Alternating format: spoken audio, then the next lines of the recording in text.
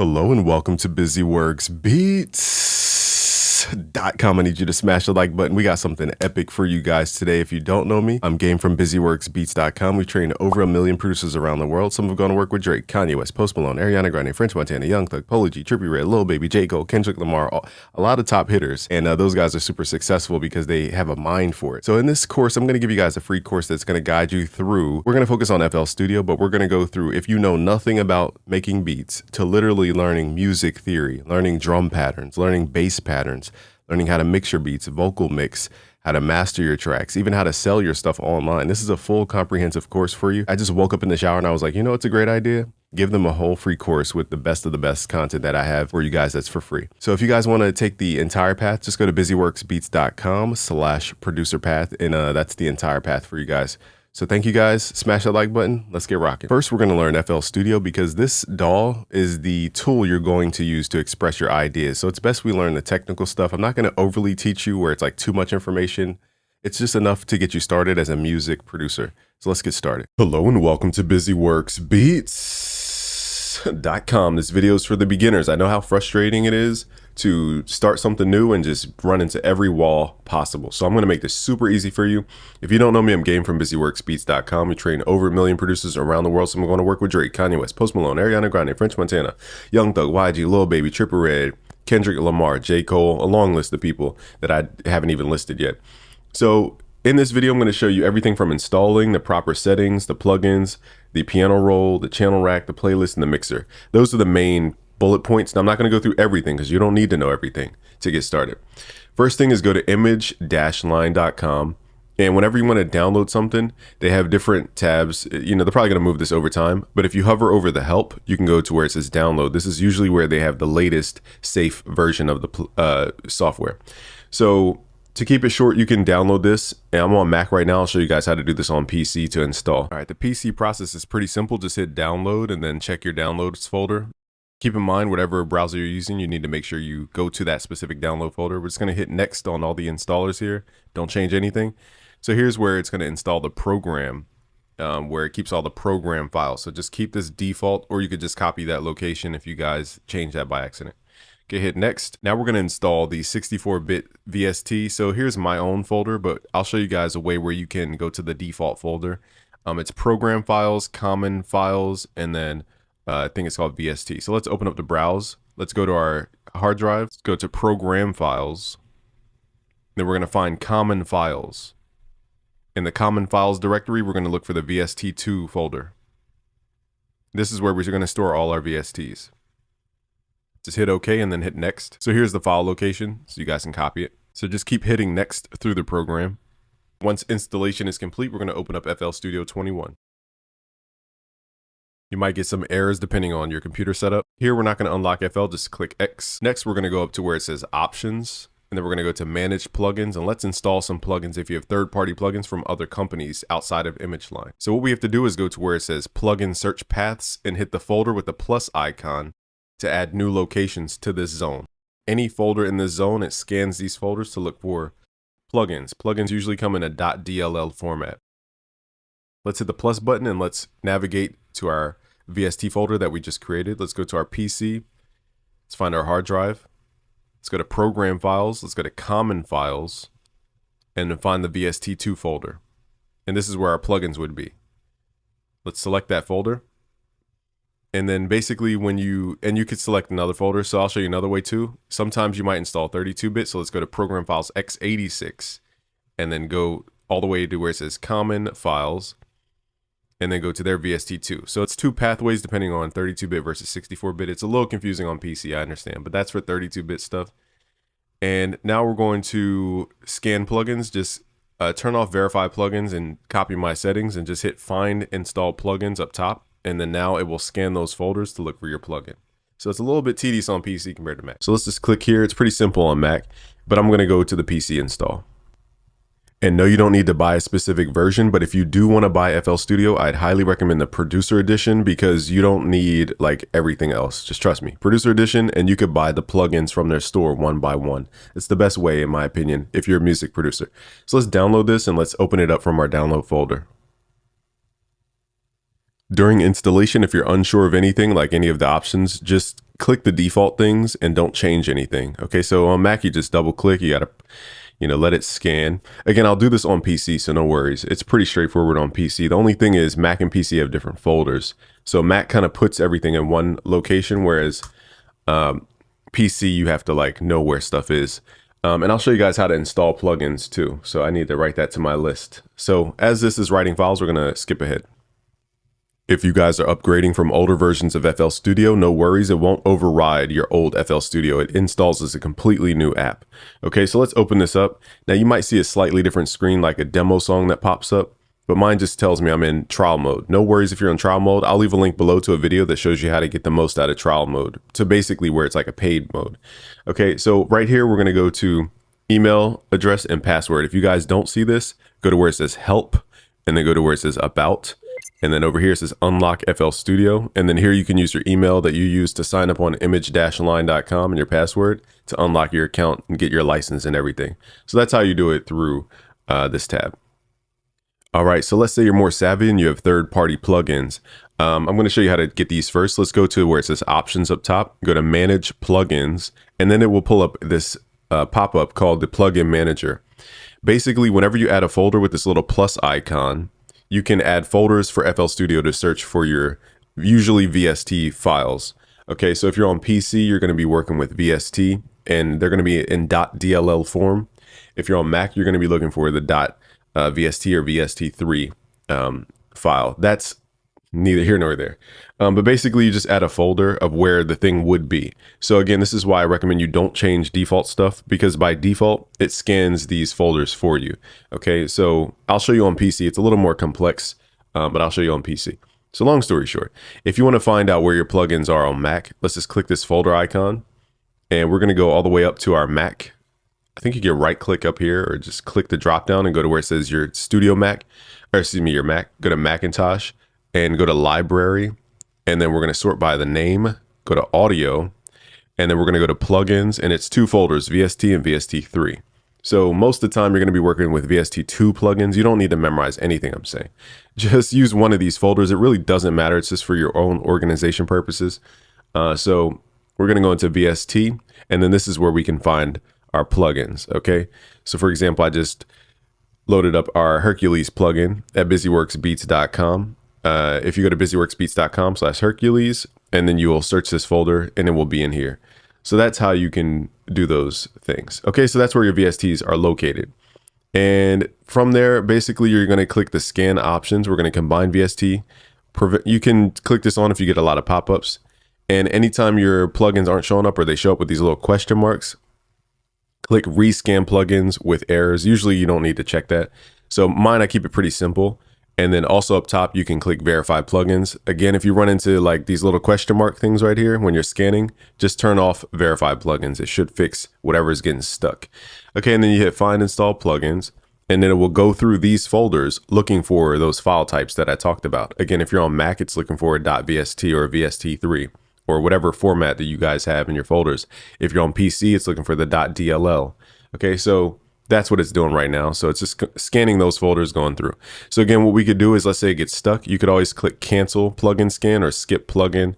Usually skip plugin doesn't always work. So I just cancel and then I turn off verify plugins. Okay, so little things. Okay, let's get you guys excited. I know that was the boring stuff. Let's say you just want to make beats. Okay, firstly, you have 5 buttons up here. 1, 2, 3, 4, 5. These 5 buttons, if you ever get lost in FL Studio, chances are you got to click one of these buttons, okay? And if you ever get messed up to where it's like completely messed up, go to View and then go to Arrange Windows and go to Realign. That will kind of reset everything. Okay, so I'm going to give you things that I just do for my own workflow. So let's start with some settings. Actually, before the settings, let's like show you guys how to do stuff. These 5 buttons, I have a longer video that's like an hour and something that goes through everything about FL Studio 21. I'll leave it below because it's too in depth for this. I just want you guys to get started, not to like go into everything about everything. All right, so these 5 buttons, pardon me, we're gonna click right here. This is the channel rack. Let's click this plus icon. Now I like to have mine in what's called the simple format. So if you click the plus icon and look over here to where it says category, simple, and tree, if you have categories, it shows up like this. And I just don't like my stuff like randomly like that for many different reasons. So I keep it on simple. So that's why mine looks like this. So click the plus icon. If you don't see a plugin that you installed, click more plugins. And then you have to make sure you click the little star next to the plugin for it to show up into your list. Okay, so that's why your plugins might not be showing up. So click that, and then you can load a plugin. Let's load up my new plugin called Hercules at busyworksbeats.com/Hercules. And now we have this plugin. I don't have my MIDI controller plugged up, but I can use my typing keyboard. So this button right here, if you turn this on, you could actually use your QWERTY keyboard to play notes. Okay, let's turn this down a little bit. And basically you can also right click here and select different templates. So let's say you want to play only in the key of minor. You can right click on where it says minor natural, right click on the octave. I usually keep these at C and 4. If you ever mess up, just click reset and it will put it back to normal. So by default, it's set to layout piano. Octave is C, or excuse me, octave is 4 and the root key is C. Okay, so that's how you could just right click to change any of these. So let's say I want to write in the minor pentatonic over a melody. I'll just right click. And let's say you want to do the blues scale to do like a little blues riff. Let's grab a guitar. That was super loud. Let me turn this down.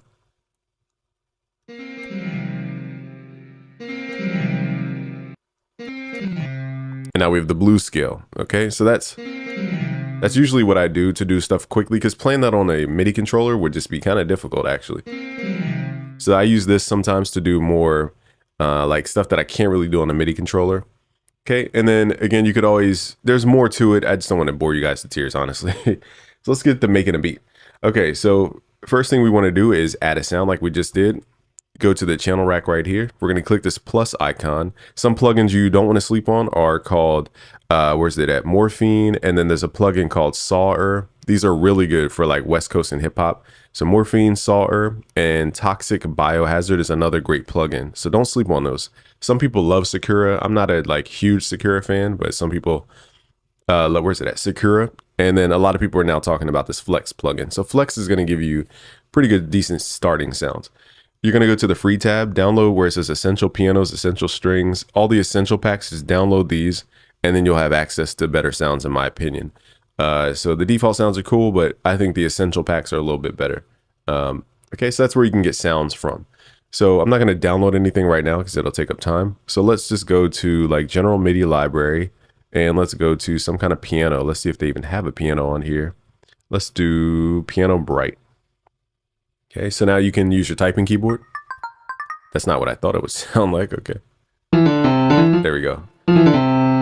Okay, so let's say we want to add notes to the sound. What I would recommend, I used to do this way differently in the past, and it was just, I didn't realize how tedious I was doing it. So just right click here and right click your record button and just turn on automation notes and audio. Trust me, over time, it will save so much time. I was doing it to where a pop-up would pop up every single time and ask you, what did you want to do every single time? I didn't realize how tedious I was doing and stuff. So it's just so much easier to just right click here, select recording filter, automation notes, audio, and just copy my settings up here. Okay, so now we're going to click on the metronome. If I hit the space bar, that's going to basically play the track, and then space bar stops the track. Okay, so that's like a quick preview way of doing stuff. Now what we're going to do, we need to create notes for the piano. So let's let's left click on the record button. And because we have this typing keyboard, we could just kind of type notes in. So I'll type in some notes. So let's hit the record button, make sure the metronome's on. By default, it's at 140 BPM. And I'm just going to play notes on my keyboard.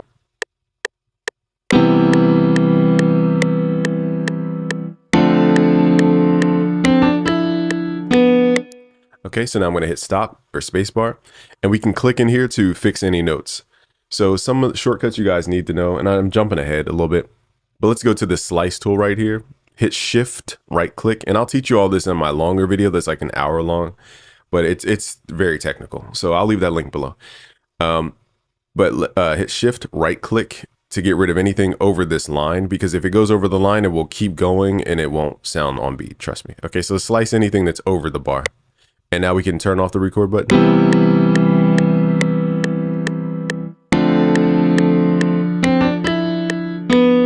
Okay, so we're gonna hit Alt Q, that's quantize.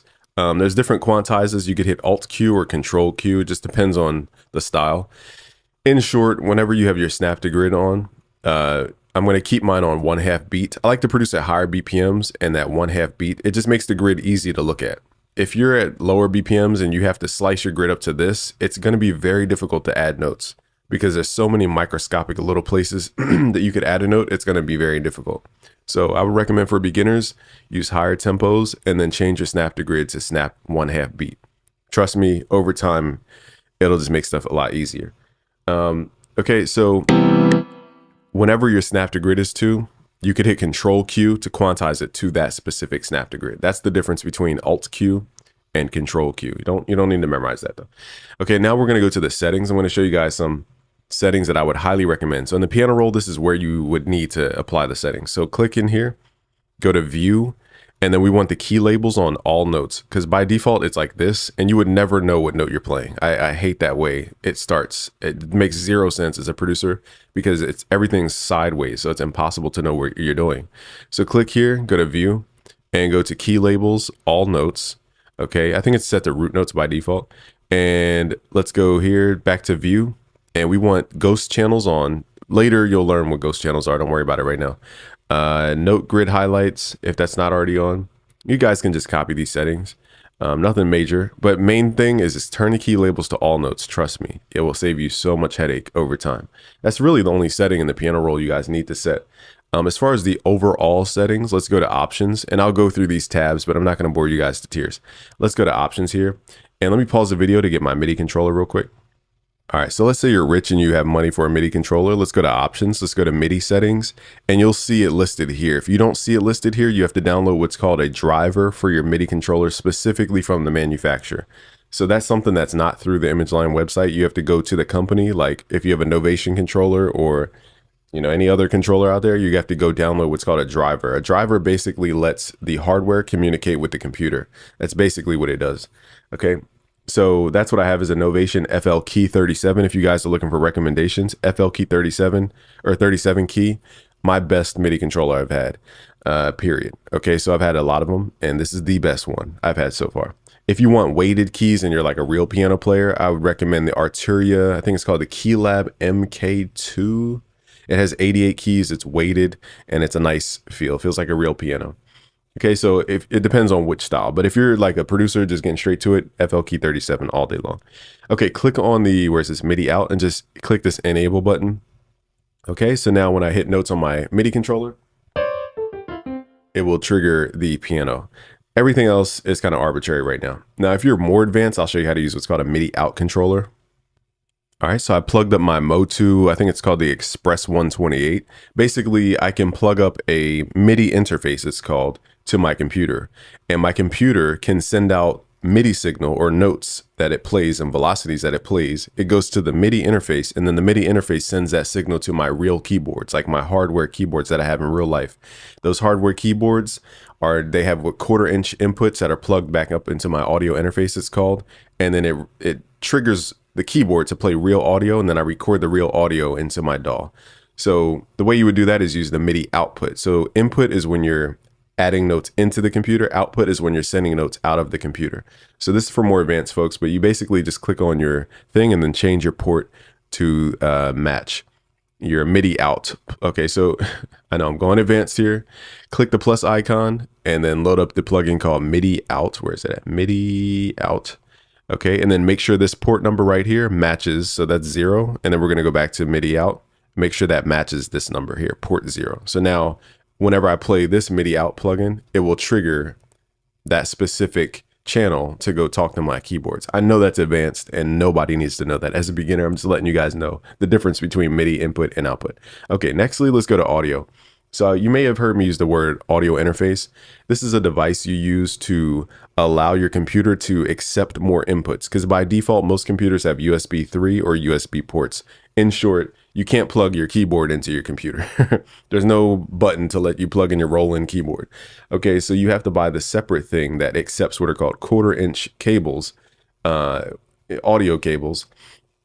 And then those signals that are captured into the audio interface go into your computer. So basically, it's just an audio interface is a way to capture hardware and get it into the computer, in short, because not everything has a USB tied to it, especially in audio. you have different cable types, and I'm not going to bore you guys to tears. So there's XLR cables for microphones and for speakers, and you have 1/4-inch inputs cables for your synthesizers, and then you have unbalanced 1/4-inch cables for your instruments like a guitar. Okay, so those are the cable types you're going to deal with, and those cables go into a thing called an audio interface. So I'm using the Universal Audio Apollo 8 and the Apollo X8 right now. They're daisy chained, and that's what my audio interface is. So long story short, if you don't have money for all that, don't worry. The first thing you need to buy as a music producer is get your DAW, then get headphones. That's it. That's all you need as a producer. And I would recommend the Apple iPhone headphones. You don't need any super fancy headphones right now. You don't even need an audio interface.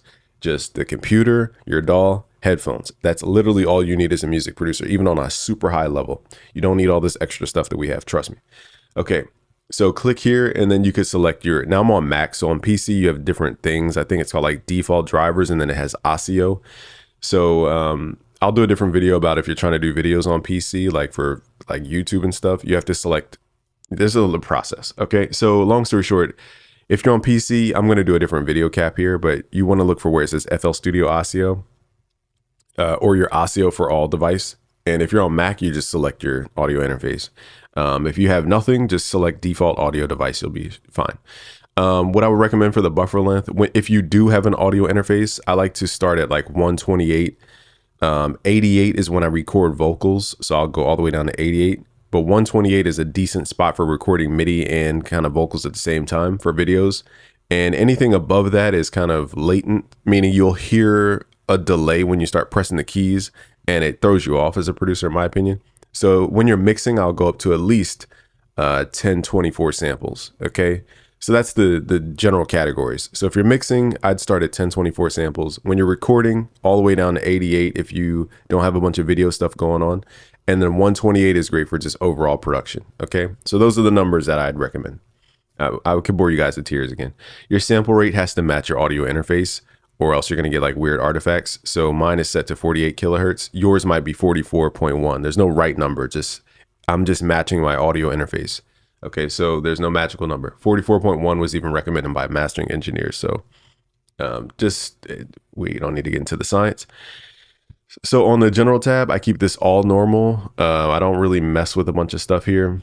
If anything, I turned off the colorful waveforms. I just don't like that feature. And really anything else. Now, if you guys are tired of constantly taking the, the limiter off of the FL Studio Mixer, you can scroll down to where it says default template. It's a startup project. So you could just select empty, and then your default template could be empty. That way you don't have a bunch of plugins loaded up for you or a bunch of sounds loaded up that you have to delete every single time. Okay. Everything else, again, I don't touch the default stuff. Like it's really arbitrary stuff. Nextly, file. This is where you add sounds to your browser. Okay. So basically anytime you have a sound kit, you're going to go to this file tab. You're going to click on a folder, and you're going to find your sound kit on your computer. That could be anywhere. So the easiest thing I'd recommend is just if you have an external hard drive, actually wherever you keep your sounds, keep them in one big folder. So mine is called the Friend Sounds folder. And this Friend Sounds folder is on an external hard drive. It's not plugged up right now, but long story short, you click this folder and you navigate to wherever your folders are. So let's say you have a let's just make one up called Drum Kits on our desktop. Okay, so now on my desktop, I have a folder called Drum Kits. And in the Drum Kits folder, whenever I download drum kits off of Reddit or wherever, I'm going to put them right inside of Drum Kits. We also have Drum Kits in our Discord. Go to discord.gg/busyworksbeats. Lunch 77 dropped, kits from Metro, all the top producers. I can't even remember all the producers. Metro, Southside, Pierre Bourne, Kanye West, Dr. Dre, Scott Storch, just everybody, Just Blaze. Okay, so now we're going to put all those downloads into this one folder called the Drum Kits folder. Okay, and then we're going to select this folder and hit open. So now on the left side, you'll see that a new folder pops up called Drum Kits. If you don't see it, just click this little refresh icon right here and it will pop up. Okay, so now we have this Drum Kits folder. It's empty right now, and now in the browser, you can click inside and it will open up, the different trees and projects that you guys have. Okay, so that's a very simple way to handle sounds. What I used to do as a beginner is I used to just have my sounds everywhere on my computer, and I would manually go through each folder, each drum kit. It was just dumb. So I should put everything into one folder, okay, so that you can access it there. Trust me, it's going to save so much time. Theme, this is, I could cover this in the everything you need to know about FL Studio 21 video. I keep mine on default for many reasons. If you like the other themes, go for it, but I keep mine on default for a very specific reason. It's for color memory. Under project, we can do this when we save the file. You don't need to mess with that. But if you ever were to try to experiment with time signature, you could switch the time signature here. So let's say you want to produce in 6/8 timing. The top number would be your numerator and the bottom number would be your denominator. So for example, if you want to produce in 6/8, you would go to 6 and then 8. And it changes your grid in the background to match this time signature. So that's for more experimental producers who want to like get outside of just 4/4 timing. But as a beginner, I'd recommend keeping this on 4/4. The info is where you add the metadata for your project. So this will show up in the file. You don't need to worry about that. Okay, and the About tab is where you log in to unlock your FL Studio. All the boring stuff we have finally gotten through. Oh my God, that was boring. Okay, so now I want to show you guys like the plugin. Okay, so I showed you guys Flex. Nextly, let me show you guys a couple things about the Morphine plugin. So this is really good. Now, if you're on Mac, you may have an issue with Morphine. So for the longest time, if you're on Mac, I would click here and nothing would happen. What you have to do is open up your browser and then click here. It's some kind of glitch to where, I don't know, but just letting you guys know, if you're on Mac and you can't open up stuff, Windows and FL, that's because the browser's closed. So this has really good bass sounds.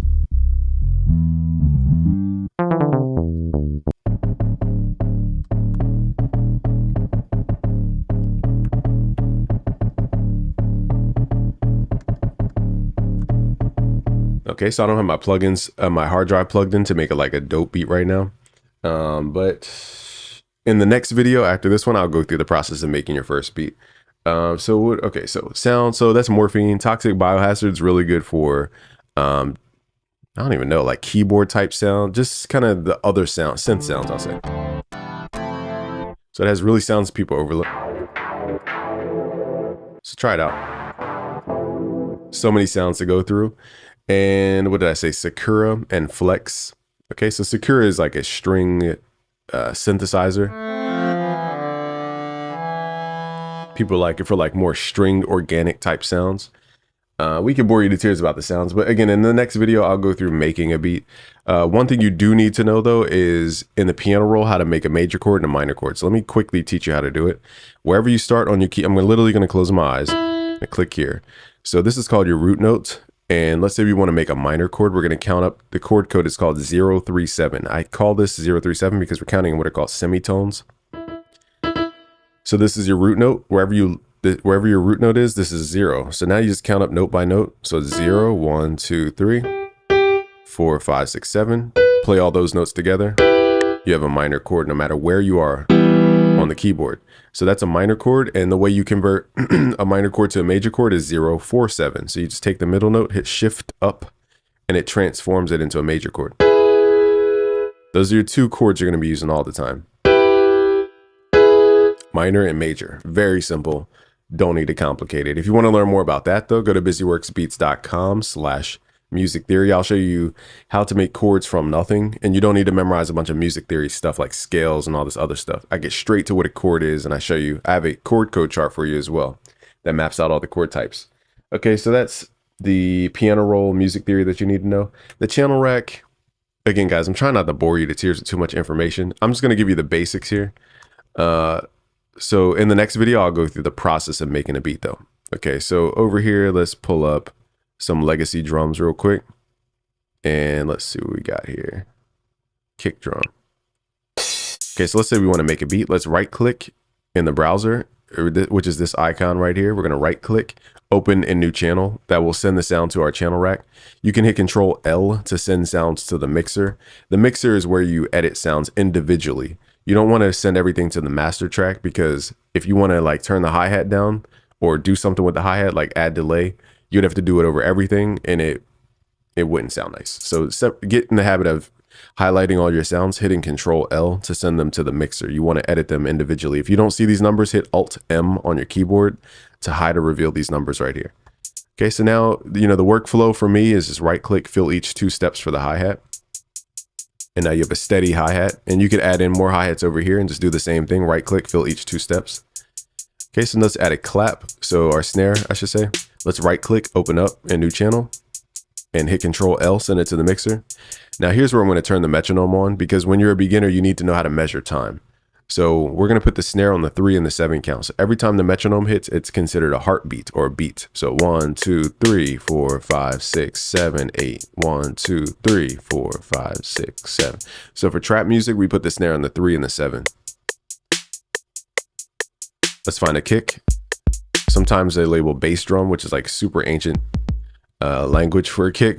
So again, these aren't the greatest drums. You can get way better drums in our Discord. Just go to discord.gg/busyworksbeats. Hopefully I remember all these links.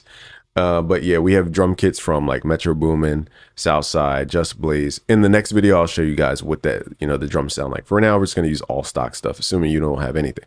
Okay, so here we have a bass drum. You could turn up sounds with what's called the channel volume here. This is the best way to turn up sounds for many different reasons, and turn down sounds. Okay, so now we're gonna just add a kick.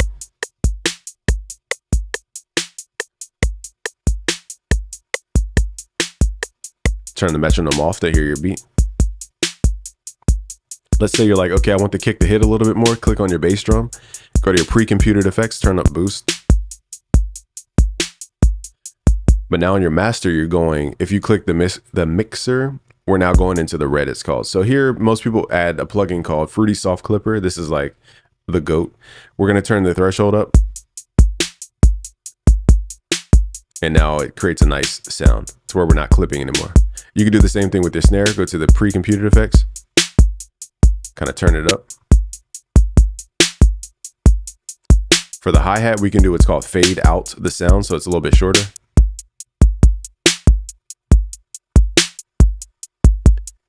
So we can make a little beat, I guess. So let's click on the piano, turn the metronome on. I'm going to right click and go to a low octave, like the 3rd octave here. Now I'm going to use my typing keyboard to record a little like melody.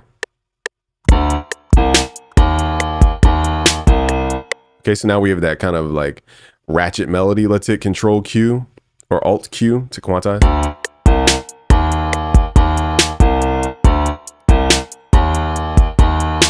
We can also click in here. Let's say we want to drop it down an octave, hit Control down.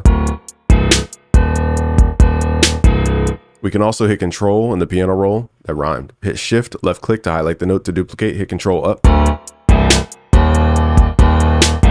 It's a little too distorted. So I'm going to get rid of the bottom one. Just hit Control. On Mac, you got to hit Control X. If you're on PC, just hit Delete. I said I wasn't going to make a beat, and here we go with the beat. So let's just add these random sounds, even though I didn't even like do sound selection.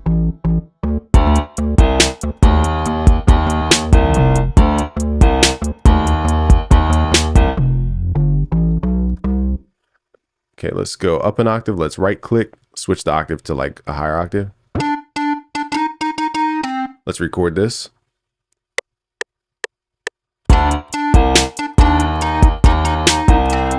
Okay, so let's click in here, hit Alt Q to quantize.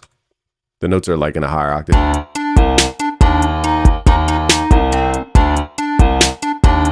Let me find out we're about to make a bop. Let's go to Toxic Biohazard. Let's figure out what kind of note. Again, I picked random sounds. I'm just showing you guys how you can have fun in FL. It doesn't have to be serious all the time. So now I'm going to record this note.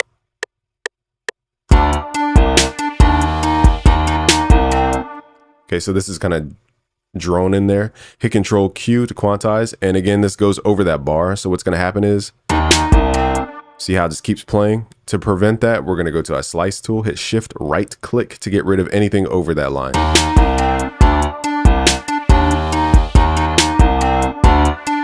Kind of want my piano lower, so let's click back in the piano, hit Control down. So you see these grayed out things, those are called ghost channels. Basically you can see the MIDI from other instruments on the same pattern. Turn down that Morphine plugin. This is why I said use the channel volume.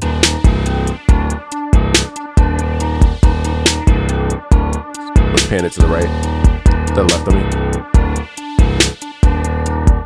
So it sounds repetitive because we only made 1 bar worth of stuff. We're at 140 BPM, it's only 1 bar. Let's record this string at a very high note.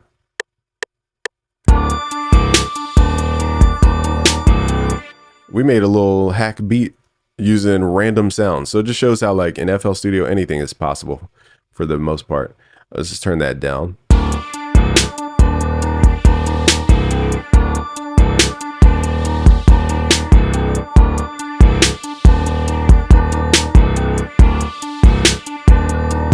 Okay, so let's say you just hacked your way through and made a little pattern like this. Now, the older versions of FL, you would have to copy the pattern, make changes, copy the pattern.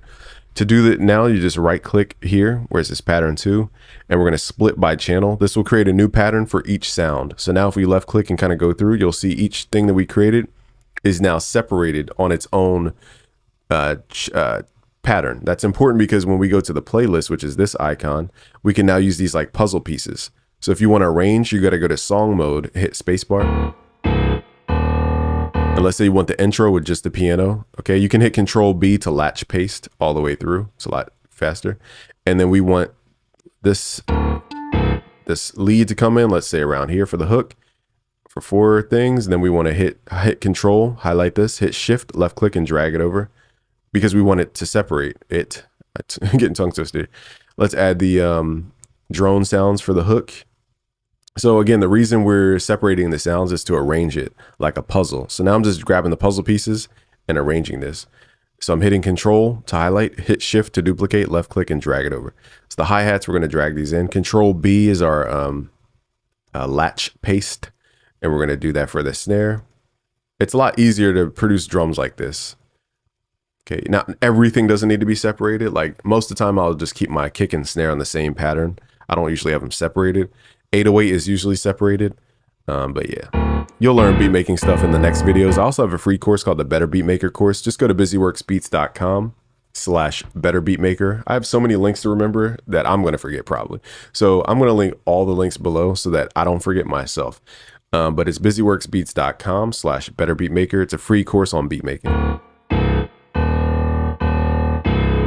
So this is called arrangement.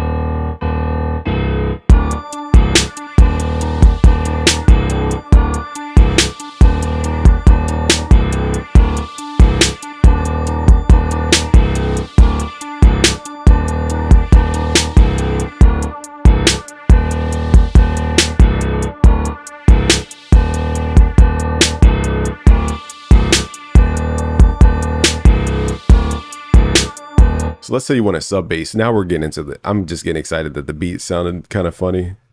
Okay, so it reminds me of like one of these hip hop records out. So what we're gonna do, let's say you want a sub bass to thicken up this track. Click on your piano, click inside the piano roll, hit Control A to select all the notes, or you could just go to the channel rack. I know I'm moving a little quick here, but go to the channel rack, hit Control C, and then we're gonna go right click, find first empty. We're gonna click the plus icon, go to a plugin called 3X OSC.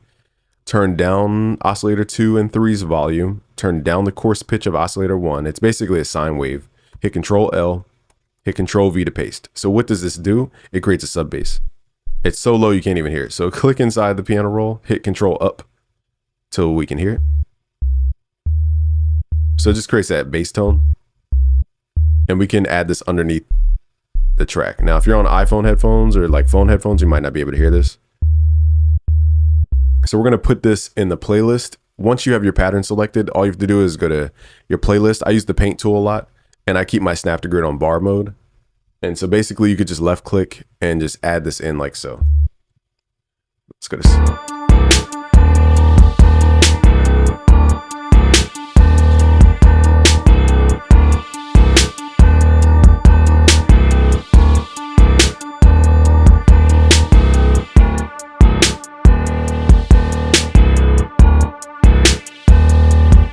and now you have that bass layer.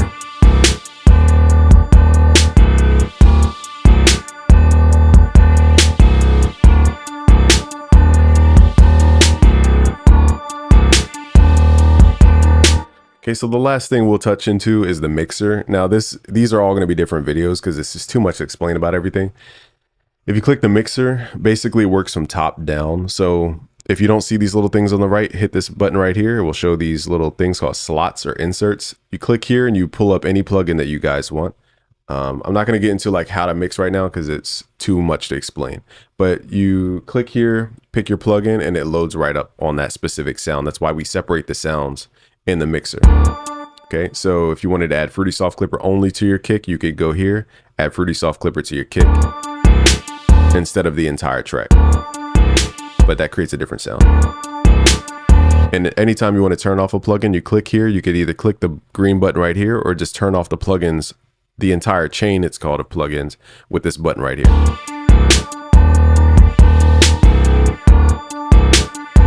So there's a lot to explain about mixing and mastering. There's too much to explain in one video. I just wanted to show you guys how to like navigate and create a workflow for yourself. And again, in part 2 of this series, I'm going to show you guys how to build a beat from scratch. Just wanted to introduce you to FL Studio because I know how frustrating it is when it's just too much information or not enough information. So I wanted to make this guy for you guys in the beginning. So we'll make this a series. I'll show you guys in the next video how to make your first beat.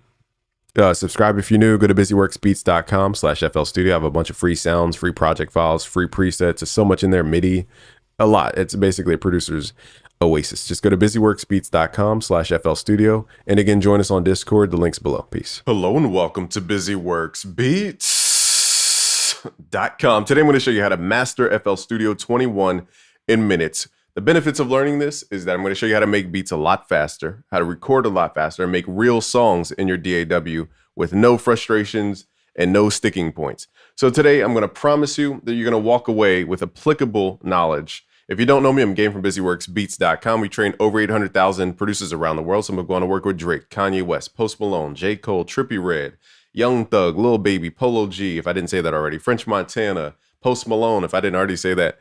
A lot of people on the Billboard charts is what I'm trying to say. So subscribe and like this video so we can help more and more people around the world. We're changing lives and I love it. My difference here at busyworksbeats.com is that I make stuff extremely simple.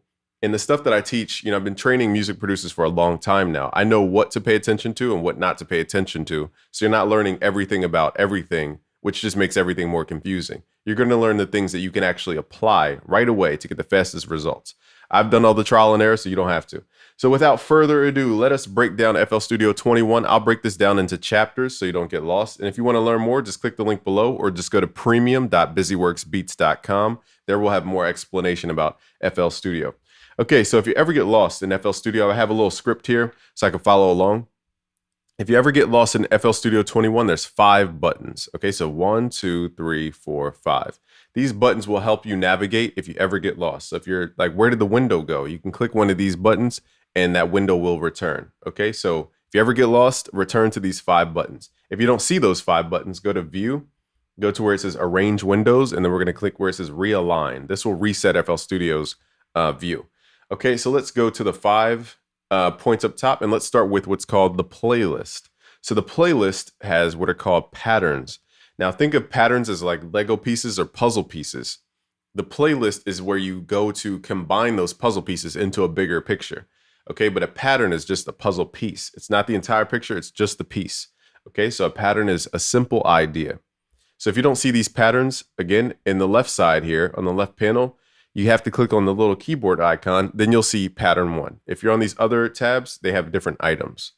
Okay, so pattern 1, what can we do with this? We can right click, we could rename this, and let's name it piano, and let's give it a color. Okay, click here, you can give it a color. If you don't see the full color wheel, click the lock icon to unlock all the colorations.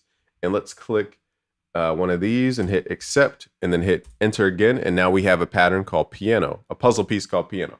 Now let's drag this puzzle piece into the actual playlist. Left click and just drag.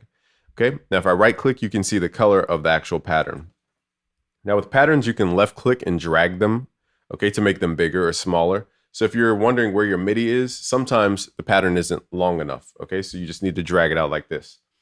Now there's another tab. Now I'll show you how to split different things. Let me do it now just to show you how far we can take this. So basically, if you have different MIDI per sound in what's called a channel rack, we'll get to the channel rack. Don't worry about the term right now. What you can do with the pattern is right click and you could split by channel. So this is great for producers who like to make ideas all in one. They may map, like as a beginner, you may need to see everything. So you'll have your drums on the same pattern as your piano. I would recommend you separate stuff because if you start combining stuff, there are little nuances. I don't want to get into everything, but I like to separate stuff. So when you're actually making your songs and making your beats, try your best to separate the sounds, you know, like piano on this one, melody on this one, chords on this one. different pattern will have your drums. Try to separate as much as you can early on because it's a good habit to have. Okay, but if you don't separate, what you can do is draw everything in one, what's called pattern, and then you could right click over here and then go to split by channel. So what this means is it will create a pattern per sound that we had mapped out in that initial pattern. So it splits it up. So remember I had those 3 dots going in a diagonal. Now it has just that one sound, just the next sound, and then the third sound on a separate pattern. So now we can separate these and organize them a lot easier. This is great for song arrangement. And again, it's a good habit to have. So what does that mean? Now I can go to the patterns tab on the left side, left click and drag this in. And now I can move this around. So let's say you want to create unique custom change ups in your song. You could just left click and drop out things and bring things back in. Okay, so it's not everything on one pattern. It doesn't allow you that same option. Okay, you would have to make a lot of changes just to make a small change. So that's why I say it's a good habit to separate your sounds like that. We'll get into the application later. I just wanted to show you that function. And again, I'm following my little guidelines so I don't go off on tangents. A quick thing you could do is also right click. So let's say you're in the wrong key. You're in C minor, but you need to be in A minor. What you can do is right click, or you can hit shift and left click to highlight multiple patterns. And you can right click and transpose those patterns. So this will only affect the MIDI in the piano roll. Okay, so now we're gonna go down, let's say C minor to A is what? 1, 2, 3 semitones. So let's do -3, okay, in semitones to pull it down 3 notes. Okay, so you hit enter and then it transposes those notes down. So now, you know, visually, you'll see this later when we get into the application, but don't worry about it now. So that's for more advanced people if they need to transpose. Now let's talk about audio clips. I'm gonna delete these patterns for now because we don't need them. So just right click and delete. Okay, there we go. Now we're back to nothing. All right. So with audio clips, which is this tab here, this is for anything you record. So let me quickly record my vocal just so we have some starting material. Don't worry about memorizing any of these steps. Again, if you want more, just go to premium.busyworksbeats.com. Let me record real quick so we have some audio. Testing, testing, testing. Okay, so now we have that. And once you record or have an audio clip can also be anything you drag into your playlist. So for example, if I drag in a drum break from AJ, for example, and just drag it in like this, it will be considered an audio clip. Whereas if I open this up, and again, I'm just kind of jumping ahead, but if I open this up in a new channel, it will go into my channel rack. It's not an audio clip. It's not considered an audio clip. You can find it in what's called your channel rack. So a lot of people confuse the two. So audio clips are only when you drag audio into your playlist. Okay, now here's some shortcuts I'm going to give you for audio clips. So let's say your audio somehow got like offset like this, like it's a loop or something like this, and it's just offset. And you're like, darn, how do I, or you're doing samples, even better. If you're a sample producer and you slice your sample like this and like this, but everything's kind of like off the grid, what you can do is hit Shift Q to quantize this stuff. Okay, so this, oh, I'm hitting Option Q. I was wondering why it wasn't working. Okay, Shift Q, and it will quantize to the beginning of the grid. So look close, young grasshopper. Okay, hit Shift Q, and it will quantize to the beginning of your grid settings. Okay, so that will help you if you're making chops and samples and everything's kind of spread out. It will help you quickly fix that. Okay, so Shift Q is a major, major, major key. Next is how to mute audio. So also you can go to the mute tool up here in the top left. It's the little speaker with the X over it. And let's say you like a sample. Testing, testing, testing. Let's say you just had a weird fumble at the end. You can mute it now with the mute tool so that it's testing, testing, testing. You can't hear it, okay? And then you can unlock it without deleting it. You can have it visually there, but you could just mute it so that it's not being played. This is great for when you do multiple takes of recordings and different things. Next, let's work on the time stretch. So you can see here when I chop the sample, there's a gap. So there's a quick way to time stretch. What you could do is double click on your sample, and then you can go to the time knob and left click and drag it until it locks into the nearest grid. So in this case, I have it set to where now it's fixed. Okay. Now I'm trying to not tell you about everything because there's so much I could tell you, but when you're sampling, there's other functions that you could use, but that's basically how you time stretch. So it fills in that little gap that we had right here. Okay. So I'm trying to hold my tongue from saying more, but that's for more advanced people. I was about to get really advanced. Okay, so let's say you now have a new audio. Testing, testing, testing. You see how the pitch changed on me?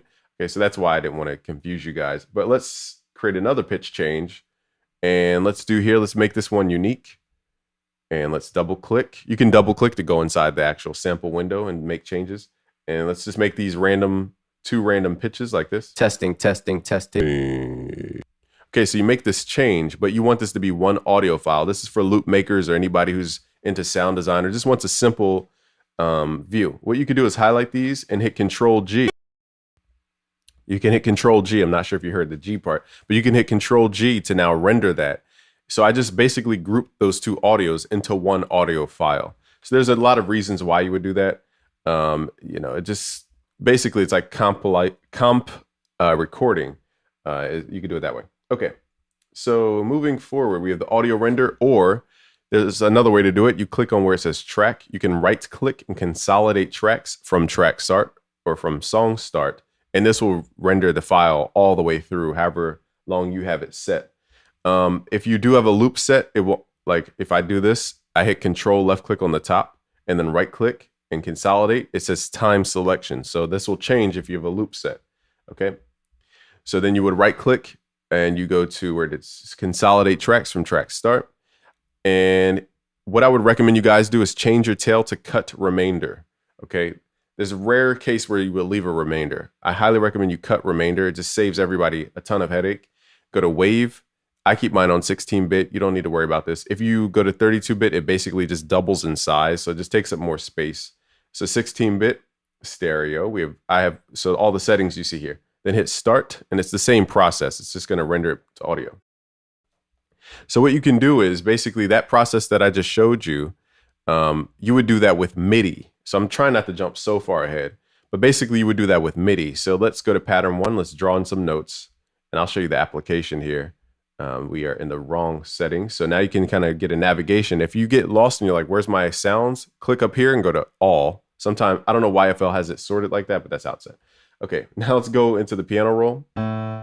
And let's say you want to convert your MIDI to audio. So this is why you would have to do it this way as opposed to just hitting Control G. Control G doesn't render to audio. It just combines the the audio clips into one. So to render to audio, you would right click, go to consolidate from track start. So this can convert MIDI into audio. And there's a lot of reasons why you would want to do that. Okay, so now I just took the piano that I just mapped out. Testing, testing, testing. And it made it audio instead of these notes on the screen. Okay, so you could do a lot of things with that. I don't want to go too far, but that's basically what that's for. Now next is automation. So for example, I can double click. And in FL, you can pretty much automate a lot of stuff. There's nothing you can't really automate. But let's say you wanted to automate the volume here. You could just right click, create an automation clip. Okay, and I have videos on automation. So just type in automation BusyWorks beats because it's too much to explain in one video. But I'm just going to drag this out. So you see how this didn't really make it all the way to the end? I'm just going to drag this. Okay, and we are going to just right click the initial node and then copy that value just in case you move something by accident. Right click and hit V to paste. Okay, so now it has the exact beginning and ending value. Or you could just right click another point and then right click, paste the value. So working with automation, you got to be careful. I'll have a video about it. I'm not going to remember to link it, but just type in automation BusyWorks beats FL Studio. Okay, so with this, you can slice off the excess. And now you just draw in what you want to change. So automation is basically the equivalent of telling the computer to move stuff over time. In real life, I can turn knobs, I can twist stuff. In the computer, it doesn't do that automatically. You have to tell it to do that. So we're going to tell it to start low and go high. Testing, testing, testing. Actually, let's do the opposite. Let's fade it out. Testing, testing, testing. Okay, so this is creating a channel automation for the piano. And you can shape it by left clicking. Okay, I have a full video on automation. This will eat up too much time going over automation right now, but that's how you would do automation. Okay, so let's get rid of all this stuff. Let's hit Control A to select everything. Control X on Mac allows you to, Command is on Mac. Command X to get rid of stuff. Okay, following the guidelines here, I'm trying not to make stuff too complicated, but I'm just showing you how far you can take this stuff. Okay, so we went over rendering and automation. Now let's move to tracks and renaming and muting. So I'm glad this happened because now you see these little arrows. What this does in FL Studio, when you start rendering things, it groups things. This is a new function. So if you see these up arrows and these little drop down things, you could right click and hit, I believe it's N to ungroup. So now that's not attached to that the track above. If you want to group a track to the track above, right click and hit G to group. So now it's called nested or sitting under the track above. And what this allows you to do is just quickly hide that track so visually it doesn't eat up a lot of space. So when would you use this? Basically, when you're recording a lot of takes and you have like 20 tracks just of different takes that you used, you could just compile them like background vocals and just group all of them and then nest them so that they're not taking up a lot of screen space. So that's what you would do with grouping. Not really used a lot unless I'm recording. Also, you can rename tracks. So you can right click and hit R to rename. Let's call this piano. And you can also give it a color. So FL is very colorful. So right click, hit R, and then change the color. Let's make it blue. Hit enter. So now this thing is labeled blue. So now I know that's piano. And it's blue. Okay. So moving forward, and tracks, mute tracks, and group tracks. Okay, so if you like a sound, but you just want to temporarily either solo it or mute it, you can click this little green dot to mute it. And if you want to solo something, you just right click on that green dot and it solos. Okay, so later when we get into the beat, I'll try to remember to use that. Okay, so next we have the playlist tools. So in the playlist, I don't really use a lot of these tools. Okay, so I'm being honest with you. I use the paint tool for the patterns. So the paint allows me to arrange different patterns. So let me show you what this looks like in context so you're not just scratching your head. Okay, so what it allows me to do is just quickly left click and drag patterns out. So those puzzle pieces out faster. Okay, so it just quickly allows me to do that. That's why I use the paint tool when I'm in the playlist mode. Okay, also we have what's called a slice tool. So this is great for audio. So let me grab some audio here, like a drum break. And if I want to slice the drum break, what I can do is grab the slice tool and hit shift to do a vertical slice at the bar or the grid. If you want to move it to the in-between spot, see how it only kind of locks in when I hit shift and I left click? You can hit alt and shift. Option on Mac is alt. Hit shift option on Mac or shift alt on PC. And left click and you can do a very specific micro cut and nudge cut. So now I can slice anywhere in between. If you don't hit alt, it won't do that for you. Okay, so in general, just FL Studio, whenever you hit alt, it allows you to nudge stuff. Whenever you hit shift, it usually means like you're moving stuff in chunks. Okay, so that's the general framework for that. Okay, so we have the paint tool, the slice tool. Next is what's called the slide tool or the slip tool. And what you can do here is left click and drag the audio. So let's say you're like trying to make little glitches. Let's do this in real time so you can actually see what it sounds like. So this is at what, 79 BPM. So let's left click and pull this down to 79 BPM so we could just keep on tempo. The reason I'm at 79 is because I want that to be on the grid. Okay, so I'm going to left click and drag this out. And let's make some chops. Now something changed about this, so let's figure out why it sounds at low. Maybe that's what it sounds like. Okay, that's just how low it is.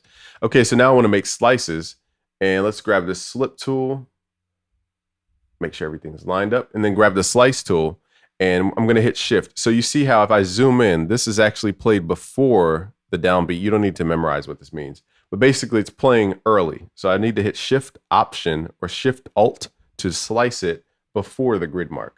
Okay, and then let's make another slice over here. Zooming in, I'm using my trackpad or basically the Mac zoom in, but to zoom in, you could use these tools on the right side. I think you can mouse wheel zoom. I'm not sure for PC how to zoom in and out like the Mac, but that's how you do it on the Mac. Okay, so now that we have 1, 2, and let's make a little micro cut. So to get more microscopic, go to snap to grid, and I keep my snap to grid on a bar. It's just easier to see. But if you need more micro increments, let's go to like a half beat. And let's say I want to change up the ending. I'm going to hit shift alt to do that vertical slice. And I'm going to make another cut right here, shift alt. Okay, so now that we have all these cuts, what I'm gonna do now is show you how to remix this like a DJ. Go to the slip tool, which is this little left-right arrow, and then I'm gonna switch out the ending. So basically, if you keep your snap to grid on a specific increment, like a half beat, you can slip the audio in half beats. It will be quantized to however you have your snap to grid set. So I'm going to left click and drag this. So let's say I want that sound to repeat. I'm going to left click and drag it to the right so that it repeats what's earlier in the audio. So this is how you create those glitches or like those lo-fi change-ups.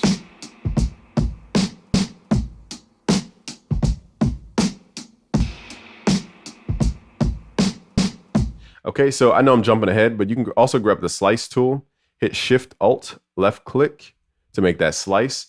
And in FL Studio, there's something called Make Unique. It's not like Ableton where everything's treated separately. It treats, even though we made cuts, it treats this whole audio, like one clip. So if I make a change over here, it will also change over here. You got to be careful with this. So what I'm going to do is make this unique as a sample because I'll tell you why later when we get into the sample series. If you want to learn more, go to the sample series. It's at premium.busyworksbeats.com. I show you how to make sample beats like Kanye and all those guys. So what we did now is just isolate just this cut. So if I open up, you'll see there's no more audio. And if I go to the left, which it doesn't have anything to the left, there's no more audio. So I soloed the sound and I printed it as its own file, which allows me to now double click, go in, and I can reverse it. So now we can create really unique change ups. So it goes, okay. So as this plays, let me find myself in the notes. Okay, so zooming in and out, you can also use these. You can left click on these little bar things in the top right to zoom like this, and then grab the bar up top on the edge and go like this to zoom out. Okay, so that's how you zoom in and out right there. And that's that. Okay, so snap to grid is Shift Q. So again, if your audio is kind of off the grid and you want it quantized, you can hit Shift Q. So let me just visually show you what that would look like. So you see how this isn't mapped to the lines? You would hit Shift Q to quantize that so that it's now in the lines. Okay, so what else do we have? Okay, this is gonna be a long video, but I'm gonna separate it into sections. Okay, so that's snap to grid, but you're gonna learn everything about FL Studio 21. Let's move into patterns, make unique. Okay, so, oh, one more thing, snap to grid. I keep my snap to grid on bar mode. I would just highly recommend you keep it this way because it's just a lot easier, in my opinion. Okay, so next we have patterns. Let's grab a pattern and left click and drag it into the playlist. Let's make like a Griselda dirty sound. Let's just drag this out. So this is why I like to separate sounds, because now I can work on the piano as it's playing in the actual song. So you see how I just took it from like 1 bar to 2 bars? So that's why I separate things. You could make changes in real time. Okay, so now we have this. Now, what I want to do is, let's say you want to make a small change. This is why I said try your best to separate sounds early on. What I can do now is hit Shift, left click, and make this pattern a duplicate or copy the pattern. Or as long as it's quantized to the edges, you can hit what's called Control B. So you can Control highlight to select and then hit Control B to do what's called a latch paste. Okay, but don't get comfortable with latch pasting, because if I latch paste an offbeat sound, it's going to continue to be offbeat. See how this is not lined up to the grid at all? So Control B is not paste, it's called latch paste. If you want to copy the timing of a sample, you hit Shift and you left click. Okay, this allows you to keep the actual timing. You see how it still has that little gap at the end? If I hit Control B, like most people tell you to do, it's not going to have that gap. It's actually a different timing, okay, which is going to throw you off if you're using audio. Okay, so that's a latch paste.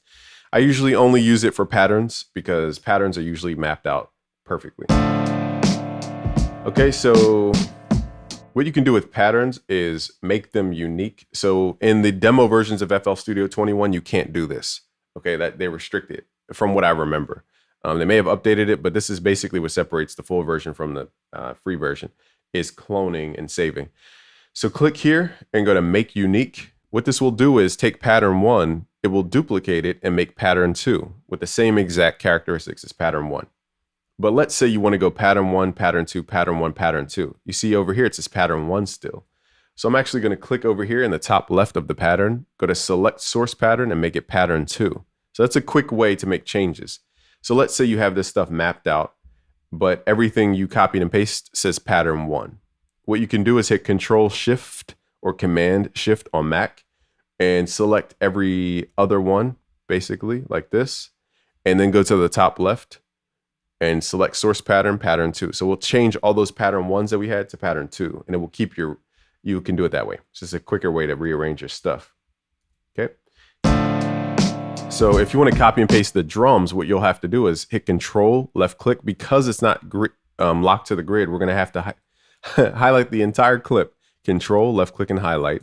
Hit Shift and then left click. So it keeps the timing at the end. That's very important. If you mess with that timing, it's going to mess up the entire feel for the track. So you can hit Control and left click. You would not hit Control B. Control B is something different.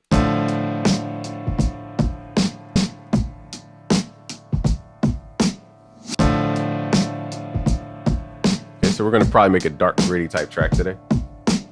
Now with the patterns, let's say you want to, let's add some kind of melody in here just so you can hear something. So I'm going to add a note just at the end.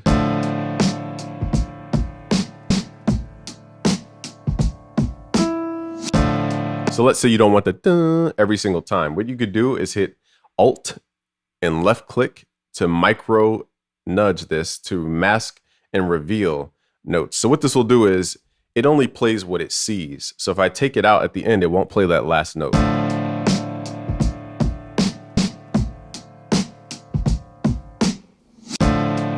Okay, so that's how you make little change ups or pauses.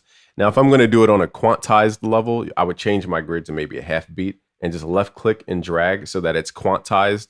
Hitting Alt is a more nudged micro approach, but you can also have a quantized approach, changing your grid to like a half step beat, for example. And that way you can just, it's quantized. You don't have to worry about locking it to the grid.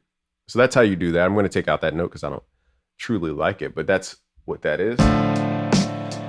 Okay, so I'm making sure I'm on track, make sure I covered everything. Control click. I can't read my own writing. Okay, I'm glad I read that. Okay, so basically if you control click this black bar up top, this is a loop. Okay, so you can loop it. So let's say you just want to work on a small section at a time. Hit Control, left click and highlight. You can right click to make everything not selected so it looks normal, but it will still be looped up top. And this way you can work on just this section while you're building other sounds. So I think we've completed the playlist, it looks like from my notes. Okay, so let's move to the channel rack. So the channel rack is where you load up your sounds, basically. So this channel rack is this button right here. It's the third button. I'm skipping the piano roll for now because you don't really get to the piano roll until you have stuff in your channel rack. So the channel rack, we're just going to click this button. And this is where you load up your sound. So I have a piano sound loaded up. I have an 808 clap, hi-hats. So I have my drums loaded up. So the question is, how do you load up sounds into your channel rack? Firstly, with your channel rack, the first thing I would do is switch this to all so you can see everything that's in your entire track. If you record a lot, then this will be a little obnoxious to see like 70 things going down. So it's a little obnoxious. So I think they separated that because if you record a lot, I would switch this to unsorted, which is usually your drum sounds and your plugins. So if you ever get lost and you're wondering where your sounds are, click here and go to all. Or yeah, that's basically it. So, but we're going to keep it on unsorted, which is everything that we didn't drag into or record into FL Studio. Okay, meaning as an audio clip. So with the channel rack, we are going to show you how to import samples. So the first thing I would do is once you find your sample, you right click and open in new channel. Get in the habit of doing this. You can also right click and hit O to open up a new channel. It's just faster. And that way it just opens up as its own sound. Some people like to left click and drag. The problem with this is that you can accidentally override a sound. Now in the new FL Studio, you can hit Control Z if you do that, but in the older versions, you couldn't undo it. So you would have like a piano and you would drag an 808 over a piano by accident and then hit Control Z and you were stuck with the 808 and you would have to find the exact piano settings all over again. So the way I prevent that frustration is simply right clicking, hitting open in new channel. And that way it's separated and it's all good to go. Okay, so how to open up a plugin. So that's how you open up your drums. How to open up a plugin or something that makes sounds like a piano. You click this plus icon at the bottom here, and then you select from whatever plugins that you have. Now, if you don't see your plugins listed, you would go up to where it says more plugins, and you would make sure that you have these starred on the left side. If they're not starred, you're not going to be able to open them up. Okay, so I just realized I had a plugin I didn't have selected. So you won't be able to open them up if they're not starred on the left side. Okay.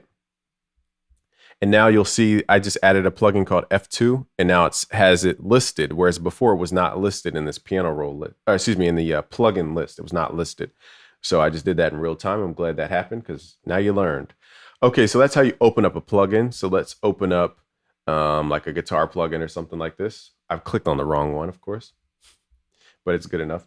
Okay, so then we're gonna move to mapping the drums. So I have a piano set, but we already have drums. So I'm gonna mute this for now. Let's go to the playlist and mute this track, meaning turn the entire track off. So let's say we want some hip hop, some trap drums in here. Let's go to a new pattern. Remember, get in the habit of going to new patterns to do stuff. Okay, so we're on pattern 3, and I have all these sounds. Now the first thing I would recommend, anytime you pull in a sound into the channel rack, hit Control L or Command L on Mac. This will send it to what's called the mixer. And I'm trying not to bog you down with too much info, but you need to organize sounds inside the mixer, okay, to do stuff to it, like edit the sounds, route the sounds, do all this stuff. Basically, it just allows you to separate stuff. Try to keep stuff as separated as possible in FL Studio, okay? So now, I was wondering why I can't hear it. Okay, let's make sure this is like this, okay. So now we can map out our drums. So we're at 79 BPM, so I'm gonna up the BPM to 79 times 2 is what, 158. Okay, so we're gonna mute the drums for now. This is at 79 BPM. I'll leave a note so I remember. Okay, because when I do this, it will time stretch. And actually, let me show you something real quick. So for example, if I change this BPM, you see how the audio is moving? And it says, do you want to stretch? And I'll hit no, okay, or yes, or whatever you want to do. But that's not what I want it to do. So let's pull it back down to 79. Okay, I'll just X out of this. And then we'll go to where it says Tools, Macros, switch all audio clips to real-time stretching. So anytime I have audio and I'm about to change the tempo, I like to do this. Hit OK. And now I'm going to pull the whole beat up to 158. Hopefully I did my math right. So you see how the audio is not moving anymore? Okay, so it will just play faster, but it won't mess up the placement of the audio. So it will sound crazy, but at least it won't move. Okay, so now we can go to pattern 3, go into the channel rack, opens up your patterns, and you can left click this little thing right here to select between your patterns. So we're on pattern 3. If you have a lot of patterns and you're not sure like which pattern to go to, you can right click and go to find first empty, and this will just open up an empty pattern for you to get building right there. Let's map some drums real quick. So in FL, you can do something really quick. This is why people love it for trap. You can click anywhere on the right side right here, and then you can right click and fill each 2 steps. So it just automatically draws out the hi-hats for you. And now when you have that mapped out, what I like to do is go to the playlist now and either left click and drag the pattern in, or I can just left click and drag it in. I could just left click because it enters whatever pattern you're on currently. Okay, so that's why I said get used to it. In this case, we're using the pencil tool. So you see how right here, if I left click and drag this to the right, it's like a weird gap of notes. So just double click and go into your channel rack by exiting out, or you can just click on the channel rack and just left click the edge here. And it looks like we need a couple more notes. So let's just drag these in, okay? And I need a couple more notes. As you can see, it doesn't go all the way to 4 bars. So let's drag this even further on the right side and add these in. Or a quick way to do it, just right click, fill each 2 steps. So now I have 4 bars, in this case 2 bars technically, but 4 bars in this BPM of hi-hats. And I can just left click it in. So now it's all like that. Okay, so now we have this. I like to separate my sounds. So I'm trying to show you good practice. Okay, so let's make like a hi-hat roll. So 1, 2, 3, 4, And in premium.busyworksbeats.com, I'll show you how to make beats and all this stuff. We have free courses for you even. Just go to premium.busyworksbeats.com. Right now, I'm just trying to show you the general functions, not necessarily make an entire beat. 1, 2, 2, 2, 2, 2. Okay, so you can right click, go to piano roll. You could take this hi-hat now, hit Control A, left click and drag it out. I'll show you, I'm just kind of showing you what I'm doing, just explaining it. You could hit Alt U to chop it up and change the time multiplier. Okay, you can go to the bottom here, change this to fine tune pitch, and then you could change the pitch to do a pitch dive. Okay, so that's how you do that. That's for more advanced producers. I just wanted to show you more advanced stuff, kind of in between. So notice I'm separating my hi-hat sounds from my kick drum and my clap.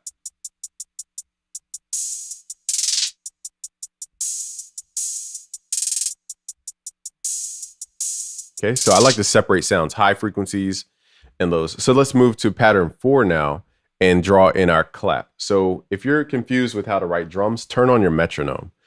This will help you. So in trap music, we put the drums not on the 1, 2, 3, 4. We put it on the 1, 2, 3, 4, 5, 6, 7. We put it on the 3 and the 7. So 1, 2, 3, 4, 5, 6, 7, 8. Okay, so it's turn your metronome on, go to pattern mode. But again, we're drawing this in real time. So I'm on song mode and I add my pattern as I'm listening. So this is a good habit to get into so you're not constantly going back and forth. So again, I'm listening to song mode, but we're working on pattern 4. Let's go to pattern 4 here.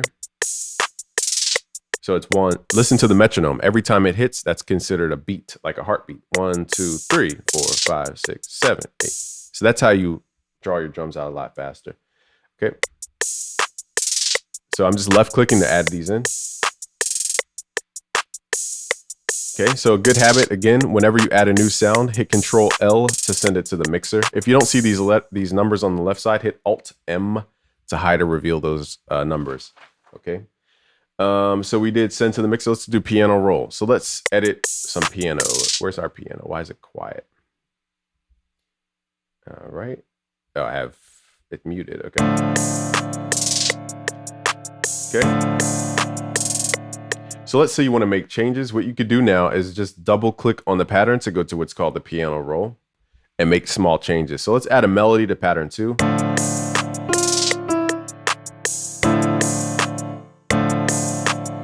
And let me see. This grid looks kind of weird to me. There we go.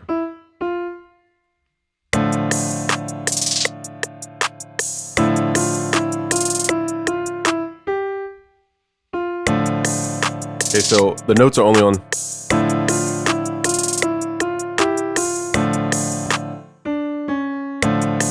I ended up making a beat. I told you I wasn't going to, but might as well.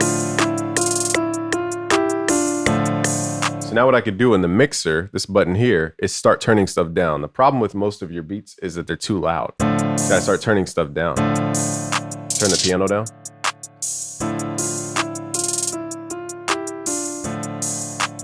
Now we have this. So in the channel rack, let's say what I like to do is separate sounds from drums. So notice I have the pianos at the top and the drums at the bottom. So you see this guitar is kind of hanging down here. And again, the plugins I'm using do not necessarily come with FL Studio. This is just, I'm showing you how to use real stuff. Hit Alt up to move this in the channel rack. So now I have all my instrument stuff in the same area. It's just a quicker way to look. And I like to keep my bass next to each other as well. So I'm not looking all the way around, like the 808's down there and then the hi-hat's up there. And it's just, I like to keep all my stuff in its own sections. So Alt up and down help you to do that. I showed you how to sort. If you're wondering where your files are, click up here, go to all, or just go to unsorted. Adding notes to the right.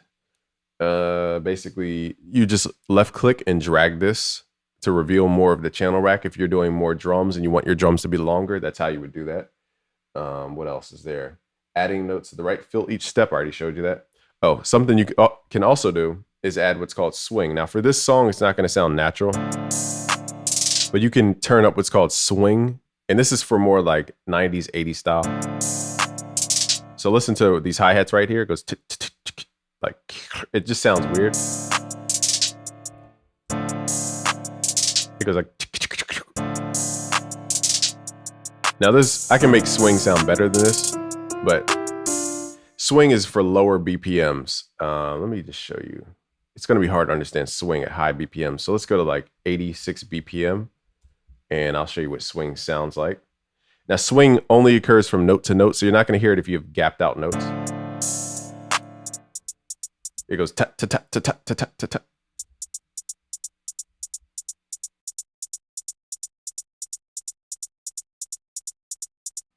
Okay, so that's swing. You also have what's called the graph editor. Oh, I forgot, what's 158 BPM? Yeah. Okay, you also have what's called a graph editor. Up here in the top right, if you go to graph editor, let's say you just want to quickly edit your hi-hats, you could just do it right here. Just left click. It usually starts on velocity.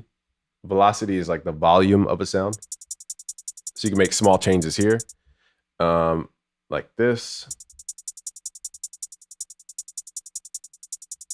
Now, I wouldn't do that for this specific type of beat, but you could also do what's called time shift. Let's go back to 84 BPM because it makes more sense at this BPM. So you could turn up what's called the swing.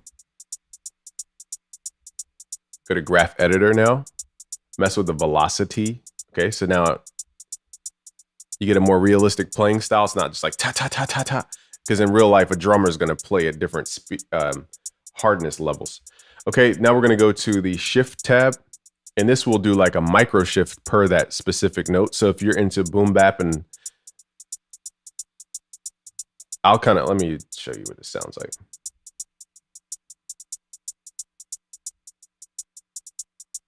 Basically it adds, let me do it this way, a delay per note.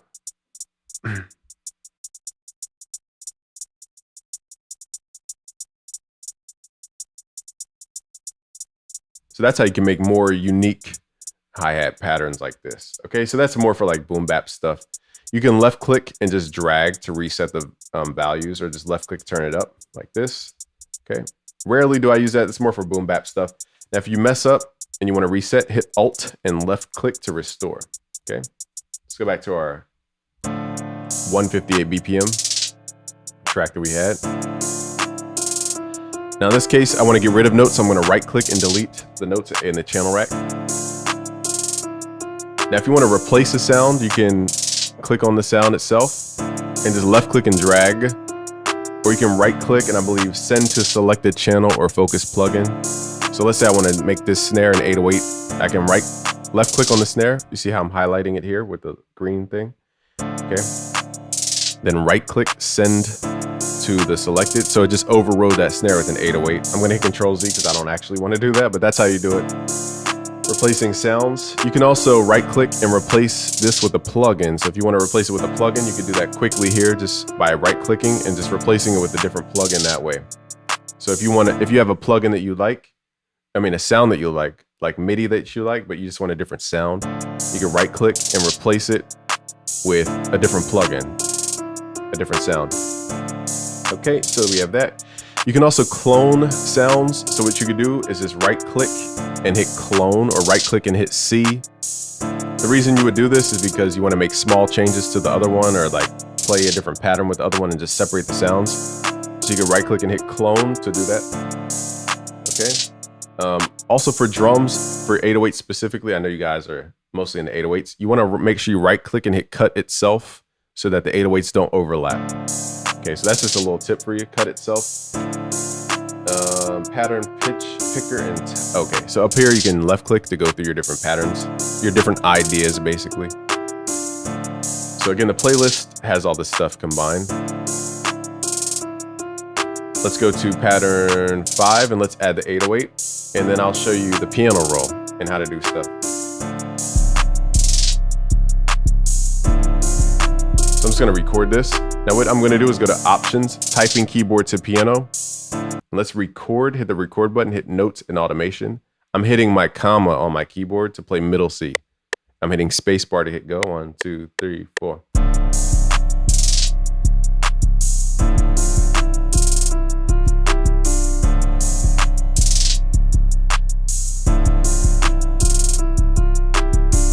Okay, so we have that long 808. Now you see how I played all those notes, but you only see a couple of notes. So what you have to do is left click and drag this to reveal. I'm not sure why they have it set like that. Maybe because I don't know. Not sure why they have it like that. But anyhow, so just double click. And this is what I just recorded. Now some stuff is off beat. So I'm trying not to jump ahead. Give me a second to read my Okay, so now we're gonna move to the piano roll. And I'm gonna hit Control Q to quantize the notes. Now, if you wanna quantize on a more microscopic level, hit Alt Q, and then you can pull up these settings. This is more for if you're doing like realistic drums and you don't wanna quantize too sharply. You could do like a micro quantize there, but hit Control Q to quantize. It will quantize to your snap to grid settings. So let's change the snap to grid to 1/2 beat. I like to keep mine on 1/2 beat.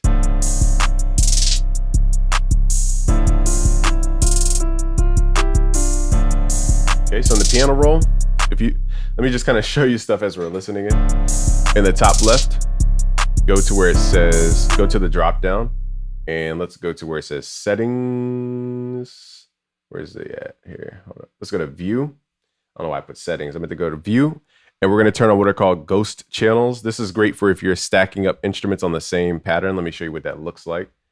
So let's say you have the piano up here and the 808 doing something else. And let's say you just wanna see musically where everything is sitting in the frequencies. You can now see the piano note. It's not there, but it's there. It's a ghost channel, it's called. So you can see the other MIDI that you're using per the pattern. So that's if you want to get into more music theory stuff. It's a good little trick for you.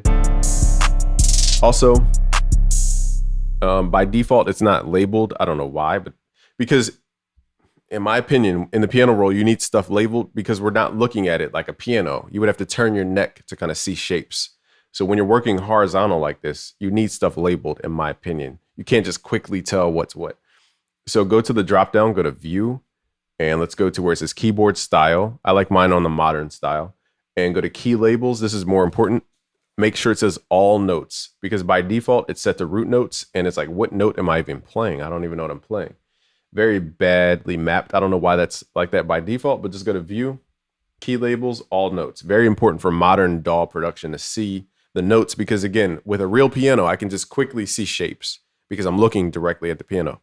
On the computer, everything's sideways. So I would literally have to turn my head to see what I'm doing. And you need to be able to read stuff a lot faster. Okay, so that's that. Told you guys this would be a masterclass in one video. Okay, so that's the view, keyboard styles. Okay, snap to grid. I keep my snap to grid on 1/2 beat. It's just what I like. You can change yours to whatever you want, but that's where I keep mine. So you see how the hi-hats are kind of like on the grid? Let's go to the hi-hat itself, go to the wrench tool, turn up time shift. It will delay the hi-hat a little bit. I'll exaggerate this so you can hear what's happening. Hear how the hi-hat's like super delayed? Kind of sounds cool. Meek Mill type, but let's pull this back a little bit. So it's just slightly nudged to the right to where it sounds more, it gives it more breath. I'm gonna do the same thing with the open hi-hat, turn up that time shift. There we go, now the drums feel better. Also, I'm gonna do the same thing with the 808.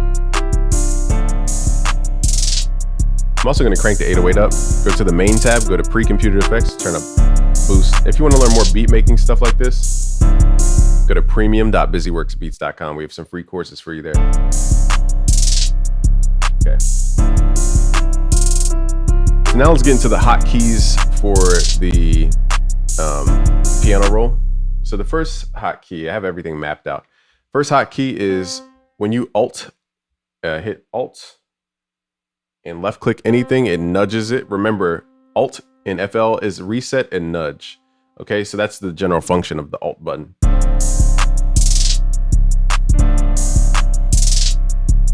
Okay, now when you hit Control Q, you can quantize. But let's say I draw a lot of notes like this. That sounds pretty hard, actually. That sounds pretty dope. You can hit Control L to fill in the gaps, okay? So to fill in gaps, hit Control L. Let's say you have a bunch of gaps, but you don't like the rhythm that you played. You just want it to be played as one big chord. You can hit Control L so that the edges touch, and then hit Control G. As long as the edges touch, it will combine all those notes like that. I kind of like it like this. We're making a hard beat by accident. It's not even, wasn't even trying to. Okay, so Control L, Shift, left click does duplicate. So I can duplicate this way. A lot of people tell you Control B, but what Control B does is if I hit Control B right now, it will offset this entire thing to the next thing. And that's not what I want to do. Okay, so what I want to do is just hit Shift, left click and drag. To select notes, you can hit Control and left click and just highlight notes like this. Control, left click. Or you can hit, if you want to select specific notes, hit Control Shift, and it allows me to select and unselect or deselect, whatever the proper grammar is, different notes. And that's a little tip for you. So let's say I like a pattern, but it's played too slow. I can hit Control, highlight the whole pattern. You'll see these little double arrows right here. And then you hit Alt and left click, and you can make it smaller to play faster. Even that sounds pretty dope. So I'm going to duplicate this because that sounds kind of cool. And then pull this back to its original shape. Hit Alt. See, I accidentally moved it by accident. Alt, left click. Make sure you hold Alt as you do it, or else it will go off the grid.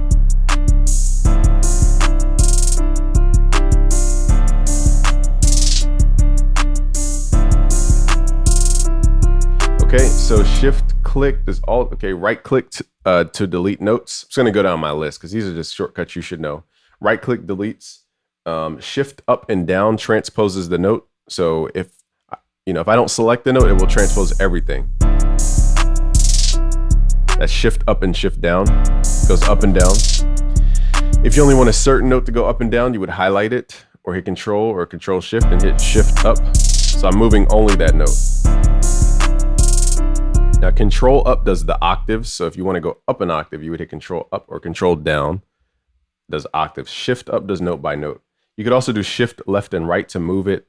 Like if you played it a little step early, you can move it like that real quick.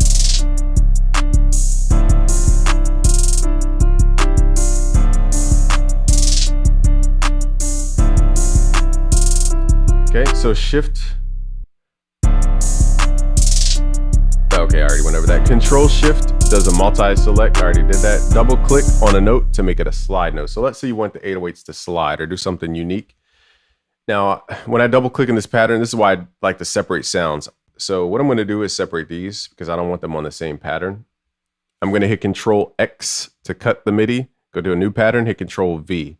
So now I just separated the 808 from the piano because now when I double click into pattern 5, it will show me the 808. It won't show me the piano that it kept showing me before.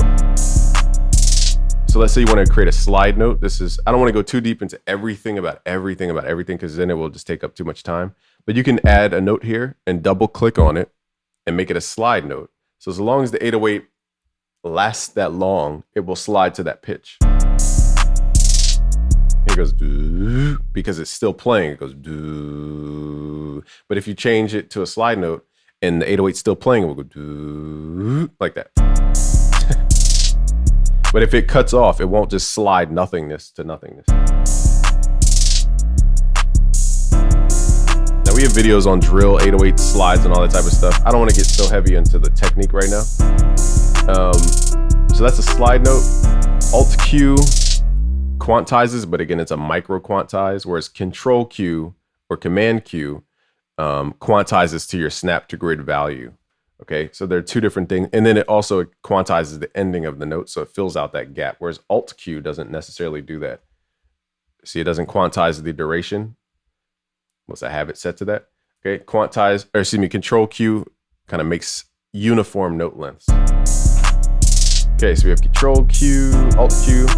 If you want to make a chop, I usually do this for hi-hats. So let's go to a hi-hat pattern. Let's right click, open up our piano roll, just left click and drag it out. Let's highlight this and hit Alt U. This will create a chop. Okay, and you could change the, let's Control Z, hit Alt U again. You could change what's called the time multiplier to go faster or slower, like this. I like that little sound. It's gonna turn stuff down. If you want to turn sounds down, I would recommend you get used to turning them down in the channel volume right here. So I want to turn that down, so it's not as loud.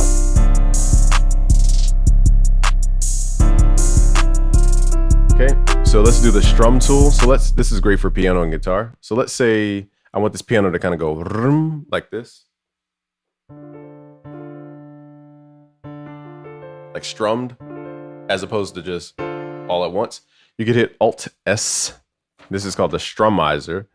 And I'm going to set these to about here. Now I'll exaggerate so you can hear. It strums out the notes. Okay. That's exaggerated. I don't want it that exaggerated. Just hit accept. These are the settings I usually keep.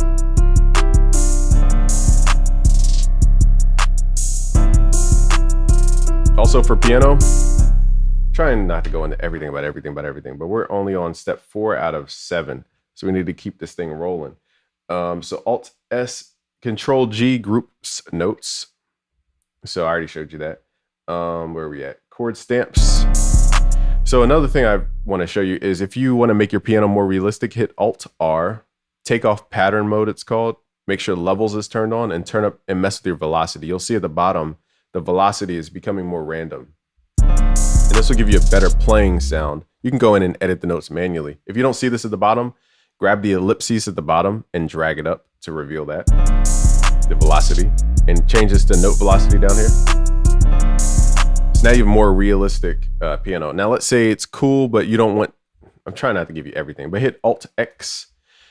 You could pull this down. So let's say it keeps the relative contrast between the note velocity, but you can pull everything down in volume without affecting each note. Now it plays softer, but it still keeps the relative shaping of the velocity.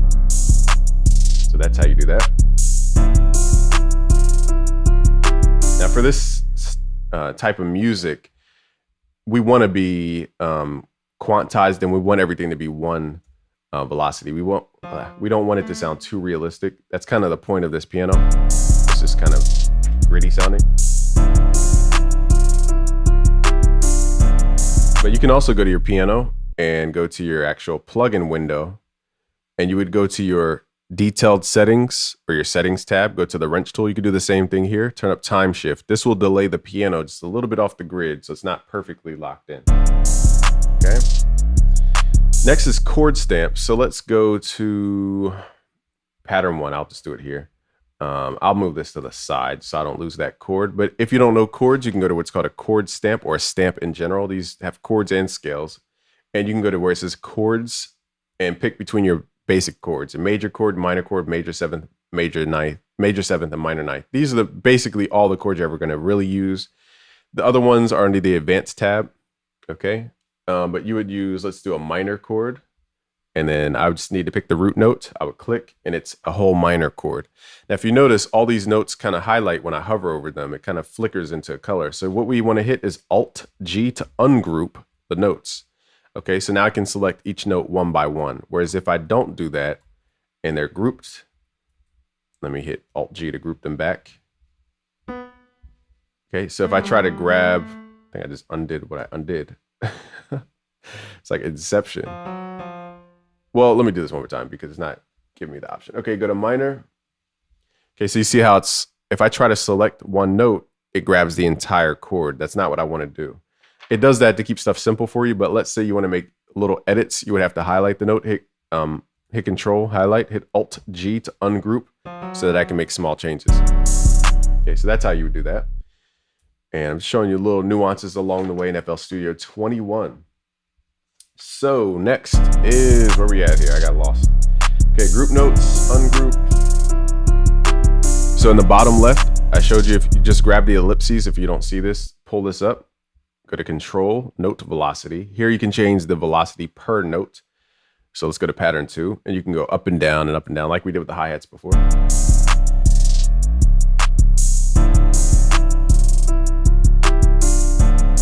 Adds a little bounce to it. It's kind of cool. I like that. Let's keep that. Okay, so if you have MIDI and you just want to import it into your sound, you would open up your sound, right click, go to your channel rack, right click, go to piano roll.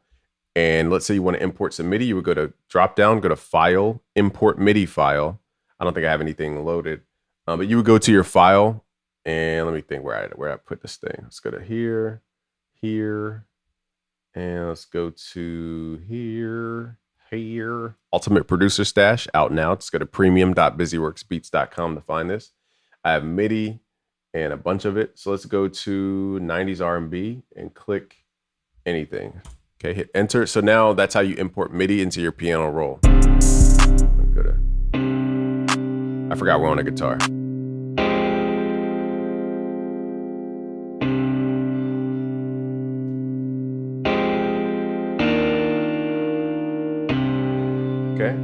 So let's see where we're at. That's how you import MIDI. Okay, so another thing is, let's say you have a note or you want to cut out a note. You would grab your slice tool, hit shift, and you could do chops this way to do vertical slices, like so. But let's say you want to get rid of a note. Let's say, I'll just kind of exaggerate this. Let's say a note kind of overlaps into the next section like this, which will cause FL Studio to play the entire next section. You could just grab your slice tool, hit shift, and then right click. Notice it turned red. If I shift and left click, it's blue. If I shift right click, it turns red. And this will get rid of the smallest section of the sound.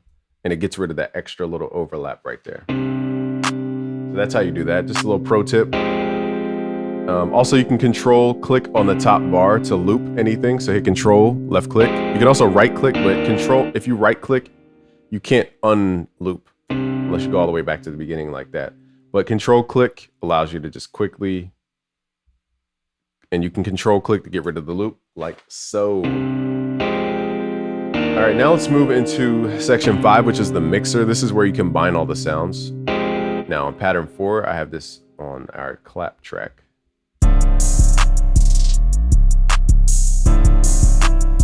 Let's see if that guitar goes with our drums. So this is why I say separate everything, because now what I could do is on pattern, let me see, did I delete it or get rid of it? Looks like I got rid of it by accident. Oh, I copied it. Okay, so I pasted it, Control V. Now it's on pattern 7, and I'm gonna left click it in and see if our drums, this is why I separate stuff, because now I can now say, okay, this is our 808, this is our clap, this is our hi-hats. Let's right click and hit R to name this stuff. So this is the hi-hats, just to quickly, you could also do it with the pattern, left click, hit R to highlight, to a name. That's called highlight. It's called hi-hat, right click, it's called clap, and then left click and hit R, it's called 808.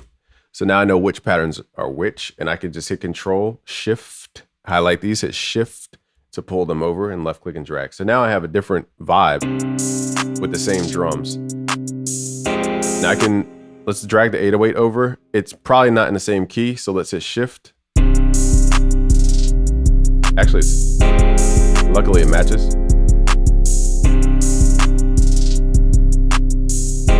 So that's how we have 2 different vibes per song. Let's left click, call this guitar. So now I want to mix stuff. So let's send this stuff to the mixer. The mixer is where we organize sound. So go to the channel rack, go to all, make sure everything's in the mixer that you're using. So you see how this stuff has that little dash? We want this in the mixer. Even if we're not using it, hit Control L, send that to the mixer like that. So now let's open up the mixer, which is this button here. Again, I'm trying to go note by note, but in reality, this is not how you think all the time. Okay, so first thing you could do in the mixer is rename stuff. So this is auto-named, like something random when I record. So I don't want this to be like a random, it says untitled, whatever. So let's right click, hit R, and call this like vocals. And whatever track, I don't even know what this is, but let's call it vocal 2. And right click, let's call this vocal 3. And you can color these as well. Right click, hit R, and you can make it pink or whatever color you want. I'm gonna not be that meticulous, but you could right click. And if you ever want to reset, let's say you have a bunch of plugins loaded up, you could just right click and hit E to reset, and it will also get rid of the name. Okay, but remember, stuff's actually routed to this track, so we need to name it to know what's actually here. It didn't just disappear from the mixer. Okay, so, oops. Let's call this vocal 5. And if you want to move stuff around in the mixer, hit Control to left click and highlight it, hit Alt, right and left to move it around. Same as like the channel rack when you hit Alt up and down. Okay, so that will move and organize stuff the way you want. So now all the sounds will play in the mixer. And I can like turn them up, turn them down. I can turn the 808 down real quick. I can turn the guitar down. I could add effects to the guitar. Let's say you wanted to add reverb to your guitar. Do Fruity Reverb 2, where's that? Fruity Reverb 2. I could add some reverb. So now the guitar is bigger. Now, if you don't see these slots over here, click this icon where it says the inspector hide or reveal. Okay, so sometimes you'll accidentally click it and go like, where are my plugins? So that's where you do it. You hide or reveal it right there. Okay, let's go back. And so that's how you do that. So to add plugins, you go to your drop down and you go to select and it pulls up your plugin list. I have a lot of plugins. So what you want to do is, I would highly recommend you keep this on simple, because you could just visually see everything and you'll get used to it being in alphabetical order. It's just the easiest way to look at plugins, in my opinion. And then you could, if you don't see your plugin listed, but you installed it, go to more plugins and you can click anything that you don't see right here. Okay. So I have 1600 effects. So I'm not going to go through all of those. Okay. I also recommend you turn it to compact 2. This is based on your style, but I like mine on compact. Wide just looks weird to me. So I keep mine on compact 2, but to each his own. That's how you change your view for your mixer. Now this button here, the view extra stereo buttons, I keep it on. Rarely do I use the buttons down here. The one I use is called the stereo button. So basically I can make the piano mono by left clicking and dragging this to the right. That's the only time I really use these buttons. Rarely do I flip the polarity, and rarely do I swap the left and right channels. But that's why I keep it here, just to quickly make stuff mono. You don't need this here, but I use it rarely, okay? Keeping track, we have group sounds. So to group sounds, let me see if they added, no. Okay, so you can highlight this, left click to highlight all these vocals, for example, to highlight multiple. Then you want to go to another empty mixer channel, right click and go to route to this track only.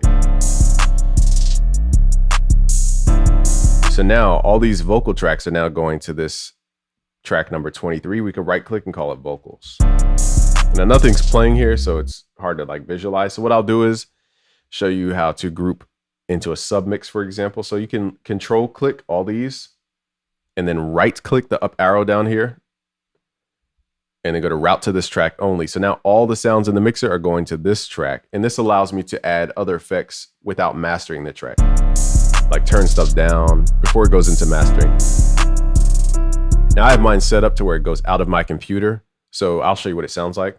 So you see how see how it got distorted? That's because it's going out too loud. So this is why I have all my stuff routed to this track. I can now turn it down.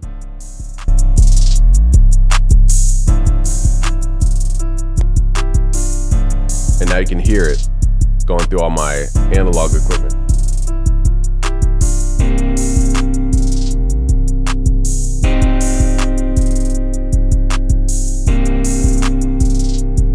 Now we're not in the same key with this guitar, by the way. I threw in random MIDI. Okay. Trying to remember where we are. Where we at? Mixer. Okay.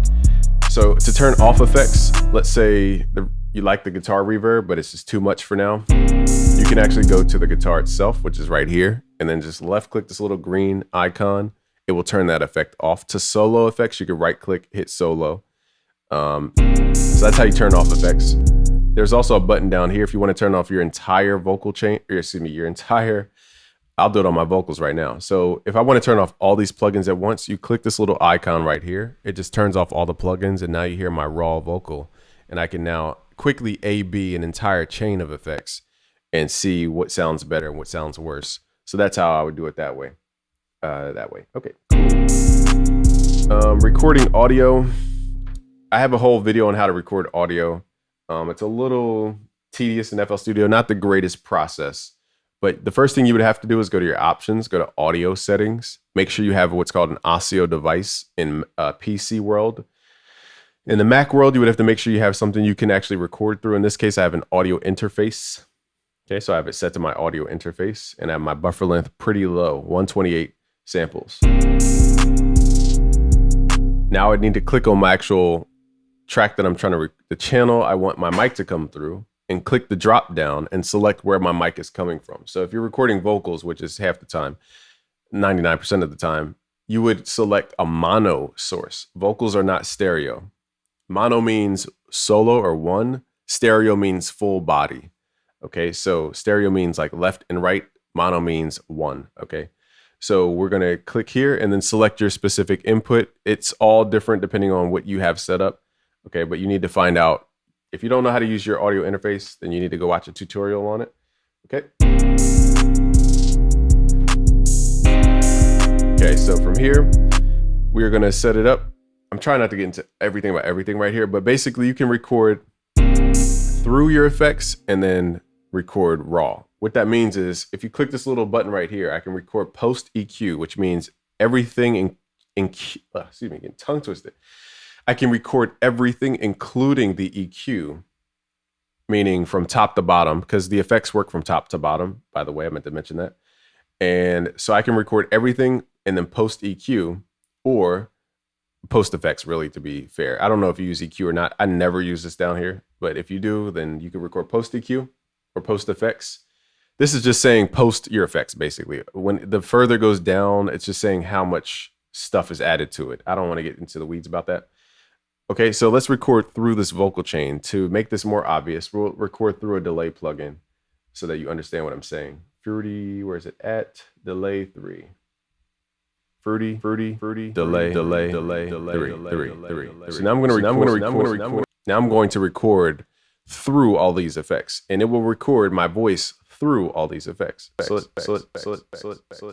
So that's when you have it set here on the left side to post effects. Okay.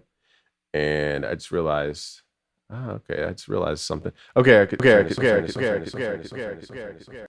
Now the next thing you need to do is go to your mic input, go to the bottom where it says the record button here, arm it for recording. Okay. Whatever's armed for recording will record in this next step. So let me just make this not record over here. Okay, so now let's record some vocals through all these. We got to go to the top, hit record. I like to record audio into playlist as an audio clip. Okay, so let me turn on my delay. Check. You gotta check. You wanna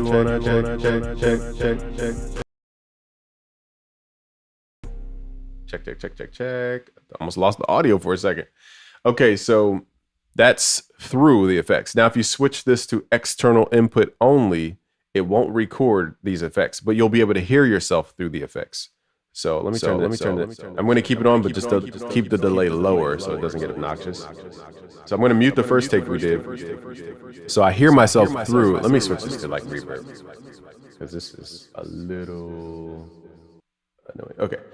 So now I can hear myself through reverb. I hear myself through all these effects. But when you record external only, you're recording your raw input. You're just hearing yourself through the effects. So let's click on the mic, hit the record button, same process, record audio into playlist. Check. You wanna check.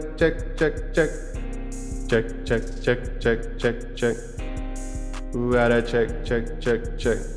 Okay, hit stop. Make sure the record button's off or we'll record again.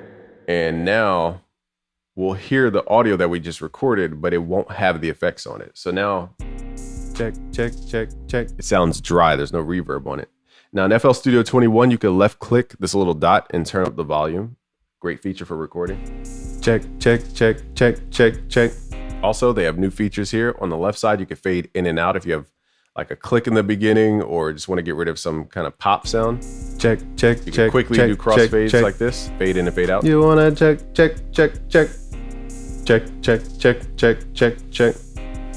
Ooh, gotta check. Okay, so that's how you do that, and that's the difference between recording dry and recording through effects. There's different reasons why you would do that. So that's how that works. I hit a button on my computer. Check. So whenever you have an audio sample highlighted and then you accidentally hit your typing keyboard, it will play that specific sound all the way through. So if you ever hear like a random background sound, you're like, where's that coming from? That's the actual audio.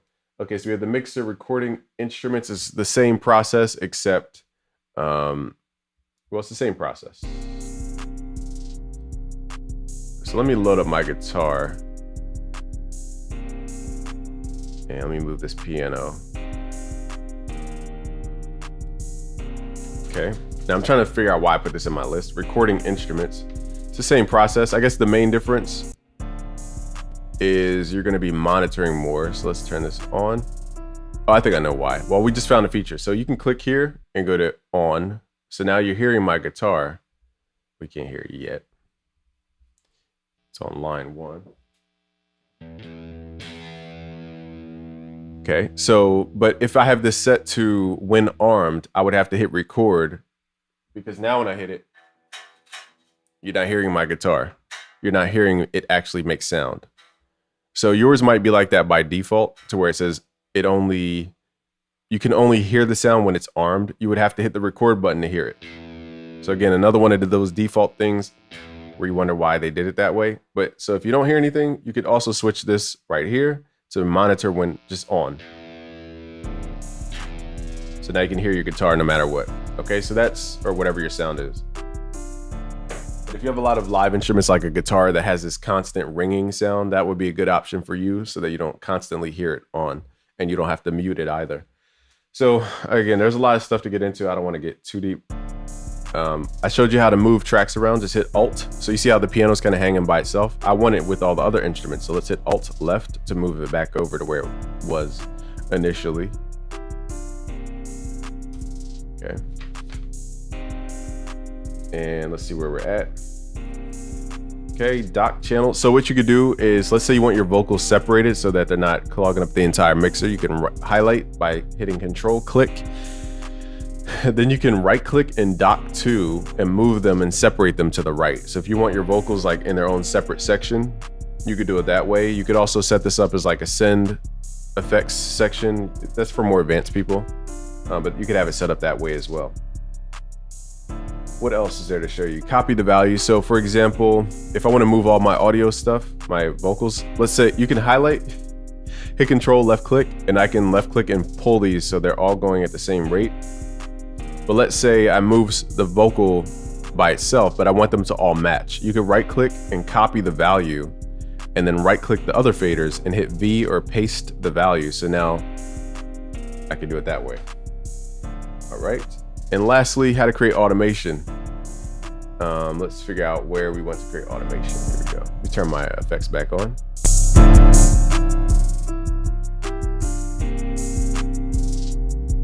Okay, so let's say you want to have automation to where the volume goes up and down, or like a plugin comes in and it goes on and off. You can go to the plugin, right click, create an automation clip. I'm right clicking what's called the mix level. You can also right click anything. The fader, you can create an automation for that. I wouldn't recommend automating the fader volume. If you're going to do volume, I would recommend you create an automation clip for the actual channel volume, not the fader. So let's say I want the reverb to tone down on the guitar. I can right click, create an automation clip, and it creates an automation clip. The guitar only plays for this half.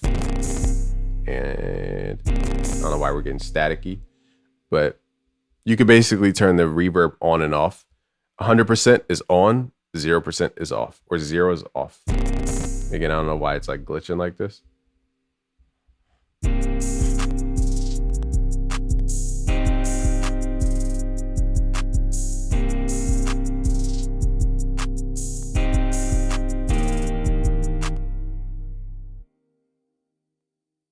All right, so we only have one section left. Wait, 2 sections left. We're making it, we're almost there. Okay, I don't know what's causing the clicking and popping. Could be my recorder, so maybe because we're eating up so much space.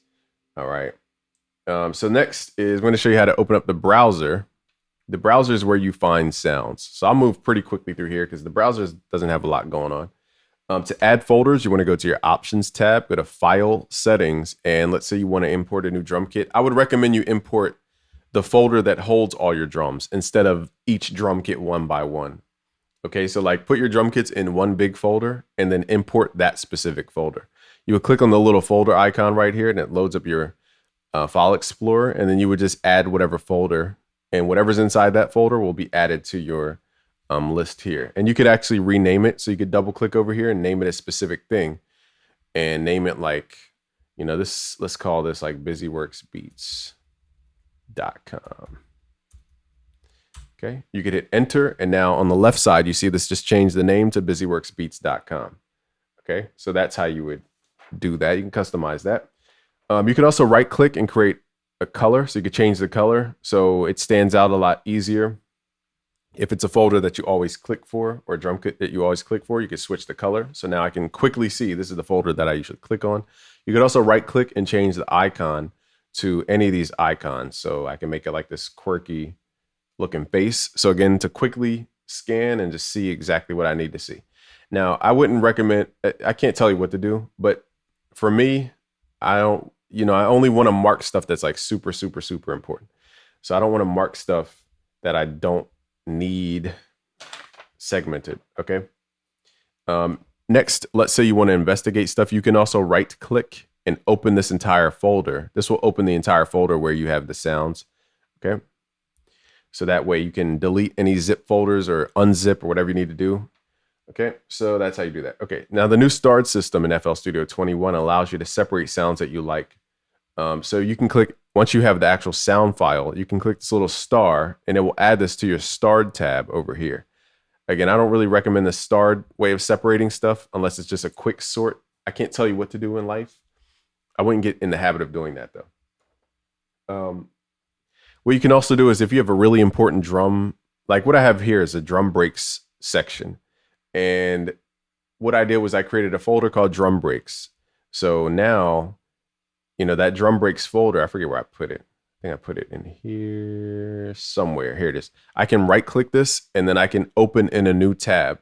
So instead of me doing this, like opening up this folder, then having to scroll down and read and figure out where it's at right here. And then I got to open these up. What I can do now is just right click this, open in a new tab. And in my browser, it will create a new section to where I can quickly just click on here and it's immediately to whatever I need to find, the drum breaks in this case. So that way I'm not constantly scanning and scanning and scanning sounds. Very important. I like this feature a lot. Okay, so the search feature, I can now search, let's type in 808. So anything named 808 will pull up, but this is a lot of stuff. So let's hit exit to get out of here. And let's go back. How do we get out of search? Okay, we just got to delete this. Okay, and then so what I want to do is only search specific folders. So I can click on a folder and now go to where it says search in selected folder. I can left click this icon and now type in 808. It will only search within that folder. So it won't search your entire database for stuff. It will only search. I just realized the back of this paper says negotiation. That is hilarious. Okay.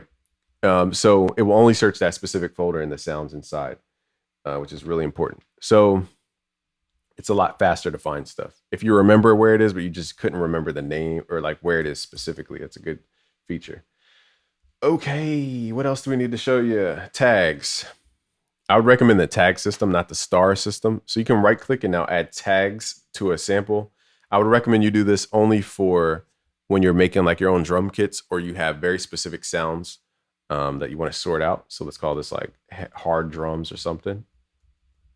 And then we're going to add that tag to this specific 808. So now what I can do in the bottom left of the browser is go to the tags thing and then click. Did it add the tag? What happened to the tag? Let's do this one more time. I don't know what happened there. Add tag, hard drums, enter. It's not rereading the tag for whatever reason. I have no clue as to why. Maybe because it's in caps, or maybe because I use 2 words. Let's reread just in case. Maybe that's why.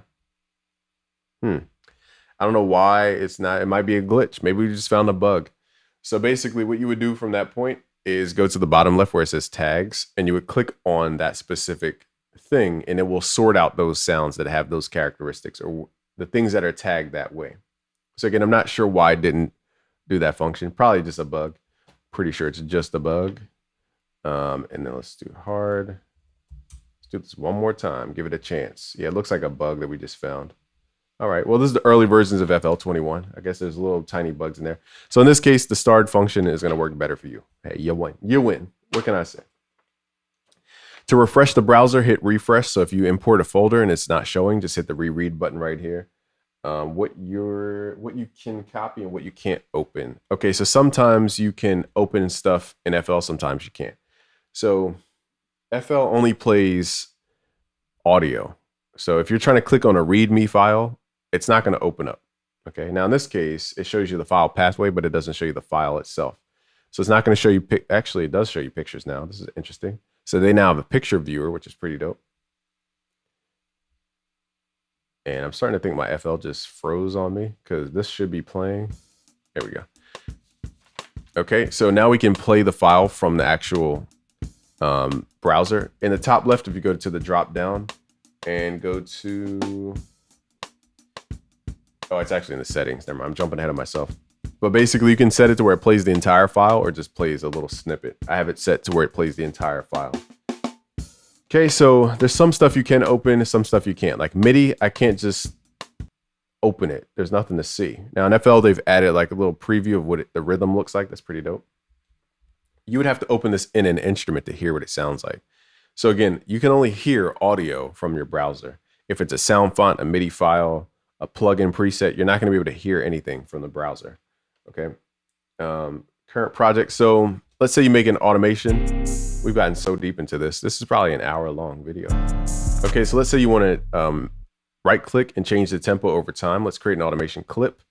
And let's say you just change the tempo to something wild like this. Again, forgive the clicks and pops. I'm pretty sure it might be this guitar plugin, actually.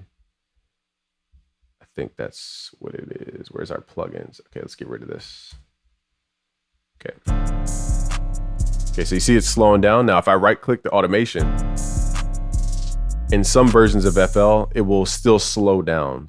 So the way you do it is you go to your project, go to current project, go to patterns, initialize controls, and I can right click and delete the tempo automation.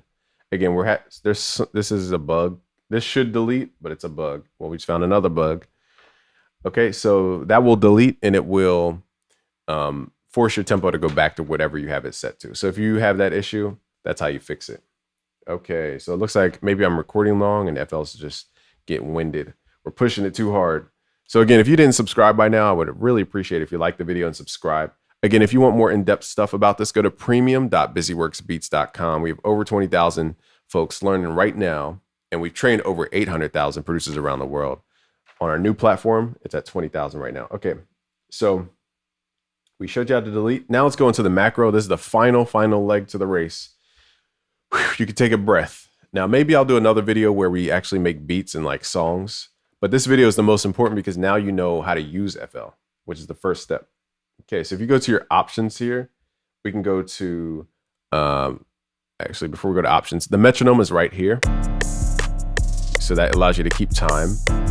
I would recommend that you have your countdown before recording set on. If you record a lot of real instruments, I would recommend you right click this and set it to 2 bars. But right now it's set to 1 bar. So this means if I hit record and I'm getting my fingers ready, I said the punchline too fast. If I hit record and I want to record some notes, it will allow me to get my fingers ready on the piano, for example. So I can add notes in. So that's really important if you're recording using a MIDI controller or real instruments. I like to blend my recordings. I don't want to get into the weeds about that, but yeah, I keep that on. And typing keyboard to piano, this icon here, you can left click. So now you can use your actual QWERTY keyboard to play notes from plugins and different things. Okay, so we have the metronome, we have the record function.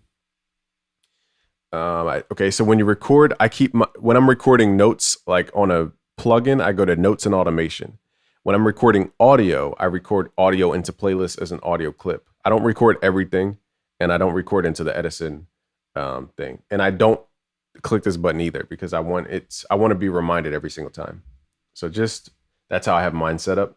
Okay, so pattern versus song. So also if I go to pattern mode, it will only play what's in a given pattern. So if I switch patterns, it will only play the idea that I have in my channel rack. But I like to keep this on song mode for the most part, unless I'm doing something very specific in the pattern mode.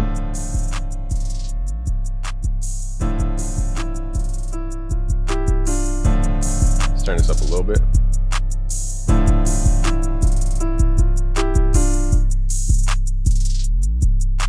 Okay. What else is there to show you? Okay, you could tap the tempo, you could right click, and you could actually tap the tempo. So if you have a beat in your head and you're like, you could just left click and tap it like that. That's a good way to do it with samples and different things. Tap the tempo. Okay, what else is there to do? The themes. This is new in FL. So if you go to options, go to theme settings, you can switch out the colorways of FL. And I have a video on how to do themes. If you choose the white one, I'm just going to question your sanity. Okay. I like this one probably the most, and the ultra green is probably my favorite. This one's good, but I need to change the channel rack. I don't like the channel rack colors. It's hard to see the notes. So that's how you change your colors. I like for some, it's weird. So I'm going to tell you myself for a second, a little anecdote. Even though you can change the themes, I found that the default is actually the best because I just learned on it the most. You have to relearn colors when you change your theme color. So just fair warning, when you change your theme color, you're going to have to relearn like visual cues. So it makes it almost harder by changing the theme. So I actually changed mine back to default, which is hilarious because we begged for it, but then you get it and then you're like, oh, I don't even use it. Okay, go to your options. If you want to set up your MIDI controller, go to the options, go to MIDI, and you have, once you plug your USB in, it will be listed here. Click on it and just make sure you click enable. Okay, so that's how you turn on your MIDI controller so that you can play notes and stuff. What chord is this? Anybody who can name that chord gets a fun prize, which is people liking your comment. Okay, what chord is that? Okay. Okay, we have the MIDI setup. Audio, you have to go to options, audio settings. Again, if you're on PC, you're going to go to the ASIO devices. Usually people use the FL Studio ASIO, or they'll select their audio interface if they have one. In my case, I have an audio interface, which is a device that helps me plug in other stuff. So I have this, and I selected that. I keep my buffer length around 128 samples. It's just the best for me doing video and using all the programs that I use. Okay, so what else is there to show you? That's pretty basic. Nothing much else to show you. I thought there was gonna be more to show you there. Plugin install. So if you go, they changed this. So if you go to options and manage plugins, they like changed it. So you're, at least in this version, nothing pops up. So it took me a while to figure out like, how do we add plugins? So I'm now going to go to the file settings. And when you click on manage plugins, you get this window here. And it tells you that, you know, the plugin manager is opened and hit find, whatever. Okay, so I don't know if this is a bug or if this is just how it is now, but basically you have to go to the plugins tab and then like open this up and you can right click and refresh your plugins from here. Okay. So again, if I hit manage plugins, nothing pops up. I don't know if this is an error or what, but hit refresh plugin list. It should give you a little cue that it's working. Hopefully this doesn't crash FL. Let's pray that we can get our screen back. Okay, boom. So I hit exit just to get out of that function. But that's how you would now scan for plugins. It's a little bit different. Again, not they didn't make it really clear how that's really working, to be fair with you guys. Go to options, go to, where is it at? Project info. This is where you can enter your name and all your data. So if people open up this project, they'll see this. If you show info on opening, it will open up like that.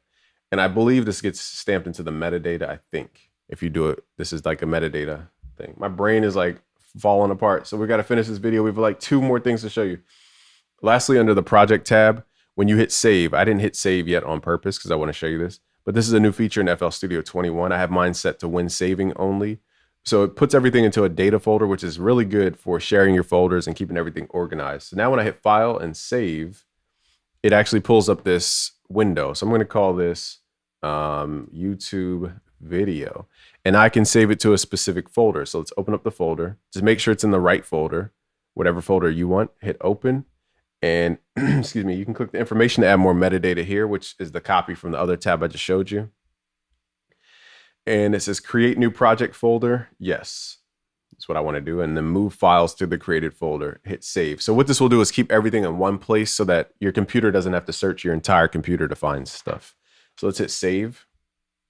And now if I go to open, I'll see that it's now, let me go to the bigger folder, and you'll see now it has its own folder. Okay, so now when you click in here, it has stuff separated into audio, samples, and the actual project file. So it's separate. It's very organized. I like the way they did that.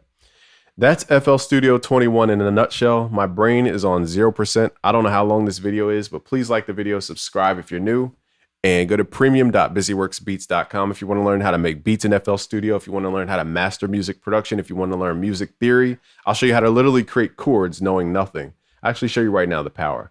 So for example, if you want to make a minor chord, I'm going to close my eyes so you guys can see. Doesn't even matter where I land. You don't even need to know what the note's called. This is the stuff I show you at premium.busyworksbeats.com. So I just happen to land on C. But you would, let me show you. Why am I doing this on my piano? I could show you. Okay, so we're gonna open up the piano roll. So I hit this note right here, which is C. All I have to do now is just count up the keyboard. So this is called a chord code. So wherever I land, I hit that note, that's considered a 0 point. And I'm gonna use the chord code 037 to make a minor chord. There are different chord code types. You can go to busyworksbeats.com/music theory to get the free chord code chart. Basically, you just count up. So it's 0, then you finish out the chord codes. So 0, 1, 2, 3, 4, 5, 6, 7. You play all these notes at once, and that's called a minor chord. Okay, so it works no matter what. And that's the type of stuff that I'll show you in Premium. I go way, way, way deeper with music theory, music production, mixing, recording stuff in your DAW.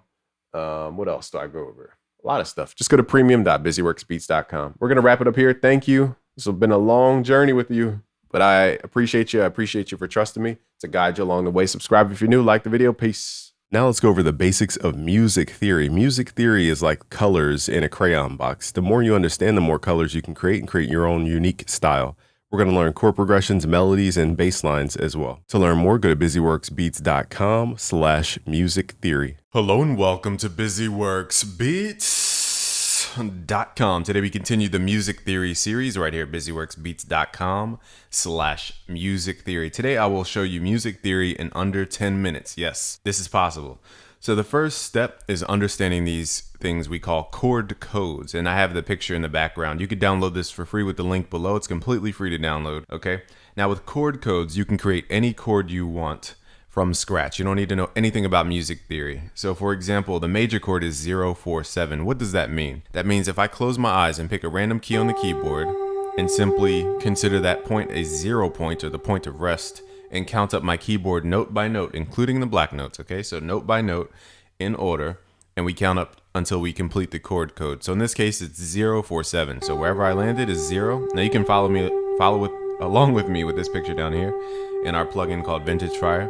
So this is 0, 1, 2, 3, 4. So we play both 0 and 4, and then 5, 6, 7. That's always a major chord. It doesn't matter where you are on the keyboard. I'm going to close my eyes one more time, pick a random note. And again, you don't even need to know what the notes are called. As long as you follow chord codes, you can always create the chord. So this is 0, 1, 2, 3, 4, 5, 6, 7. There we go. It's always going to be a major chord. Okay, these are called chord codes right at busyworksbeats.com. I'll leave the link below so you can get the chord codes for free. It's a picture. You can download it right to your phone and keep it as a reference. You don't have to memorize the chord codes. But that's the first place you start in music theory, because it shows you that you don't need to know a bunch of stuff to get into music theory. That's the whole point of chord codes. Now, chord codes can go really advanced into problem solving and all this type of stuff for the higher levels of music theory. But the point is, you don't need to know scales like they try to teach you in school. Start with a scale, memorize a scale. You know how long it takes to memorize a scale? Okay, you'd be there for days. But I just showed you how to start music in under a minute. Now let's move into something called scales. What is a scale? Let's open up what's called a piano roll here. A scale is just a sequence of notes that people like to hear in a specific order. So for example, if I like these notes,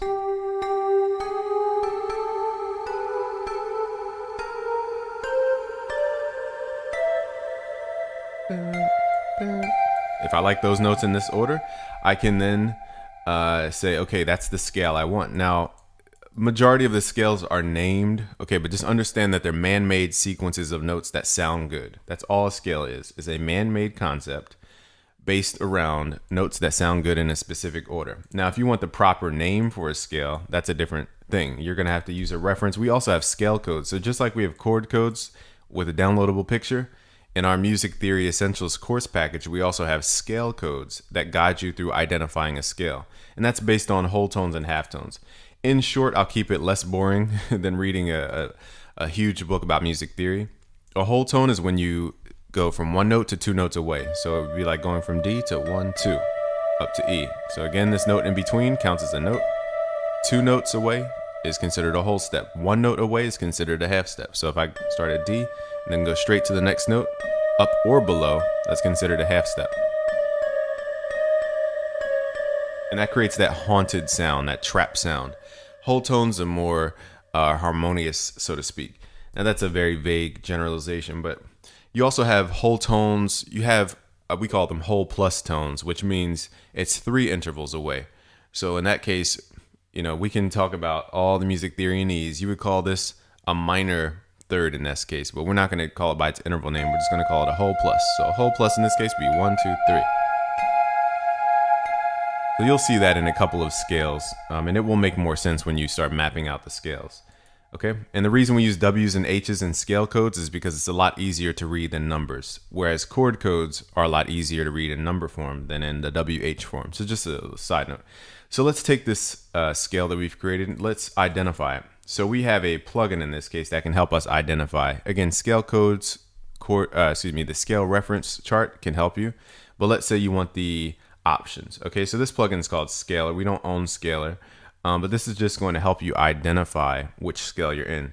So what we're going to do is go to detect mode and start, and we're going to click on the notes that we have here. So we have G, we have A, we have A sharp or B flat in this case, we have C, we have D, we have E, and this will also help with your auto tune settings as well. We have F and then back to G, and this is identified as a minor scale. Now you don't need this program to identify this as a minor scale. There's also alternatives like the major version of the scale. We're not going to get into all that right this second because that's going to just be unnecessarily complicating. But for example, you can identify this scale by counting the whole tones and half tones. So if we're looking at it, the easy way to understand this is that whenever you see a gap, it's a whole tone. Whenever you don't see a gap, it's a half tone. So that way you can quickly count. So it's whole, half, whole. That to let you know it's the beginning of a minor scale. And again, once you get the scale code chart, you'll be able to identify these a lot easier. So it's whole, half, whole, whole, whole, half, whole. Okay, and this identifies here. Now that would be G. That would be starting at G. That wouldn't be a minor, it'd be a version of minor. But that's what scales are. They're man-made sequences of notes. Taking a scale, the fun part about a scale is that you don't just take one note at a time with the scale. What you can do is build out chords for the scale. So you can create chords from scales. So each note has a specific chord. So I'll run through what a scale, the way we name it, and then I'll go through how to build a chord from a scale. So this is called the first, second, third, fourth, fifth, sixth, seventh, and then back to the first. Why do we call it the first? Because it's the first note in our scale. Why do we call it the second? Because it's the second note in our scale. Third, and so on and so forth. So from the first, or the tonic, we can create a chord. So what you do is you grab that note, and then you skip every other note within the scale. Okay, so you skip A, go to B flat, and skip C, and go to D. And that will create your first. These are called scale degrees, or building chords from scale degrees. Okay, this is a whole different concept of music theory, but you have to be careful with chord codes and scale degrees because with scale degrees, we always say second, first, third. There's always that suffix, whereas chord codes do not use those suffixes or suffixes, whatever the proper plural to that is. And so each note has a specific chord that goes along with. So this would be the chord starting at G. Now, how do we build a chord starting from A? You start at A, you skip every other note within the scale. So skip B flat, go to C, skip D, go to E. And then you have your next chord. The reason this is a convoluted way of going about it is because just because you have a minor scale does not mean all the chords you create from each note are minor chords. And that's where people get confused. And that's why chord codes are so important, okay? Because it doesn't matter which type of scale you can use all types of chords. There's a way to fit those chords in. And that's where we explain this in depth in the Music Theory Essentials course package. We make it super easy for you so that you're not confused with all these lectures and books that just go super high level and don't really get to the meat of it. We get straight to it and make it super simple for you, okay? And we guide you step by step through all this in the full course. So I'll leave the link below, but you can go to busyworksbeats.com/music theory essentials. I'll leave that link below. So that's how you create chords from the scales. Melodies are simply dividing up a chord. So let's take these two chords and just change the rhythm of them, okay? The pattern in which they play, and now we have a melody.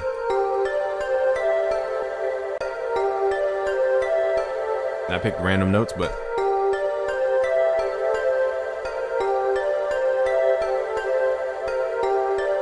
all these really are just chords, but spread apart. So that is music theory in under 10 minutes. Hopefully I showed you a lot of cool stuff today. If you want to continue your education with music theory and we make it super simple for you, just go to busyworksbeats.com/music theory essentials. I'll leave that link below so you can learn a lot more. We have courses on melody, courses on chord progressions, courses on the foundation of music theory called Music Theory in a Day, all combined into one massive course called the Music Theory Essentials. And I'll leave that link below. And we go over scales, modes. We go over the circle of fifths, circle of fourths, the secrets behind both. We go over how to build long chord progressions, how to solve problems with your melodies. There's so much in there. How to create bass lines. So again, I'll leave that link below. Thank you for watching today. It's busyworksbeats.com. If you enjoyed this, please thumbs up so we can help more artists and producers and songwriters around the world. It's busyworksbeats.com. Hello and welcome to busyworksbeats.com. Today we continue our music theory series right here, busyworksbeats.com/music theory. If you're new here, subscribe, like the video. Let's continue on. But today I promise to show you how to write R&B chords inside of FL Studio. You could do this in any DAW. This music theory can apply to all, whether you're playing on a piano, in a DAW, it applies everywhere. So let's hop into the DAW and get started. Okay, so the first thing about R&B chords is you're going to be using what are called chord extensions for the most part. So let's first start off with writing what's called a scale. Now we're going back to the basics because everything derives from the basics. Okay, so let's first start with writing out a scale. So a scale is just a sequence of notes that sound good. We're going to start with the scale called the minor natural scale, the natural minor scale. Okay, now it has a sequence of whole steps and half steps. You don't need to memorize any of this stuff. Just go to your chord stamp here in FL Studio. Go to where it says minor natural. Click on that and just click your root note or wherever you want to begin that sequence of notes. Let's just start at C to keep this super simple and easy. Okay, so we're starting at C. Now the notes are it's whole, half whole. Whole, half, whole, whole. You don't need to memorize what I'm saying. We go over all this stuff though in our music theory essentials. We break it down. But essentially a whole step is 2 notes away. A half step is 1 note away. So you would start at your root note in this case, wherever you decide. This is C in this case. And then a whole step, we just complete a code. Every scale has a code. We teach all this stuff again in our music theory essentials.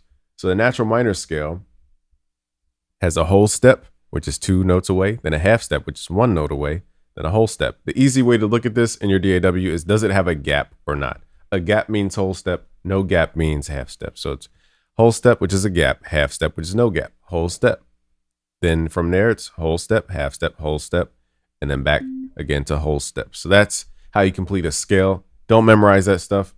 You'll get used to it based on the instrument you play. You can kind of visually see the notes once you start playing the keyboard. It's more of a visual thing than it is a typing in the keyboard type of thing. Okay, once you have those notes mapped out, let's map out our chords. So you can play chords within a scale. These are called scale degrees. So for example, if I start at the first, this is the first note of the scale. If I talk about the second, that's the second note within the scale. The third is the third note within the scale. The fourth is the fourth note, fifth, sixth, seventh, eighth, ninth, 10th, 11th, 12th, 13th, 14th, 15th. You can just keep going on and on and on. Okay, but that's how they get up to these chords called the minor ninth, the minor 11th. You're like, okay, if there's only 7 notes in a chord, how do I make a ninth chord? And that's because we're extending the chord beyond just that root note. We're continuing the pattern. Okay, so let's start off with a nice R&B chord. Let's click on C. Now, what I like to do is keep this scale reference to the side.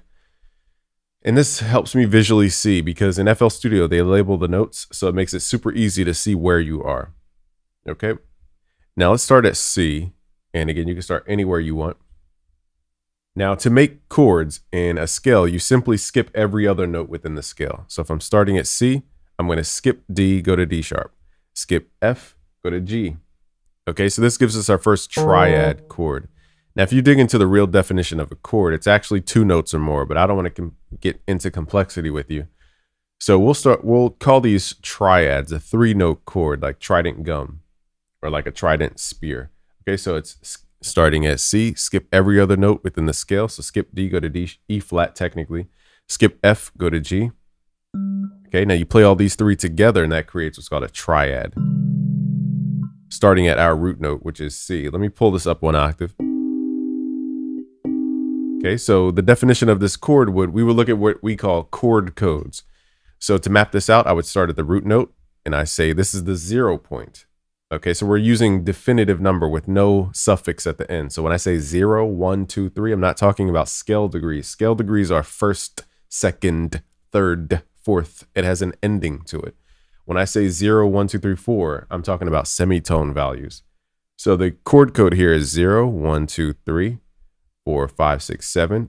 0, 3, 7 makes up a minor chord no matter where you are on the keyboard. Okay, so that's the DNA of a minor chord. So we teach chord codes at busyworksbeats.com, and we teach traditional music theory and how to kind of accelerate through traditional music theory using chord codes. So again, that's at premium.busyworksbeats.com, all our course stuff.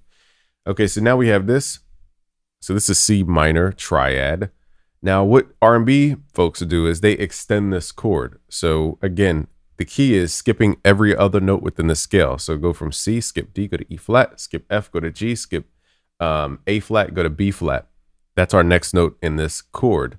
And you just keep doing this until you map out the notes that you want.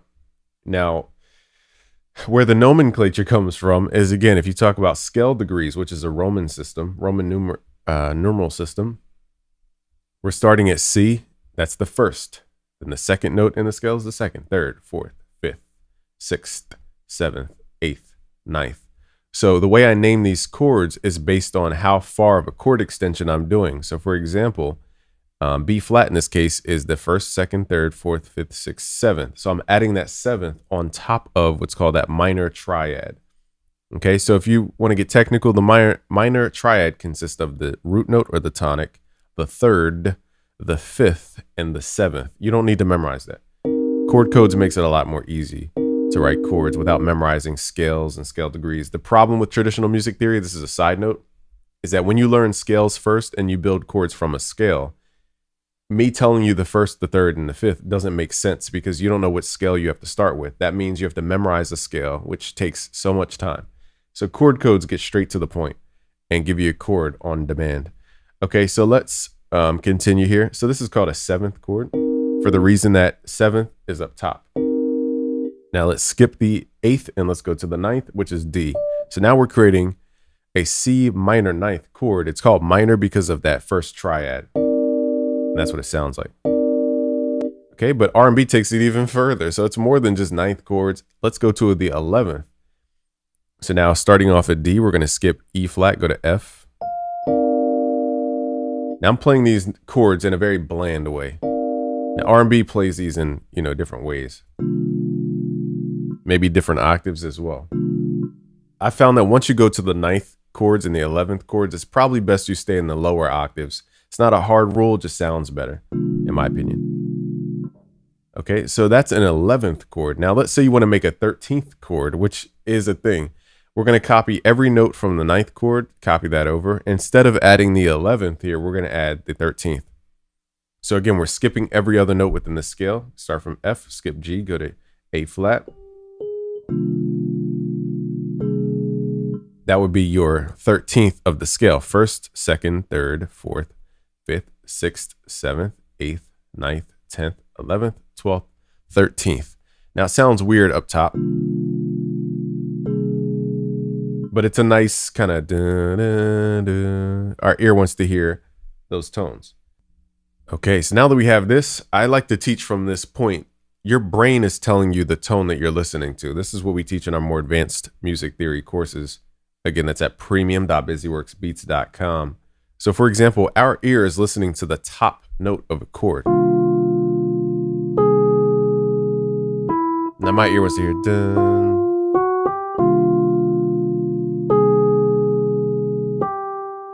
Okay, so the question is, if you don't know what chord to put next, start with the note that you hear in your head, like dun, dun, dun. Okay, and then you can fill out the chord underneath.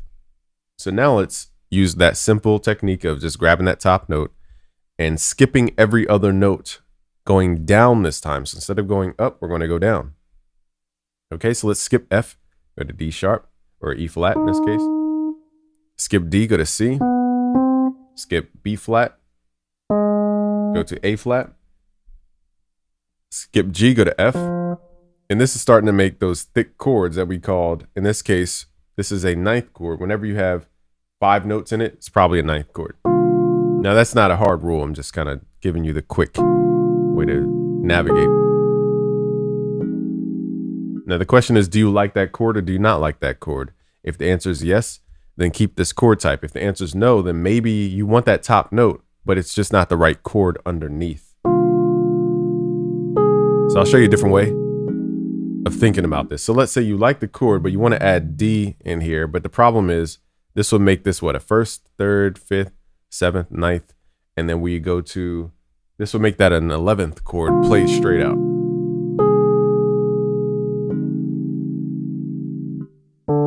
So the D adds a dissonance that I don't like. So technically we're going to stick with this chord.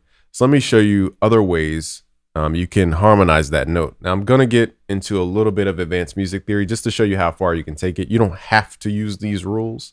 Okay, so don't use these as like hard rules. These are just ways to solve problems that you may have. So let me copy this entire chord over. Now we're going to get into what are called altered chords. So altered chords are where you have a bass chord type. In this case, we have a minor ninth chord, but then we change notes within the chord. Okay, so it's like, it's going to be written as minor ninth flat, 5, or minor ninth sharp, whatever. Okay, so it's just if you raise a note or if you drop the note. So let's determine what note we want to drop. So you see how I just dun, dun, that adds a bluesy tone when you go from one note directly to the next. Okay, so whenever you use those half steps, it starts introducing that bluesy feel. So I went from, in this case, E flat down to D. So the question is, what did I change about this chord? Okay, and this is where the nomenclature comes into play. So if I were to write this out, outside of just me realizing that it's really just a D, what is this? 0, 1, 2, 3, 4, 5, 6. That's diminished. 5, 6, 7, 8. Okay, so that's diminished. If I rearrange this and figured out a different name for it, we can give it a different name. But for now, I'm just going to call it a 0, 1, 2, 3, 4, 5, 6, 7. So it's a minor triad. And then we have our, what is this? Our seventh was flattened. So it's a flat 7. Okay. And then we're playing out. It's confusing when you try to make it music theory and ease, because that's what makes it confusing. Okay. So this is the first, third, fifth, seventh, ninth. So we're playing a minor ninth chord, but the seventh is lowered one note. So we call that flat 7. So minor ninth, flat 7.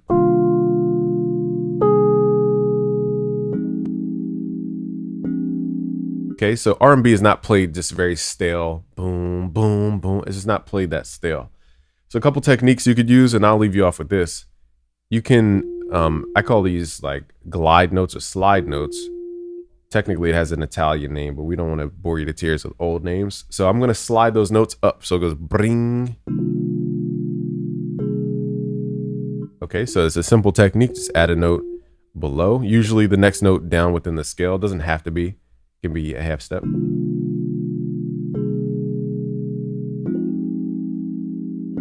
See how it just bring, ding. Or you can play strum style, which is Alt S in FL Studio.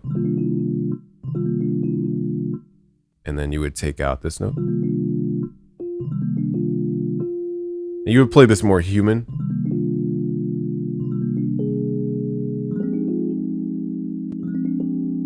See how it gives it a different vibe when you strum the notes? Now, again, this is not the perfect strum.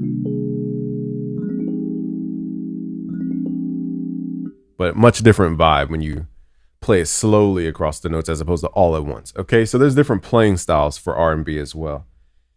But I wanted to show you extended chords. I wanted to show you altered chords. And, the last thing I'll show you today, this is like a bonus. So if you like this bonus, just smash the like button, subscribe if you're new. We're going to get into a bonus. So let me Control Z my way back to where we were at the basic chords, just so it's easier to read. And one thing they love about R&B is a turnaround chord or a passing chord. So what we'll do is we'll add in a chord here.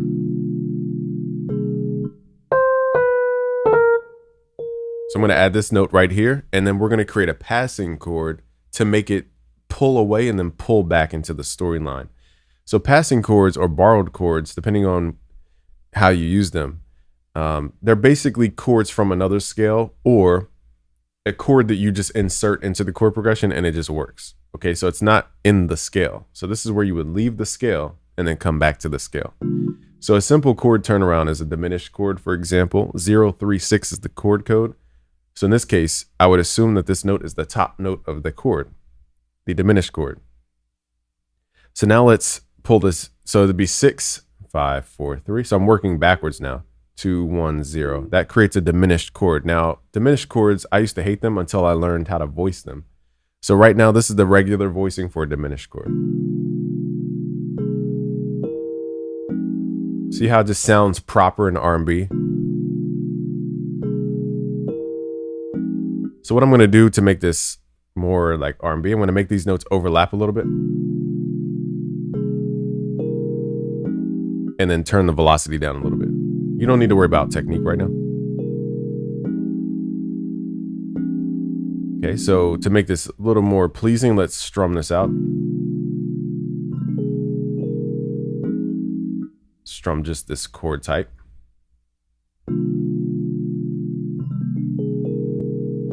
Okay, the strum is a little heavy. Let's pull this back a little bit.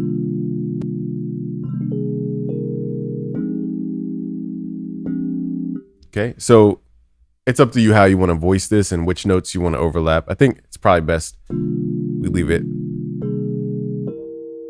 But once you go dun, dun, and you take away all those bass notes, it just leaves that frequency gap. So we would have to take time to voice that and which notes overlap. But also, if it gets too dense in your diminished chord, you could take that third and just pull it down an octave. So it's less, you don't really understand that it's dissonant. You know it's something about it, but you can't tell because we moved the G so far away from the chord type. I know I'm speaking advanced music theory and ease, but I'm just showing you how to voice a chord so that it's not so frequency dense. Let's pull this up an octave, control up.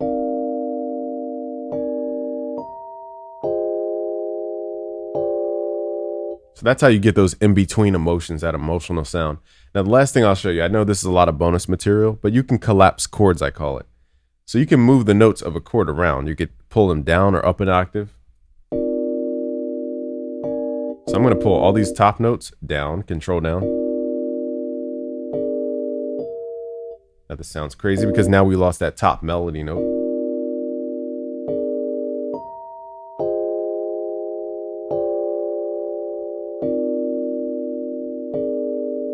Now, I probably wouldn't add this right at that timing.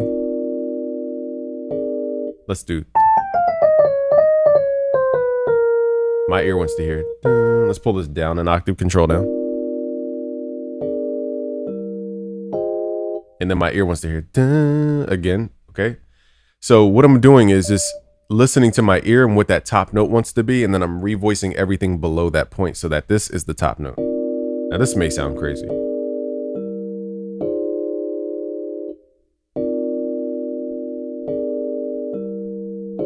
So this is another technique in R&B. They use a lot of constant notes where that top note doesn't really change.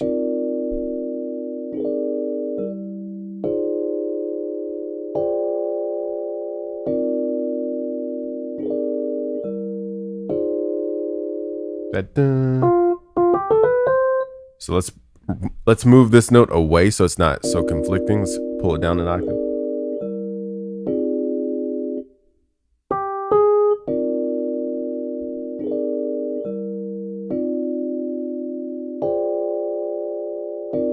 Okay, so that's how you would get that vibe. Now, R&B is way more than just the chords. It's the sound selection. It's the way the sound actually moves. There's a lot to R&B, but that's the gist of the music theory as to how you get it to sound more soulful. Okay, so if you want to learn more, just go to our website. Go to premium.busyworksbeats.com. We have free courses. We have paid courses. Just however deep you want to go into music production and music theory, we have stuff for you. Just go to premium.busyworksbeats.com. I'll link the Music Theory Essentials course below. But again, we have a lot of free courses as well. So go check it out. It's Game from busyworksbeats.com. Subscribe if you're new. Peace.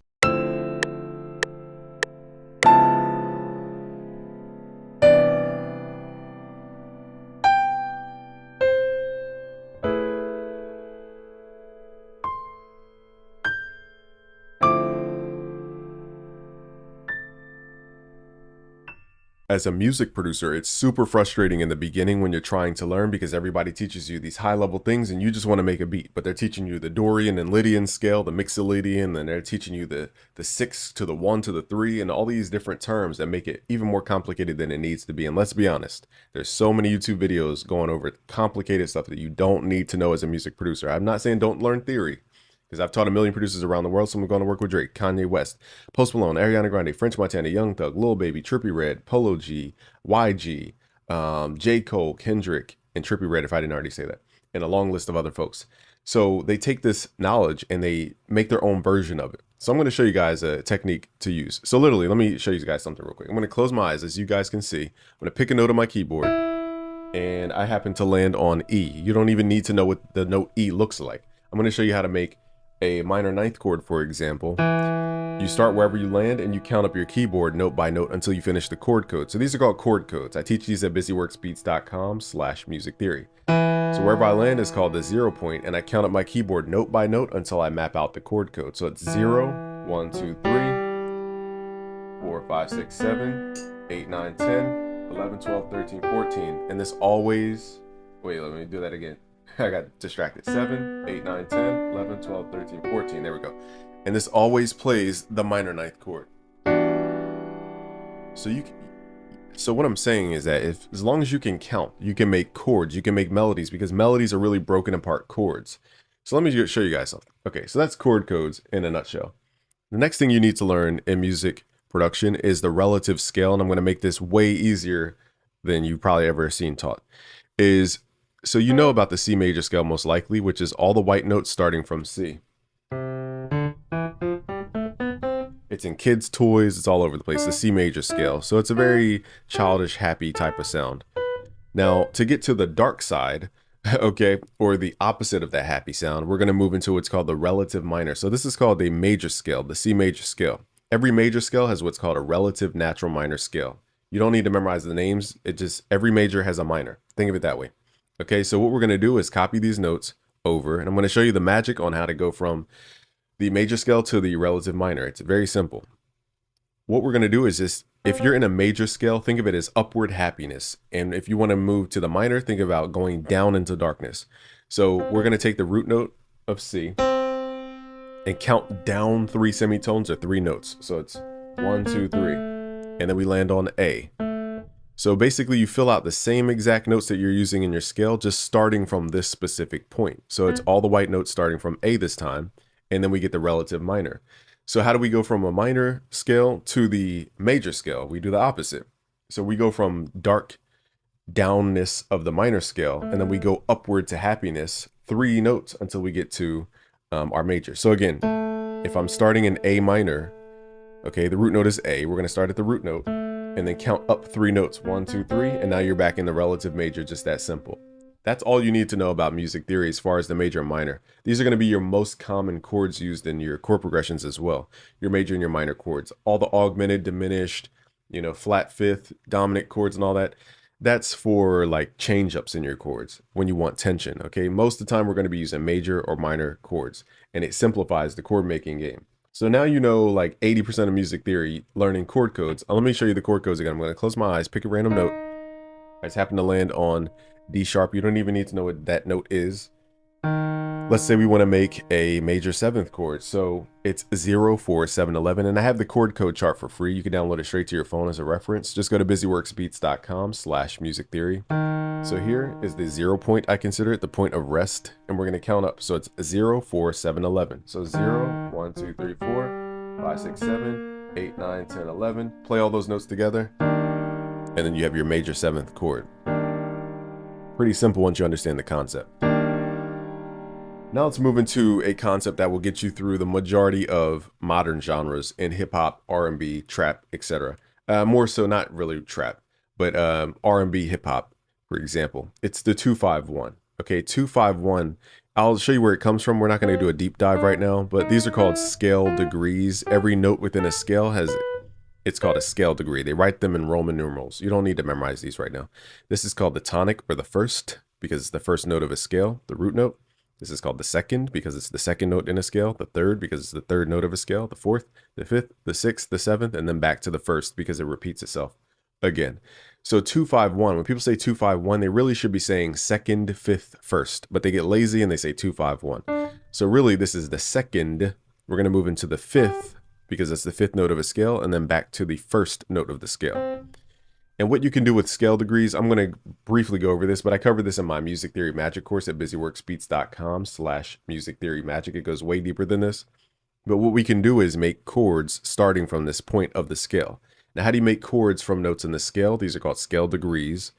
And we take this note, and now we skip every other note in our scale. So we start at D, skip E, go to F, skip G, go to A. And now we have our first 3-note chord called a triad. 3 meaning try meaning 3.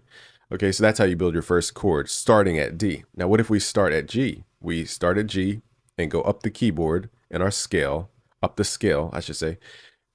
G, skip A, go to B, and then skip C, go to D. And then we have our, this is called a dominant chord, or our fifth. Now, for our first tonic chord, we're going to start at C and skip D, go to E, skip F, go to G. That creates our 3-note chord called a triad. So here's what it sounds like, the bland way to play it. Very boring and very vanilla and very bland. So it's little things that you'll learn, like chord voicing, for example. What if I take these top notes and I kind of make a rule to myself, like I want none of the notes to go above A. Okay, that's my rule to myself. I'm going to take all the notes above A and then pull them down an octave. In FL Studio, that's control down. So now it's going to create a gospel sound. Okay, the reason is because we have this half-step movement, and we're also going from the dominant to the tonic chord. So this is where you get into more advanced. I know I kind of throw music theory at you guys, but that's how you get into more advanced stuff using simple triads, for example. But we can move into advanced concepts like voicing, for example. It's how you get the chord to feel a different way for R&B, for jazz and neo soul and all those genres. So the last thing I'll teach you guys is the relationship between dominant to tonic. So whenever you're struggling with melody, for example, let's record. Just think about perfect fifths. A perfect fifth is 7 notes away. So if I start at C, I can count up 7 notes, 1, 2, 3, 4, 5, 6, 7, and we get G. Or we could do the opposite. This is for more advanced folks. We could take our root note and count down 5 notes, 1, 2, 3, 4, 5. It's the same note up and above. Okay, it's the same exact note. So it's 5 notes down, 7 notes up. Just memorize the number 7, it's easier. So it's 7 notes up. Okay, so wherever I am, I can ask, what is so if I start at G, for example, I say, what's the fifth of G? It's D. And then I say, what's the fifth of D? A. And then what's the fifth of A? E. So you can create this movement in your melody pretty simply just by thinking about fifths. Instead of thinking about which note to go to next, just think about fifths. So let's create a little chord progression here. Let's do a more exotic chord progression to show you guys what you can actually do with this stuff. Let's do something jazz like that. And let's go to like 100 BPM. All right.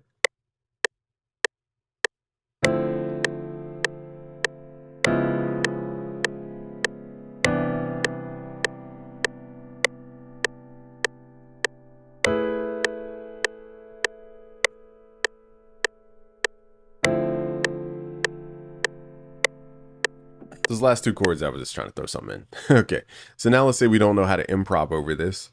And now we just need to start with a tone. Let's go up an octave to make this simple. So I'm going to start, the easiest, I'm trying not to go in too deep into my teachings, but in busyworksbeats.com/music theory magic, I teach this. So for example, I like to start 1 octave higher than the highest note of the chord. So in this case, that's going to be E. And then I'm going to ask myself, what's the fifth of E? B. What's the fifth of B? And then we count up 1, 2, 3, 4, 5, 6, 7. It's going to be our F sharp in that case. Now we're getting into kind of hard to memorize fifths. So that's where you're going to need a little practice. Okay, but what we can do is start at E. And you can go the other way too. You could find the tonic, which is A, and then say, what's the tonic of, if A was the dominant, what's the tonic of that? I know I'm speaking music theory needs, it's D. Okay, so let's do it backwards instead of forwards. Say record. E, now we're going to move to A. Now we're going to move to D. Now we're going to move to G.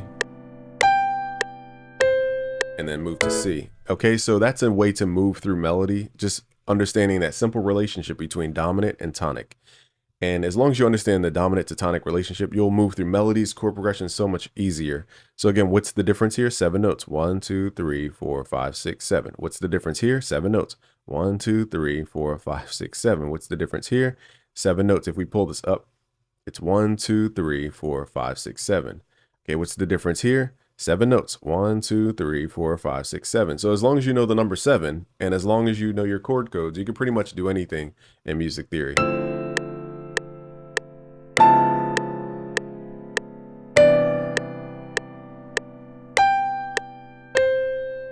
Okay, and then we move into more exotic chords from there. So if you want to learn more, you want to take this way deeper, I have tons of courses for you. Music Theory Essentials is our core course, but then from there, there's a new course called Music Theory Magic. I'd recommend that one if you really want to deep dive into music theory for modern day music producers and people who want to learn the craft. All right, guys, I'll leave the links below. Peace out. Subscribe if you're new. Peace. Hello and welcome to BusyWorksBeats.com. Today I'm going to show you how to make melodies from scratch as a beginner. So we're in FL Studio right now. I'm using my plugin called Hercules at busyworksbeats.com/Hercules. If you go to where it says core library, keys, and we're on the patch called The Truth. Okay, so that is what it sounds like. Let's right click, let's open up. So if you don't know how to get to sounds, go to your channel rack, click the plus icon, load up any plugin that you guys want, and you guys can follow along. So here we have Hercules. Let's right click. Let's go to the piano roll. And what we are going to do here is go to snap to grid, change this to 1/2 beat. So the first thing is understanding that melody is 4 layers: a contrast layer, a rhythm section, a harmony layer, and a top line. Top line is what everybody memorizes about our melody. But first, let's start with the contrast layer, in this case, the bass. So let's take these root notes, C, and let's make something out of these.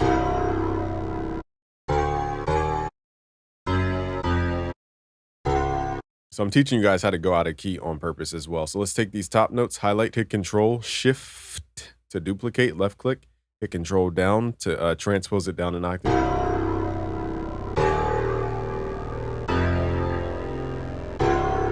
Let's pull this up 1 octave, Control up.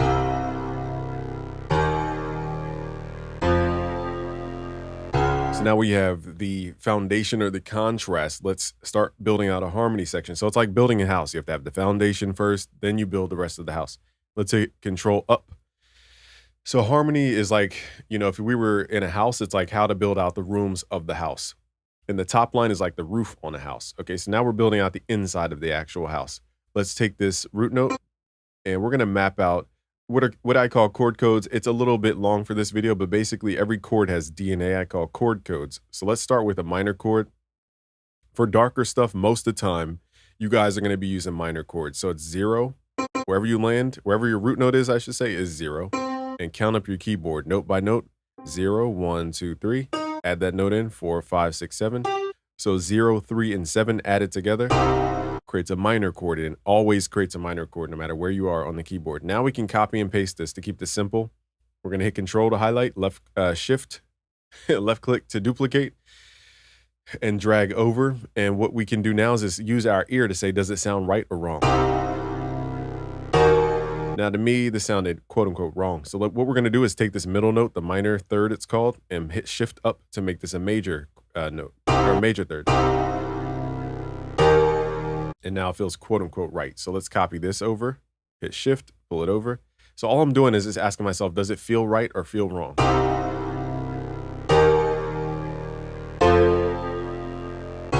Now I would assume the last chord is very dark. So let's copy our minor chord over here.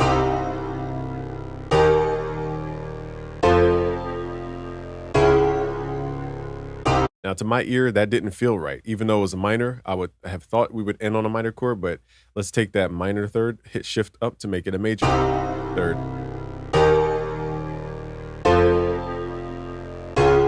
And now it feels right. Okay, so it feels better. So let's copy the top notes of our chord progression, because subconsciously we are listening to the top notes of the chords. And so now we are going to raise that up 1 octave. Okay, so I'd recommend 1 octave of distance. There's no hard rule for it. It's just something I've observed. So this is called the top line. So far we have the contrast layer, aka the bass in this case. Contrast just means opposite of the top line. In different scenarios, it's not always a bass. Then we have the harmony section filling in the gap, creating that glue. And then we have our top line section here. So the top line's purpose is to be memorable. So we can use what's called intervallic resolution to go throughout different notes. I teach this in my music theory magic course. If you guys go to busyworksbeats.com/music theory magic, you can learn way more than what I could teach you in this short video about intervallic resolution. I go over key modulation, modal interchange, intervallic resolution, modes, scales, moods. It goes really deep. So firstly, let's just take this note. Now, the easiest note to go to is called the perfect fifth. So let's copy that note over. Let's hit shift up 7 times. 1, 2, 3, 4, 5, 6, 7. This is called the perfect fifth. Okay, they always work. And so intervallic resolution is saying we went somewhere, where do we go from here? That's basically what intervallic resolution is. Now, the fifth usually wants to come back to the tonic or down a half step. So in this case, we're not going to get bluesy with the half step. We're just going to go back down to C. And we could do the same exact formula. Copy this note over, hit shift up 7 times. 1, 2, 3, 4, 5, 6, 7. Now, music isn't this formulaic, but you have to understand why we use notes. Now, there's another way to resolve a note, and that is to go down 7 notes. 1, 2, 3, 4, 5, 6, 7. Which, again, when you're at the perfect fifth, we're already resolved. So let's go to a different note. In this case, let's go from C. Let's go to F.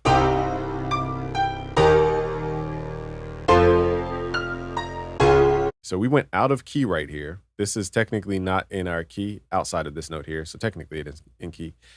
So I stand corrected. But we went to a note that's unexpected here, which is not our tonic. We went from C and we counted 5 notes. 1, 2, 3, 4, 5. This gives us the perfect fifth. And to resolve this, or excuse me, I said that too fast. Let's do that again. At C, 1, 2, 3, 4, 5 notes away is the perfect fourth. Okay, pardon me. And we resolve this down a perfect fifth, which is 7 semitones. 1, 2, 3, 4, 5, 6, 7. So all you really have to memorize in music is the number 7, pretty much.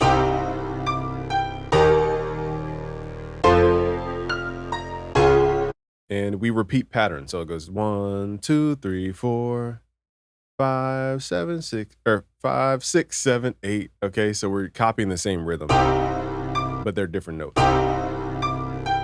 These are called motifs.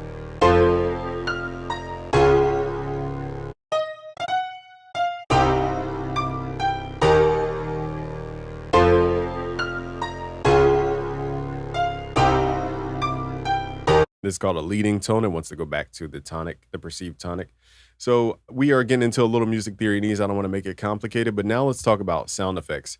For the most part, you have reverb, delay, and then you have pitch modulating sound effects. The pitch modulation sound effects are usually the more creative ones outside of like stutters and glitches. So there's a lot we could do to make this. Let's just use some stock plugins here. Let's use Grossbeat. Grossbeat, G-R. Can I spell Grossbeat? Here we go. Let's go to Grossbeat. Let's go to preset, momentary here. Let's go to half speed. We're going to pull down the mix level. I'm moving quickly through this because we don't have to do this. We already have low frequencies here. Now what this is doing is slowing down the melody. Now in this melody, because we have so much harmonization and contrast, I'm going to clone the melody and we're going to separate out the harmony from the top line. So let's take out all this low frequency stuff and let's move it to our second instance here of the same plugin. Let's send this same plugin to a different mixer channel, hitting Control L. So now they're separated. So now we're only working with the top line here. And we can add Grossbeat to add halftime, which is adding another tone and a rhythm to the melody. Okay, we could do stuff like add Fruity Delay 3. I'm just showing you guys basic stuff. There's a lot of it, there's a long rabbit hole of stuff. Let's turn the wet level down. So now we're creating rhythm, okay? So this is our rhythm section through an effect. We don't always have to play a rhythm out. So now this completes all of our layers, the top line, the harmony layer, the contrast, and the rhythm.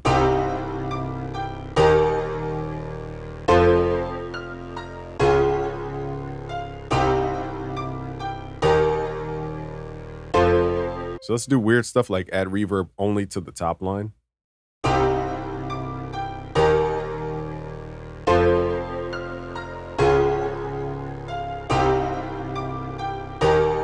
Let's add a low pass filter to our harmony here with the parametric EQ too, so it's not so aggressive with the chords. And this is where sound design and mixing come into play. It's like, how do we shape the tone of what we just wrote out?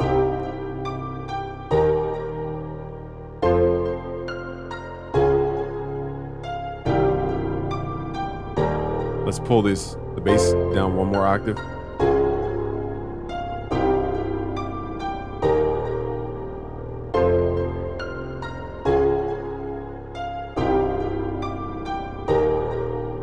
Okay, so these are just, a couple things that we could do.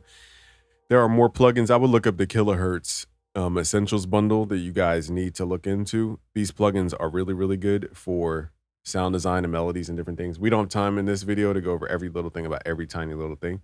Now let's move a little bit quicker and let's switch out the sounds. So let's open up another instance of Hercules, again at busyworksbeats.com/Hercules. So now let me show you guys how I would move through a melody a lot quicker. So firstly, I pick my sounds that I know work for sure, because I want to make sure I'm getting a decent start. Let's use crystals. Okay, very cool bell sound. Now I like to start with harmony. That's just my starting point. It makes more sense. Now I don't give myself scale restrictions, and this is what separates my sound from everything else. So I'm going to do something that we've done before here to keep this video simple. We're going to do a 2-5-1. I'm going to move quickly again. This is not really beginner talk here. I'm just showing you guys what's possible.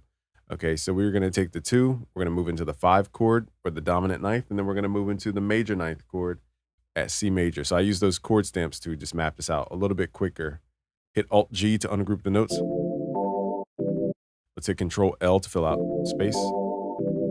Now, my favorite thing to do is take what's called the perfect fifth and the ninth and hit Shift up, raise those up just a half step. And then I like to pull this entire chord down 6 semitones, 1, 2, 3, 4, 5, 6, called tritone substitution. And it just makes it a little more streamlined. Now, I know I'm moving quickly here, but it's so that we can save time here. Then we're going to land on what's called the relative minor at the end.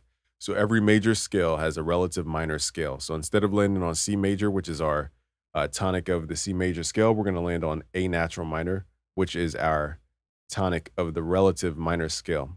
I know it's a lot to take in, y'all, but we're just going to transpose the dominant ninth chord to E, which is the fifth of A.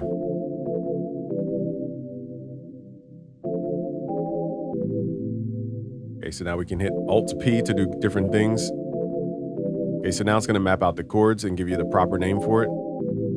So now we can go to performance mode and use things like the up 3 is pretty cool to add rhythm.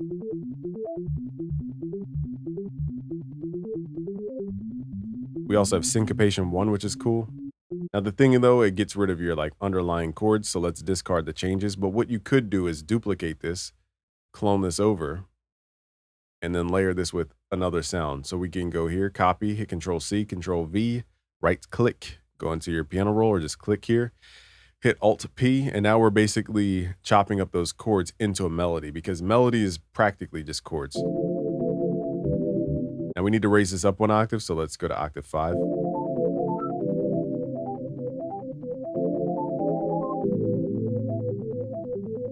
So I like that sound. It just sounds very active and forward. Now would I play that naturally? Not necessarily. So that's where I would rely on some MIDI effects and different things.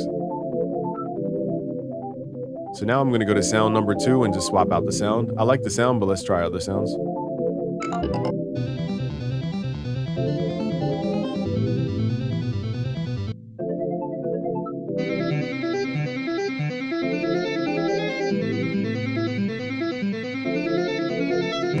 I like the sound. It feels very Playboi Carti-ish. Let's hit Control L. Again, I'm going to move a little bit quicker here because I'm going to show you guys what I would actually do in this case. So this sound, I would give it like a chorus effect. I have a free plugin at busyworksbeats.com/beige or /rage called Beige Rage. You guys can load it up. So let's open that up. I think it's a pretty decent plugin for what I'm trying to create here, which is more of a smeared sound. Let's turn up the eye roll.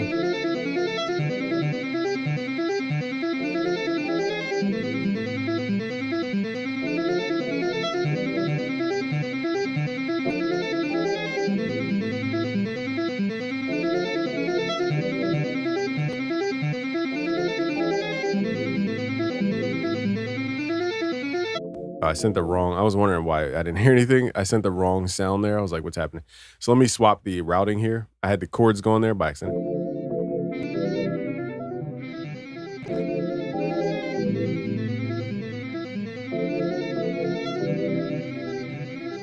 That's that kind of smeared sound I wanted.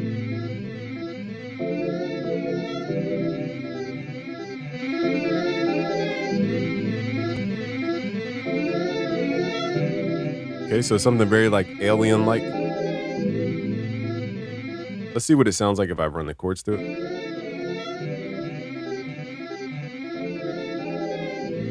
Sounds pretty cool and cohesive.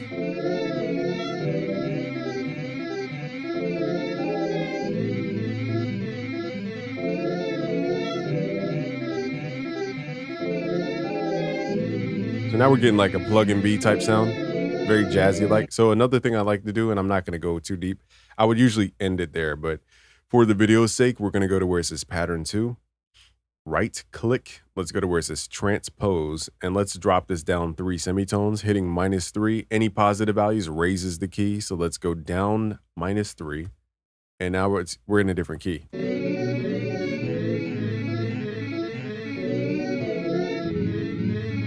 Now it just has a vibe to it.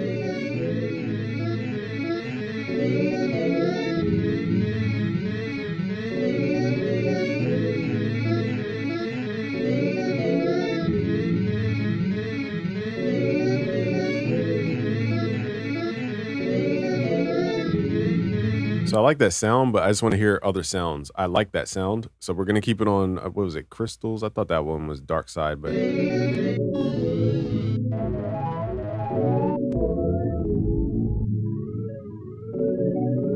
This sounds pretty cool too.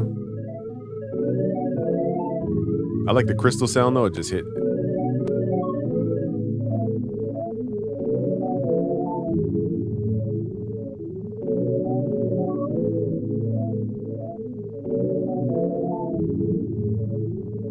All right, so again, basically what we're doing is we're writing MIDI, running the sounds through some effects, and then going back to the sound source to swap it out. That's how I get my different sounds.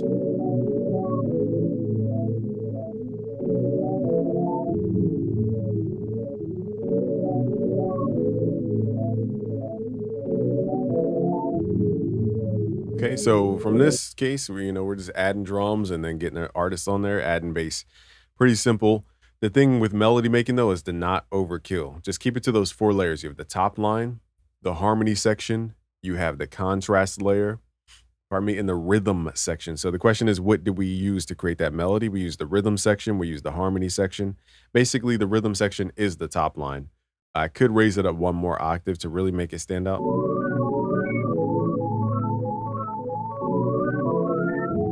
But the sound just sounds cooler in this octave. But technically, this is working as a top line as well. Okay, and then all we need to add to this is the contrast layer, which is usually our 808 for this kind of vibe. And the rhythm could be our drum section as well to line up with that rhythm that we created here. So the artist is, you guys got to remember it too, when you're making melodies, artists have to get on these tracks. You have to leave room for the artist. So to do that, just make your melody super simple and bring it back to those 4 layers, the top line, the harmony section, the contrast section, and the rhythm section. I'm not going to eat up any more time. This video is already too long. Thank you guys for watching. Just go to busyworksbeats.com/music theory magic to learn a lot more about melody making. All right, guys, subscribe if you're new, like this video, share with a friend. Peace.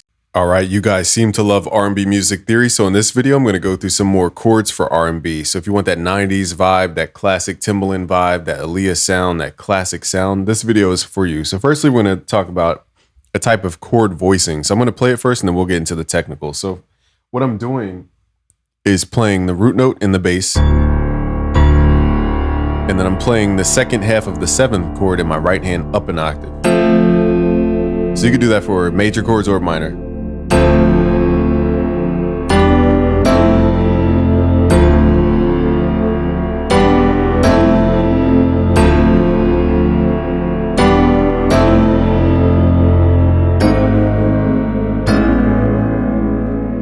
All right, so let's get into the theory. Now that one is pretty simple. I'm just going to show you quickly on the screen. It's a lot easier on the screen because you could apply this to piano. but everybody can apply it to their DAW. So the first technique is to write a seventh chord. So if we're in the C major scale, which is all the white notes starting from C, to build chords, you simply skip every other note within this scale. So if I start at D, for example, which is my first chord, we're going to skip E, go to F, skip G, go to A, skip B, go to C. That's called a seventh chord, mainly because we're going up to what's called the seventh scale degree. So this is the first, second, third, fourth, fifth, sixth, seventh, according to starting at D. Okay, if you started at C, that'd be the first, second, third, fourth, fifth, sixth, seventh, and then the octave or the eighth. Okay, so that's why it's called a seventh chord, and the minor is determined by the way the chord is structured. I call that chord DNA or chord codes. If you go to busyworksbeats.com/music theory magic, you can learn a lot more about chord codes. So that's our D minor chord. Now, the way I'm playing it is I'm taking this bottom note down an octave, and then I'm making it even thicker by copying that bottom note down another octave, and it creates a full sound. Now, this is default velocity, so it sounds lifeless. But when you play it pretty heavy, so all we're doing is going through these scale degrees, okay, and doing the same exact technique. Now, the next scale degree is E, and without boring you to tears, it's the same chord type, E minor seventh. So it's D minor seventh, E minor seventh. This is just a triad, the second half of the seventh chord. Remember that we pulled that root note down an octave. Let's make this. Okay, now the next chord type in this structure is going to be, we're just going up the scale. So it's D, E, F in this case. So the next chord is going to start at F. We're going to skip G, go to A. Skip B, go to C. And if we continue this scale, which you will get the project files for free, just go to busyworksbeats.com/betterbeatmaker. I'll leave a link below.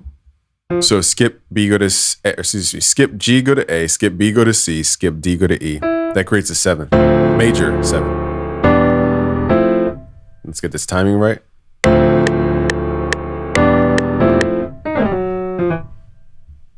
All right. So this, again, the velocity, I like to play stuff by hand, but in the computer, you're going to have to, I'll show you a shortcut in FL. So we're going to take this bass note, bass, B-A-S-E. Okay, pull it down. Take these two notes, pull them down an octave. The reason this works is this half step. Okay, now what we're going to do, I'm going to show you a shortcut in FL. Go to your tools, go to humanize, and we're going to turn the time offset up and the velocity offset up. So now it has more of a human timing.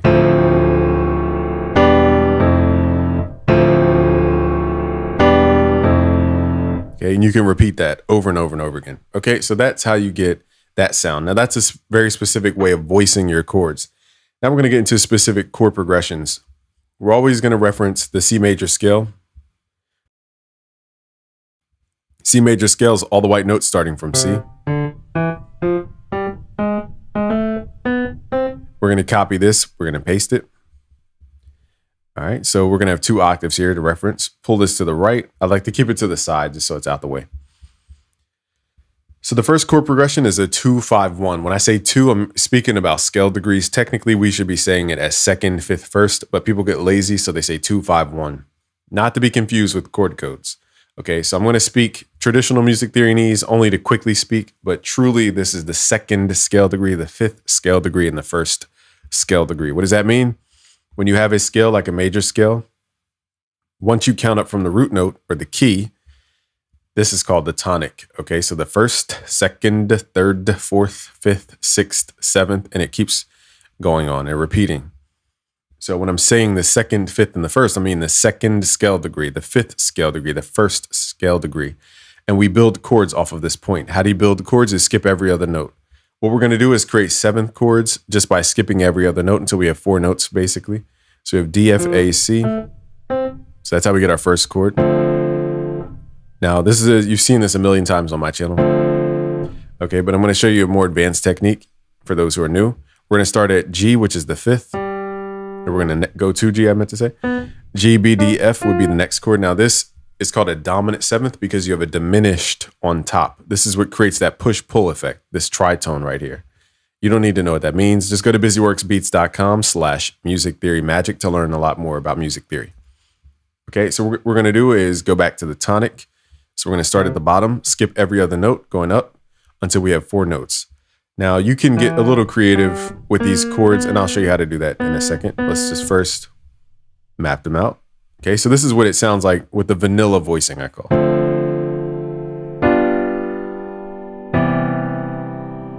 Just sounds kind of basic.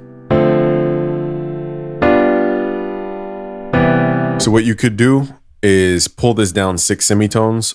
1, 2, 3, 4, 5, 6. This is called a tritone substitution. We call it tritone substitution because we're pulling that dominant chord down a tritone, which is 6 semitones.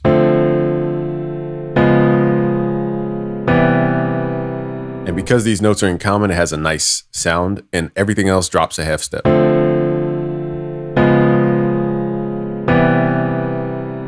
Now, the cool part about these dominant chords is you can flatten notes, sharpen notes. So let's sharp the 7 note, raise it up. You can get creative with the way you place this note, is my point, so that it doesn't feel so diminished at the top. Because here you would have a major chord. This would technically make this 0, 1, 2, 3, 4, 5, 6, 7, 8, 9, 10, 11. That's a major 7 chord we just created. But on paper, it'd be called a sharp 7.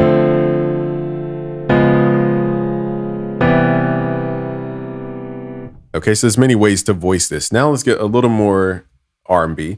Let's take these top 2 notes, pull them down an octave. Now we're in a dark octave, so let's pull this up.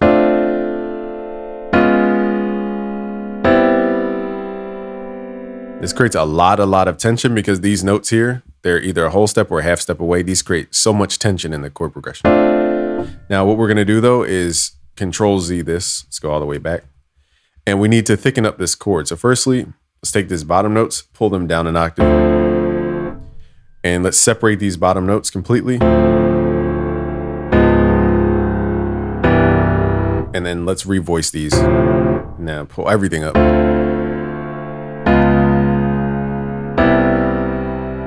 Now it sounds a little more spread. So you don't have to revoice that chord. You can just leave it as is. There's no hard rules here. Just showing you different ways you could do it. Then you could transpose this, hitting Shift up or Shift down to a different key.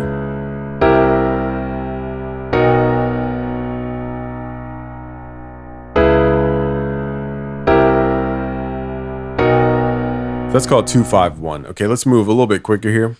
So this next chord progression is going to start. We're going to, let me copy from here. Let's copy this, save time. And I'm going to pitch it back up to C major. Let's move to a new pattern here. Let's copy and paste the C major scale, which is just all the white notes starting from C. It's a lot easier to remember. We're going to start with the tonic. I'm going to move quicker here because now we're just using simple scale degrees. We have the first. We're going to use the fourth. It's going to give us F. We're going to move to our sixth, which is A. That's the relative minor also. And then we're going to move back to the dominant chord, which is going to pull us back to the tonic. Dominant chords like to resolve back to the tonic. I didn't realize how important that was until year whatever of music theory, how important dominant chords are. I overlooked them. I don't want you guys to overlook them. It's really the key to all chord progressions is understanding that dominant and half-step movements and diminished chords and how they push-pull. So long story short, we got this. So let's create these chord types. Remember to build chords, you skip every other note within the scale. Let's build a C major chord, C major 7th chord. Let's pull this down an octave. Some chords just sound better in a lower octave. It's not really what chord you're using, but which octave you're using. So just keep that in mind when you're building these lush chords and they sound kind of thin. Move them to a different octave. You'll probably get a whole better sound out of it. Let's move to A minor 7th. So we have C major 7th, F major 7th, A minor 7th, and then we're going to move to G dominant 7th here. Now this is what I call vanilla voicing, so we're going to revoice this.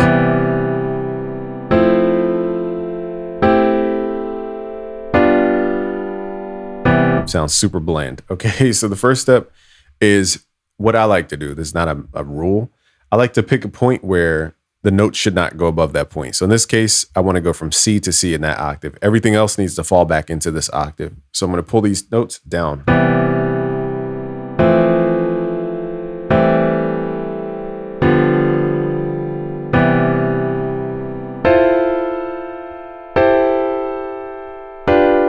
And if that sounds too cluttered, what we can also do is take this second note, pull that down.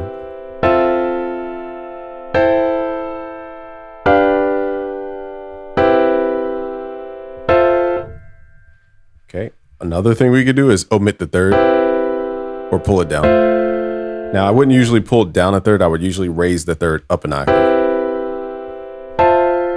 So we're going to take all these thirds, pull them up. Let's pull this again. You got to be in the right octave for this to sound cool.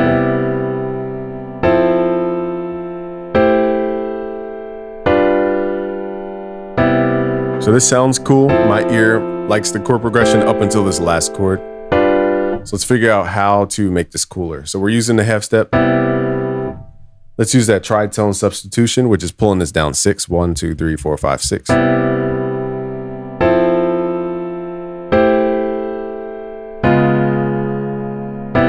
That sounds way more like we're drinking hot apple cider.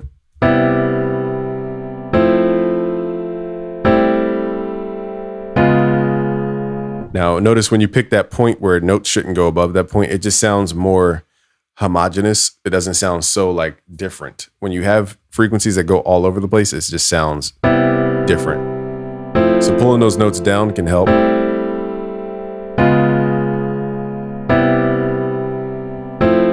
Let's change the key.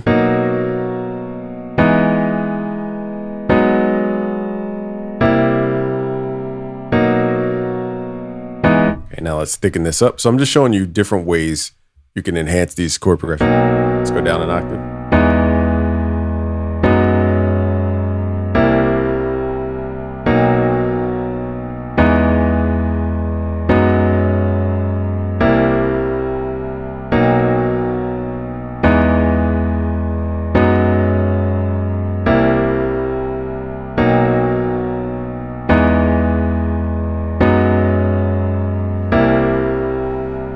Okay, so now you get that vibe. Okay, you can pull it down further, but we're getting into the low tones at that point. All right, so there's more things we could do to it, adding tones to go through melody, but I'm not gonna go through too much in one video. Let's pull this up a half step. Okay, so that's another progression you could use. A little more for like moving music that keeps moving. Okay, it's not really for overly vibe stuff. Okay, here we're gonna move from C. Now we're gonna get into what are called chord extensions. And chord extensions are when you go from a note and you skip every other note and you just keep skipping notes until you build these big chords. We're going to build a big chord extension called a ninth chord. Now, I can't teach you everything about music theory in this video. It would just take too long. We do have a free course called the Better Beatmaker course. Just go to busyworksbeats.com/betterbeatmaker because in that course, I'll teach you music theory, melody, beat making, genre, mixing, sound design, song structure. Okay, so you have the whole palette as opposed to just these little bullet points. So what I'll do now is create what's called the minor scale. So let's just quickly grab the natural minor. This is called a parallel scale. Okay, so this parallel scale, instead of C major, we're playing C minor, which, okay, is different for many reasons. I just don't feel like going into everything about everything. So in this case, we're going to build the chords from this instead of C major. So now we're going to start at C, skip every other note going up until we have built out a ninth chord. And again, I teach you how to count those scale degrees. It's the first, second, third, fourth, fifth, sixth, seventh, eighth, ninth. So we're going to map out the chord until we get D as our top note. Long story short, it's going to be a minor ninth. So I'll just save time by doing it this way. This is a very jazzy chord. And I found that this octave C4 tends to work the best in FL. I think this octave is 2 off from other DAWs, so it might be called C2 in your DAW. Okay, so let's move from this minor ninth. Let's keep this minor vibe going. Let's pull this up. Now, what we're doing here is counting up 5 semitones. So it's 1, 2, 3, 4, 5. We're playing the same chord. Okay, now we're going to use what's called the major 7th chord. When you get into major ninths, I don't like major 11th chords. I just don't think they sound good because of the diminished. Major ninth chords work a lot too, but too many ninth chords just sounds like the same thing. You want contrast. So here we're going to use B flat.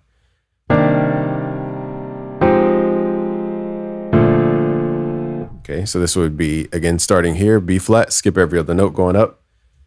A, D, B flat, D, F, and then let's move this. So let's build this chord. Let me double check here. We have B flat, skip C, go to D, skip D, or E flat, go to F. So we have B flat, D, F, then skip G, go to, this should be there. But this creates that. This is the dominant of, so first, second, third, fourth, fifth will be the G. We're getting this diminished here, and this diminished chord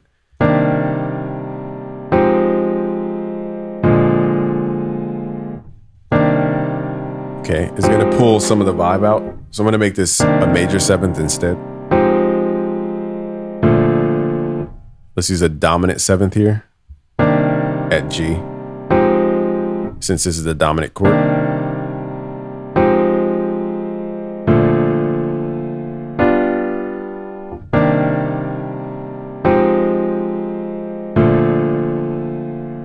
As you can see, some notes aren't in this scale, so I'm kind of forcing it, but this is the rule that I want to show you is it's okay to go outside of the scale. I can't really explain key modulation to you guys. It was just, again, it's too much to explain. But usually to resolve key modulation, you could use the 2-5-1 approach. So we're leading back into this tonic by using the fifth, the dominant chord, to transition back into this tonic. And all you have to do is make a dominant chord 7 semitones up from the root note. So it's 1, 2, 3, 4, 5, 6, 7. That lands on G. So we're using this dominant chord to wrap back into this key. So we're going out of the key, using a dominant chord to wrap us back into the key.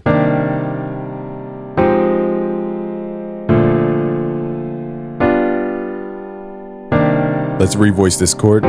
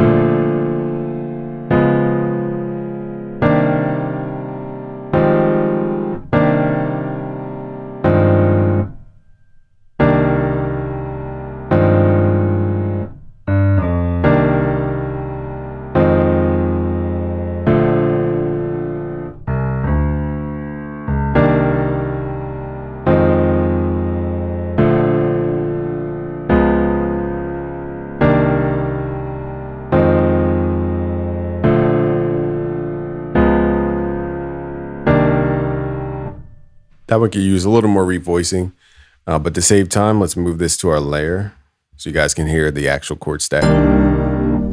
Let's also go back. I meant to do this in this. Let's hear our progress so far so you guys can hear the real context. And then I'll show you some more tricks. Okay, so let's map all this out. I'll mute my mic so you guys can hear.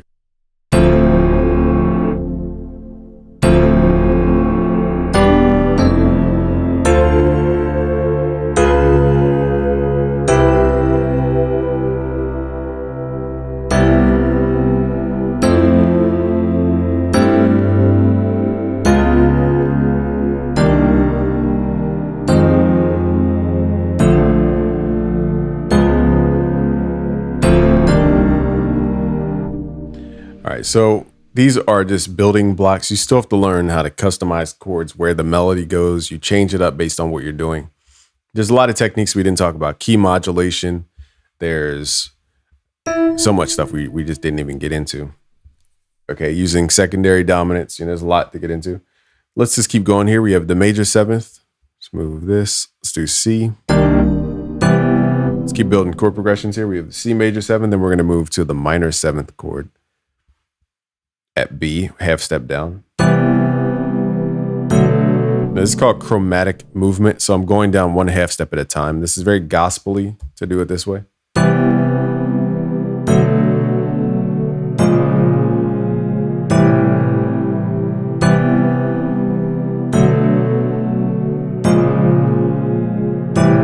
if you wanted to be more jazzy about it, you could start using your diminished chords, augmented chords. Augmented chords usually want to move upwards. Diminished usually moves down, or into a minor chord, I should say, because they have that 0-3 in common. So now what we're gonna do is let's start making this sound different.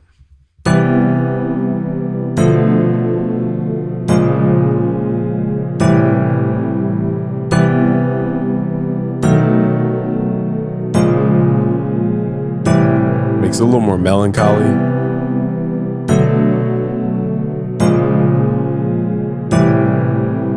And again, you don't have to play it all like this, all in one section. You can pull these notes apart.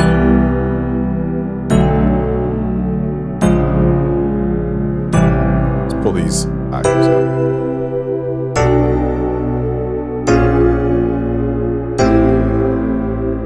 All right, so lastly, let's move into a different chord progression. We have the 1, 5, 6, 4.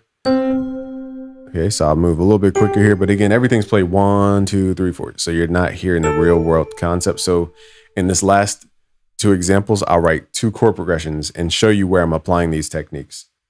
So we have 1, 5, 6, 4. And then we're gonna build the chords out. Let's just start with a major 9 to make this more exciting. And now again with major 9, actually let's do a major 7 and then use that bass as a bass octave. Okay, so we have the 2, the 5. We're gonna do a dominant 9th chord. The reason I'm doing this is I wanna show you guys something. Now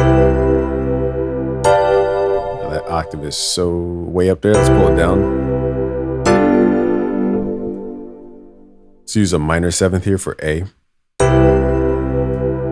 Separate that octave. I know I'm moving quickly here, but you guys already saw these techniques. Actually, let me pull this back up.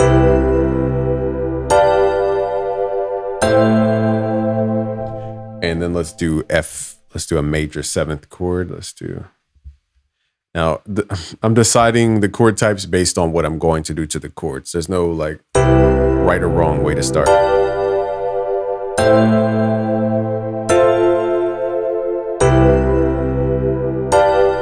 Okay, now what we're going to do is pull that down an octave.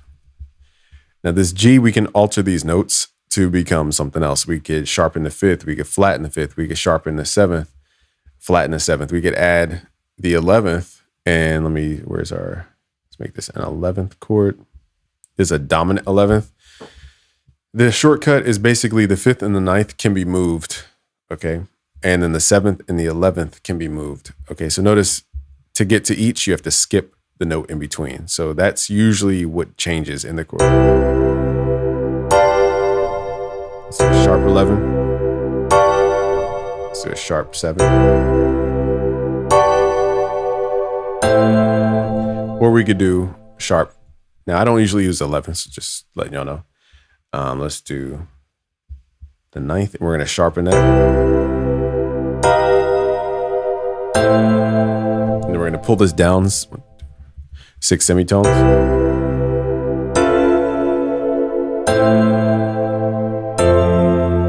All right, so it still sounds vanilla, the voicing here, so let's change up the voicing. Inverting notes.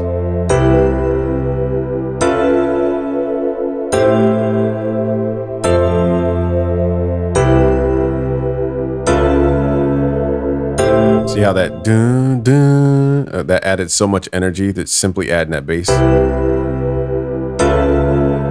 And my ear wants to hear dun. Okay, because that's the chromatic going up. So let's see, does this chord have D in it? It doesn't. So we're gonna add D in the bass here. Just gonna force it in.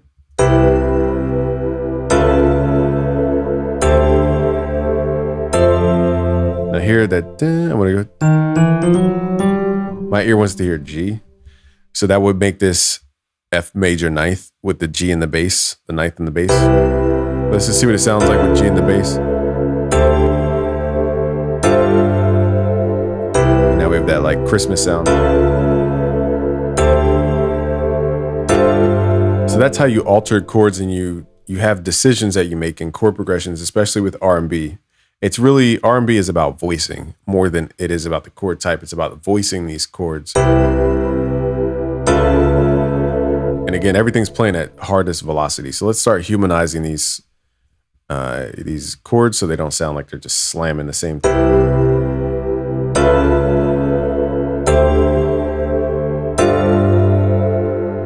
Now let's add some bounciness.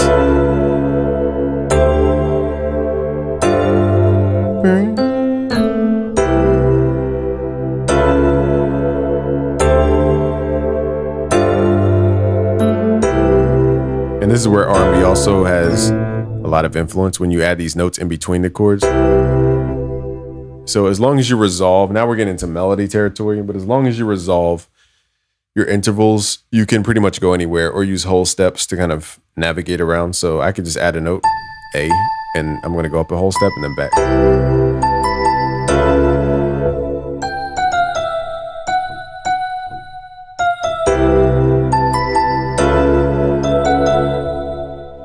And this one takes me out of key, so let's do.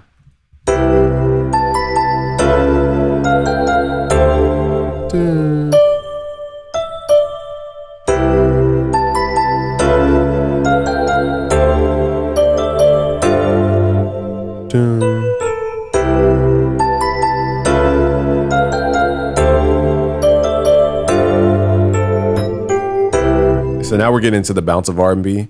This is a second layer. A lot of people think of this all in one. I like to separate the chords and melody into different layers. So you have the rhythm layer of your melody or chords. You have the contrast layer, or usually the bass layer. You have the, rhythmic, you have the harmony layer, which is your chords.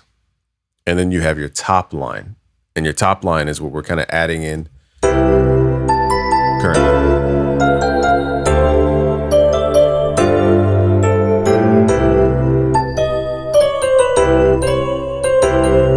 Another thing with R&B, we're not trying to take this into R&B masterclass.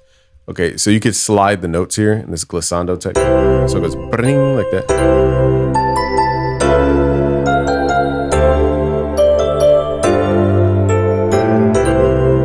Now in this case, I don't want it to bring because it sounds off.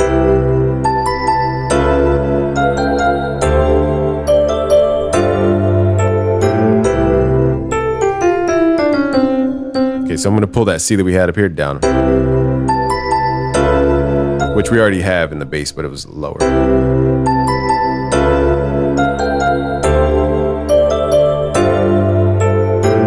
And this is how you bring your chord progressions alive. So we took a while to get here, but when people don't understand the principles, they start just guessing. And once you have a toolbox of what you could do to liven up a chord progression or liven up a melody, that's when your chords are going to start sounding more expressive. Okay, let's go to a brand new chord progression. We're going to start from scratch. Let's do, so here I'm going to get pretty advanced. Let's just start with one of my favorite chord types, a minor ninth. I just like this chord. Let's start here and just move around. I'm going to show you different techniques you can do to move around. So firstly, what we can do is wherever you're going to land, so pick your third chord. Doom. Okay, so let's say I want this. And I want a chord in between. So to determine the chord in between, wherever I land, I'm going to go to the fifth of that chord and I'm going to create a dominant chord. So in this case, we could use dominant ninths, dominant 11ths, dominant seventh chords. We're going to go to the fifth of this chord, which is 7 semitones up from the tonic. So it's 0, 1, 2, 3, 4, 5, 6, 7. Okay, then we're going to place that dominant chord here. You could keep it in place, or you could use the tritone substitution, or you could simply just revoice the chord. And remember, with dominant chords, you can alter the way they're played. So if you don't like the voicing of this, you could raise the fifth and the ninth. And that creates that 90s type of R&B sound. Now, also, people omit the seventh a lot. So you can sharpen the seventh. That also creates like a 90s type of vibe, or you could flatten the seventh. Creates like a mystery sound. My ear just likes the sharp 5, sharp 9. It just has the best tone. Okay, so we're gonna copy the same chord type.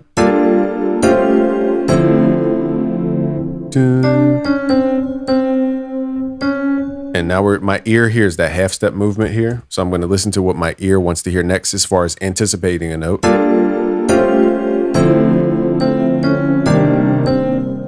Okay, so. Dun, dun. Okay, so I'm listening to my ear. Now my ear is guiding me as far as fifths because D to A is a fifth. If you look at the top notes here, D to A is that jump. And really, A to E is the fifth as well. D to A is a fifth. So you start to realize melody and chords overlap, but you still have to know how to navigate the middle part. Dun, dun. So I went dun. Okay, so that dun, I'm going to copy this chord type. And let's see where this. Now my ear wants to hear F at the top, but let's see if that's the fifth of G. And what do you know? D at the root note is the fifth of where we're landing. And my ear probably wants to hear this dominant chord. So dominant chord, what I'm showing you here for those who aren't grasping what I'm showing you how dominant chords, wherever you land, pick the dominant chord before it, and you'll always have this push-pull effect. I used to overlook dominant chords so much because I wasn't using dominant seventh and dominant ninth chords. Once you get into altered chords, dominant ninth chords and dominant seventh chords become one of your favorite chord types because you can resolve them into any chord. Or I should say, you can resolve any chord using dominant chord. So even though this isn't the dominant chord of the scale, I'm using the secondary dominant to land.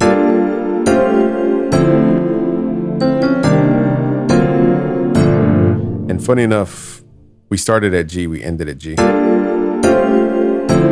So this is the dominant, secondary dominant.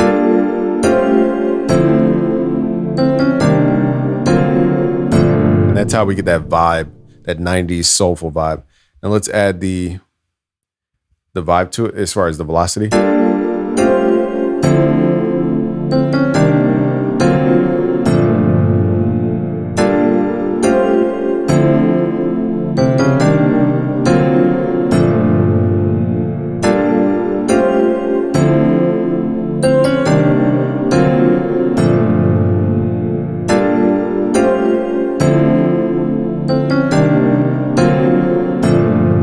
So I want you guys to study more. Go to busyworksbeats.com/musictheorymagic if you want to get deeper into the dominant chords and how they're used.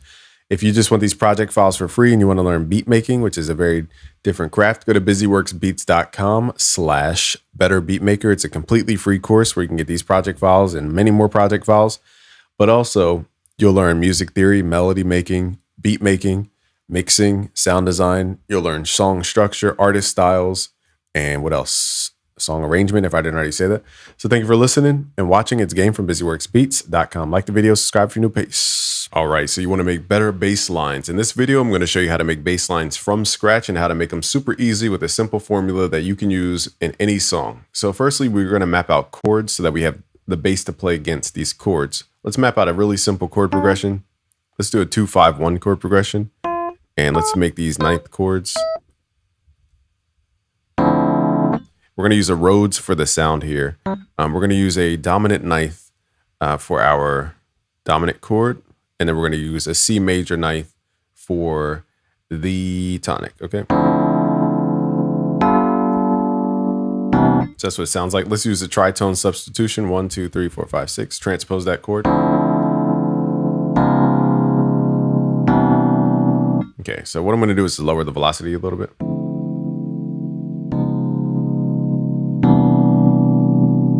Okay, so using this big chord, this will help you understand bass, because bass is really, you can think of it as a chord extension.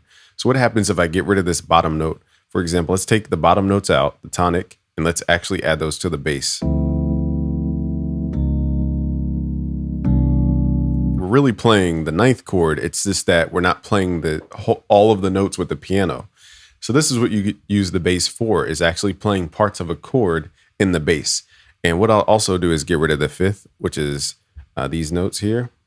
And we're just going to take this bass and copy these notes. Now you don't have to do it this way every single time, but let's raise it up 7 semitones. 1, 2, 3, 4, 5, 6, 7. The perfect fifth will always work with your bass.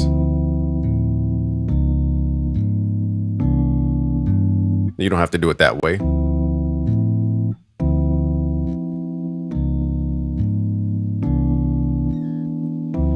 Okay, another thing you could do with your bass is give it rhythm. So instead of do, do, do, you could give it rhythm. Okay, now depends on how your drums are.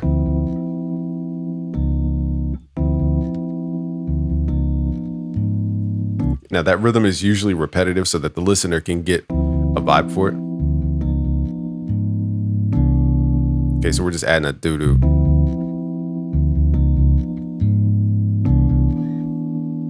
And then you could do do-do-do-do.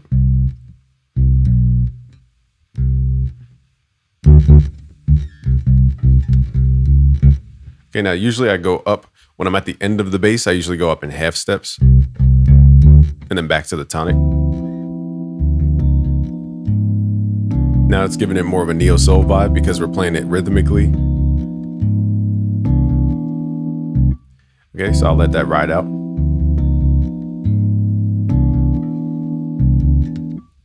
Okay.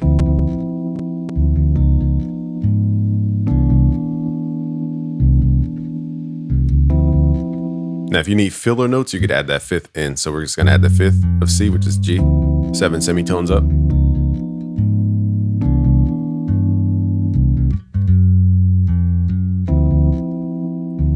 Didn't fit right there.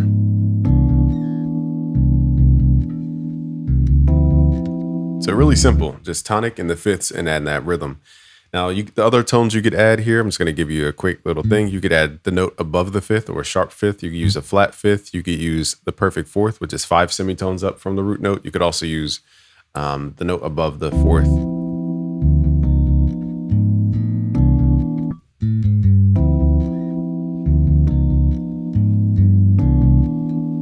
And as you see here, it's because that's technically the fifth of C. Okay, so without going into deep music theory, I have a music theory course coming out soon. It's called Music Theory Magic. It actually goes into way deeper than just basic music theory. It goes into the magical side of it all, how to get people to feel your music.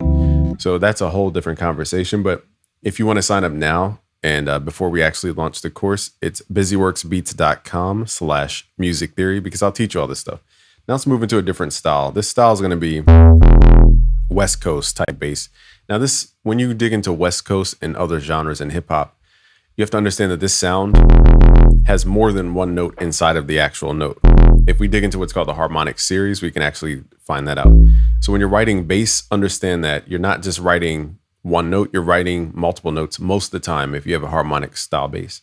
So in this case, we're going to use 3 hits. So for this West Coast type bass, and let's change the snap to grid because we're in a slower BPM. And again, the half step is going to be your best friend, meaning one note above or one note below, whatever your note is. Now this sound is velocity sensitive. So if I turn up the velocity, you're going to hear more and more harmonic. 1, 2, 3, 2, 2. See how it opens up? So depending on the plugin, you're going to get a different sound. So that's very critical for this style bass because you don't need more notes sometimes. You just need more harmonic energy sometimes. Okay, we're going to add ending notes. 1, 2, 2. Okay, we're going to use that half step. So it's all about the half step for this type of genre, very tense genre. And then at the end, we're going to do a half step. Using that same concept, which is the perfect fifth of A is E.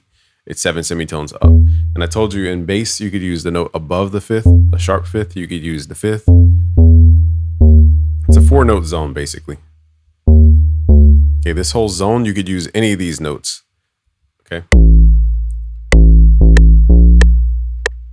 So I'll add those notes in. Let me copy and paste those notes. Just kind of sprinkle them in. Now, you don't need to force yourself to do this every time. This is for demonstration purpose.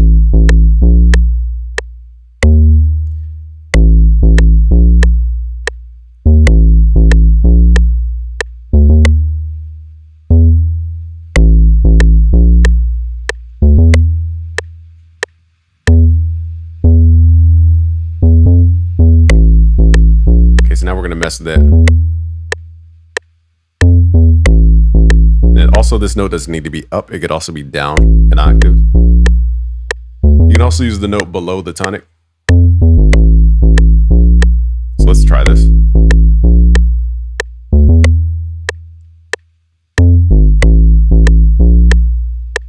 Okay, so you can kind of bounce around those notes. And again, it's that 4-note section. The only note I didn't add here is this D sharp. Let's see where we can fit it in.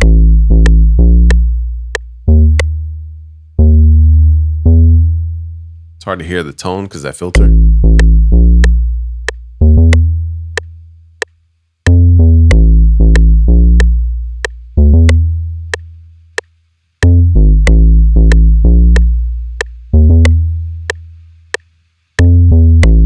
Okay, so that's the bass. One last thing, I think we went over everything. And then you have an 808. So the 808 is the same exact thing. I guess the only difference with the 808, and you can get all these 808s on our Discord. It's completely free. We gave these out on 808 Day, which was August 8th, 2023. Come join our Discord. It's discord.gg/busyworks. Beats, I'll leave a link below. But what you can do with these 808s is treat them either like a kick or like a bass. So it depends on the actual 808. Every 808 is not tonal. Okay. Some 808s are just meant to play one note and that's it. Like I'm trying to find one.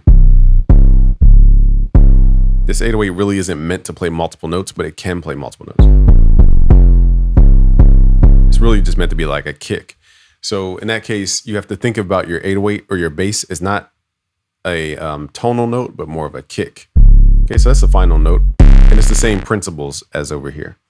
Okay, so if you want to learn more, the Music Theory Magic course will be out soon. Just go to busyworksbeats.com/music theory so that you can get on the early list so that I can tell you before everybody else. Thank you for watching. It's Game from busyworksbeats.com. Peace. Now let's hop into drum patterns. Drum patterns are going to give you the rhythm for your track. It really centers around something called tresillo, ta, ta, ta, ta, ta, ta. And I'll show you how to use that pattern to create a lot of genres. Afrobeat, reggaeton, trap music, mob West Coast. A lot of genres are built around tresillo. So let's get started. If you want to learn more, just go to busyworksbeats.com/producer path. Hello and welcome to busyworksbeats.com. Today enters our drum patterns course. And I want to thank you guys for hopping into this course. If you don't know me, I'm Game from busyworksbeats.com. We train over 1 million producers around the world. So we're going to work with Drake, Kanye West, Post Malone, Ariana Grande, French Montana, Young Thug, Polo G, Lil Baby, Trippie Redd, J. Cole, Kendrick Lamar, and a long list of other folks. So I'm going to break down drum patterns into a science and make it super simple for you guys. It doesn't need to be complicated. So let's switch straight into the doll and let's get straight to it. So firstly, the stuff I'm going to show you guys is not only triplets and flams and how to copy drum breaks timing. Like for example, we could take this drum break here, made by Sound Oracle. If you open up a drum break and slice, we could actually take out the groove. So let me show you guys how to do that first. So let's say you can't create rhythms and you're struggling with rhythms. We're going to get into how you guys can kind of take inspiration from drum breaks. So here we're in Sound Oracle's pack. This is called Oracle Percussion Loops.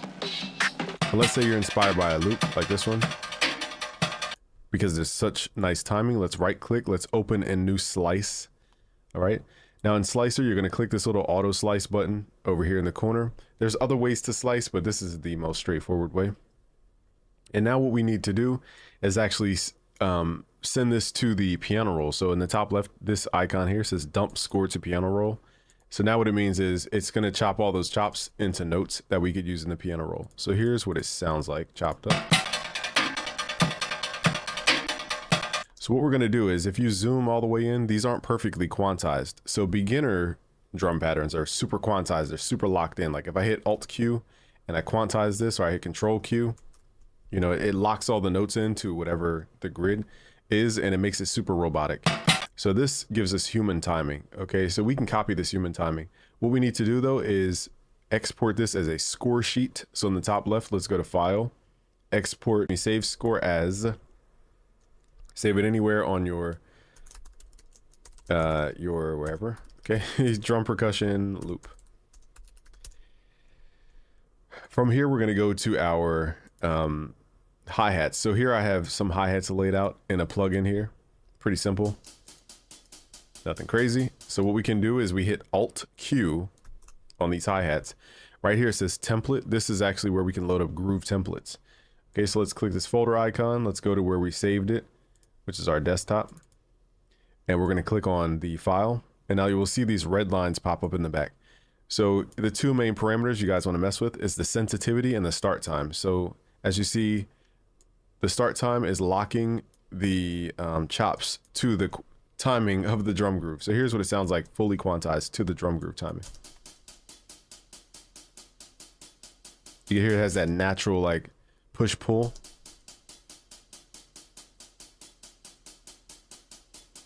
So it sounds good to me, but if you guys wanted to pull back on the effect, you would pull back your start time so that it's not super quantized. So that's a secret key that nobody really knows about in FL Studio. Ableton has a built-in one. You just right click and extract drum groove, I believe it's called. And it's more straightforward. But in FL Studio, that's a little more hidden. So I wanted to show that to you guys. So again, if you struggle with anything during this masterclass of this course, that's one technique you guys can use without thinking too much. Okay, so I wanted to show that to you guys first. Now, we're going to go over what is rhythm. I'll keep this short, but rhythm is a frequency. It's just a really slow frequency. So, you know, if I pull up a sound design plugin like Serum, for example, we have what's called an oscillator, and an oscillator moves, okay, it creates frequency over time, a cycle over time. Okay, so if I lower this, I go lower and lower. Now we're in the bass octave. Now what happens if I go lower than this note and I go into the super, super low notes? So let's draw this out in the piano roll. So right here is super audible. Okay, we hear that. Now what if we go down an octave? It's less audible, but it's still audible. Now if we go down another octave, there is a little rumble, but that's more so from artifacts. But it's becoming inaudible, but it's still moving. And so rhythm is this really low frequency. So when you think about rhythm as just a really low frequency, it makes more sense. Rhythm is the secret frequency of our beats and our songs. So when we think of it that way, we start to demystify what rhythm actually is. Now, beats and measures, let's go over the basics real quick. Every time you turn on the metronome, consider it like a heartbeat. Okay? So whenever you guys see like whatever timing, like 4/4 timing, it means we're counting 4 heartbeats 4 times. So we're the top number, or the the numerator is how many beats are we counting. So if I say the time signature is 6/8, that means we're counting to 6 8 times. That's all it means. So let's do different time signatures. Let's do 4 over 4. So we're going to count the 4 times. Now notice when I go back around, I'm going to say 1 2 3 4, 2 2 3 4, 3 2 3 4, 4 2 3. The reason I'm saying 1 2 3 4 at the beginning each time, I'm counting each section of the bar that we're counting. So to make it easy, the heartbeat is the metronome. Keep it that simple. Now, as you count 1 2 3 4, 2 2 3 4, 3 2 3 4, 4 2 3 4, 1 2 3 4. So we're counting the 4 times. That's what 4/4 timing means. Now, if we were doing 6/8 timing, which you can also change in the settings of FL Studio, but I don't want to make this an FL Studio course. It's not really about FL Studio. But if you guys want to change the grid to compensate for this, you can go to your options. You can actually go to, where is it at? I think project settings. You can go to where it says numerator here, and you can make this 6 and then 8. So now your grids in the background are changing depending on your settings. So now it counts one bar as 6 beats. 1 2 3 4 5 6, 2 2 3 4 5 6, 3 2 3 4 5 6, 4 2 3 4 5 6, 5 2 3 4 5 6, 6 2 3 4 5 6, 7 2 3 4 5 6, 8 2 3 4 5 6, 1 2, and then repeat. All we did was count the 6 8 times. I don't know why they make it more complicated than that. That's how simple it is. Now, when would you use 6/8 timing? Maybe for like R&B, specific type stuff like that. Now, I rarely go out of time signature 4/4, so I would not recommend going out there unless you guys want to experiment, because it's you got to wrap your brain around it. Being honest with you guys. Okay, so that's what a measure is, and that's what a beat is. We're just counting the heartbeats of the metronome. Okay, and then we're counting that however many times we want. That we consider that chunk a bar. So if I say 4/8, that means I'm counting the 4, and 4 counts is a bar. So 1 2 3 4, that means that's 1 bar. So that's what I mean by bars versus beats. Okay, so that's 4/4 timing. Now let's move into applicable stuff. Let's start off with the super basics. You guys need to understand in EDM, they use what's called 4 to the floor. 4 to the floor is basically the kick every beat. So let's pull up some drums here. I don't think I have an EDM pack. So we're going to use Oracle stuff. Has been trapping. Let's just use this for now.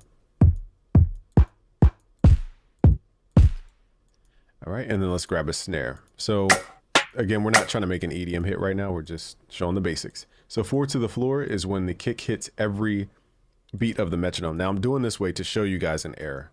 So right now, let's play this. Now that's very, very, very, very fast of a BPM. Most EDM is from like 100 to about, I'd say 130-ish. Usually 128 is an EDM frequency. Very danceable. 108, 112, 115. These are all tempos.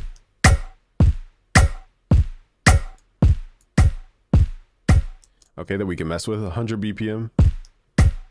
And the reason people use these BPMs is because they match the state of, you know, whether you're working out, that might be one frequency. You know, what's the tempo? What's the average timing of somebody's gait when they walk? You know, scientists have measured all this and they've kind of figured out, okay, if this person's on some illicit drug, for example, then they'll know that their heart rate goes to this frequency. So they're going to make music in that frequency because they know people in the crowd are on that type of illicit drug. And that's why a lot of EDM is like higher BPM, because those people are, now I'm not going to accuse people, but people in the crowd are on stuff most of the time. And so different frequencies tap into where that person is. Like if I'm running on the treadmill, I want a more upbeat song because it matches me running versus a slow song that's not matching what I'm doing. So that's what I mean by higher BPMs here. Now, again, I'm not casting an umbrella. I just want you guys to know where this stuff comes from.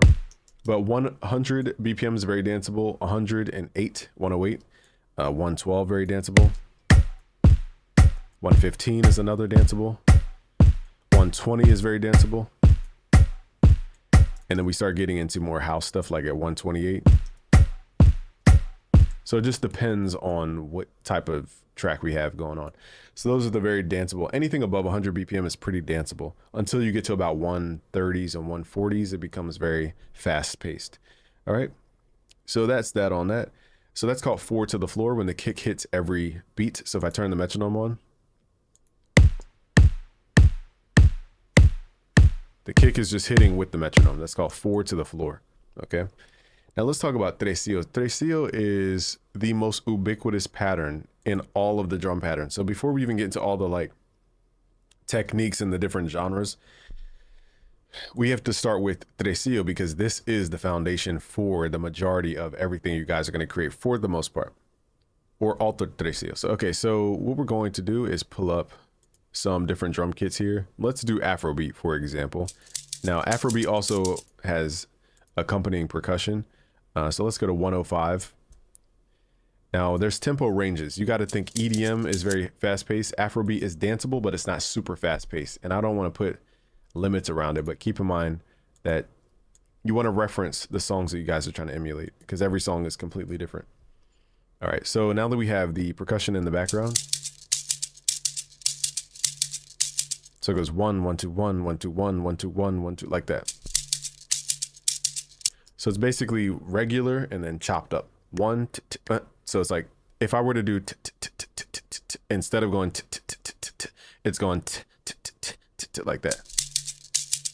And it has a little what's called swing to it, but we're not going to jump too far ahead. So for Afro type stuff, now this is a broad generalization, and I have to say that because I don't want you guys to say this is the only way to do anything. Okay, so let's open this up. And it all comes down to tresillo. So let's write this with the kick first. Tresillo is not triplets. It's ta, ta, ta, ta, ta, ta, ta, ta, ta, like that. Okay, so what we can do is repeat that pattern, but change out the actual instrument. So this is the rhythm, but what happens if we start changing out the actual instrument? Like boom, ka, ka, boom, ka, ka, like that. Okay, so let's swap out the second hit for a rim shot, and then let's go from the rim to a shaker. And then we could also move that second tresillo over, or we could just swap it out.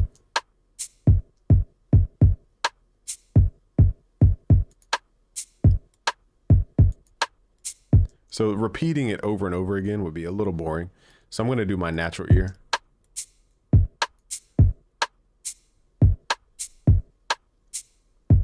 That's more of an American thing to do. But when we're doing tresillo, we can offset notes just a little bit for more bounce.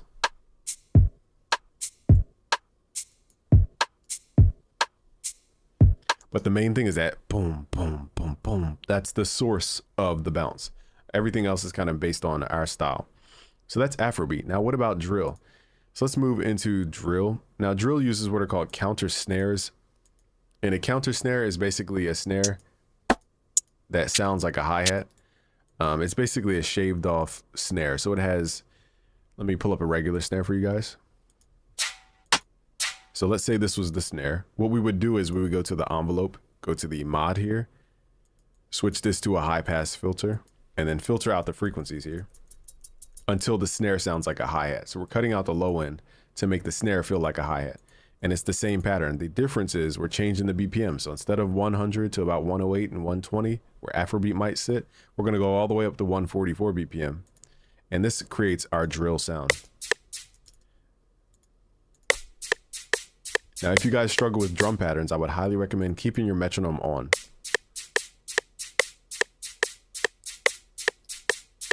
So that's called tresillo. It's ta, ta, ta, ta. It's just faster.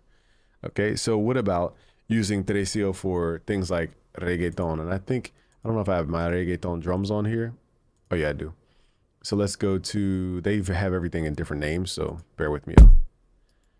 Okay, so it's the same exact thing. We're just swapping out the sound. So what I need to do before I do all this is turn down the volume because I know these drums are loud. So one thing about reggaeton kits, very loud.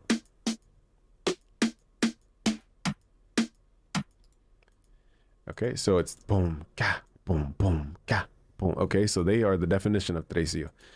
Okay, so let's go here. Let's lower it down to somewhere around 100 BPM where we could start this reggaeton. Turn that kick down a little bit.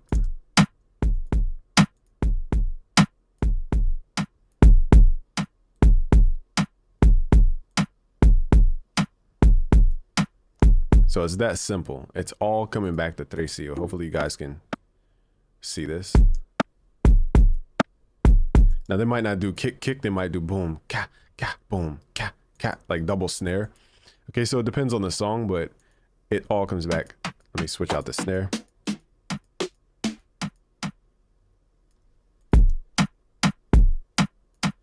And then we can slow down the BPM if it's too fast.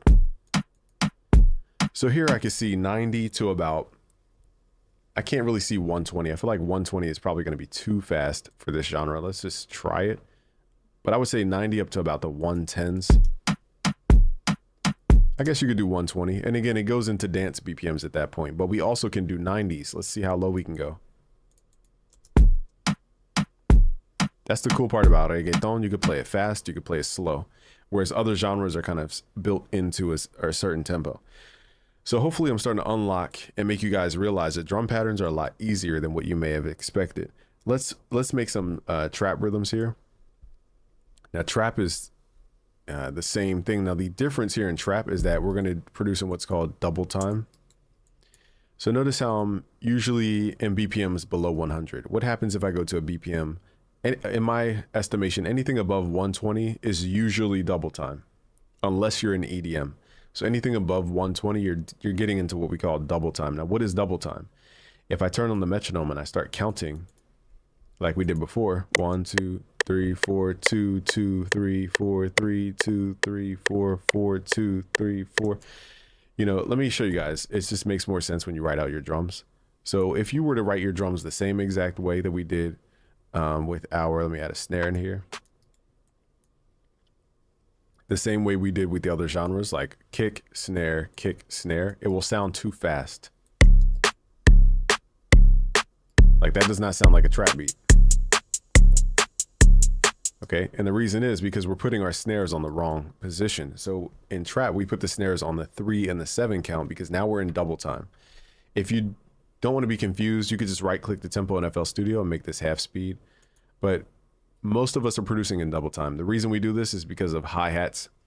We want to create glitches and other things, which are a lot easier at higher tempos than they are at lower tempos because the grid becomes too microscopic. But at higher tempos, you have a lot more control over how you chop stuff. That's why a lot of producers are using higher BPMs, but really producing at half the BPM. So anyhow, we're going to listen to the metronome. And this creates the halftime effect. So now I'm going to put my snares on the 3 and 7. 1, 2, 3, 4, 5, 6, 7, 8. 2, 2, 3, 4, 5, 6, 7, 8. 3, 2, 3, 4, 5, 6, 7, 8. 4, 2, 3, 4, 5, 6, 7, 8. But technically, even though we're counting the 8, it's really only 4 beats.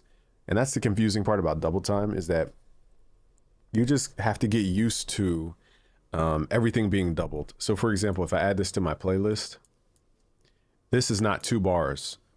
Technically it's 1 bar. 1, 2, 3, 4. But the metronome hits twice. So as a beginner, you might trick yourself to think that we're counting 2 bars, but really it's 1, 2, 3, 4, 2, 2, 3, 4. So when you're at double time, I would recommend you guys think of every metronome hit as 1 and 2 and 3 and 4, like that, because you'll give a definition for the other metronome hitting. So it's 1 and 2 and 3 and 4 and 2 and 3 and what? My brain got caught up. 1 and 2 and 3 and 4 and 2 and 2 and 3 and 4. 3 and 2 and 3 and 4 and 4 and 2 and 3 and 4, like that. So that second metronome hit won't trick you guys. So that's the difference between double time and regular time, is that you have to double the length of everything. Okay, so that's when we get into trap rhythms, that's the main difference. Same thing with drill. Let's add our drill snare in here. So let's add the tresillo. Now the thing is, drill is at double time, but we still do tresillo on the regular pattern here.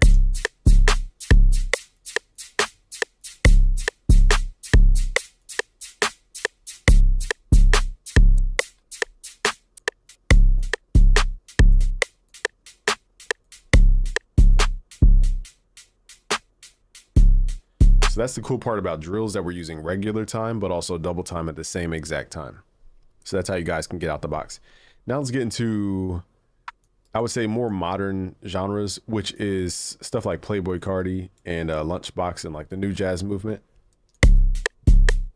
What we're gonna do here is put the snare on the 3 and the 6. So if you listen to the metronome, it goes 1, 2, 3, 4, 5, 6, 7, 8. 2, 2, 3, 4, 5, 6, 7, 8. And the cool part about drill is that it uses a lot of variation, and that's why people love drill, because there's no cookie cutter thing to do for drill. Like I just showed you guys, we have regular timed counter snares and we have double timed 808s, and then we have snares that don't go on the typical spot. So let me show you guys what we could do with drill and new jazz as well. We can put the snare on the 3, the 6, the 8. So it's 1, 2, 3, 4, 5, 6, 7, 8. 1, 2. So I'm going to make variations. In FL Studio, you could hit Shift V, left click, let go of the left click. It creates a new pattern in FL Studio 2024. Now I can go in here and make a difference. So here I want it to be on the 3 and the 7. So 1, 2, 3, 4, 5, 6, 7, which is a regular trap pattern. And then we'll put the snare on the 3, 6, and the 8. So it's 1, 2, 3, 4, 5, 6, 7, 8, like that. And then we can just do something weird, like, what they do in UK drill is they put the snare on the 4 and the 7. So it's like 1, 2, 3, 4 and 5, 6, 7, like that.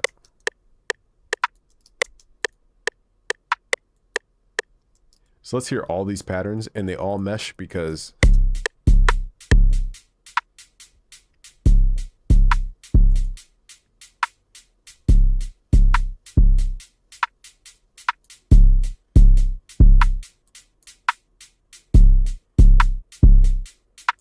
so at the end, I want to do tresillo, so it's ta, ta, ta at the end. So I'm just going to add little ghost notes, they're called. So ghost notes are really helpful. We're going to add in a note and turn the velocity down.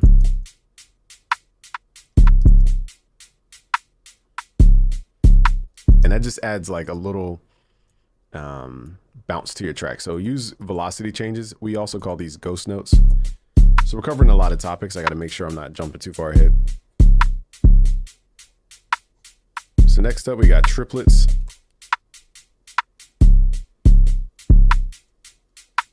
So let's say we want to change up the counter snares.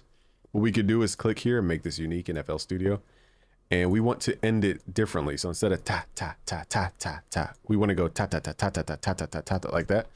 We're going to change what's called the snap to grid to 1/3 beat. So triplets are different than tresillo. Tresillo is ta, ta, ta, ta, ta, ta. Think reggaeton. Bam, bam, bam, bam, bam. Whereas triplets are 1, 2, 3, 1, 2, 3, 1, 2, 3, 1, 2, 3, 1, 2, 3, 1, 2, 3. Think of like Gunna's flow or Lil Baby's flow. They have that. Started the bottom, I came from the dead at 1, 2, 3, 1, 2, 3, 1, 2, 3, 1, and 1, 2, 3, 1, 2, 3, 1. That's their whole flow as triplets. So we're gonna do that with the. It's a little hard to see the triplets, so let's change the snap to grid to 1/3 beat, and we now on this higher grid. Here's a normal triplet. Okay, but we want to space this out. Now let's hear it in context. This might sound good, but it might not. Okay, so this, to me, it's too fast. Okay, so we want to spread this out. So what I'm going to do is hit Alt in FL Studio, left click, and drag this to double the length. And that's going to give me the bounce I'm looking for.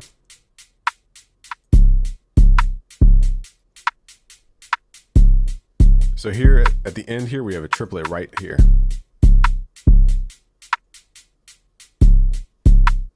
One, two, three, 1, 2, 3. See how it creates a little tension because we're not playing tresillo.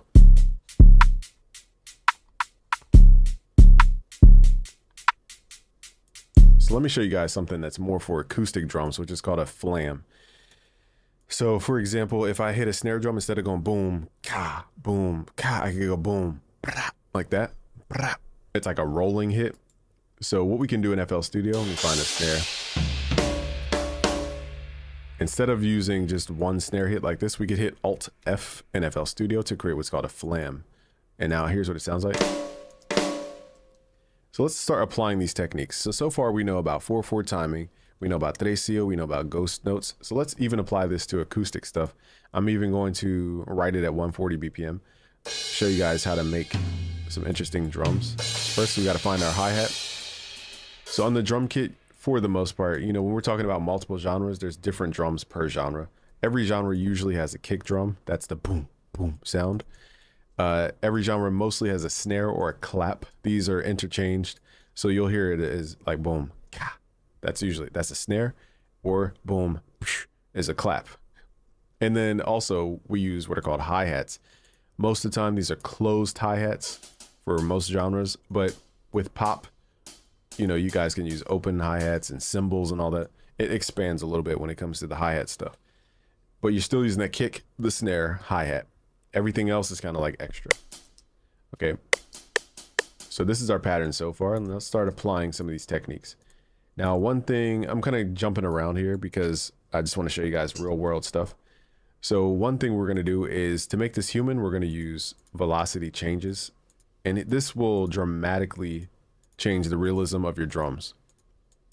So just turning down the velocity will help you guys' drums. It just makes it sound more realistic. Now let's find the kick. This kick's pretty heavy, so let's just turn that down a little bit.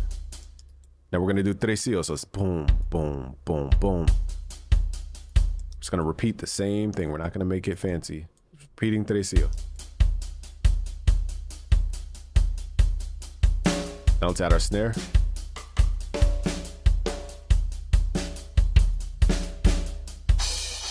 So we're using Easy Drummer for these sounds. You know, these aren't the greatest samples. We could always swap out the kit, but that's not the focus here. We're just 1, 2, 3, 4, 5, 6, 7, 8. 1, 2, 3, 4, 5, 6, 7, 8. Now at the end, I want to create a change up with that little ghost note. Let's turn that velocity down.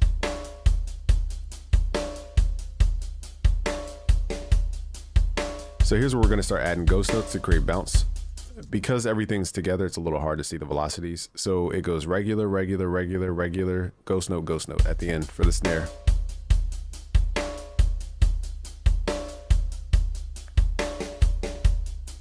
Now let's add a flam. Let's hit Alt F.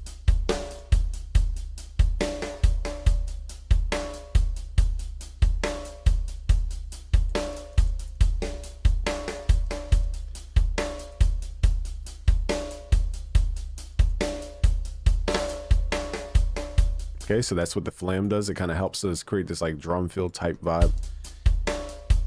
So that's called a flam. Very useful for acoustic drums. Now you don't want to repeat, especially for acoustic drums, the same thing over and over and over again. So we're gonna duplicate this, hit Shift V, left click, and then let go of the click in FL Studio 2024 to duplicate. We're gonna make this pattern, we're gonna go back into pattern 13 and take out these ghost notes and the flam. So now it's gonna be regular. And pattern 14 will have the variation. And then we're gonna duplicate it again, hitting Control, Shift, left click, and drag it over. And we want to change something about pattern 13 and 14 so that it doesn't just play the same thing again. So let's make these unique in FL Studio. Let's change something about these. So our ear will tell us what we want to hear. Maybe some tom drums, a turnaround. We're definitely going to create a drum fill here.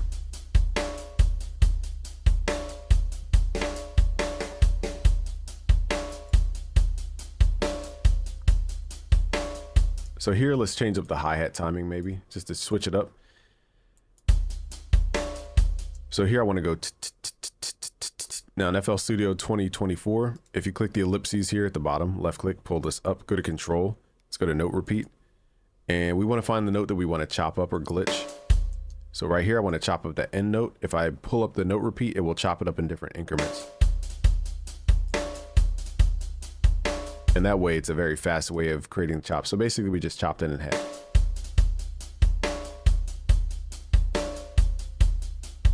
Okay, so that small change creates variation to the ear so it doesn't just get bored with the drums. Now also, you got to keep in mind the music of the track. Overly doing the drums can distract from the music, so it depends on the genre. Now let's move into pattern 16, and here's where we're going to add our drum break. Drum fill, I should say. So at the end, I want something dramatic to happen. Now here's where I'm going to use my tom drums and my snare flams. Doo-doo. So you have high-pitched toms, you have lower-pitched toms. Okay, so let's start with the higher-pitched stuff and then work our way down to lower-pitched. And consider this like a snare hit because you still have to hit it with the drumstick. And we're going to do tresillo, so it's ta, ta, ta, ta, ta, ta. I'll show you guys something in a second.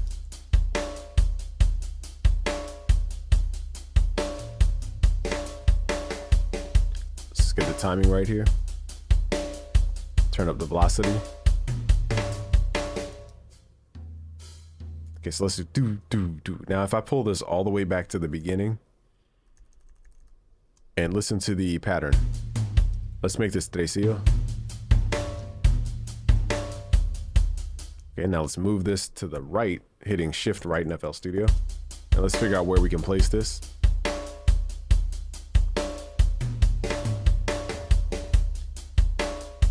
So notice it's all tresillo, it's just moved around. And there's variations of tresillo. I'm just showing you guys the most simple pattern, so it's not complicated.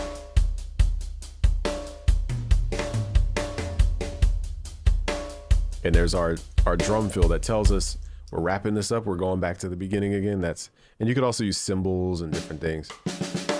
I don't want to make this too focused on acoustic, but we could add also cymbals.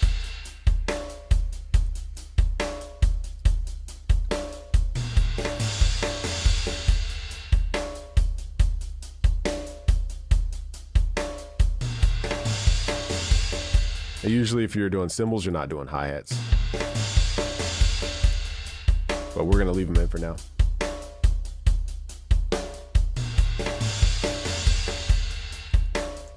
So really, drum fills comes down to the drum libraries you guys have. So that's 90% of it, and mixing too to make those toms feel harder. So, but that's the science behind the rhythm of it, the drum pattern. Okay, now let's talk about swing. Swing is when we have notes going from like, let's do a boom bap rhythm actually. Let's go to like 90. Now I would say boom bap starts around 82 BPM. And this is where you really hear that swing at its highest degree. Let's go to some Sound Oracle drums. Actually, let's do some drum breaks to show you guys like real chopping. Okay, let's go to Adu has some pretty dope drum breaks in here. Okay, so we're just gonna right click, open and slice, and it will auto slice for us. So now we can program our drums just like we did with the plugin that we had. So now the drums are laid out across the keyboard automatically. So the reason we're doing it this way is to show you little stuff we could do in the piano roll. Now, do I always write my drums like it's a plugin? No. So you guys can separate your sounds as well. It might be a little tedious. It's just easier when you have this many chops to do it in this way. Okay, so now we have our kick. So we're looking for kick, hi-hat, snare, and percussion. So here's our hi-hat. Now we're gonna keep this extremely simple for this example. So we're just gonna copy these over, and then I'll show you guys how to humanize all this stuff. Let's copy this over. So it's just hi-hat all the way through.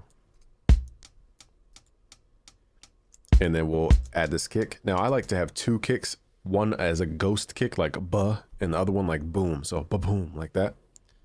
So here's the heavy kick. And here's somewhat of a ghost kick. Now, even if you guys don't have a ghost kick, what we can do in FL Studio is go to that specific marker. So in this case, it's marker 6. We could double click on it. And we can send it to a new filter envelope, it's called, articulator. Let's turn the low pass filter on. And this way it muffles the kick. Okay, so let's turn this down a little bit. I guess we can't hear it in the plugin itself. Let's do it here. So now we have that muffled kick. So now it's going to be like boom, like that. It's going to sound more realistic. So I would recommend if you guys are doing boom bap, have at least 2 kicks to cycle between. And now let's just add the bouncy snares. Now that we're at a lower BPM, now I have to change my grid to a smaller degree. This is why I said producers tend to stay at higher BPMs, because they don't have to go into microscopic grids to start making their drums.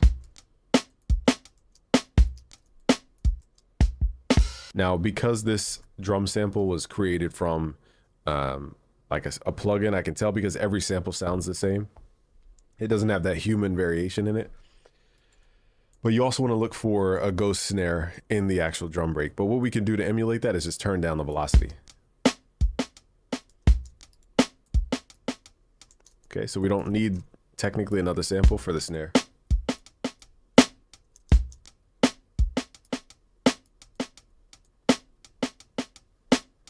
Okay, let's add more kicks. So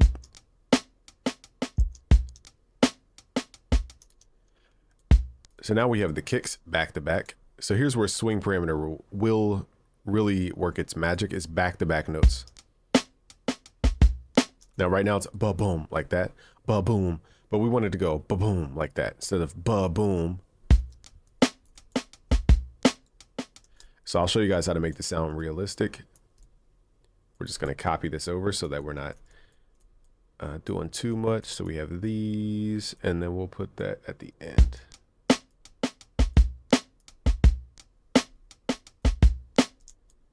All right, so pretty simple. Copy these over one more time. Okay, so the question is how do we make this more realistic? So the first thing we're going to do is offset the hi-hats. So even without doing anything else, what we're doing by offsetting the hi-hats is that the hi-hats almost act as a metronome for our drums. Okay, so once you have your hi-hat set, and again, another technique is just lower every other hi-hat. That's one technique. You don't always need to do this, but it's just one technique. You can also do high, mid, low, mid. So it goes ta, ta, tu, ta, ta, ta, tu, like that.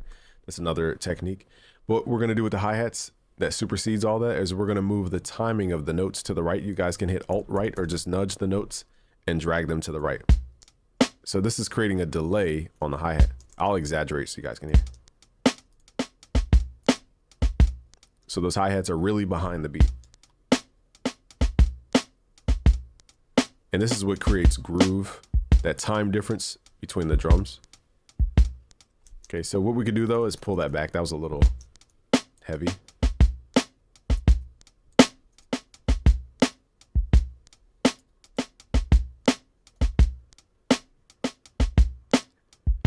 So what you could do in FL Studio, there's a tool here called Humanize. You guys can mess with that. I also recommend you guys download the remove overlaps script. This helps for any errors that the other thing just does.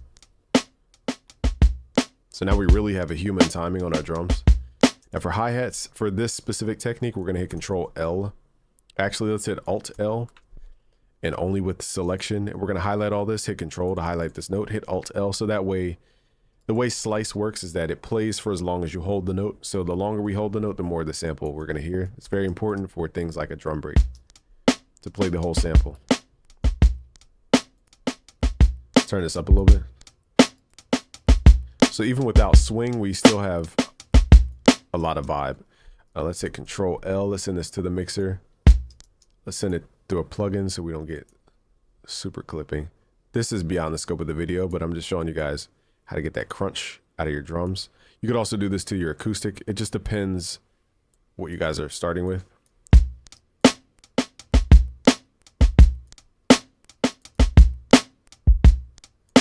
Okay, so now we're going to turn up what's called the swing parameter. So the swing parameter even created a new genre called New Jack Swing with Teddy Riley. The swing parameter is where we add the da-doom like that. Instead of boom, ba boom, it goes da-doom. So as I turn this up, listen to the back-to-back kicks. Hear it switch. I'll turn it up slow.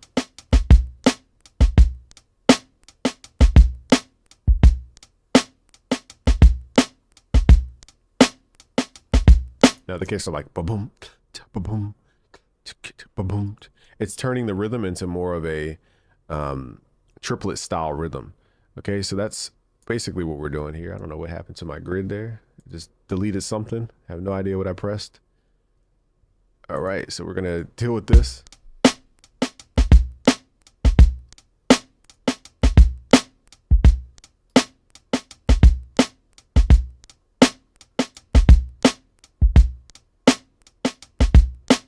Okay, so that is our swing parameter, and we can mess with that for different boom bap styles. Okay, so let's go all the way back. Now, this is all tempo dependent because if I play all the patterns we created today, these are too slow. That was our drill pattern at 144, so let's crank it back up to 144. 144, there we go. So you guys learned a lot. We did drill, we did trap, we did... I forgot we had the swing parameter on. So swing does also affect higher BPMs, but it's in a different way. It's only when notes are back to back at a very close amount. If they're not close, you're not going to hear the swing. So we can't do that at higher BPMs. That's why I went down to 82 BPM.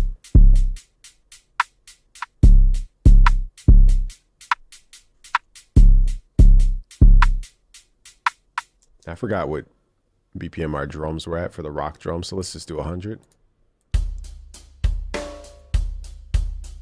Let's see what swing sounds like on these. Oh, you know what? These are at 140. That's right. So that's why we're not hearing swing. The notes aren't close enough.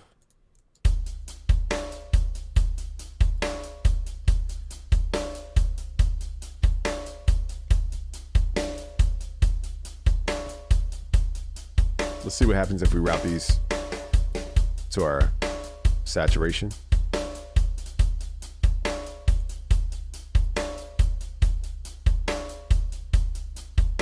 So we covered variation here. I showed you guys how to copy the groove from the drum break. So you guys learned a lot in a short amount of time.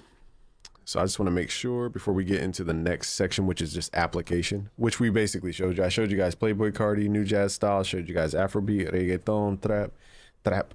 Showed you guys. Now, one thing I didn't show you guys is R&B, which is pretty much the same thing. We went over drill. So let's go back to our boom bap rhythm we have here. Let's do 82. So my favorite starting points for boom bap are 82 and 84 BPM, or 88, somewhere around there. But 84 is like the sweet spot for me. So you can turn up the swing to where it's corny swing.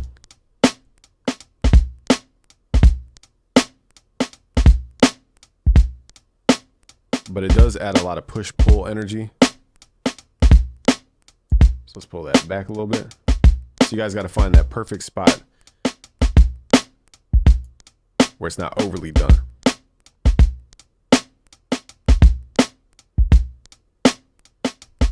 And one last thing I want to cover is just syncopation. Syncopation is how we, my screen is all messed up, so it's so weird doing this. So syncopation is on the ands. So instead of counting 1, 2, 3, 4, I'm counting 1 and 2 and 3 and 4. So instead of playing, which is just 1, 2, 3, 4, we're going to add the and. So it's 1 and 2 and 3 and 4. That's called syncopation, when we're putting stuff on the ands. 1 and 2 and 3 and 4. And that adds the bounce to the track. Without that, it doesn't really add bounce. So the syncopation adds a contrast or a distance, okay? Because now we're offsetting the timing. So it's 1 and 2 and 3 and 4 and 5. And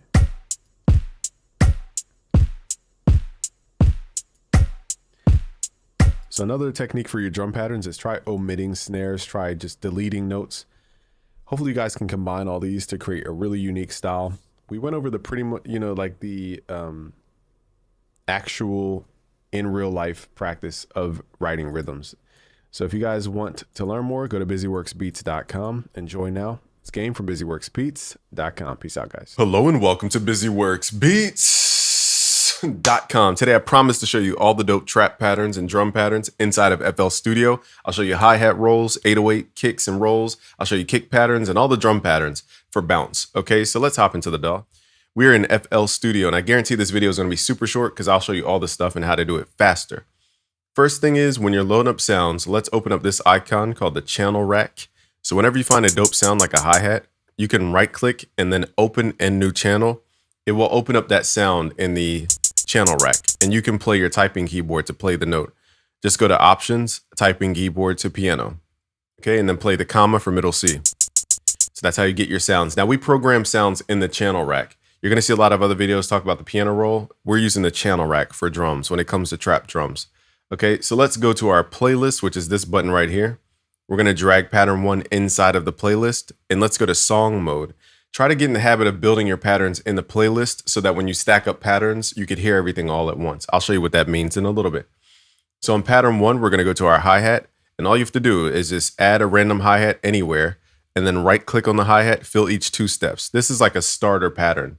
Okay, this gets it going, so to speak. So let's do this again. Fill each 2 steps, close out the browser, and now you can go to the playlist and hit play. This is your basic rhythm. Now let's say you want to add hi-hat rolls in here somewhere. All you have to do now is right click, go to piano roll. This is the only time I go to the roll is if we use triplets or hi-hat rolls.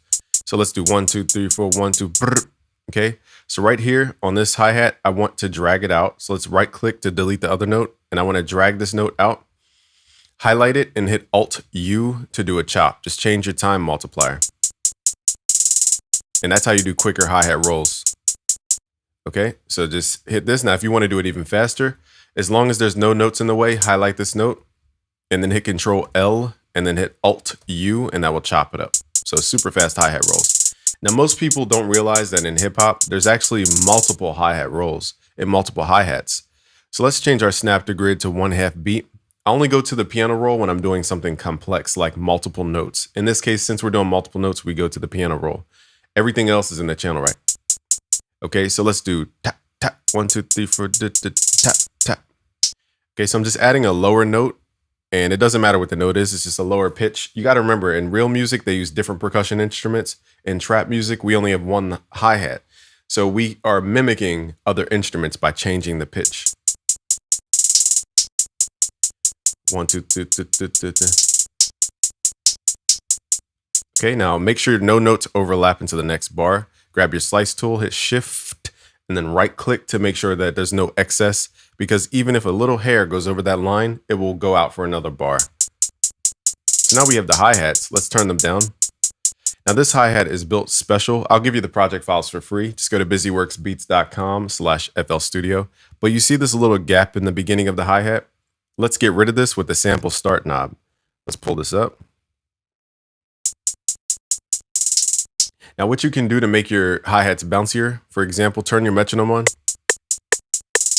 You can go to your wrench tool and then turn up what's called time shift. If you're in FL Studio 11, it's called time offset, and it's somewhere down in the bottom left. Okay, so FL 12 and above has time shift. So let's turn this up. Now I'm going to exaggerate so you can hear what it's doing. It's delaying the notes. Hear how it delays that hi-hat? So if you want more bounce, try turning this time shift up. if there's no gap in the sample in the beginning. That's what creates Metro Boomin's bounce. Okay, now let's get into snares. So notice how I try to separate sounds. Let's go to pattern 2. And we're going to draw in the snares. Let's go to pattern mode just so I could isolate this for a second. The snares in trap are usually on the 3 and the 7. When we get into drill and all that, they have different patterns. So it's 1, 2, 3, 4, 5, 6, 7. You might be going, isn't that the 2 and the 4? Technically, yes. But because we're at 140 BPM, we're producing at a higher BPM, even though it feels slow. We're producing at a higher BPM specifically for those hi-hat rolls to make them easier. So now let's listen to the beats of the metronome. It's 1, 2, 3, 4, 5, 6, 7, 8. 1, 2, 3, 4, 5, 6, 7, 8. Okay, so it goes on the 3 and the 7. Let's add this in and go to song mode, hit spacebar. So this is your basic trap rhythm. Now I like to put kicks and snares on the same pattern. I don't always separate those unless I have to. So the kicks go boom, boom, boom. You're going to see that in funk. You're going to see that in mob music. You're going to see it in trap music. It's just 3 hits. Boom, boom, boom. Keep it simple. Now, if you want to take it further, you can add 3 more hits. So boom, boom, boom, boom, boom, or 2 more hits, actually.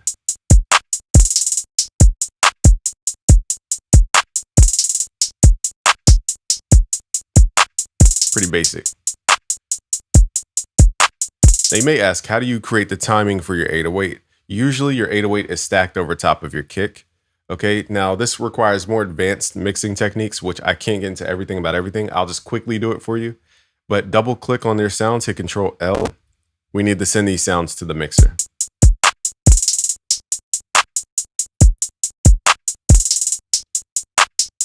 So this feels empty, so I'm going to add more hits. Let's slow down the BPM a little bit.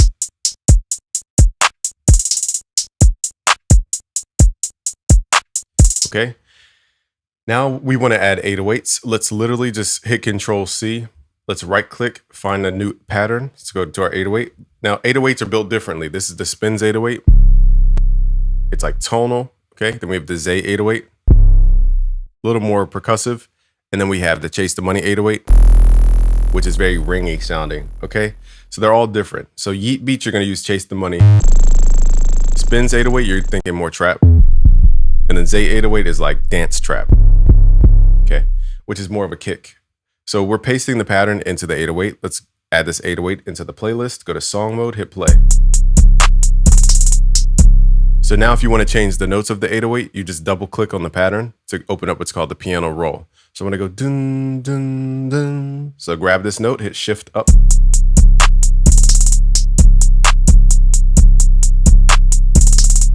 Now you may hear that the 808 and kick are clashing pretty heavily. This is very advanced, what I'm about to show you. So go to your mixer once you have the sounds mapped out to your mixer and find the 808 that you're using and find your kick and then right click, side chain your kick to the 808 channel. We're going to load up a multi-band compressor here. I'm going to use FabFilter and I'm going to go into advanced settings here and turn on expert mode, or excuse me, external mode. Let's go to the settings here, go to processing and right click, select your kick as the input. So now every time your kick hits, it will lower the 808 in this specific frequency range so that they don't clash in the lower frequencies. And that's usually how people stack their kicks and 808s when it comes to mixing.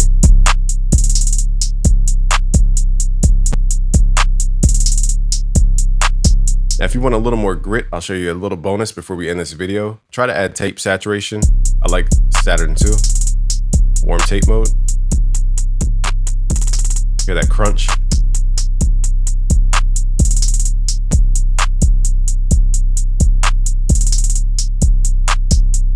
Okay, let's show you triplets and then we will show you the drum kits and then we'll be done. I don't know how long this video is, but it's pretty fast. Okay, let's go to pattern 3 now. Let's say you want to make a triplet ending. Let's click here, go to make unique for the 808s. So at the very end, I want to go doom, doom, doom, like that. Let's double click inside of here. Change your snap to grid to 1/3 beat. This is called triplet timing. And then you could add the notes here.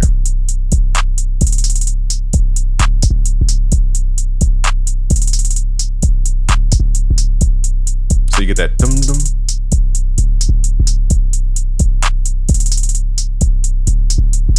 Now let's say you want a drill sound.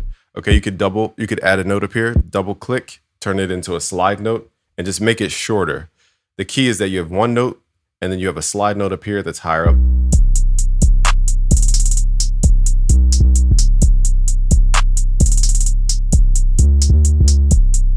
And that's how you slide the notes.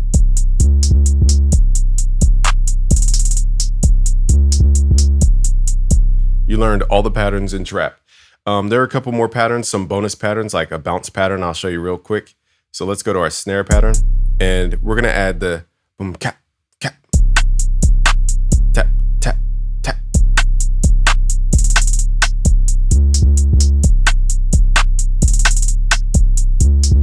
So that's how you add bounce, that boom cap, cap, cap, cap, cap, cap, cap. That's the bounce.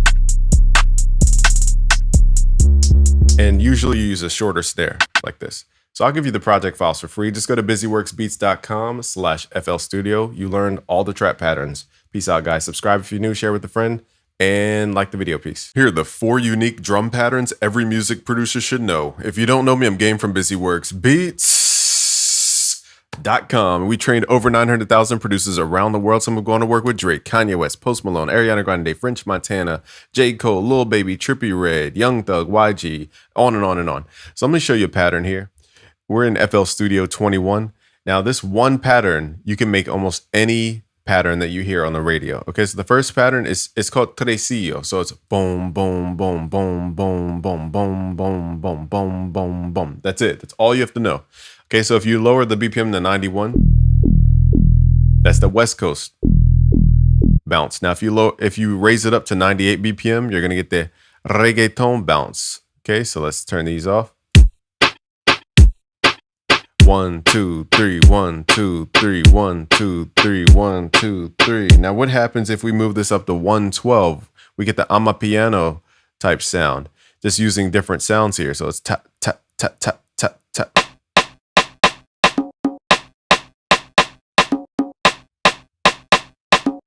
Now what happens if we pull this up to 144? We get the drill sound using a counter snare. 1, 2, 3, 1, 2, 3. That's the only pattern you need to memorize. If you want to learn more, go to busyworksbeats.com/beatmagic. And if you want to jump straight into our courses, go to premium.busyworksbeats.com. Smash the like button and subscribe if you're new, and share with a friend. Peace. All right, guys, now you've made it all the way to the middle section here. We're going to go over vocal mixing. This video is pretty short and sweet. We learned this from Streaky. Shout out to Streaky. He's another YouTuber and content creator. And it's a super simple way to learn how to mix your vocals. To learn more, just go to busyworksbeats.com/producerpath. All right, guys, if you want to mix your vocals to sound really clean and upfront, this video is for you. So what we're going to do is use the first plugin here is Auto-Tune. This is good for like hip hop stuff. For Future, we have a retune speed very fast, and the key set and the scale set very important. And I'm on low mel, so it picks up the lower frequencies and tunes those. Nextly, we're moving into an 1176. The input is somewhere at 36, output somewhere between 12 and 18, release is at 7, attack is at 3. I learned this from Streaky, and it sounds really good. And then we're moving into Pro L2 from FabFilter, just a little boost on the gain, turn the look ahead up so that it has time to process the audio ahead of time. Then we're moving into Spectre. I'm just boosting the body of the sound, which is like 100 to 400 hertz, just boosting that up. And then we're in FabFilter Pro DS, which is really good for the S's. So here's what it sounds like.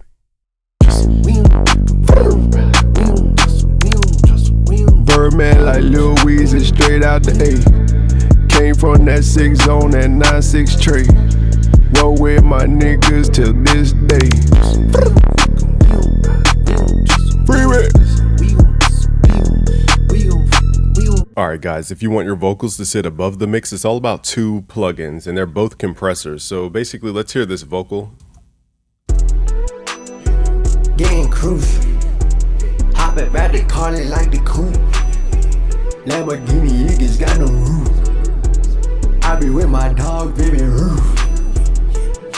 Sliding in that coupe. I feel like a nigga off the juice.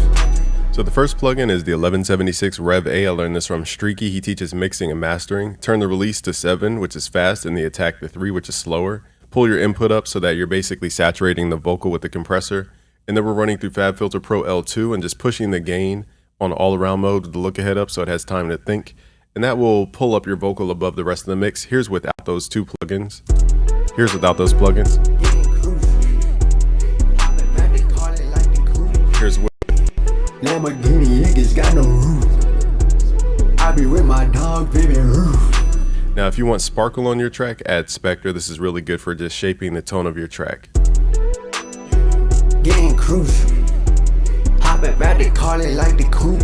Now that you have vocal mixing out of the way, let's start mixing the beat, because the beat has a lot of moving parts. And in this video, we're going to show you how to organize the moving parts, but simplify it so it's not 100 things, but only 4 things you need to focus on. To learn more, just go to busyworksbeats.com/producerpath. Hello and welcome to busyworksbeats.com. In part 1, I showed you how to make this Griselda type beat. And in this video, I'm going to show you how to mix it. So let's get started. First step, send everything to the mixer. Let's go to the channel rack, double click, hit Control L. If you don't see the numbers, hit Alt M to reveal these numbers here. These are the track numbers. So once everything is in the mixer, we can handle individual sounds individually, and then we can edit stuff per sound. So the easy way to do this, in my opinion, is we're mixing acoustic drums so that you don't use the same rules as synthetic drums for trap. We're going to group all these drums, and we're going to create a group track, or just find a blank mixer insert and right click, route to this track only. So I already have a drum track made for this video. So let's right click, route to this track only. You guys will get the project files for free. Just go to busyworksbeats.com/FL Studio. Once you segment your song into 4 things, you have the top line, which is your melody, your singable melody, your harmony section, which is like your chords and stuff. Then you have the contrast layer, which is usually your bass and counter melodies, and then you have the 4th section, which is the rhythm section. So we're grouping stuff into groups to make it easier to make moves during the mixing process. So here we have the drums group. We could color this a certain color. I like coloring stuff in Pro Tools because it's just easier to see. So we only have 1 bass, so let's just make the bass like blue. And then let's call these top line melodies. So the best thing you guys could do is just organize your mix. I think too many people have tracks all over the place, and that's why they get confused while mixing, because it's not organized. I think these are all the top lines we have. We're going to right click and route to this track only. And just give it a color, like a different color. So now I see, okay, I have 3 groups: drums, bass, top line, and harmony. I have 4 groups.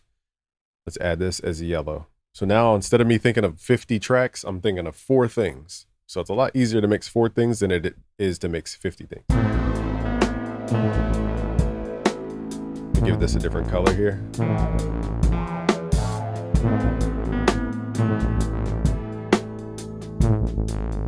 Okay, so first I like to start with the drum impact, because that's usually the heart of my hip hop beats. So let's start with the drums. Now, as a group, I just need to ask, what am I trying to do with the drums? Do I want them to hit harder? Do I want them to have more saturation? What is the goal for my drums? Are they just, do they need to be fitting in the pocket and creating a groove? Like, what is the purpose of the drums here?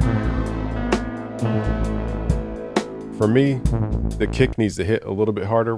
We need knock out of the kick, but also the snare to pop. So knock, pop, like that. So the first thing I'm going to do is load up, where is it here? The virtual mix rack from Steven Slate. They have a really good plugin in here, which is insane. And let me X out of all this stuff. So I'm using this on the group of sounds here.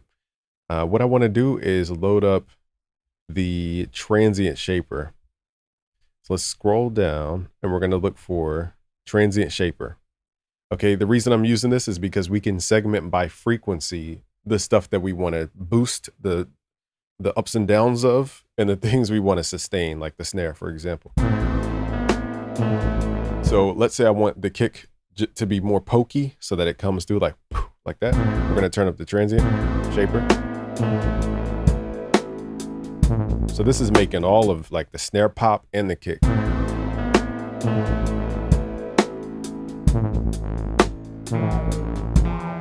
Which is cool, but let's say we just want the kick to pop. Let's lower this focus here. The kick usually lives below 100 hertz. So now it's only pushing that kick. Now the cool part is that this has a saturation knob. That's what I love about it. So So we're going to push the saturation knob. And what it's doing with the kick is it's adding that aggressive harmonic content that we need to cut through. Let's exaggerate. Okay, so now you guys can feel that kick.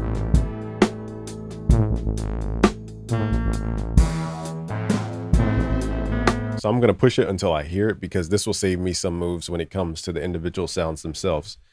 Nextly, let's work on the sustain. Let's decide if we want to sustain the snare or not. But again, we're not going to sustain the kick, so let's not focus on anything below like 150.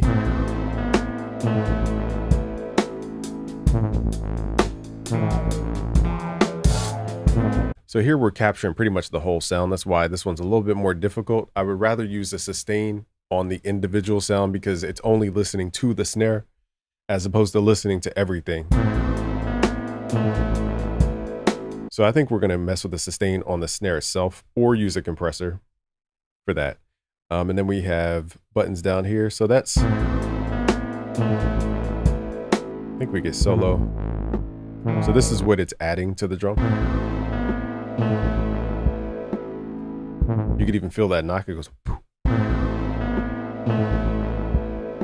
Okay, so that's where we're adding to the sound. Okay, now let's go to the individual sound. Let's start with the kick here. My favorite thing to do is boost 60 or 75 hertz on the kick. This is my favorite thing because I tested in my car and that's where the car shakes and rattles. So 60, I'm gonna boost that. Deciding between the two is just a matter of where does the kick hit closer to. So in this case, it hits closer to 60. And I just boost until I start feeling the kick. Now with acoustic stuff, you could really boost it because with synthetic stuff, it's easier to have more information down here. Whereas acoustic stuff, you don't always have a lot of information in the subs.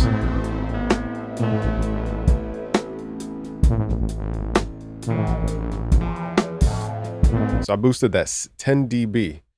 So when people tell you to only boost 3 dB and 4 dB, it's like, bro, like you need to know the objective of what you're trying to do. I'm trying to focus energy at 60 hertz so that it vibrates the car. Until it vibrates the car and my headphones, I'm going to keep boosting.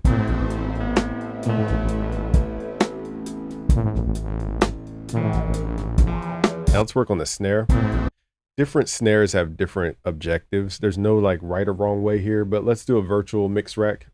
I'm going to use the distressor first because that's the most classic sound for a snare. But again, you got to remember which genre you're mixing for. If it's hip hop, you might want to crunch the snare. So you might want to run it through clippers as opposed to a compressor. But without boring you guys to tears about the nuance, let's load up their, what the heck is it called? They named everything different for, I guess, copyright purposes. So I got to remember what the heck the name was. It is called the, I know by its look. Is that it? Here it is, the FG Stress. Okay, I was stressing trying to find that. Okay, so now what we're gonna do is I like to lower my attack of the compressor, and let's solo the snare so we're not listening to all the. All right, so let's solo the snare. And why are we not hearing anything?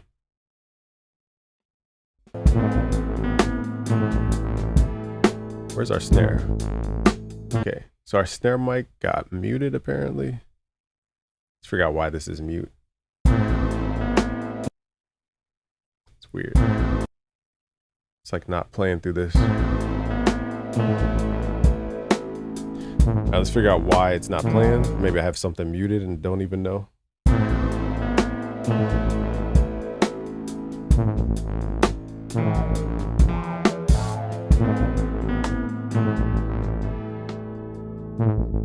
Wonder why it's doing this. Maybe it's just this preset. I don't know. All right, so I don't know what I did. I must have hit like a mute button or a solo button or something by accident without realizing it. So let's do that again. We're gonna load up the FG Stress, which is the, it models the distressor, which is a classic compressor for a snare, or any drum really. Let's do a fast attack. Oh, I turned the input knob thinking it was the attack taunt. I'm such an idiot. Okay, that was my mistake. I meant to move the attack knob and I moved the input knob.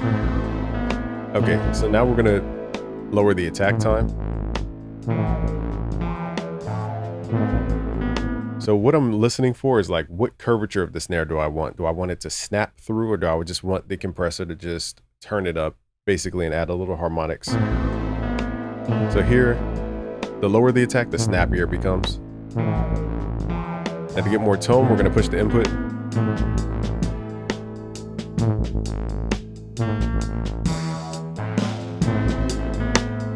So you hear that sharp. Let's start lowering the attack time here. I mean, increasing the attack time.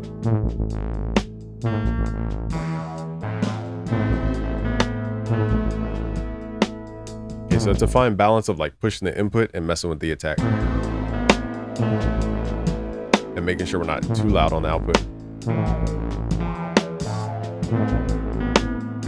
So I like the tone, it's just a little bright. You can also add distortion or harmonic distortion to the sound. I don't think the snare needs it, but if it had more of the room in the mic, you could exaggerate the room with these distortions.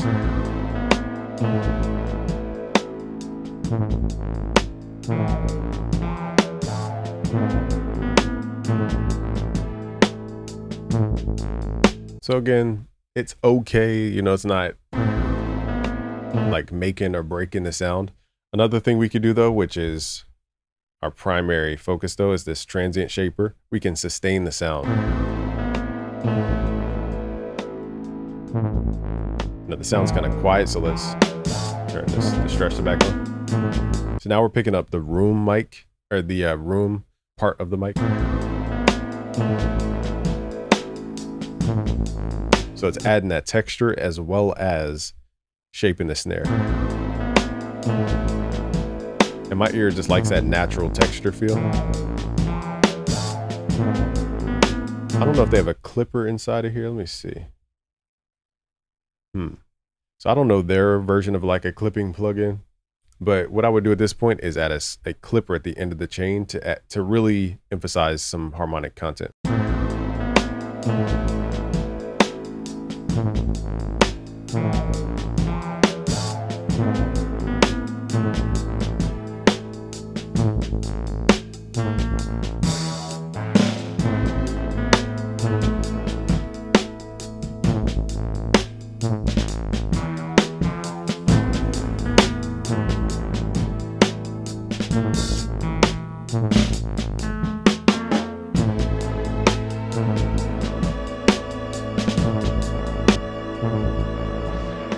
So here's before, just very kind of like a wood stick that's just there.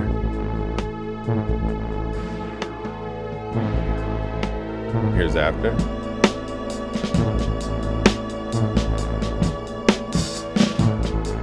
And I'm level matching it. So again, here's before. So before it's hitting at -13.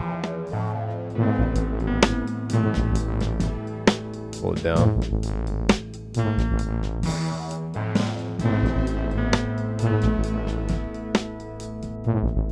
Now, as I pull it down, it's messing with the input and output volume, but hopefully you guys can tell. You know, let me copy this. All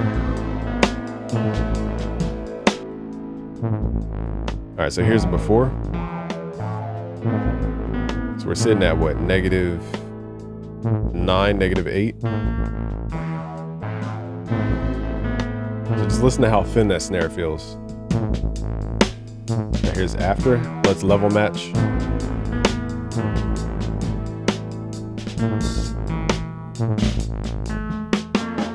So we're sitting at the same exact spot, -9. It sounds so much more full.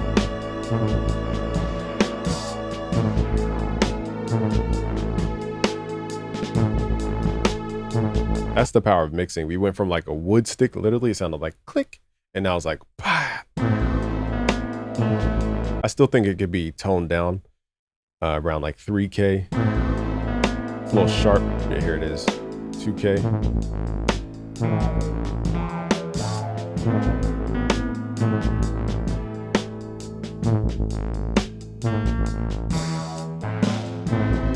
Okay, let's blend this in with the other drums. With acoustic drums, you have more than one microphone picking up the snare. You have the overheads, which is like over the whole drum kit. You have the actual snare mic. You have the floor mics. So you can have one sound being picked up in multiple mics.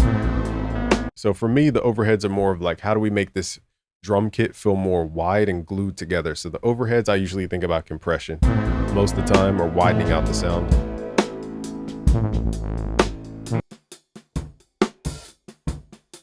See how we're picking up that room texture, but we have a lot of the texture from the snare mic. So we don't necessarily need to like have these really overlay each other here.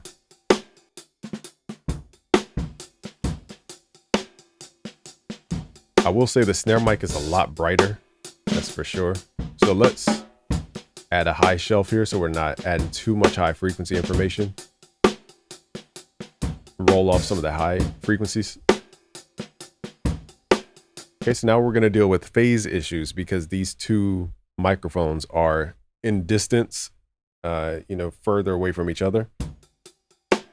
So there's some distance there, which means time takes more time to travel from one mic to the next, which causes a delay in time. So we could simply just move the overhead mics over to like try to line up the audio a little bit clearer. So what I'm looking at is the overhead snare versus the snare drum. It's a little difficult. So what I'm going to do is move these down. And then I'm just going to put up a grid. Let's go to snap to grid 1/4 beat. Okay, so there, it's kind of easy to see. Let's see if we can get any sharper. Let's do 1/4 step. Okay, so 1/4 step gives us a more microscopic grid. So all I'm looking for is where does the snare hit on this mic versus the overhead mic? And then can we move it even a smidget over to the left or the right to make those line up more accurately? Now, again, it's really hard to see because I can't zoom in any further in FL. So I could tell, here's what we're going to do. We're going to grab a slice tool, hit Shift Alt, and just use this tool to see like the time difference. So I'm going to line up where the snare has its peak versus the overheads. All right, so they're mostly lined up. It's just the snare is like a little bit ahead of the overheads by like probably a millisecond. Okay, so the snare is a little bit early. So we're going to grab the snare mic and just hit Alt and then try to left click and line it up. This is so microscopically like a millisecond away that instead of doing it this way, it would probably be best to use a delay plugin of some sort. So I'm going to do that instead. So we're going to go to the snare mic, add Fruity Delay 3. We're not going to use it as a delay. We're going to turn the dry down, turn the feedback all the way down, turn tempo sync off. And basically we're just nudging the audio to the right with this knob here. So let's hear it combined with the overheads. So I'm going to exaggerate. So now you guys can hear the time delay. So it goes dum dum. So one mic is the overhead, the second mic is the snare mic. Just to confirm that you're not hearing the delay, I'll pan one to the left and one to the right. So the overhead's on the left, the snare's on the right. So these are in fact two different mics. You're not hearing a delay in the delay plugin. Okay, so what we're doing here is simply trying to line up the timing. So it's just like tuning a string. You start lower frequencies and go up. So I'm going to start with a big time delay and then go down.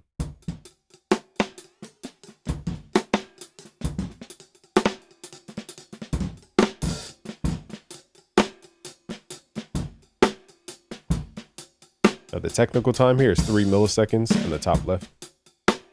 And then I'll ask myself, does this sound more impactful at this time or not? So we're going to turn the plugin on and off.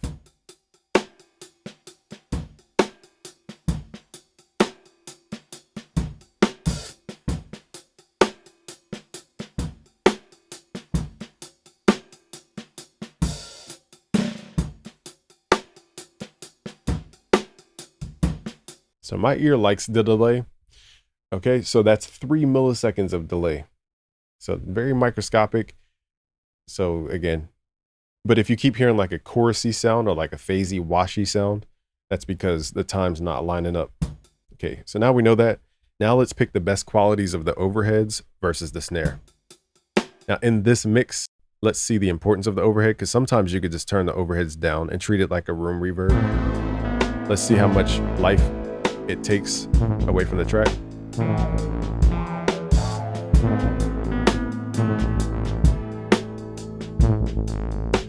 For me, the overheads just add impact. So what I'll do is just turn that down for now, and then we'll mix it in the actual drums bus, which it already has been mixed.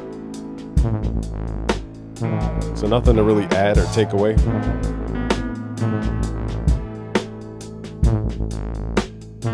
So let's hear all this stuff without. Here's without the plugins. Listen to how like flat it sounds.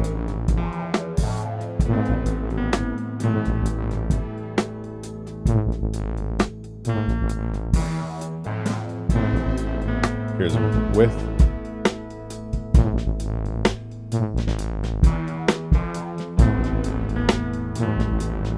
I want to do something just to see if it blends in this type of track. We're going to squash the life out of the overheads using a, I wish there was like a default. Oh, there is. Okay. So we're going to use a, either an 1176. Let's do the blue face. So now I'm just going to squash the compressor basically. Let's turn the output down first. So I'm trying to pull out the tone of the room of the overheads. Treat it like a room mic more so.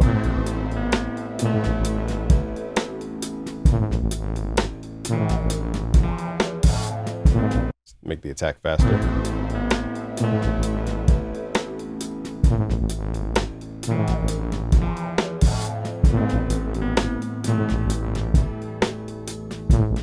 So for this genre, I think having the stuff not as bright.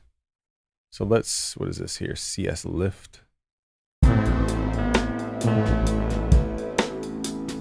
right, so this is like a low and high.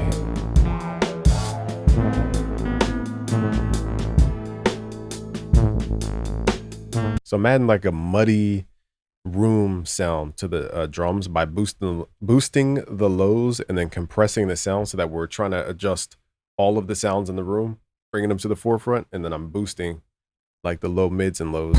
So now we have this like this type of tone, but it's like a dark. So I'll turn it off.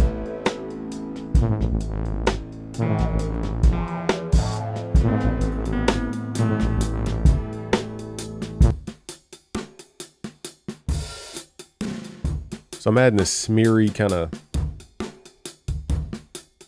dark 90s type of smacky hip hop sound and blending it in as like a sound effect.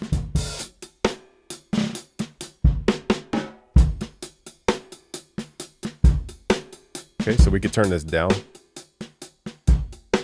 Again, I'm treating it mentally like a room reverb or like a reverb effect. So I'm just turning that down.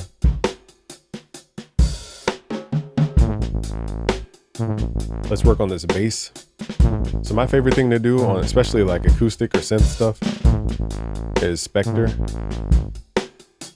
And most people think this is an EQ, but it adds harmonic content. So different modes, if you switch these modes, they add different amounts of harmonic content. So my favorite frequencies, again, 60 or 75. Let's boost to 75 first. See which one resonates more. I think 60 might be more. There we go. Definitely a 60. Feel that it like goes, you can feel it. Let's pull this down a little bit. Now, if you like certain high frequencies in the bass, we could boost those here. But for this track, I don't want a lot of high frequencies. So making it cleaner is not better. Okay, in this track. Now, from what I can hear, it has like stereo stuff. So what I'll do is make the mixer bigger and click this little button here, view extra volume stereo properties. And I want to see what it sounds like fully mono. So it sounds very big, even though it's mono. It sounds very wide. So right now it's mono. Let's hear what it sounds like. Can't tell if it has stereo information. So for that reason, I'm going to pull up the Isotope Ozone. Where's it at? Imager. And I want to just see, do we have side information? Because if we have side information, I could do cool stuff on the sides of the bass. So the bass wasn't even stereo. So let's stereoize the bass. Mode 2. Is this glitching? I can't tell. Oh, duh. I didn't turn it on.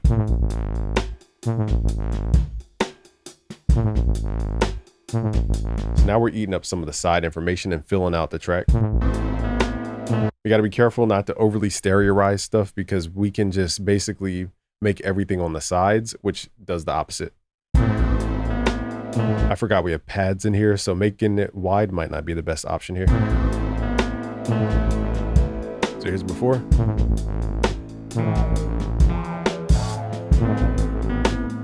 See how it gets lost when I make it wider? So wider does not mean better. Cleaner does not mean better. So I think the bass is what the bass is.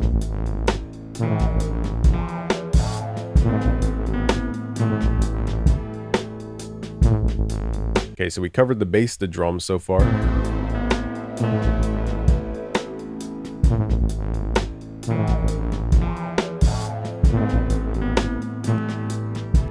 Now let's cover the harmony.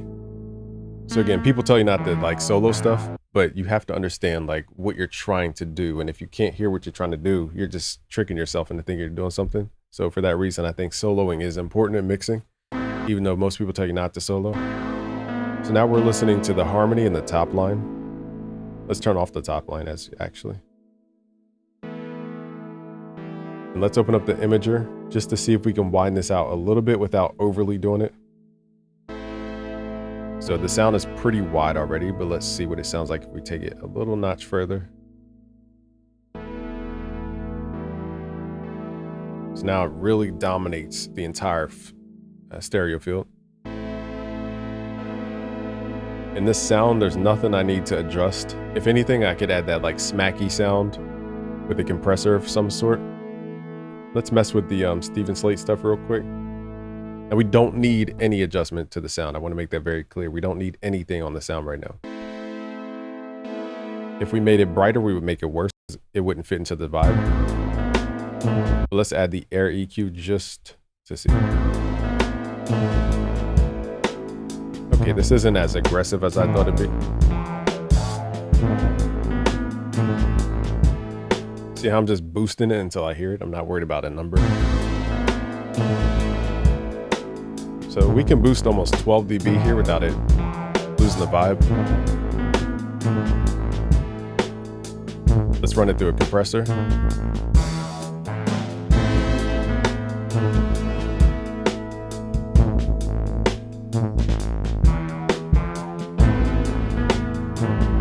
So the tone can direct input.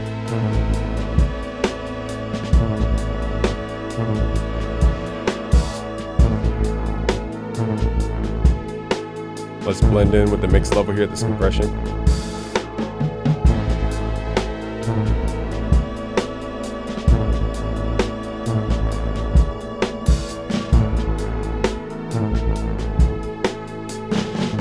So here I can hear there's some low frequencies that are starting to mask that bass. Because if we look at the bass, it lives in a certain region. So it pretty much lives from about 50 hertz to about 250. I know it has harmonics, but that's where the meat of the sound is, about 50 to 250. In the pad, I remember I started playing low bass notes. So in that area, it's starting to clash. Now we could sidechain it and make this like really complex thing. But for the video, let's just make it super simple and just cut the frequencies in the pad. So the pad right now is playing 200 to whatever, but at the later part of the song, it plays lower frequencies. See how we have lower information here? So that's not in the beginning of the song. So a simple way to just take care of this for this specific sound is simply to add a low shelf, pardon me. And we're gonna do something like this. Why does it look weird? Let me see. I guess the Q's all the way up. Boom. All right, so we're gonna cut this at about just under that 200 mark, because we don't really need that bass because we already have the bass occupying that space.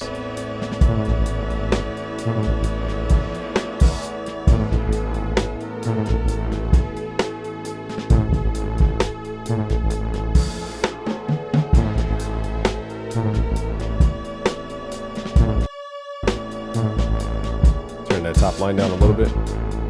Now, as I was recording the top line, I actually added chorus in real time to the sound, so it widens over time and then it goes back narrow and it widens. So I did that in the recording itself. You could add chorus to add stereo width. So now that I mixed like all the edits and everything, so let's look at like what did we add so far. On the drums, I added a transient shaper to only the low end.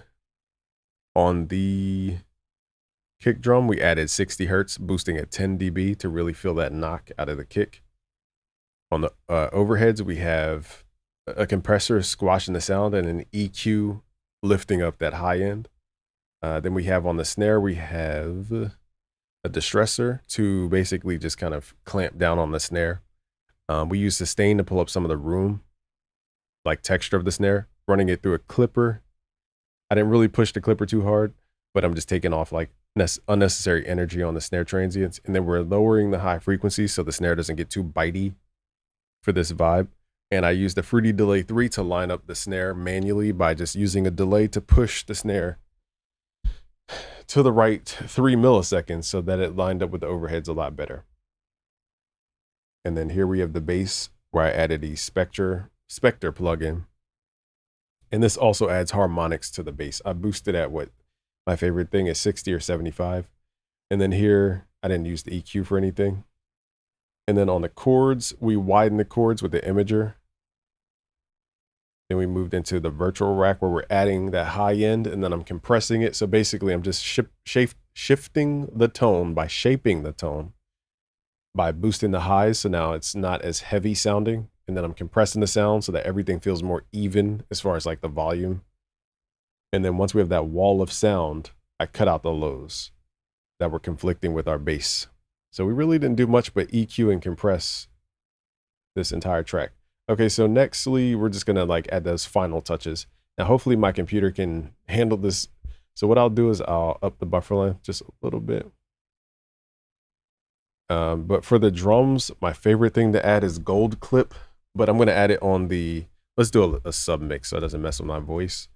I'm gonna route all these tracks to a sub mix, which is basically like a master track for you guys. But I'm doing this for the video's sake. Route here. So all my groups are being routed to the submix. On the submix, I'm hitting Alt left to move this in my mixer. We're gonna add gold clip. Gold clip is like that final touch piece. It's great for drums, but I like adding it to my entire track, especially for boom bap hip hop. This thing is a beast of a plugin. The gold knob is insane saturation.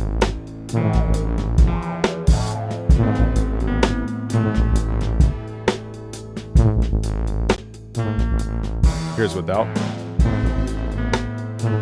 It just sounds like. Here's after. Okay, so now we gotta measure, we gotta manage the clipping here.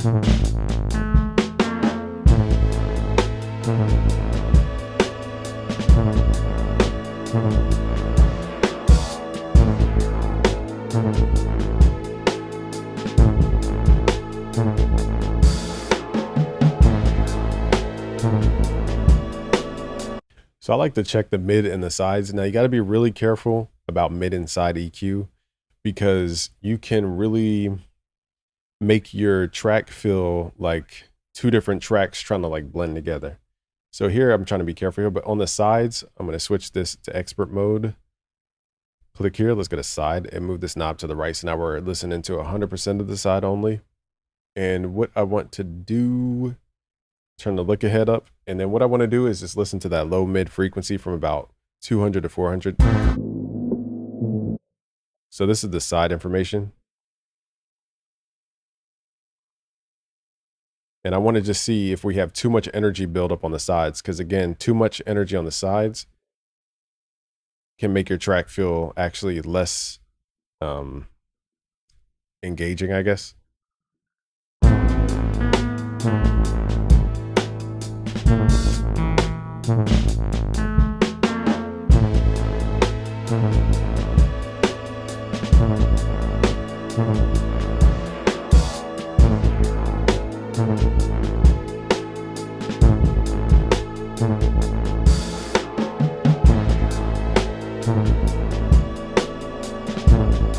So it's very subtle.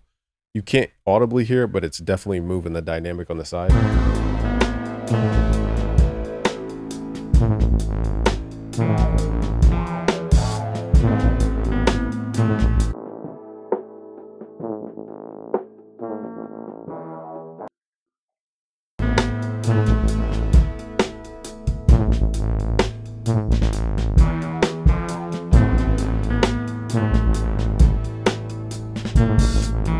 So I'm not overly compressing there.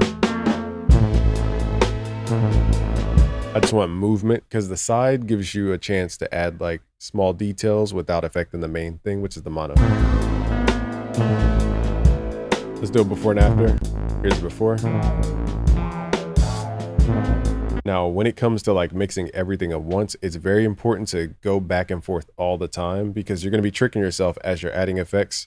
You kind of forgot what the original sounds like, and you could easily get lost in adding a bunch of plugins. So I like the A/B frequently. Here's before. I'll let it run all the way through.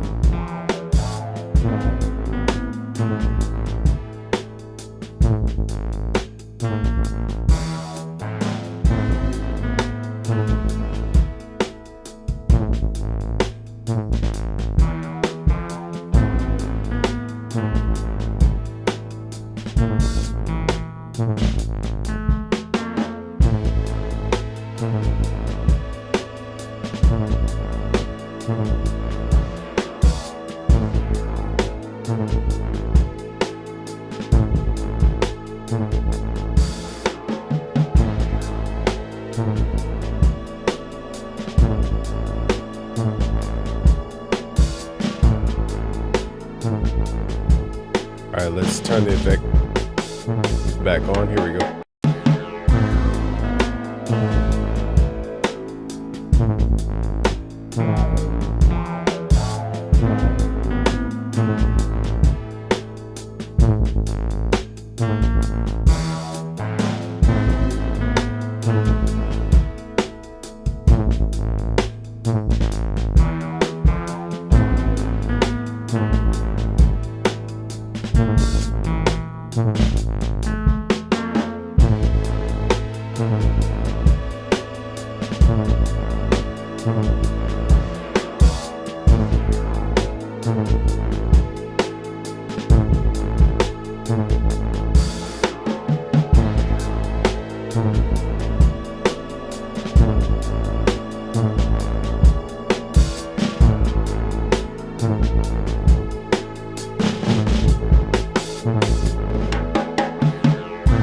So one thing that you'll learn when you record vocals is sometimes the muddiness comes from a room mic and not necessarily a frequency. So the overheads is, again, a room mic to me in this case. So I'm going to turn that down if you want less of that room feel.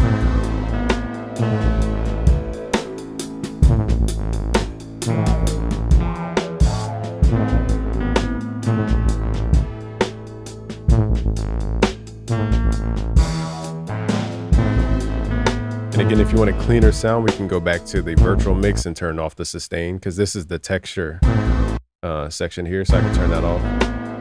So now it's just the snare.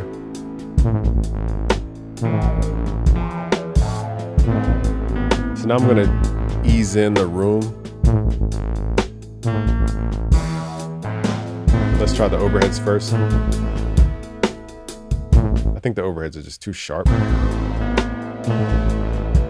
Let's go back to the snare mic. Let's start easing in the sustain here.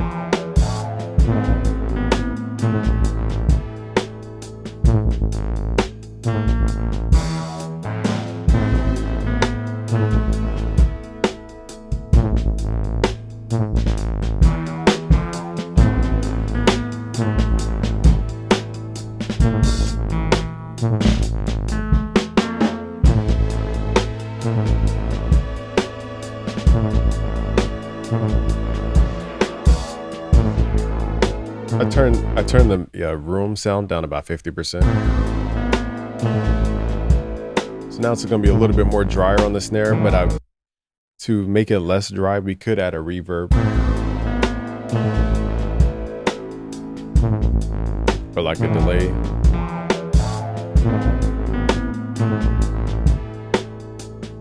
Let me show you guys one little delay effect you could try.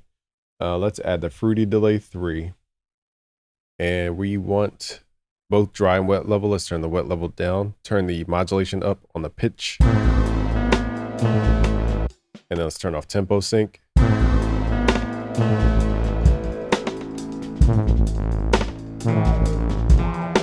It's a little tricky here because we're getting a lot of the signal. If you do want to solo out the snare, and specifically we could add gate plugins here.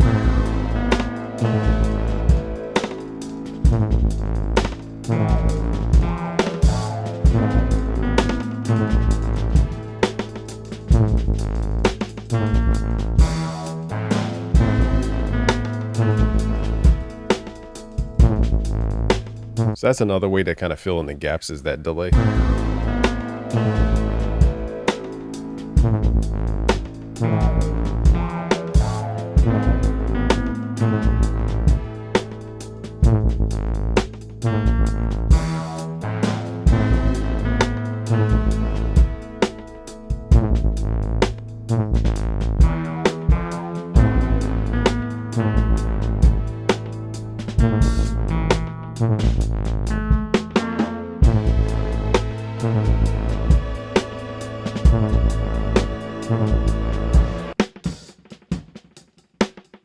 Okay, so we're filling in the gap. Instead of using the room, we're using that delay.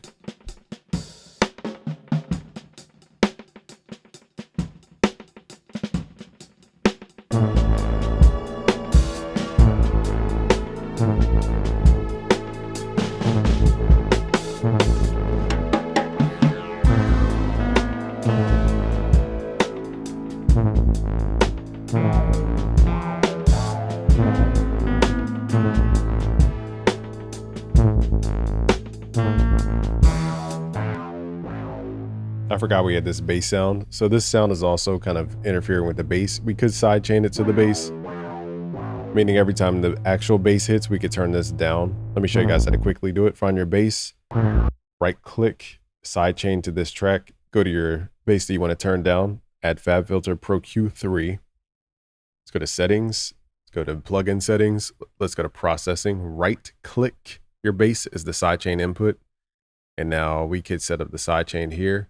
We need to turn it on dynamic mode and then hit auto and hit, so it listens to the sidechain here. So we need to figure out where the frequencies overlap. It's usually in this low zone.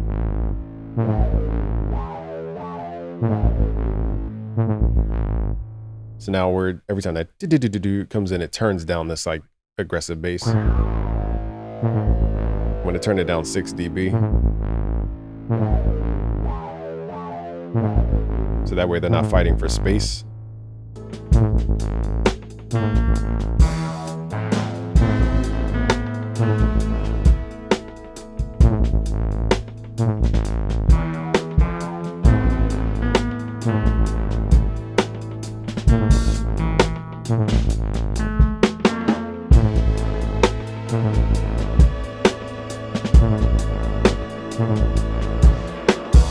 So here I like to push the drums into the clipping device. So we could push the drums. I pushed it like 1 dB.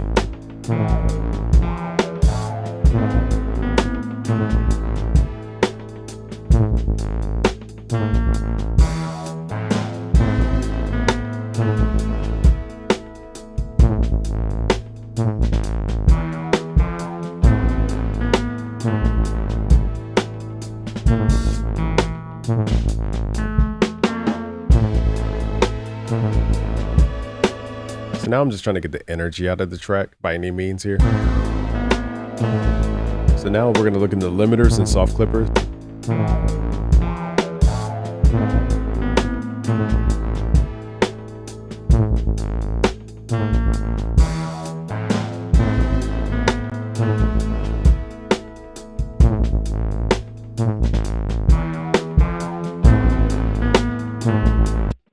Something magical about Isotope Ozone's Maximizer, the soft clipper. You could push this thing all the way to the max and it still sounds good.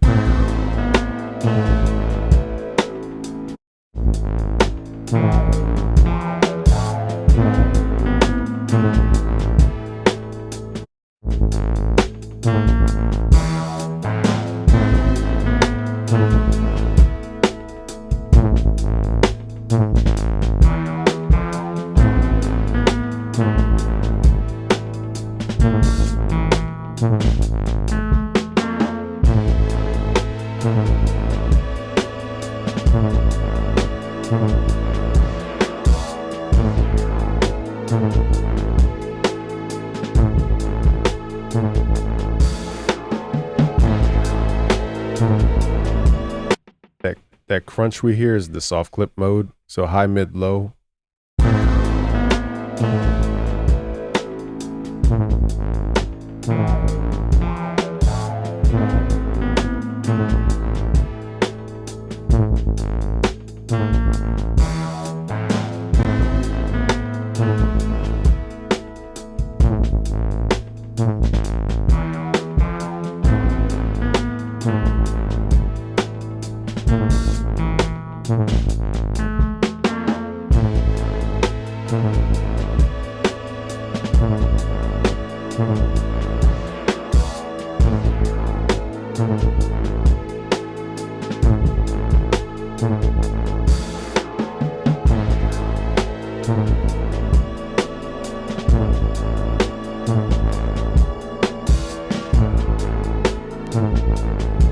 All right, I'm about to make it louder.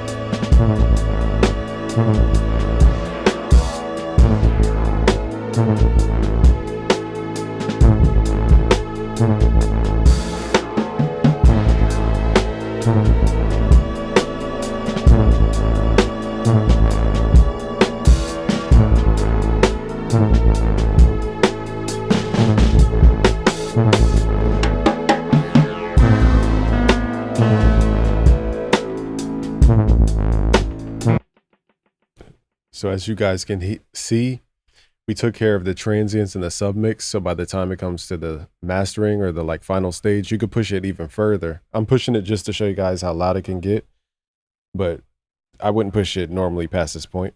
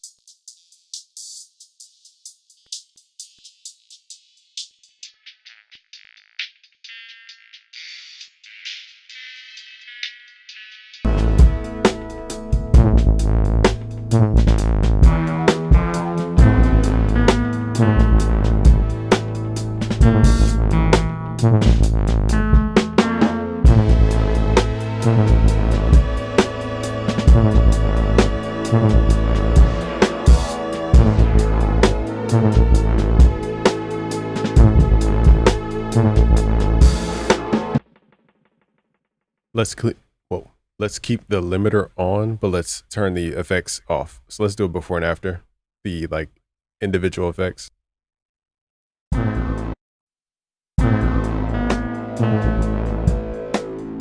So this is what most people do, is like slap a limiter on and call it a day, but listen to how much energy we lost.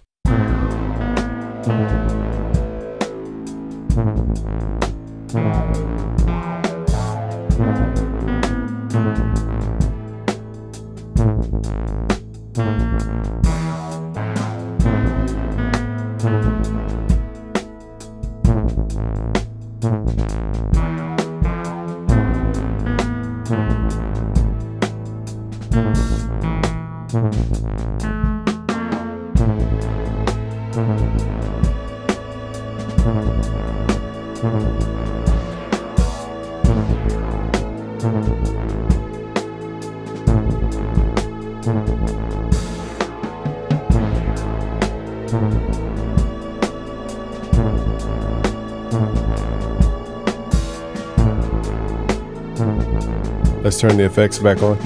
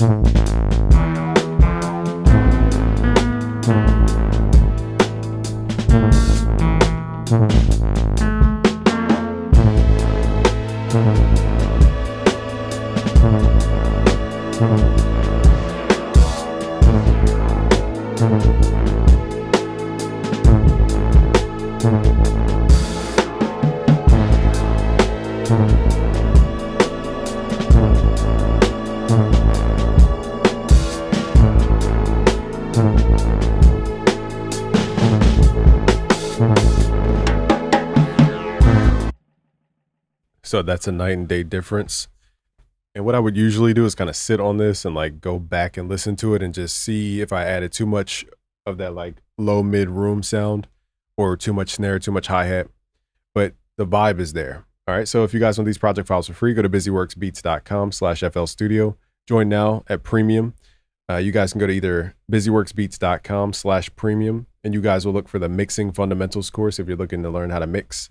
I'll guide you step by step through EQ, compression, limiting, clipping, getting stuff louder, reverb, delays, how to mix vocals, how to mix acoustic drums, how to mix trap drums, how to mix hip hop. It's all there. Just go to busyworksbeats.com/premium.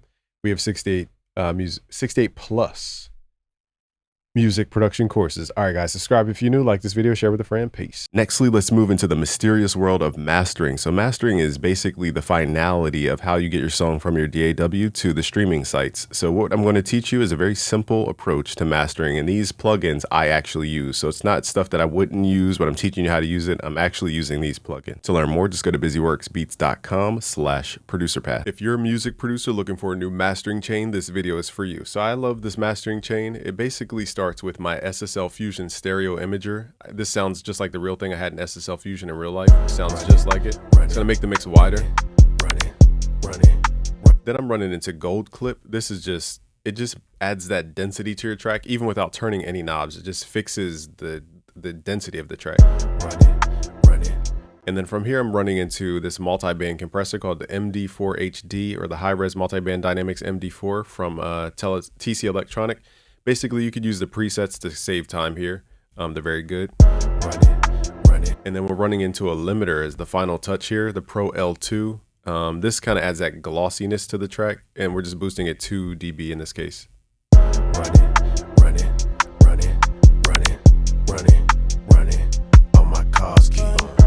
So here's off.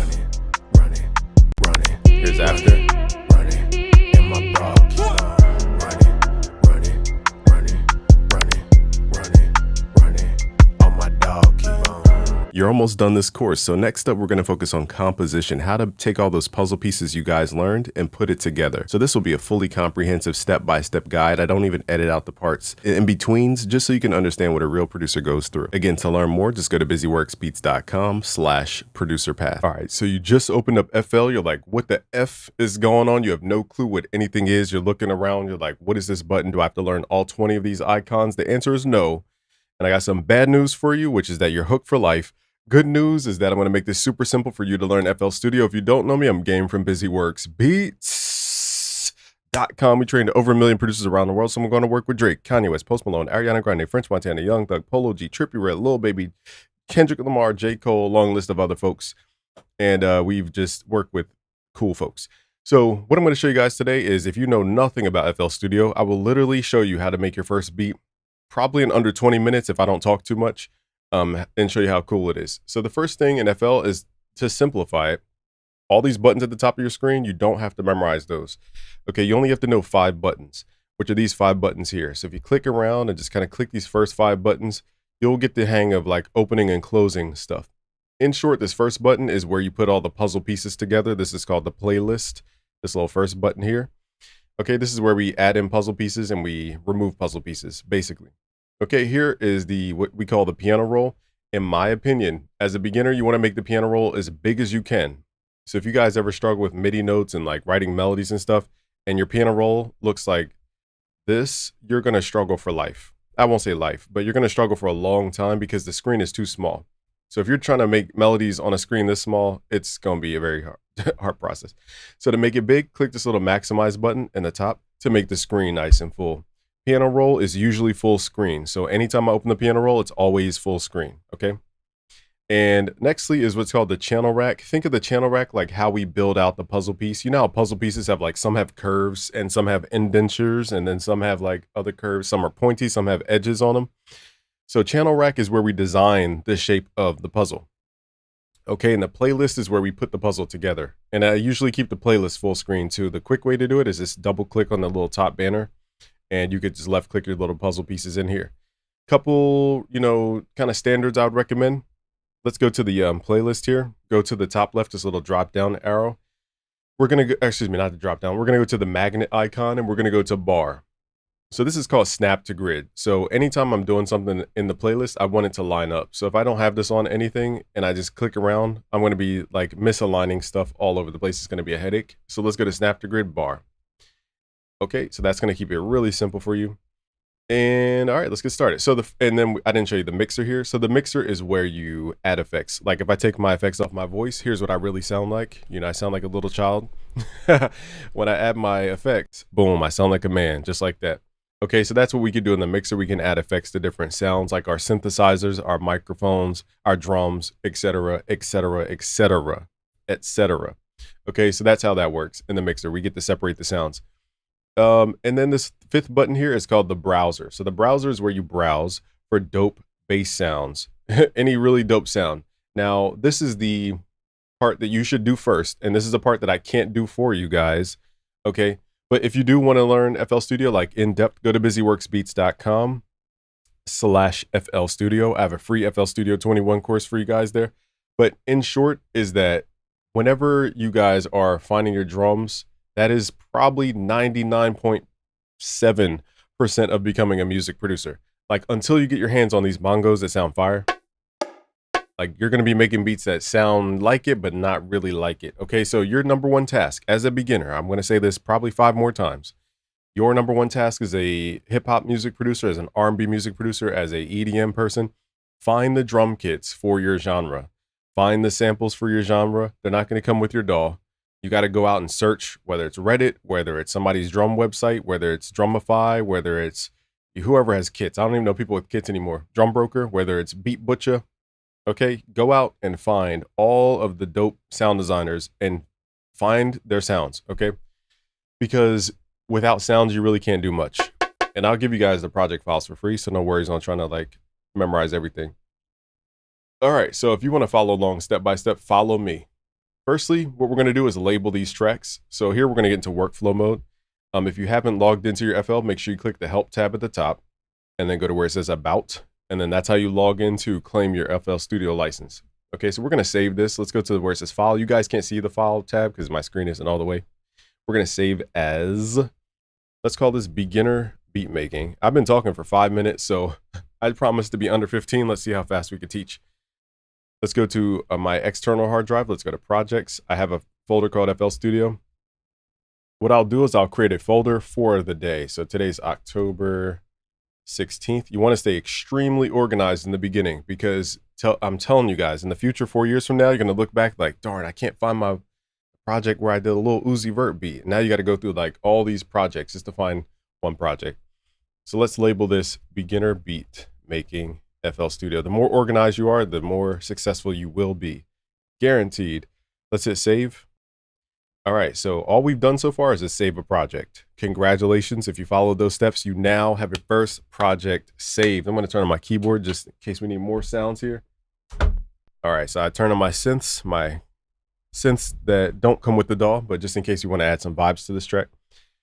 All right, so next step is creating the layers. So what we're going to do here is open up the playlist, this screen here. Let's close out the browser to add more space. We're going to right click where it says track 1 and let's label this. So beats and songs have 4 layers. They have a top line layer.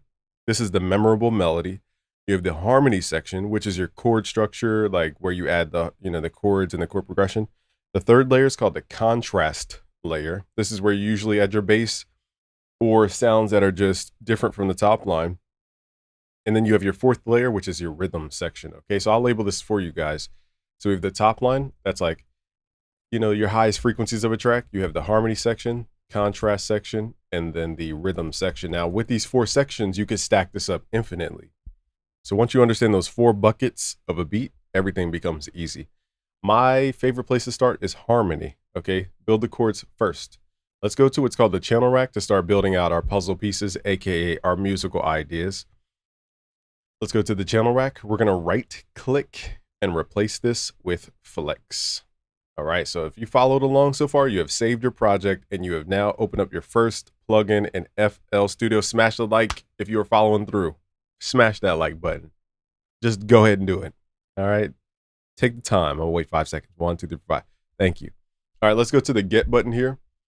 And we're going to download where it says essentials. So here under the get, you want to download, yours should say essentials piano, essential guitars, essential strings, essential winds, essential bass guitar. I've already downloaded mine, but you want to go to the get tab and make sure you download the free packs.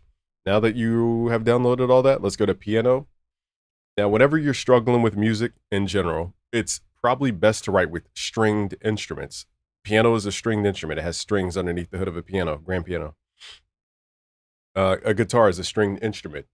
Orchestral instruments are stringed. Is that a word? Stringed instruments? They're string instruments. Okay, so start with string instruments first and then swap out the sounds if you have to. Okay, so here we're going to go to Steinway D, which is a piano. And let's go to takeoff reverb, takeoff limiter, takeoff master filter. So now we just have a plain old piano. Now, if you can't figure out how to make sounds, click this little typing keyboard to piano keyboard. Make sure this is on, and now you can use your typing keyboard on your computer to make stuff. Okay, so you can right click to switch out the settings. What I would recommend is you just right click, hit reset. In short, it basically puts it out. It puts it on layout piano, root note C, octave 4. So that's what it does in those steps. I'm running out of breath, so I need y'all to smash that like button. We have 7 more minutes to go. Okay, let's start moving faster here. Now that we have our sound open, we need to first hit Control L. That will send the sound to the mixer and name it for us. If you don't see this number on the left side, hit Alt M on your keyboard to hide or reveal that. First thing we need to do is create chords. So what I do, I go to the playlist, I drag in a pattern. Okay, I like to build inside of as I'm listening to the beat. We're going to turn the metronome on. We're going to turn blend overdub on. We're going to turn the link on. We're going to turn the 3.2.1 on. If you guys don't see this view right here, this is just my view, but you can click the drop down, go to view, go to behind clips, switch it to solid. That's why my screen looks different, but I'll reset it back to normal for you guys. Okay, so here's what it looks like. Now, if I hit spacebar, it's just playing the metronome sound and nothing's playing, but that's fine. We want to build as we're listening. Okay, that's gonna be a good habit for you guys over time. So we're gonna stretch this out for about 4 bars. Now we're at 140 BPM. In hip hop, This is double time. Okay, so even though we're at 140, we're really technically at 70 BPM. So don't be tricked by the number 4. It's really 2. But we're not trying to make stuff complicated right this second. I have song structure masterclasses on my channel for free. All right, so now we have this stretch to 4. Let's hit Control B. This is latch paste. Latch paste. Okay, so if you do not have this stretch to the bar and you have something like this where it's not fully locked into the grid and you hit Control B, it will paste it right there, which is not on the grid. It's not going to paste right. So Control B is not copy and paste. It's latch paste. Very different than copy and paste. Okay. So now we have this. Now we have it laid out, the puzzle pieces. Now we can double click to go inside, and we can right click, go to piano roll. And now we can start adding notes. Okay, now by default, I don't know why FL comes without this turned on, but it is what it is. So click the drop down in your piano roll. Let's go to view. Let's go to where it says ghost channels for 1. You guys won't see that just yet. And then we're going to go to where it says keyboard labels, all notes. Make sure you turn on all notes, because by default, it only turns on the root notes, which how are you supposed to know how to make music this way? It's impossible. Okay, impossible to make music that way. So let's go to view, keyboard labels, all notes. Okay, turn that on so you can see every single note. All right.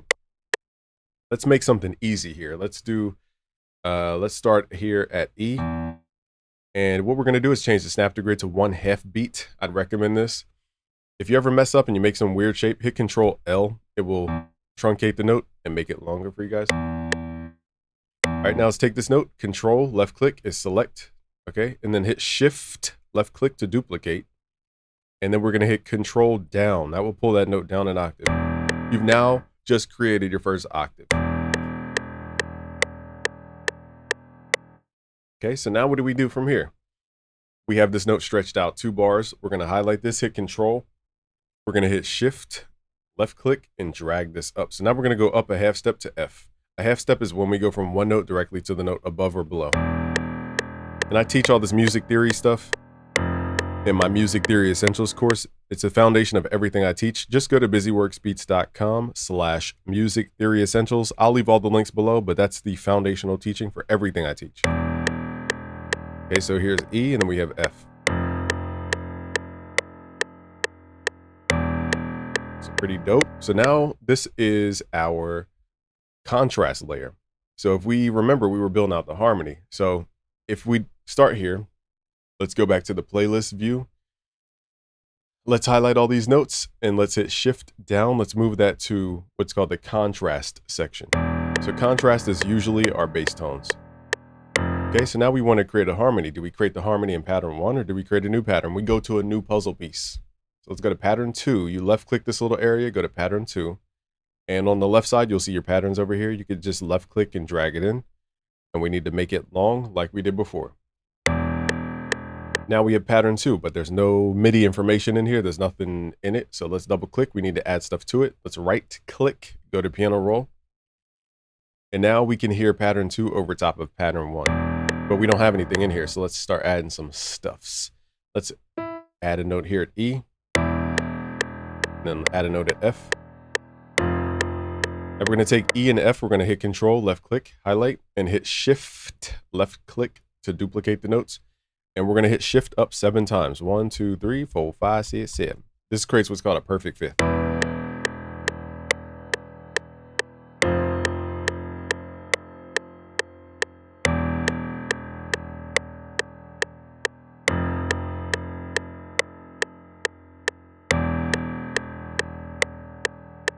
Now that we have that, what we can do is take this further. I'm going to get into a little music theory, but we'll just kind of keep this short. We're going to hit Control, highlight these notes, and hit Shift, left click, and then we're going to hit Shift down, 1, 2, 3, 4. 0, 1, 2, 3. Okay, so now we're creating a minor chord. Okay, so a minor chord, without boring you all to tears about everything about music right now. The root note, consider this 0. We're not talking about scale degrees for all the music theory snobs out there. It's called integer notation. Okay, I call these chord codes, how to build any chord. So basically, this is the root note 0. And then we count up. So it's 0, 1, 2, 3, 4, 5, 6, 7. So we count note by note until we fill that chord code out. So this is 0, 1, 2, 3. So it's 0, 3, 4, 5, 6, 7. So 0, 3, 7 always makes the minor chord all the time. So that's your quick way of making chords. Now the second chord feels wrong. So what we'll do is we'll take this note here, the middle note, hit shift up. So we hit control to highlight, left click, and then we hit shift up. And now that feels more correct. So usually chords are going to be major or minor chords. So that's why we start with the minor chord first. Okay, now that we have the chords, now all we have to do is just go back to the playlist. Make sure we're on song mode if I didn't make that clear. And we're going to left click, drag that in. Now my tool is on the paintbrush tool when it comes to the playlist. And now let's move into what's called the top line. We're going to go to pattern 3. So we're going to left click, switch this to pattern 3. And you might be like, okay, how do you make melodies? Well, in my opinion, the top line starts 1 octave higher than the highest note of your chords. So let's right click, go to piano roll.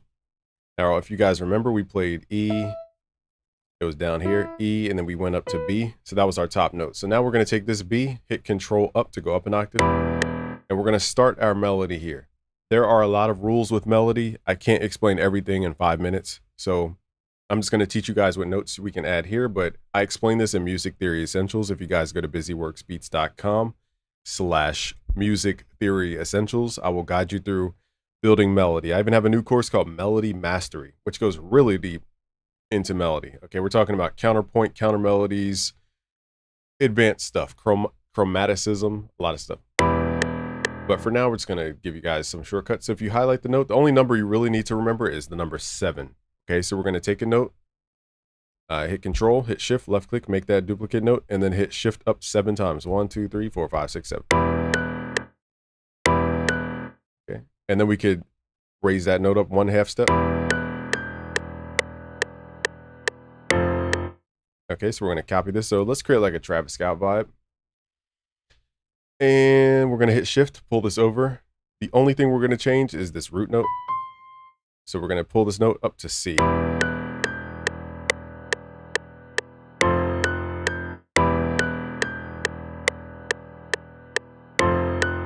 Actually, I might change it.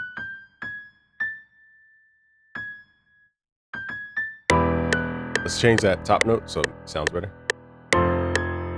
Let's do actually A. Just going by ear here, there's no rules. There we go. Going for like a Travis Scott type vibe.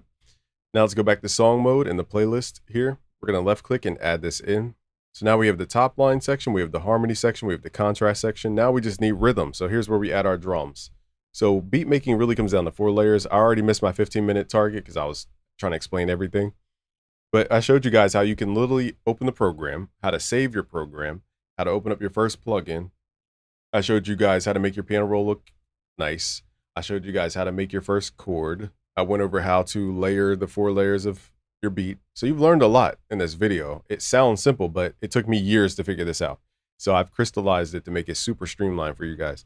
So now let's add the rhythm. Like I said in the very beginning of the video, this is the part where you guys have to go hunt some sounds. I'm going to give you the project files for free. If you guys go to busyworksbeats.com/FL Studio, I'll give you the project files for free. I'll show you where to find some stock sounds, but again, you're not going to get this in the stock sounds. Okay, so if you guys go to packs, you guys can mess with the legacy drums and then go to where it says vintage. This is a Roland TR-808 drum kit. Okay, so it has some sounds in there, but you're not going to find modern hip hop stuff in FL Studio stock sounds. So I'm not going to keep you guys chasing a rabbit that doesn't exist. So that's where you find sounds, is in the packs area. And then you could mess with different packs for different sounds. For the most part, let's go to our channel rack. We want a kick, which is like, we want a hi-hat, which is, we want a snare, which is, okay, so, okay, and then we want an 808, which is boom, all right? So let's find those sounds in our browser. Let's open up the browser right here, this button. And what I've done here is I've added my own hard drive. So if you guys do collect sounds on your external, let me show you guys how to save your files. Go to where it says options in the top here. And then go to where it says file settings. Here you can import different folders into FL Studio.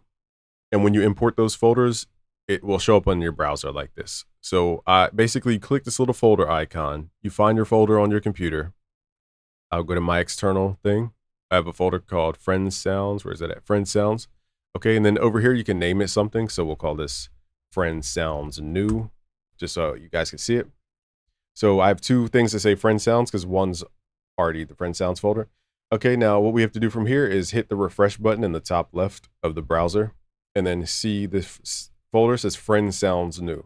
Okay, so it's the same location, but I'm just showing you guys how to add sounds to your project. Now we didn't do a lot of like finessing with the MIDI here because I'm trying to keep this less than 30 minutes. Nextly, let's go to pattern 4 because now we're going to start drawing out some drums. So let's go to pattern 4 here, left click, go to pattern 4, and let's find some drums. All right, so we're going to go to Metro's kit here. Where we at here? Let's go to Lunch 77 Metro. Again, you guys got to chase down these sounds. There's no one place to get sounds. Reddit has a lot of the stuff that's, you know, it just has a ton of stuff. Let's go to snares, start here. I like to start with snares first. We're going to right click and open a new channel. Okay, that's going to add that sound to our puzzle piece shaping thing called the channel rack. All right, so now we have that snare as an option here. Let's find a hi-hat, a closed hi-hat. Let's right click, open a new channel. So now that's added to our channel rack. Let's go to our kick. Let's right click, open a new channel. Now, one thing about samples, if you're a beginner and you don't know what this red thing is, just turn off where it says use the loop points or else you're going to get like a weird sound. Also, some samples are like weird. It says auto and all this. Just click here, go to resample, right click your time and hit R to reset. And also check under your volume envelope and make sure you reset the root note, okay? Because some samples are kind of quirky. So that's how you reset a sample in the sampler. That's for more intermediate to advanced folks. But anyhow, let's add an open hi-hat.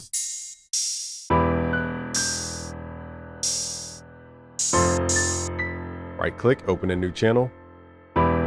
So far we have a snare, we have a hi-hat, and we have a kick. Now we need to find an 808. Now the most popular 808 is the Spins 808. Shout out to DJ Spins for branding one of the most used 808s on the planet. We have this 808 here. It's called the Spins 808. We're gonna right click, open that up. Again, you guys will get the project files for free, so don't try to memorize like everything I'm talking about. Now that we have all the sounds in FL Studio, again, you guys could use your own sounds if you're following along, but we're going to go to the channel rack here, left click, and highlight all of the sounds on the left side. Then we're going to hit Control L. That will send the sounds to our mixer. Because in the mixer, we could do stuff like saturation, distortion, whatever. Okay, so now we're on pattern 4. We need to add pattern 4 to the playlist under song mode, remember. We need to switch here, grab pattern 4 from the left side, drag it in. So nothing's happening right now. We're just laying out the puzzle pieces. Now we need to fill in the puzzle pieces, like aka draw on the puzzle piece. So let's double click in here to open up pattern 4. And here's where we can start building. So what I like to do is just click somewhere over here and then right click, fill each 2 steps when it comes to the hi-hat. So FL is kind of hard to like judge how long it needs to be. So just right click, fill each 2 steps. This is a great place to start because this is almost like creating your own metronome. Okay, now the snare goes on what's called the 3 and the 7. So if I turn the metronome back on, I'm going to count. And every time the metronome hits, it's a heartbeat. So it's 1, 2, snare, 4, 5, 6, snare, 8. 1, 2, 3, 4, 5, 6, 7, 8. 1, 2, 3, 4, 5, 6, 7, 8. Let's add a little metro. It goes 1, 2, 1, 2, 1, 2, ta-ta-ta. 1, 2, 1, 2, 1, 2, 1, 2, 1, 2, 1, 2, 1, 2, ta-ta-ta. Okay, so that little hi-hat I added in here is that metro bounce. Now let's add our open hi-hat. 1, 2, psst, 2, and so boom, boom, psst, boom. Let's say boom, boom, psst, okay. Now let's add the boom, boom. The boom, boom sounds weird. So we're gonna add this. Now there's a pattern in hip hop and trap called tresillo. So it goes tresillo, tresillo. In drill it goes ta ta ta ta ta ta ta ta ta ta ta ta. That's the only pattern you need to memorize. It creates all the genres from mob music in the West Coast, hip hop, classic boom bap, trap, Afrobeat, reggaeton, boom, ka, ka, boom, ka, ka. It's all tresillo. Okay, so just get used to that pattern. Okay, so it goes boom, boom, boom. That's tresillo right there. Now you can move that around if you guys want to be more creative, but that's the pattern. Boom, boom, boom. So I'm going to call out tresillo. Tresillo, tresillo. So So that's called tresillo. It's a nice bounce. So now you're like, okay, I kind of hear the 808, but I can't. So now let's go to the Steinway. We're going to turn down what's called the channel volume because we want to turn sounds down at the source most of the time. So let's turn that down here in the channel volume. So now the piano is a lot quieter.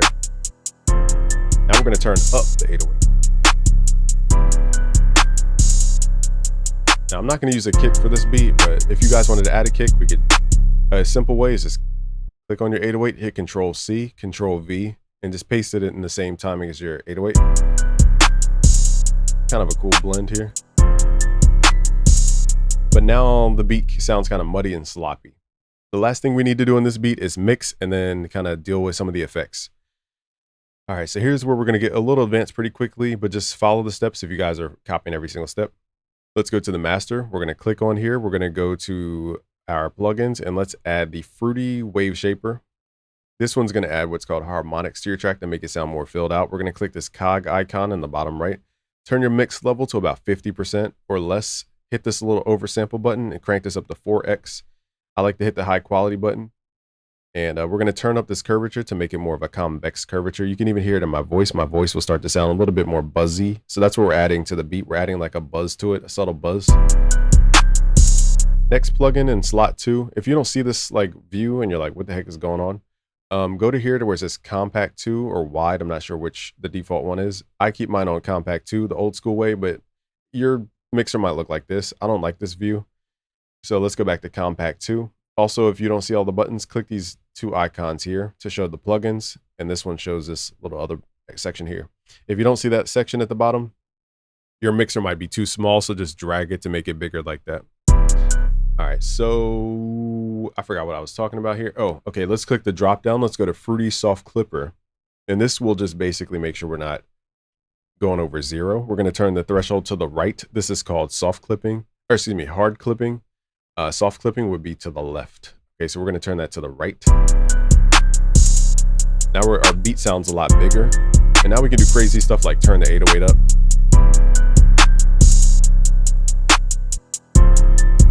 So what I did here in the mixer is I turned this what's called a fader up. This is post everything. So me turning this up is after all of my other effects on the 808. If we wanted to turn the 808 up at the source, like before all our plugins, we would turn it up at the channel rack level. Very important because a lot of people try to turn their sounds up and down from the mixer and they're wondering why they're not getting like more of their effect. So the mixer is like, the fader is like the last thing I would touch for volume most of the time. Now the 808 is jumping. So let me show you guys a couple tips to make your stuff sound more pro. Let's go to the hi-hat. Just click on it. Go to the wrench tool. Go to where it says time shift. If you're in FL Studio 11 or below, it's called time offset and it's down here somewhere. So we're going to turn the time shift up like that. Now the hi-hat will be a little delayed after the track, so it won't sound so right on the grid, it's called. Now the 808 is kind of loud, so let's pull it back in volume.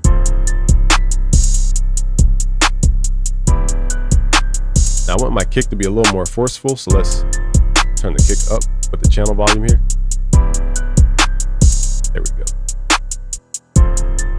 Now we can turn it up to 808.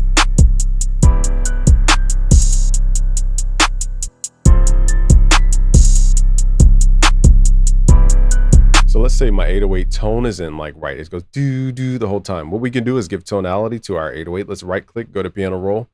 So now we're taking these sequence notes and we're starting to create unique notes for it. So we're going to right click, go to piano roll. So now I can see the note values for my 808. If you guys struggle with 808, hit control up and you can hear the tonality. Right now it's not like matching the piano. And you see do. So let's hit shift down. Now it's more in key.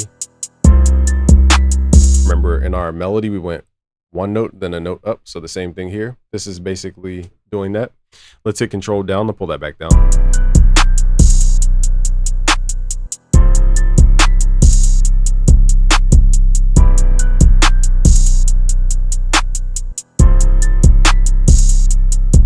Let me again show you guys how to make your stuff sound pro. I'm just going to add in little notes here and I'm going to turn the velocity down. Now Now the grayed out stuff in the background is called a ghost channel. So if you click in the top left, go to view. That's what the ghost channel is. If I turn that off, you guys won't see that. So basically anything on the same channel rack pattern, the puzzle piece, you'll be able to see where the MIDI is to help you guys trace patterns and stuff. So now I'm adding in this lower velocity 808. If you don't see the velocity, grab the ellipses here, left click, pull this up, go to where it says control, then go to where it says note velocity, and that's how you pull up this little velocity graph.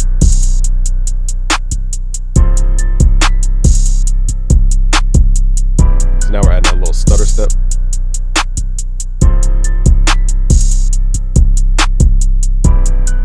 Let's go to our snare. Let's tune this down with the pitch here. If you ever want to fade out a sound, you guys can use the out parameter here to fade or shorten a sound.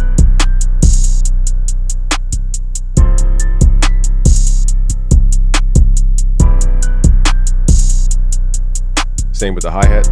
Just click on the hi-hat, go to the main page. You guys can trim the hi-hat to get rid of all the excess blankness and then hit fade out. Trim some of that reverb off. Let's go to the open hi-hat. Let's go to the wrench tool, turn up time shift so it's not so on the grid. All right, now I'm gonna show you guys my secret sauce and then we'll wrap this up. On the piano, I'm trying to decide how I want to do this. I guess we'll do it on a different track. So let's open up the mixer. So remember, the mixer is where we can add effects and stuff. Let's go to a blank area called Insert 8. Let's right click, call this Reverb. We're going to open up Fruity. Actually, let's do Lexverb. I forgot we have Lexverb now. Or not Lexverb, my bad. Luxverb. Shout out to Luxverb. Shout out to Lex Luger. We're going to turn the reverb on and then turn on where it says feedback. And I'm trying to decide, do I want to do it this way? Yeah, let's try it. Okay, so let's turn up what's called the gain, and then we're going to turn up the high cut. So now I'm going to send my piano to that reverb. To do that, I'm going to right click and rename this and give it a color so you guys can see. We're going to go to our piano, left click these up arrows at the bottom to send a signal to that channel. And then to turn it down, you just left click and turn it down like that. Now my piano is going to this reverb channel, and it has this unique reverb sound. And it's filling out the sound. Now, if you guys want to go pro level very quickly in slot 2, let's open up Gross Beat. So if you guys see this technique used by anybody, I created it first, so you know they're copying off your boy. Go to Gross Beat. It's okay if you guys use it, but if anybody claims they made this up, cap. Okay, go to Gross Beat. Let's go to presets. Let's go to momentary. Let's go to half speed, and then let's pull back the time knob here. So now we have a slowed down reverb, and we have the original reverb. Creates a nice haunted sound.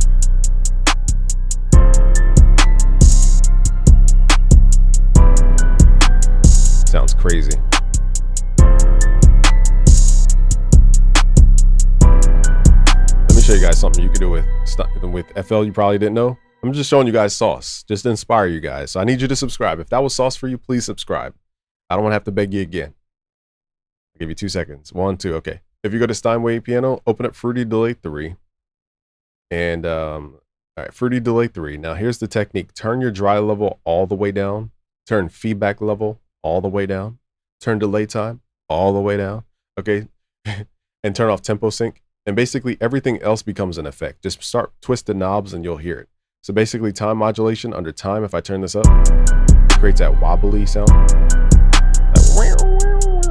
that sound. It makes it sound really creepy. So now we have a really creepy vibe.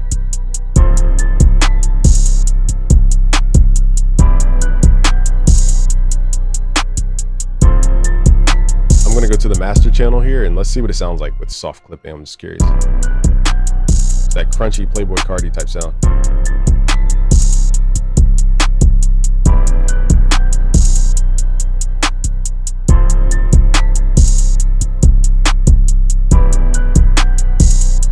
So you guys don't need a bunch of sounds to make a beat that feels full. It's just about all those steps. Remember, a beat is really just top line, the harmony section, which is your chords, the contrast layer, which is like your bass layer, and then the rhythm section.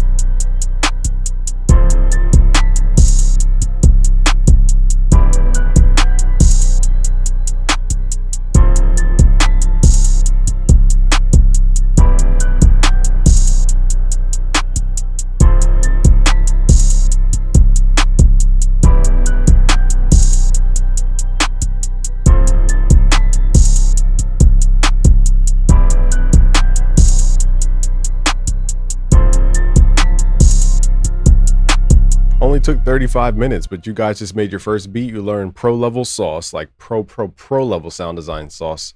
And you guys will get the project files for free if you go to busyworksbeats.com/FL Studio. Name a better deal. Name a better deal. Smash the like button if I hooked you up.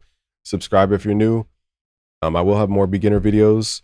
And what else is there to tell y'all? If you want the foundation of like how to turn this 8-bar idea into like a full song, go to busyworksbeats.com/music theory essentials. That's all my music theory teaching, where I go through like how to song structure, how to make beats from scratch, how to make melodies from scratch, how to make chords from scratch, how to do bass lines from scratch, modes explain, scales explain, moods behind music, then move into what's called music theory magic. That's the next level up.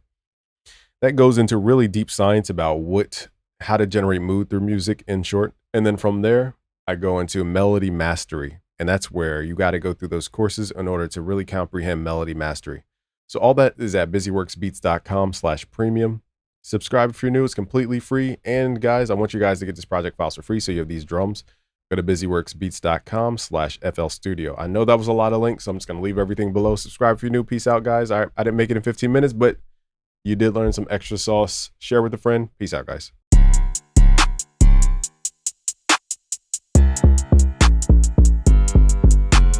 FL Studio is the best DAW for making beats because it's simple and there's a ton of people making videos, so you can learn something new every single day. Hello and welcome to busyworksbeats.com. I need you to smash that like button to extend that S even further. If you don't know me, I'm Game from busyworksbeats.com. We train over 1 million producers around the world, so I'm going to work with Drake, Kanye West, Post Malone, Ariana Grande, French Montana, Young Thug, YG, Polo G, Lil Baby, Trippie Redd, Kendrick, J. Cole, and a long list of other people as well. So I'm going to show you in this video how to make your first beat, or a beat, and it's actually going to sound dope. So what we're going to do is turn this metronome on. We're going to start at this number here called 140, and this is called a BPM, beats per minute. You don't need to memorize anything I'm saying right now. What we're going to do though is get the right sound. So what I'm going to do is provide for you for free the my go-to sounds for my drums. Okay, so just go to busyworksbeats.com/FL Studio. Once you have those drums downloaded, you're pretty much 90% of the way there. Okay, 99% of the way there. So let's open up the browser, which is right here. Wherever you downloaded the drums, just drag them to your options and then go to file settings and add a folder by clicking here and then selecting wherever you put those drums, okay, on your computer.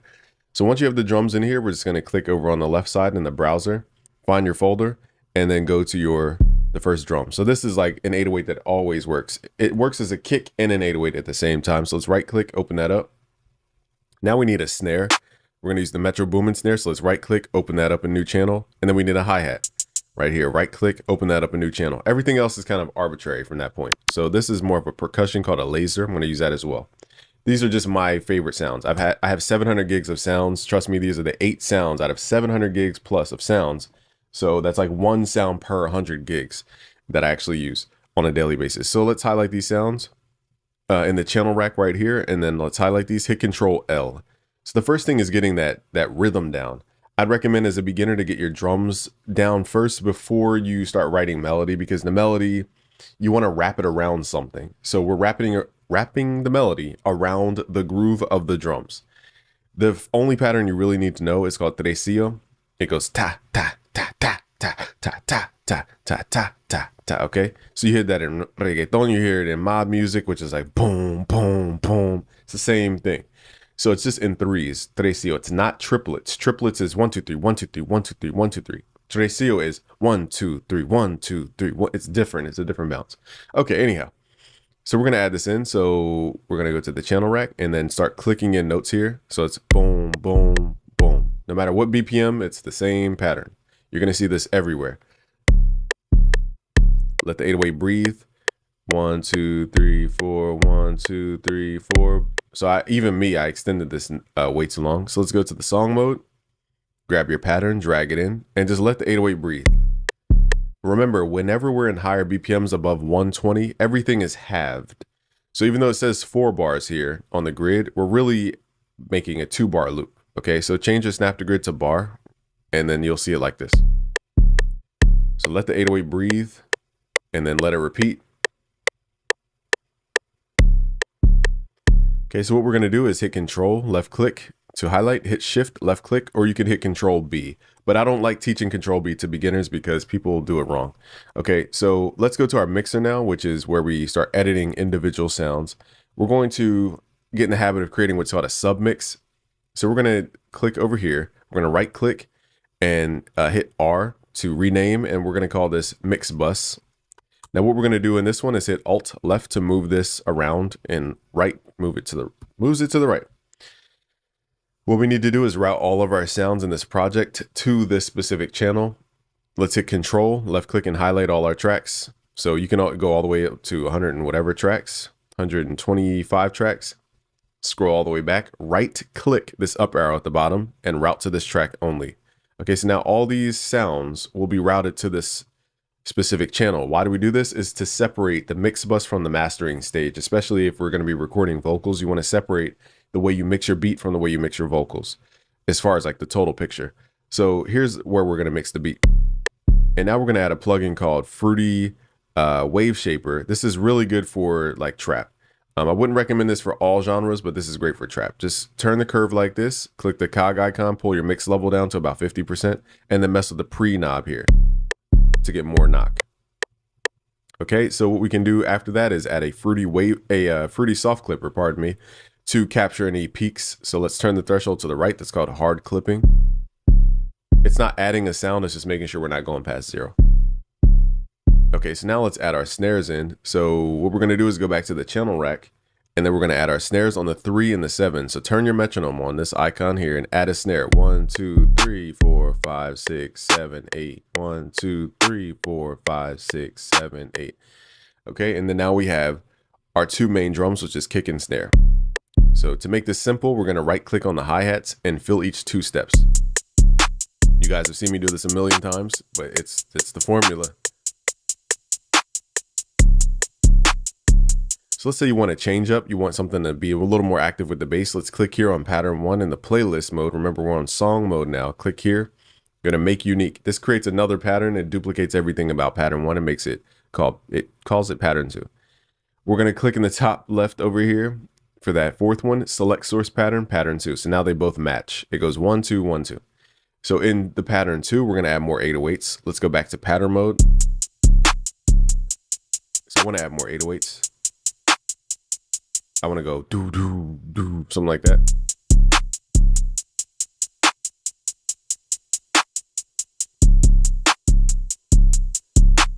So now we have a little bit of an ending to it. Let's go back to song mode to hear the entire picture. Now you can mess with the volume of your 808s, turn it up.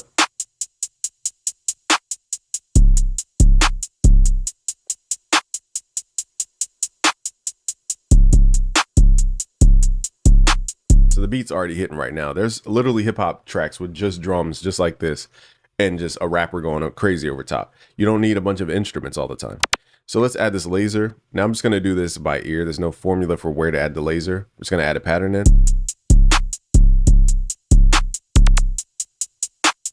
1, 2, 3, 4, 1.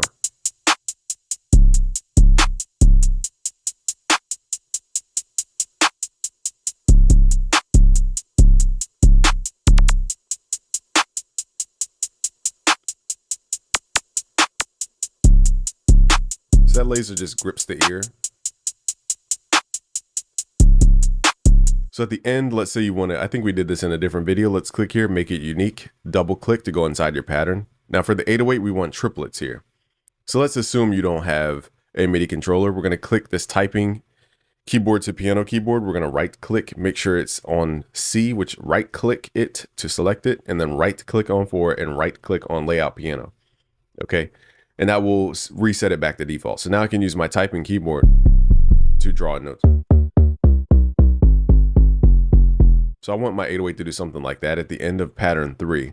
What we're going to do is go into the piano roll for this 808. Just go to your channel rack here, right click, go to piano roll. You should see something like this. I'd recommend you make your piano roll full screen and keep your snap to grid on a half beat, especially in higher tempos.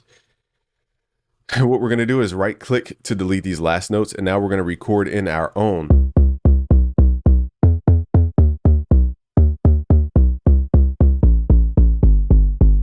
Some kind of ending. We'll probably change out the notes, but let's record And if your record doesn't have notes, right click on the record button and select automation, notes, and audio. So now you can use your typing keyboard.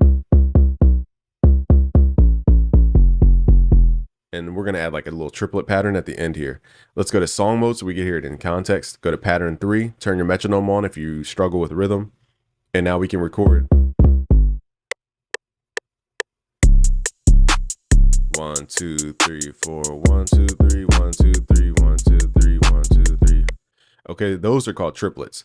So let's double click in here. And let's say you want to quantize a triplet. You're not going to do it on the half beat snap to grid. You're going to change your snap to grid in the piano roll to 1/3 beat, and you're going to hit Control Q. That quantizes to the snap to grid. Remember to switch back your snap to grid to a half beat.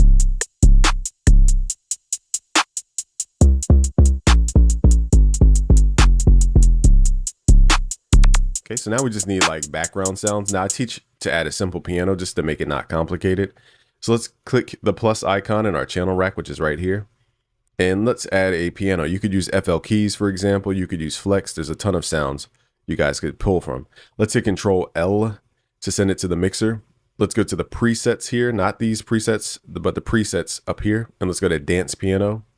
What we're gonna do now is right click our typing piano and go to 3 this time. It's gonna lower the octave. And let's add some notes. Let's just turn the channel volume down. Okay, let's record this. Let's go back, hit record. Notice we're playing the piano in Tresillo pattern.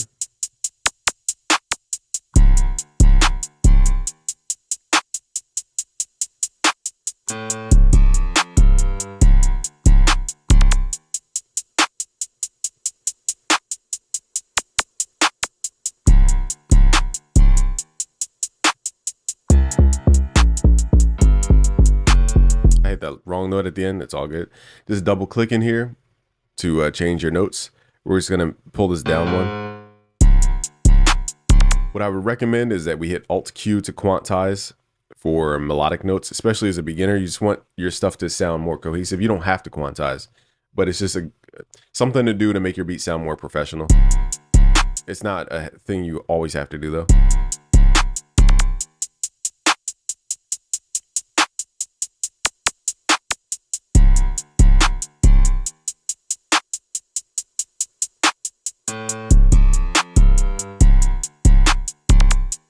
Okay, so let's see if we can add another instrument. I think it would be overkill to overkill it with more instruments, but let's go to a new pattern in our channel rack. Left click this to switch patterns. Now we can go into our favorite plugins. There's great plugins like Morphine, Saw is a great plugin. Toxic Biohazard is another great plugin. So just pick the sound that you guys like. I'm gonna go, and GMS is another one, and Flex as well. Those are your kind of FL Studio stock sounds that are good. Let's do Morphine. And I don't have my MIDI controller plugged up, so we're gonna have to do this by hand. If you're on Mac, open up your browser so that you can actually open up the preset window here. Click here. And now we just need some kind of atmospheric sound or like something in the background. So what I'm going to do is plug up my MIDI controller. Now, again, I understand everybody doesn't have a MIDI controller, so this is going to create a more unique performance than me just typing in notes on my keyboard. So for expression of your melody, I'd recommend a MIDI controller. Okay, so now we have the MIDI controller plugged up. We're going to hit Control L. And I'm just going to look for sounds that we can add in here. I think there's a sound under synthetic. If you go all the way to the bottom, it's called voice. There's one of these sounds, unless it's in the voice category under vowels. You hear this. Let's see if we can add that. That might be a little too West Coast sounding.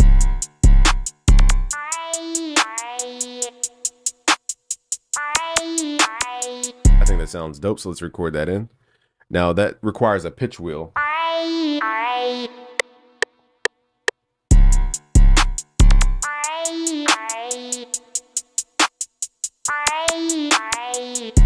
So I'm not going to record that a lot. We're just going to keep that there because that was the best timing. So now we're going to copy this. I'm getting rid of the left side by just left clicking and dragging. Hit Shift to duplicate to pull that over.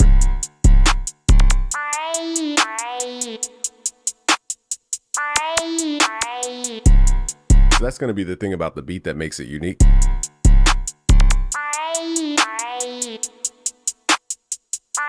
So we don't want to overkill it. Okay, so just we're going to use it sparingly.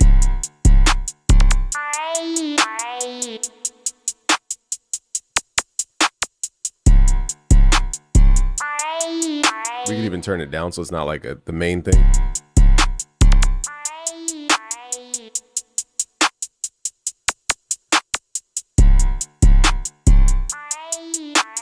See how if we add too many instruments, it gets overfilled.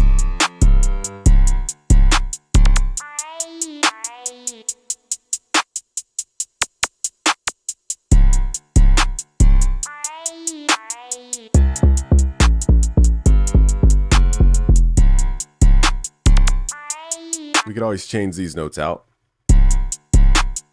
to. So let's hit shift down, for example, just to try out a different.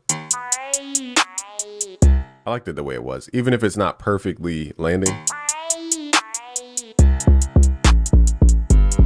Like right there, it didn't match because it went into a note that sounds different. So we're not going to use it over here. Again, this isn't really a mandatory sound. We're just adding background sounds.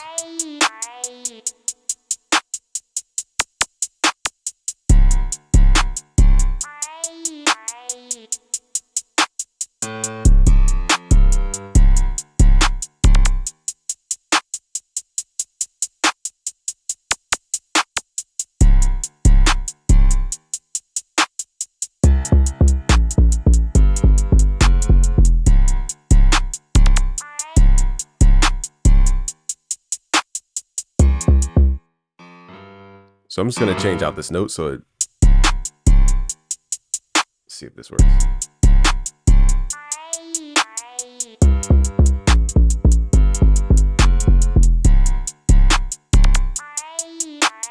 So again, at this point, we're just adding our own flavor to it. You could add your vocals to this and mix it, call it a beat. I'm not going to make this video like 1,000 years long, just showing you guys how to make beats in FL Studio. So what I'm going to do is give you guys my go-to drum sounds. So this 808, snare, another snare, hi-hat, snare, snare, kick, and a laser sound. So just go to busyworksbeats.com/FL Studio. Once you sign up with your email, be sure to confirm your email and then look in the download folder and go to where it says sounds and then look for the go-to drum kit. That's where it will be. Thank you guys for watching. It's Game from busyworksbeats.com. Peace. But we're going to do a masterclass in beat making. If you're new here, I'm Game from busyworksbeats.com. We've trained over 700,000 producers around the world. Some have gone to work with Drake, Young Thug, Post Malone, YG, Ray Shremmerd, Ariana Grande, French Montana, if I didn't already say that, NBA Youngboy, and on and on and on. A lot of Billboard charting artists. So this live stream is all about you. And I recently did a poll on my Instagram, and I realized our content is sometimes too advanced because we're talking to people who are on a high level.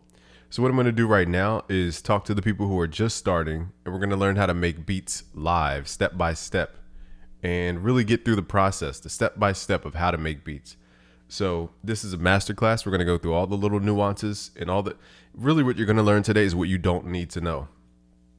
That sounds crazy. You're going to learn today what you don't need to know. And what I mean by that is you're going to get distracted by all the plugins and all the settings that people talk about. But in reality, beat making comes down to about 3 main things.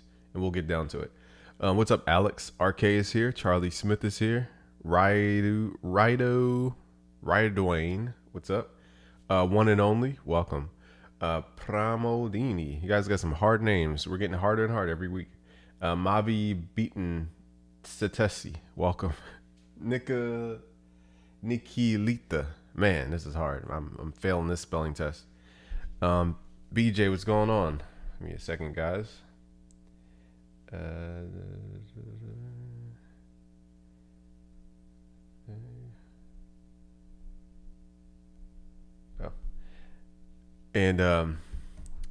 All right, so let's get this thing rocking. I'm not going to waste too much time. We're going to get straight to it. Again, this is a beat making masterclass. If you just joined us, I'm Game from busyworksbeats.com. We've trained over 700,000 producers around the world. Some have gone to work with Drake, Young Thug, Post Malone, YG, Ray Shremmerd, Ariana Grande, French Montana, a lot of Billboard charting artists. And because they've taken the knowledge and they've applied it. And so again, what you're going to learn today is how do I phrase it? You're going to learn today what not to do, if that makes sense. You're going to learn what not to focus on so that you can only have 3 main things to focus on, and then you'll end up making beats a lot faster. Because again, you're learning from a lot of tutorials that show you all this stuff that in reality is like super minutia. Okay. So the first thing really is music theory. If you don't understand simple minor major chords, you're going to have a tough time coming up with melodies specifically. But the good news is that you don't need to learn about dominant seventh chords, augmented chords, diminished chords, borrowed chords, key modulation. That's cool if you want to learn that, and you can learn that at busyworksbeats.com/music theory. But for the most part, you're only using 2 chord types, major and minor. You're not using all these variations of chords. Like, rarely do you use those. And really, it's as simple as that. So let's open up some plugins. Another thing I realized the beginners have an issue with is that they don't have the right sounds. So I'm going to tell you what not to do in beat making so that you can stop wasting time listening to people telling you all this simple stuff. So in FL Studio, the problem is it's not built for our type of music. Okay, so I'll say that one more time. FL Studio is not built for our type of music, like the hip hop, modern chart topping music. It's made for EDM, kind of electronic music. So all the sounds in FL Studio, you're going to have a tough time trying to turn them from EDM sounds into trap sounds. It just does not work that way. And we've tried it many times. I tried to take an acoustic drum kit and make it sound trap, and it did not sound trap at all. There's something about trap that has to have certain samples, or else we don't perceive it as trap. And I'm going to teach you how to do more than trap today. We're going to do UK drill, we're going to do trap, and we're going to do sample beats today. So please hold me to that. UK drill. I'll write it down so I don't forget. UK drill, trap, and what did I say? Sample. So I'll keep my own notes so that we don't forget. So again, I can try to make a Chick-fil-A sandwich with peanut butter and jelly, but the odds of that happening are extremely slim. Okay, it's going to take a lot of work to convert a peanut butter and jelly sandwich into a Chick-fil-A sandwich. It's a lot easier when we start with the actual chicken and the actual bread that Chick-fil-A uses. And that's the biggest problem you guys have. You're trying to turn EDM sounds into trap sounds, and that's why you're struggling so much. So I'll show you the stock plugins that give you some sounds that we use. And ironically, it's called FL Keys, which is super funny because I've heard a lot of hit songs using FL Keys. Now, what I didn't know, what I just found out, is that they have presets. So if you go to the presets, you can cycle between different piano types. So let me get my pedal here so I can play some chords for you. So the broken piano is a little detuned, it's called, like a little, sounds like a cowboy saloon. It's very detuned. Go to the next piano, it's called compressed piano. This one's gonna give you a very squash sound.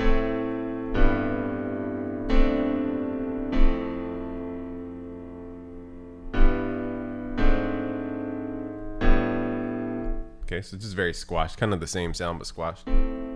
Concert seems cleaner and wider.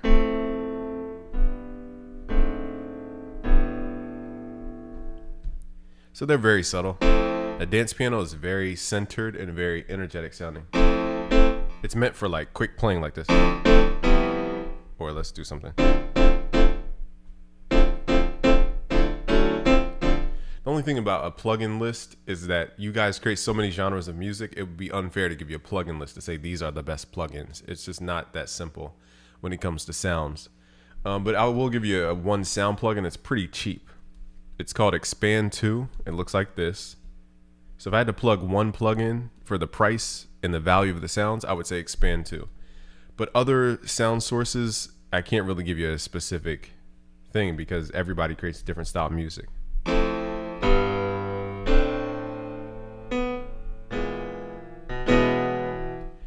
So dance piano is really good, and let's go. And again, this FL Keys has been used on top records, and I might recreate one of the patterns if I remember it. Dark piano, again, you could use dark melody stuff like.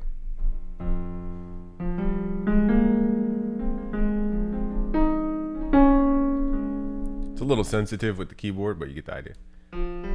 Plain piano is their normal preset. School piano, I don't know. And the default is the. So barely any difference. Then they have an E piano, which is like R&B. So this, you can get the majority of basic sounds through FL Keys. I know people talk about Sakura, but you have to remember, I don't want to go down the deep end because I could spend all day talking about this stuff. But FL Studio is free, but it comes with a lot of stuff in demo mode. And if you get the producer edition of FL Studio, you still have things like Harmore or Sakura, but it's in demo mode. So it's pointless to use because you can't really use it. You have to buy it.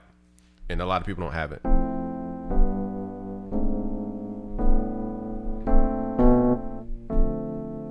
So that's how you get the R&B piano. So today we're going to focus on, it's called dance piano. You've heard this a gazillion.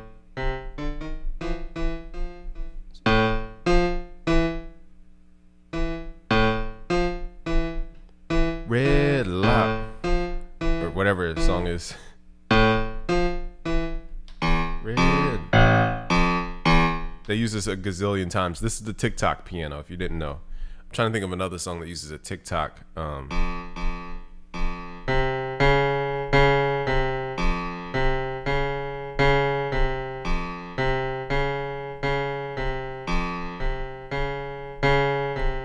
Yeah, I'd recommend buying the producer edition if you're gonna go FL Studio. FL Studio, just for those who just joined in, FL Studio is just a big canvas. That's all it is. It's one big canvas that we love. Now, as far as the paint and the paintbrush, you have to get that elsewhere. But I think it's one of the best canvases for making beats. It might not come with the best paint set for making your type of beats, but it's the best canvas in my opinion. What's going on? So let's get into beat making. So I wanted to get, clear the myths out of your head so that you're not chasing something that's not there. Because I have thousands of plugins. Just to give you an idea, let's pull up my plugin manager. I have 1,600 plus plugins, and this is a new computer. On my other computer, I had a ton as well. And these are all purchased and all those different things. So I've seen all the plugins. I've seen what they can do. I've seen what they promise. And you don't really need all those.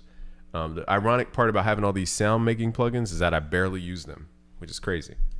Okay, so without further ado, let's talk about the two things you need to know, major and minor chords. How many people are here? Are you guys ready to get started? Is my internet rocking? Okay, we got enough people in here that I can start getting into it. So thank you everybody for hopping in. Again, this is a beat making masterclass. Soon we're gonna have a beat mixing masterclass as well. So I'm just giving you the core basics because what I realized is that I started teaching for the advanced people. So the people who were just starting felt like they were left out because they didn't know what the heck was going on. So this is gonna be for people who are advanced and beginner, because advanced people know that you need to revisit the basics over and over and over and over and over again, the fundamentals constantly, or else you're not gonna evolve. Okay, so let's get down to it. We have, again, to get here, we're gonna go to our channel rack, which is right here. Open up what's called FL Keys with a plus icon. Just go down to FL Keys. Shout out to Brandon Spencer. Thank you for your super chat. It says keep what you're doing. Thank you. Go to FL Keys. If I can spell here. Oh, here it is. FL Keys. Then open it up. Go to your presets. We're on dance piano right now, if you want to follow along. So the next step is to start organizing your sound. This is a good habit to build. So in FL Studio, if you hit Alt or Option M on Mac, it hides or reveals what's called the target mixer track. You don't need to know the exact name. It's basically a number to the left side of your sounds. And what this little thing means is where the sound is routed. And this is important when we get into mixing and sound design as we're mixing. So a good habit is hit Control L to automatically send that sound to the mixer. And what it does is, if you click this button, the mixer button, it sends it to the mixer and it starts accounting for the sound. Because if you don't have a number assigned to your sound, it goes to the master track. And that's not good when you're trying to create multi-tracks for your track and send it out to people. Okay, it's a long explanation, but you want to have every sound be accounted for in the mixer somewhere, so that you can edit the sound.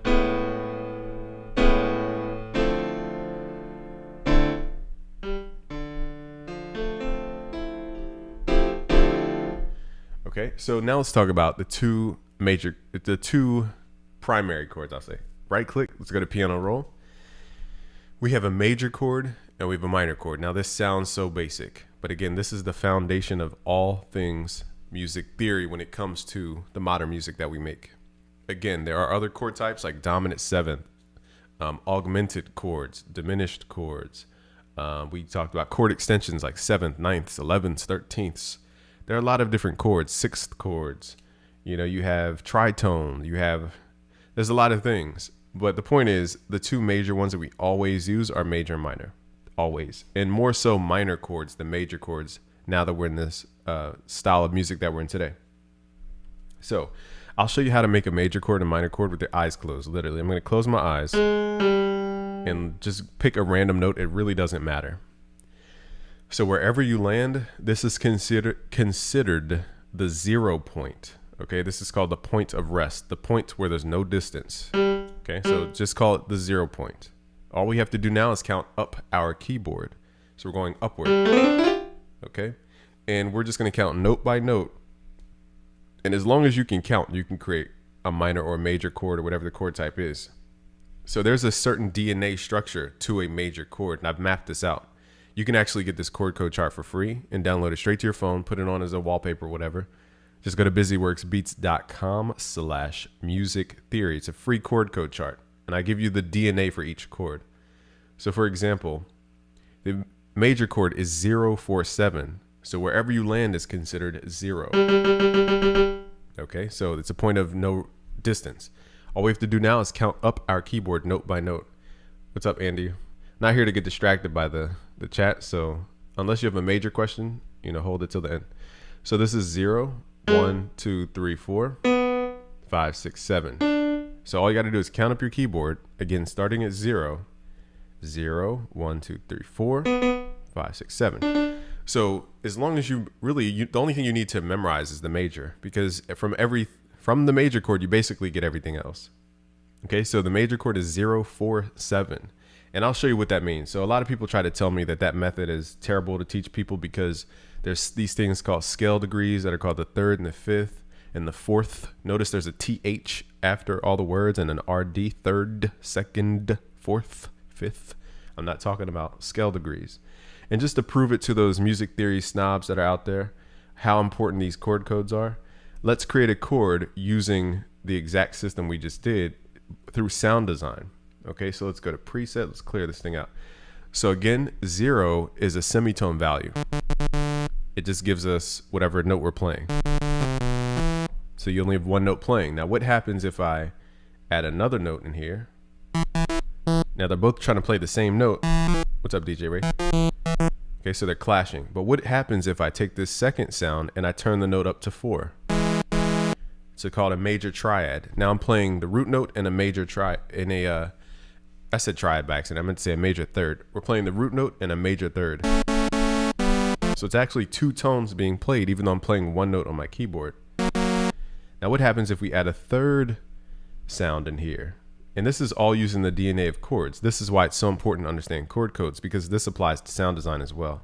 Now I'm going to add a third sound, and it's going to play the third note. So it's 0-4-7. So now when I play one note on my keyboard, I'll even prove this by going to the screen here. That's not the right plugin. I'm clicking on one note, but it's creating 3 sounds. And it's a major chord. Now what happens if we go a little more advanced and then we add the major 7th, which is 11. So it's 0-4-7, 11. And to get there, we would have to go up 1 octave, which is 12 semitones, and then down 1 note. So 12 minus 1 is 11 semitones. So now every note that I hit, it creates a major 7 chord, even though I'm playing one note.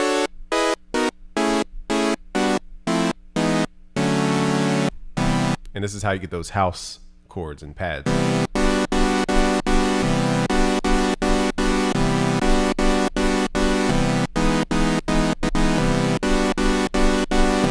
Okay, so that's the power of chord codes. It goes way beyond just how to make a simple major chord. You can actually apply this to sound design. You can apply it to the harmonic series. There's so many things you could apply this to. We don't want to get too deep down the rabbit hole. Okay, so 0-4-7. I just wanted to show you the power of the chord codes, because this is a basic thing and it's an advanced thing at the same exact time. The same way DNA is pretty simple once you understand DNA, but DNA makes humans. We're pretty advanced. So it starts with the basic fundamentals. So we have GBD, and this is our major chord. Now, what's the difference between a major chord and a minor chord? The only difference, and this is why I said once you understand a major chord, you can pretty much understand every chord type. The only difference between a major chord and a minor chord is that the middle note goes down 1. Now, again, I have to give you a little caveat, and we do have a full advanced music theory masterclass in our new premium section. If you go to premium.busyworksbeats.com, the link should be in the video description. But I brought on not only myself, but like a master in music theory. He plays, I think, 12 plus instruments. And he talks about the harmonic series. He talks about modes. We talk about, certain scales that give you certain moods. We talk about a lot of high level stuff. And in doing that, I started to realize how important chord codes are to the whole picture. Okay, but one thing we talked about is that how musicians learn music is they learn by shape. So if I pick up my keyboard, it's very visual. I'm looking at it straight ahead. I'm looking at the 3-note combinations all bundled together. The problem is with digital music, no, it's not called Music Theory in a Day, but that is included with our premium at premium.busyworksbeats.com. I'm actually talking about the masterclass section. What's up, Able Beats?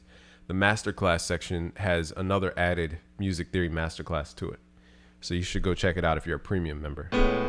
So the thing is, when musicians learn, they learn by shape. Okay, so I'm giving you the shortcut so you don't have to waste time trying to understand why everything is the way it is.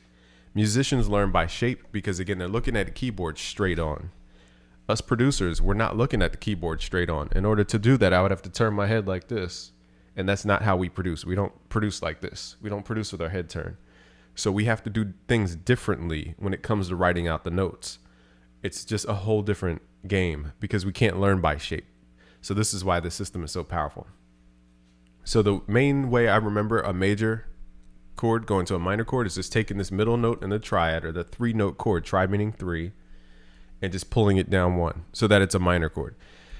Now the chord code for a minor is 0-3-7, whereas the chord code for a major chord is 0-4-7. So in order to go from 4 to 3, we have to drop that 1 note down 1. And that's the difference between a major and a minor chord.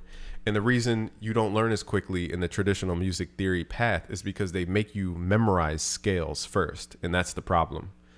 So we're teaching you a way to bypass scales, use them when you feel like it, get straight to the chord for what it is. And this is why our system is so powerful. Okay, so these are the 2 main chord types. Now, you've heard the myth that major chords sound happy and minor chords sound dark. And I'm going to break that myth right now for you so that you can be free of the lie. So what we're going to do is take this major chord and we're going to start up. So let's do the C major and then we're going to go to G minor. So it's going to sound quote unquote happy. And then the minor chord is going to sound quote unquote dark. So again, the chord on the left is a major, chord on the right is a minor. Now, what happens if we flip these two? So what happens if we play a major chord? Let's flip them. What happens if we play a minor chord and then a major chord? Okay, and then what happens if we go downward? Now, doesn't the major chord sound dark now? Isn't that crazy? So let me pull it up an octave just to show you. Isn't that a phenomenon? Just a second ago, the major chord sounded happy going into the minor chord. Now the major chord sounds super dark and it doesn't sound happy at all. It sounds darker than the minor chord. So what you have to break in your mind is the bad teaching of people who are trying to teach you how to memorize stuff to get through stuff. And music theory is very simple. It's just you were taught it in a complicated way. And here's what I'm getting to. What really creates mood is not a type of chord. It's actually the direction of the chord. So once you understand this basic thing, you can create mood a lot easier. So for example, the trick here is that I went from a minor chord down to a major chord, whereas before we went from a major chord down to a minor chord. So let's just prove this theory. Let's copy the same exact chord progression. And this time we're going to go up to a major chord. So the major chord is higher in frequency than the minor chord. So again, in the beginning, it's going to go down. It's going to go from minor chord to major chord. So it's going to sound dark. Then we're going to go from a minor chord up to a major chord. It's going to sound happy. Then we're going to run our experiment to say what happens if the major chord is first and the minor chord is second. So we're going to move this out of the way. And then we're going to pull this over.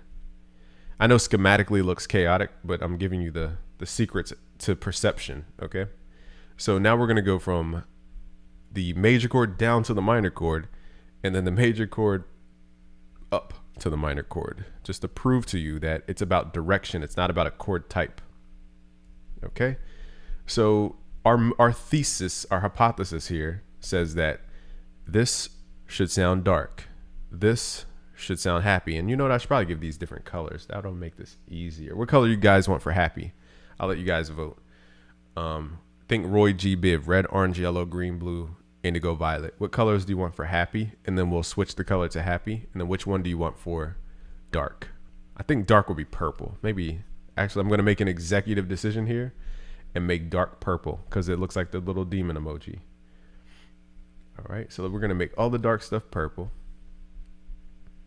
Purple, like a dark purple. It's even called Dark Orchard. Oh, wait, can we not? I thought we could change the individual notes. Why is this stuck? Something on my screen. Hold on, y'all. My screen got stuck. There we go. You said yellow for happy? Happy. Y'all didn't even say, you just said yellow? Okay, yellow would be happy. So let's switch this to like a yellow. Why is this changing my whole screen's color? Hold on, I think I screwed this up. I done screwed it up. Well, anyway, imagine that, you know what, here's what we're going to do. Since I screwed it up, we're going to do this. This is happy. The one that's highlighted is happy. The one that's not highlighted is sad. Okay, so going downward, again, this top note D is going down to a G, whereas the top note D here is going up to a G. So it's going to be happy. This top note is G going down to a D. This top note is G going up to a D. So every time the chords go up, it creates happiness. Let's prove this theory right now. So again, this should be dark. This should be happy. This should be dark. This should be happy. Last one's debatable. This one's debatable. It's kind of like happy, but it still feels a tiny bit sad. But the theory, for the most part, has been ironclad through all my music production technique. So that is the key to writing better chord progressions. It's not the chord type. You were taught that, you know, your chords have to be, how do we go back to default on here? Apply default color. It's not doing it. All right. Hopefully that we can get our color back. Oh, we're on the wrong thing. Duh. That's why. Okay. Ooh. So if you ever wonder how to get your colors back, hit the little D for default because you don't want to be picking random colors. Okay. So once you learn that up is happy and down is sad, now your melodies, you'll have an easier time making melodies. You're like, okay, I want this part to be sad. Let's go downward a little bit more. I want this part to be happy. Let's go upward a little bit more. I want my chords to feel darker. Let's go down a little bit more. It's that simple. So now let's get into the keys. So I'll let you vote which one you want to start with. Do you want to start with UK drill, trap, or sample beats? I'll do a little, hold on. You want to do sample beats, you want to do UK drill, or you want to do trap or other? I'll just say other. We'll say like pop or other. Hold on one sec. What type of beats you want to make? Let's do a poll. And then once we get enough votes, then we'll get started. But I had to break those myths because, again, those myths are what hold you back. You're always thinking that the next thing is going to get you this type of mood, or like the next thing is going to give you this type of sound. And no, stock plugins in FL, just don't waste your money buying the FL like stuff. Like, just buy the producer edition, consider it a nice canvas, and buy your sound plugins elsewhere. That way you're going to get closer to the hip hop sound. Also, if you want a bunch of free sounds, I think I linked it in the video description. It's called, go to www.producercommunity.net. And there you can get a bunch of sounds that you need for hip hop. Drum kits and all types of stuff.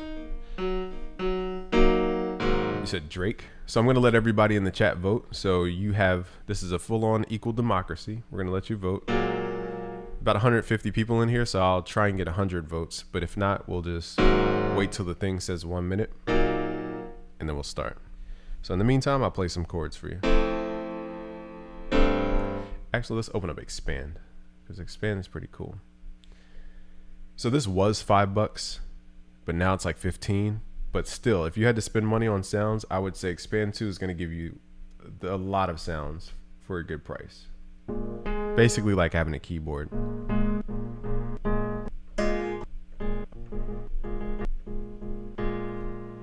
You said R&B. So if you want to vote R&B, hit the other button. We're almost at 100 votes.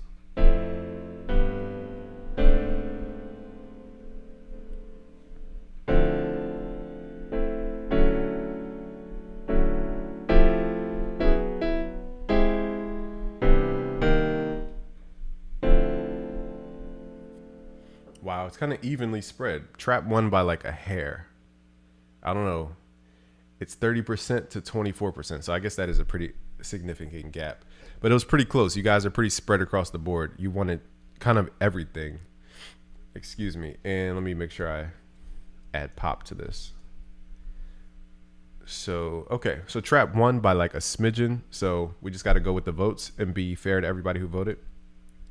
So let's start with Trap. I'll show you how simple Trap is in like 3 seconds. We've been making Trap so much that it's literally encoded into my finger DNA. So what is Trap? Let's first get into what is Trap. Trap is a genre created at what's called double time. So instead of producing like 70 BPM, 80 BPM, 90 BPM, we produce at double that number for a reason. So if I turn on the metronome and I hit spacebar, it's very fast. Older hip hop, we produced in like 90 BPM, something like this.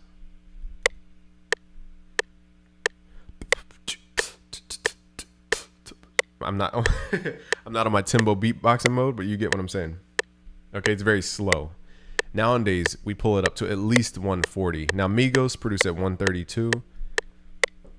140 is more like Travis Scott territory. 150 is your melodic guys like, Kid Laroi, Playboy Cardi, or anybody melodic, Gunna, Young Thug. And then 170 plus is basically like Tekashi 6ix9ine type people who are very like Meek Mill, very party like sound. 170 and up to about 180 I've seen even. Okay. So those are your ranges of like tempo.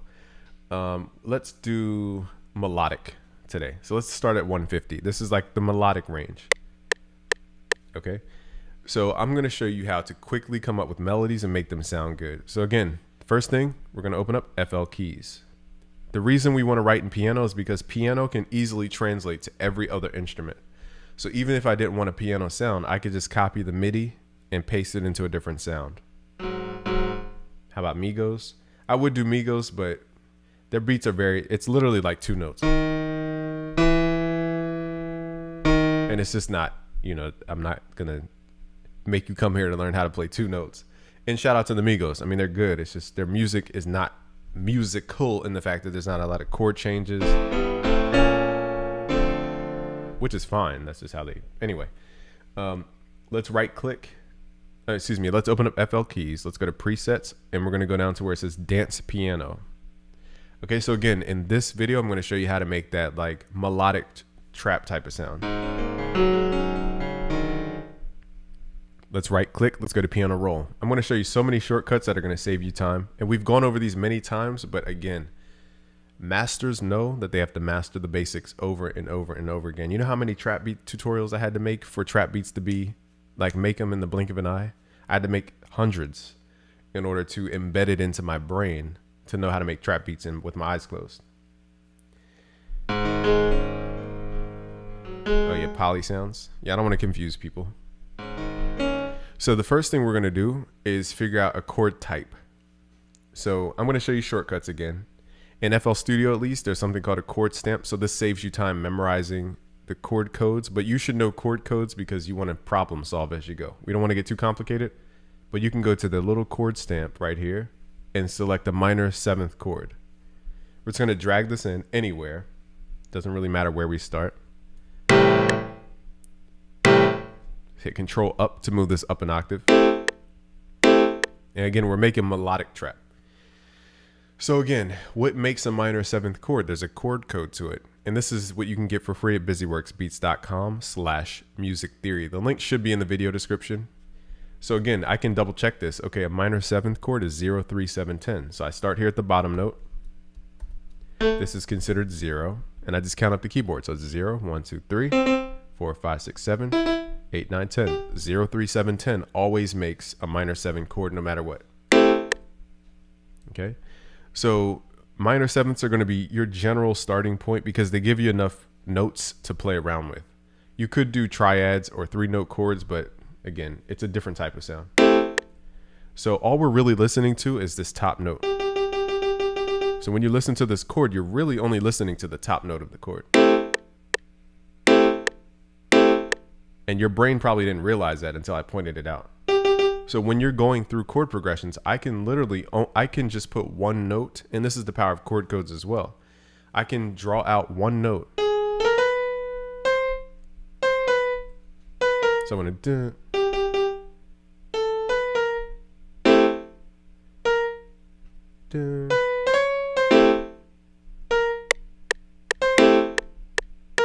So whenever you have trouble with timing, turn on the metronome. And I can come up with chords. Even though this is one note, I can actually expand it into different chord types. And this is why I showed you all those preliminary things, because now I say, okay, I'm just going to assume this chord type is a minor 7 chord type. Okay, so we're going to copy that over, delete the top note so it doesn't stack up on notes. And then I can say, does that sound good or does it sound bad? It sounds fine. We're going to copy the same minor 7th over here, delete that top note because it overlaps. Now, luckily, these all sound good as a minor. But let's say you didn't like the minor sound and you wanted it to sound major. You would take the bottom note and the middle note, in this case, the 5th. Okay, and you would pull these down. You would highlight these notes and you would hit shift down to transpose those into major. So now these are major 7th chords.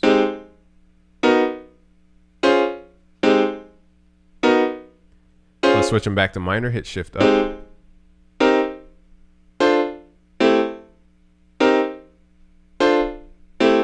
Okay, we're going to swap out the sound, but I just wanted to start with piano because this is easy for people to hear.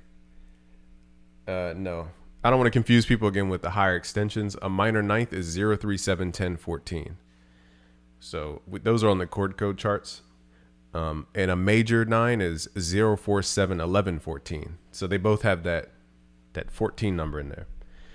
So now once we have these chords, now we can say, okay, now that I've accounted for the top note that I'm listening to, let's add bottom notes. So what I'm showing you here is how to get your beat to bounce before you even add the drums. This is the point of this section. So now we're going to create the bass drum, so to speak, of the chord progression, which is the lower notes.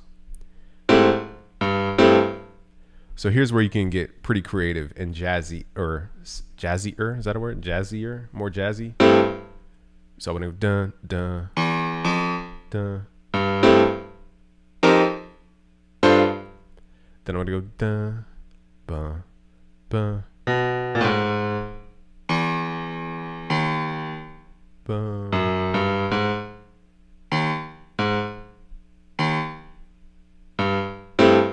So let's copy these same chords. Now chances are we're not going to use the same chords, but let's copy them over.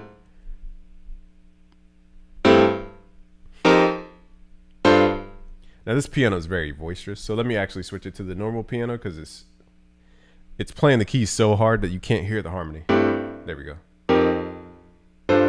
And I'll show you a technique to make this sound. We're getting there, step by step. Just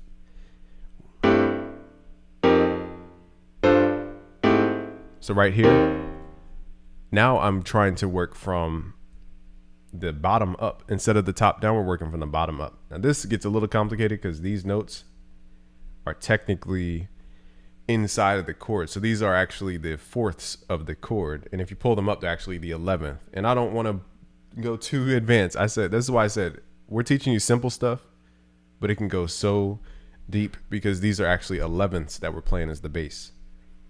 So let's pull this back.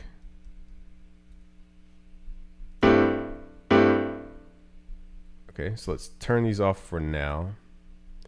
Actually, I'm trying to think, how can we apply this? So let's copy the same formula for the first one. So I know I'm moving a little bit quicker here, but this is kind of arbitrary. Let's pull this up. So what I'm doing is matching the pattern from the left to the right. So the bass here was the top note of our chord here. Okay, so I'm making sure that the bass here, top note of the chord here. Now the second bass note was actually what's called the 11th of the next chord. So in order to get there, we have to structure this like an 11th chord. And this is where it gets visually complicated, but in reality, it's not that complicated. So we need to pull this up, and we need to make sure that this D sharp is the 11th of some chord. Now, how do you create an 11th? We have chord codes that map this out. So in order to get to an 11th without boring you to tears, is 0, 4, 7, 11, 14, 21 is the next number. So this has to be 21. And then we're counting down. So it's 21, 20, 19, 18, 17, 16, 15, 14. So now the next note in here should be 14. So let's pull this down. Wait, I lost count that quick. 20, 19, 18, 17. Wait, 20, 19, 18, 17, 16, 15, 14. So G sharp should be the top note here. Okay. And then this should harmonize better. Okay, so it sounds quote unquote right. But what we're doing from this point is we're taking this, what's called add 11 or the 11th, and we're pulling it down 2 octaves, actually 3 octaves. So I hit control down 3 times.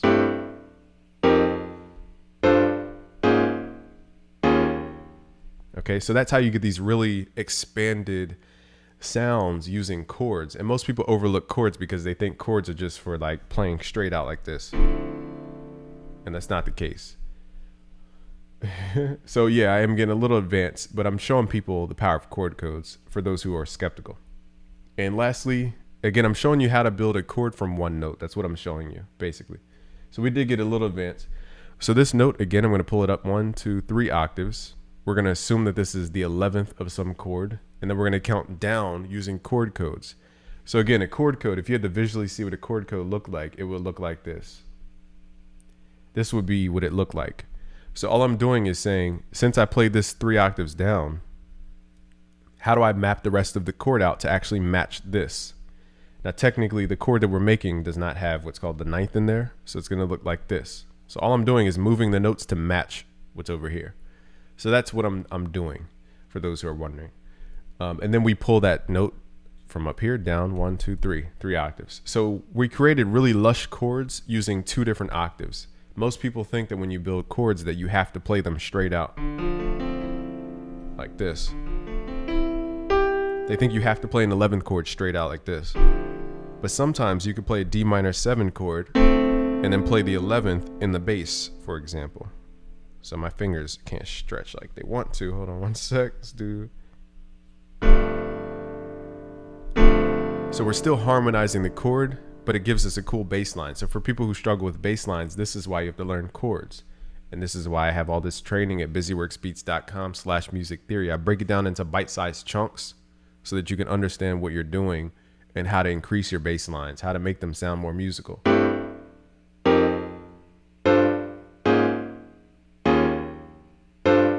Now this one, I want to go.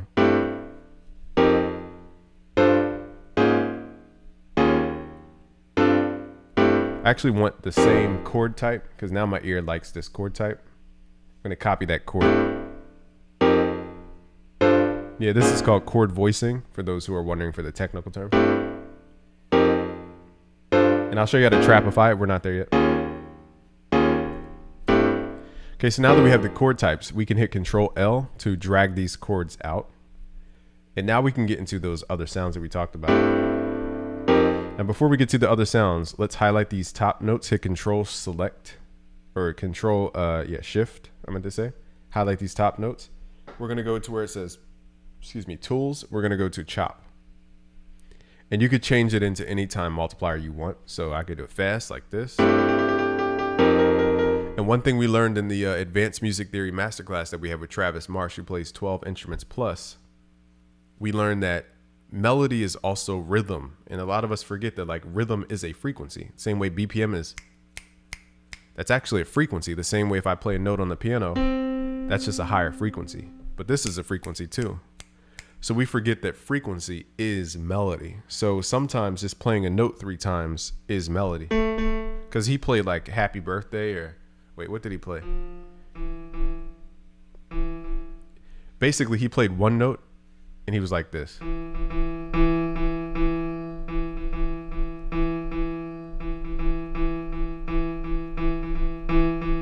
He just played one note and he was like, what song is that? And I said, oh, that's the Happy Birthday song. He was like, yeah, but I didn't play any notes. I just played one note.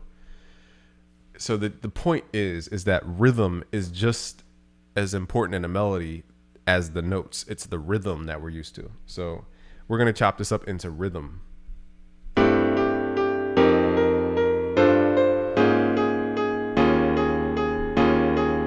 And a lot of us forget about that part. So the cool part about this is once you chop up these top notes, you can now use the music theory knowledge of intervals and chord expansions to make this sound cooler. So I could do what's called a fifth. And this is, I know I'm moving a little bit quickly here, but I don't want to harp on too much stuff because then we can get too deep down the rabbit hole. But again, really the main lesson is that there's two chord types, major and minor chord types. And that's all you really need to know. But chords make up melody. Chords make up bass. You have to understand chords because chords are what make stuff sound good together. Okay, so chords are really the foundation. So now what we're going to do is add what are called perfect fifths and perfect fourths. 1, 2, 3, 4, 5. So perfect fourth is 5 semitones up. So all I'm doing is displacing this note. 1, 2, 3, 4, 5 semitones. Now this one sounds weird being up there.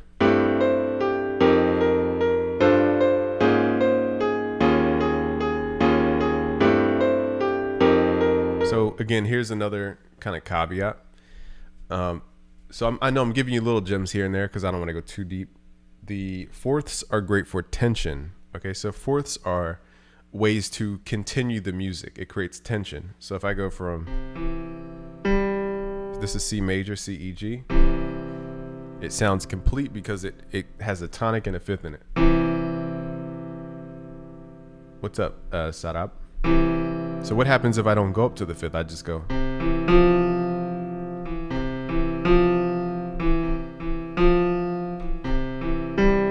See how like when I land on what's called the fifth, it ends the feeling. But if I keep using that fourth,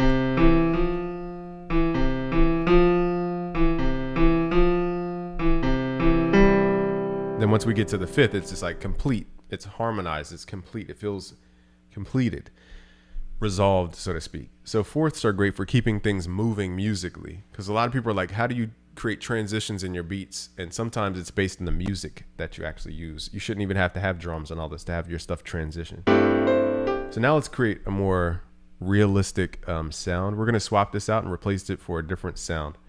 Let's do, I'm trying to think, what is FL's? I was messing with Silent the other day. I mean, not Silent, Citrus the other day. Let's go to Citrus. Let's go to presets. And let's go to like chromatic marimba.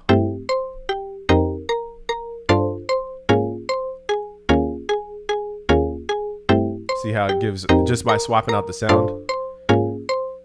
So we don't need every single hit.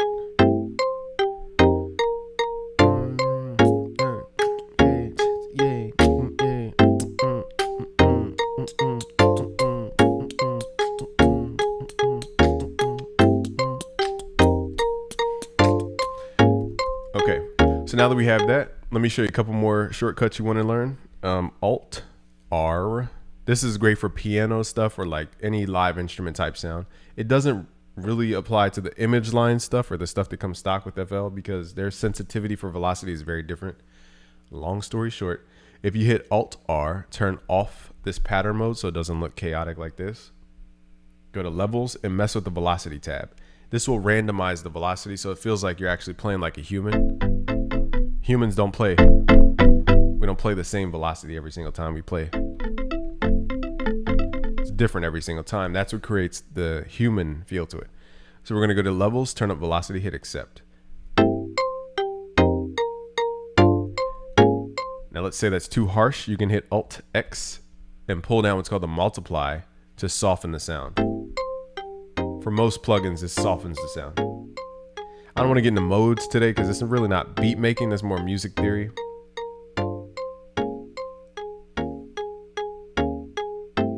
But we do cover that in our premium section. Just go to premium.busyworksbeats.com. Let's hit accept. Another one you want to learn is Alt S in FL Studio. Mess with the strength tool. It creates a brum sound.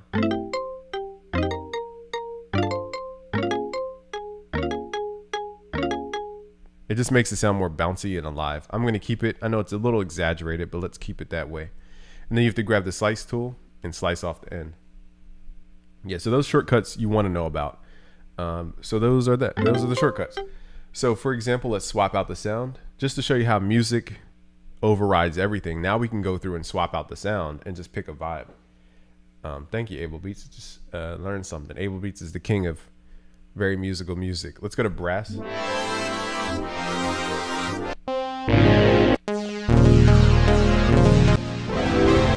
Pretty thick brass here we got. Let's try pulling this up 1 octave. So to pull stuff up an octave, hit Control up or Command up on Mac.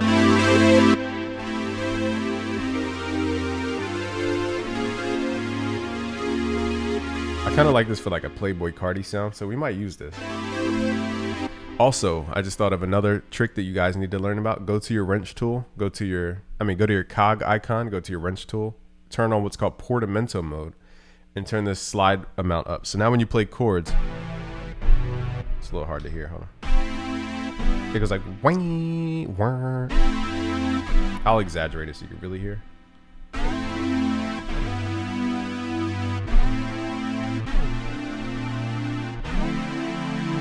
You hear the notes going wow, wow. That's how you get the Playboy Cardi sound.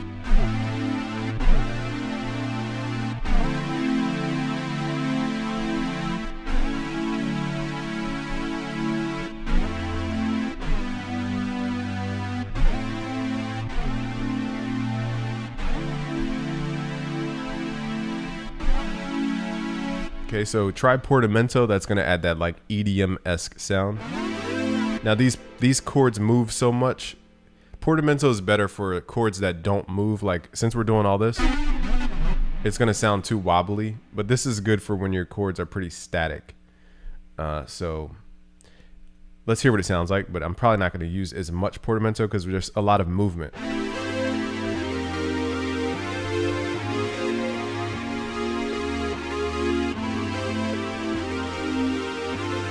Let's also try pulling this up 1 octave, Control up. It's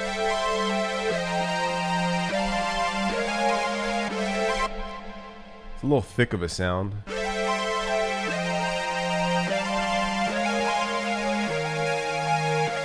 Let's keep going through sounds. I mean, I like the tone, but it's a little thick. So let's keep going through presets. But once you have the music, you're pretty much set. That's super harsh. That's why I said these sounds aren't really made for hip hop.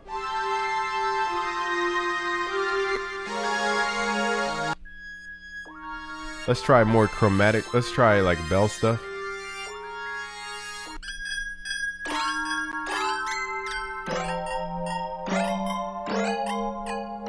That's a little too chill, too vibey.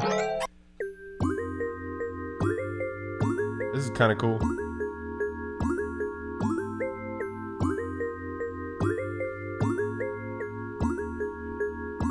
Let's use this for example. Now I'm going to take it up to a whole different level. Now you guys voted for trap for this beat. So trap is pretty much, once you learn the rhythms, you're pretty much set. But again, you have to have the right sounds. That's the hard problem. Getting those sounds, okay? So let's add this in to the playlist. So we're going to the playlist mode here, which is right here. Grabbing the pattern, just left click, drag it in.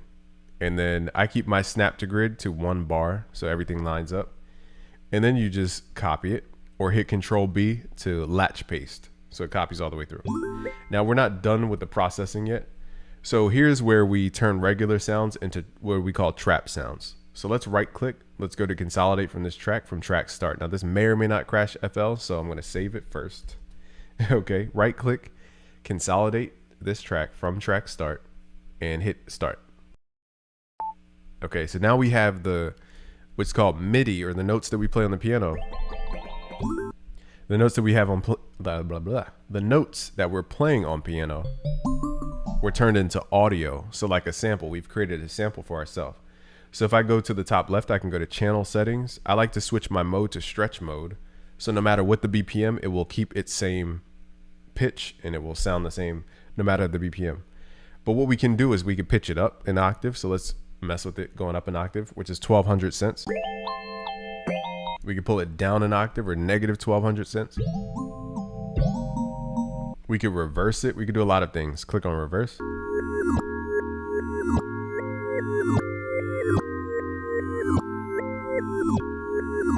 So if you wanted to do a reverse section, we could time stretch it. So if you go to the top left where it says audio clips, go to stretch mode. You can grab this side and drag it to double the length. Make it slower.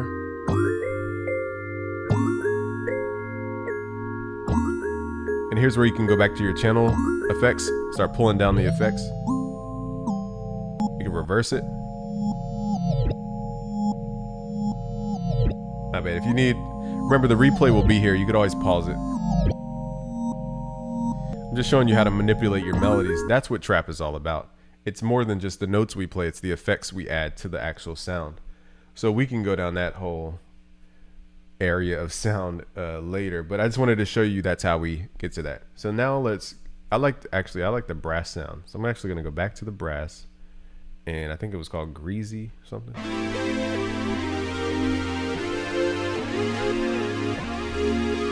Okay, so now we're going to get into making this sound like a Playboi Carti type sound. So now it's all about the sounds. If you don't have these sounds, it's going to be very, very hard to get the trap sound if you're using the wrong sounds. Okay, so this is why I said FL is a great canvas, but they don't necessarily give you the sounds that you need to make your genre, which is fine. So I have under my friends folder, and I sent this out to everybody who was on our email list. So if you aren't on it, you missed it. But these are called the Essential 808s. Basically, this what's called a Roland TR-808 clap has been in hip hop since you name it. I don't even know what year that started, but we still use it today. You're gonna hear this clap everywhere.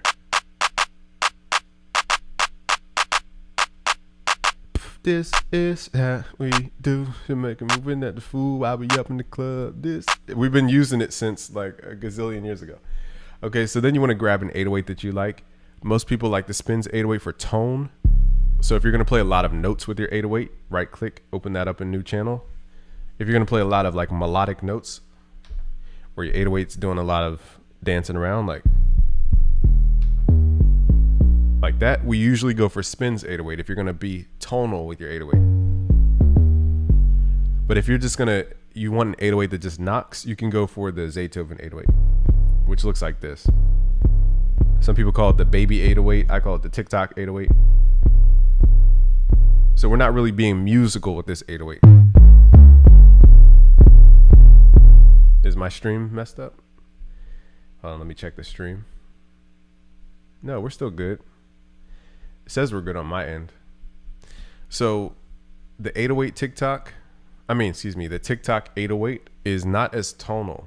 So we just play one note. We don't play a bunch of notes most of the time. So those are the main differences. The baby 808, I probably should call it something else now that he's in hot water right now. But the TikTok 808, we usually only play one note. We use it like a kick drum. The Spins 808, we play a lot of different notes with the 808. Okay, it's more of a tonal thing. So those are your two main 808s for trap. You got the Spins 808, the Zaytoven 808. I call it the TikTok 808. That's it. Everybody else just stole from the Spins 808. I hate to be telling you Santa Claus doesn't exist, but the Murda 808 is a Spins 808. I know you signed, not this 808, but there's another Murda. Let me show you. The Murda Beats. Shout out to Murda Beats. This is not shade towards Murda Beats either. I just want to show you that everybody uses the same sounds. This sound right here, I know you probably can't hear it if it's too low, is the Zaytoven 808 that I just showed you. The same sound. Look, I'm playing the same note. Literally the same sound. And this is no shade. This is just in his collection of sounds. And there's another one that he used that's like the same sound. So I just want y'all to know that the core 808s, Zaytoven's 808, Spins 808. Once you know that, you will stop searching for all these other 808s. Okay. And trap also has like this scratchy snare sound that they got from Kanye.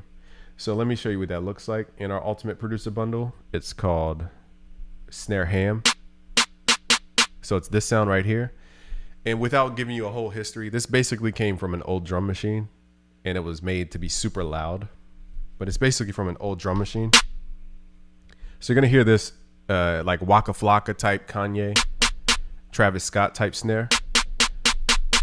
So that's the snare right there. Okay, and then you have this clap. Those are the two main snares and claps you're gonna hear in trap. And then here's your two main 808s. One is tonal, that you can play a lot of notes. I guess the chat can help you find these sounds. But I gave you the main names. It's Zaytoven 808. You could probably Google that. Spins 808. You could probably Google that. Roland TR 808 clap. You could probably Google that. And then the snare. I don't know what the snare would be called, but it's in our Ultimate Producer bundle. Okay, so that's where that snare comes from. So those are your main ingredients. Like I said, we can make a peanut butter and jelly sandwich and try to make it into a Chick-fil-A sandwich, or we could take chicken in a bun and try to make a Chick-fil-A sandwich with that, as opposed to trying to transform sounds that aren't even closely related. So those are the keys. Now your hi-hats are going to be nice and short and simple. Where is it at? 808s. So this is going to be the sound of your hi-hat most of the time for trap. And I'm giving you ear training so that you don't waste time trying to find any other sound that doesn't sound like this. Yeah, the chat can help you guys find the actual drums.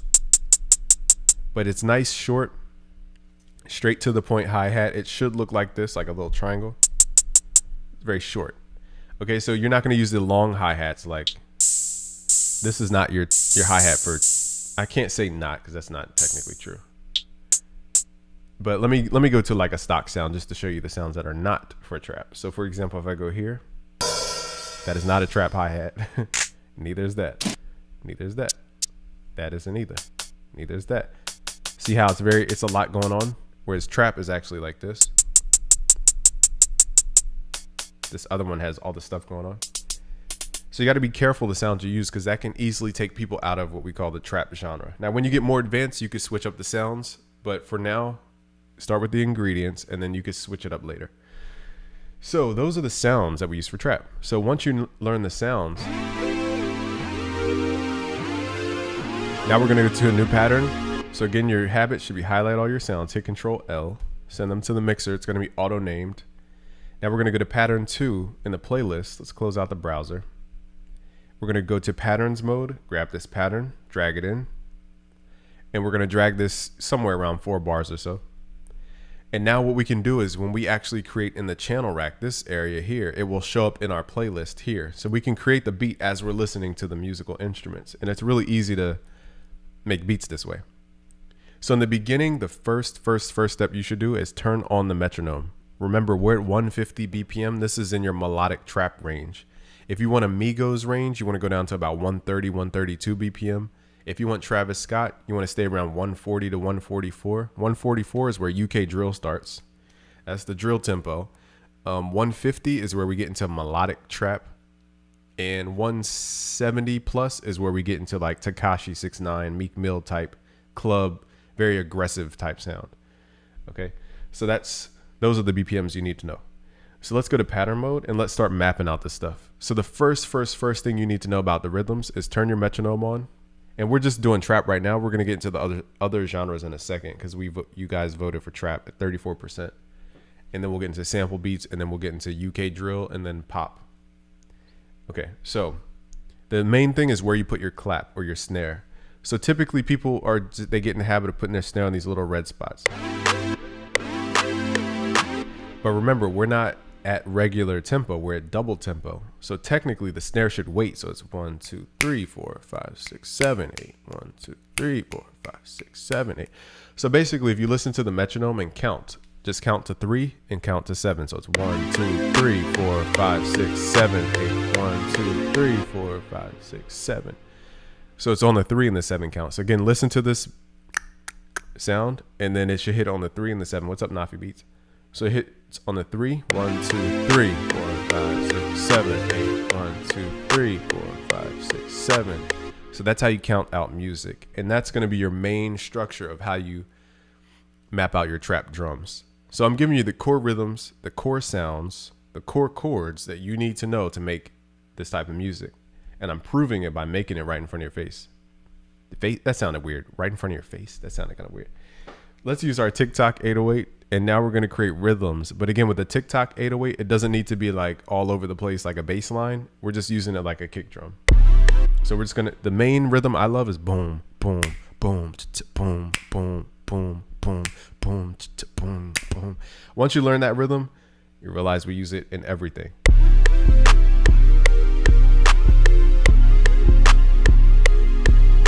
That's the basic rhythm. So get used to this rhythm. I'm going to let it loop a little bit so you get it in your brain. Boom, boom, boom, boom, boom.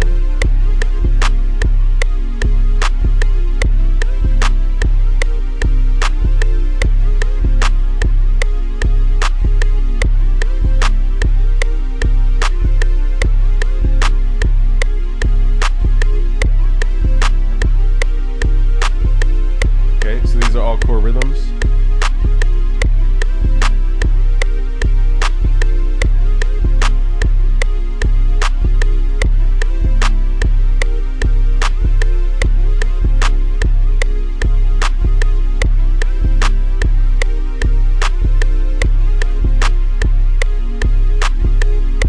Okay, so I let that get into your subconscious mind because that's the core rhythm behind everything. It's boom, boom, boom, boom, boom. Now, of course, they change it up over time. So I'm going to show you the hacks to get different styles of artistry. So if you're going for Travis Scott doesn't use as much, and I can't say doesn't because I don't want to say always or never. But the key to the Travis Scott sound is instead of using the boom, boom, boom, boom, boom, that's a very dancey bounce. He'll take out the in-between 808s. So Travis Scott, if you wanted to make this more Travis Scott, you would take out 808 2 and 3. So it'd be like boom, boom, boom, boom. Okay, you would just take out these bouncy 808s right here.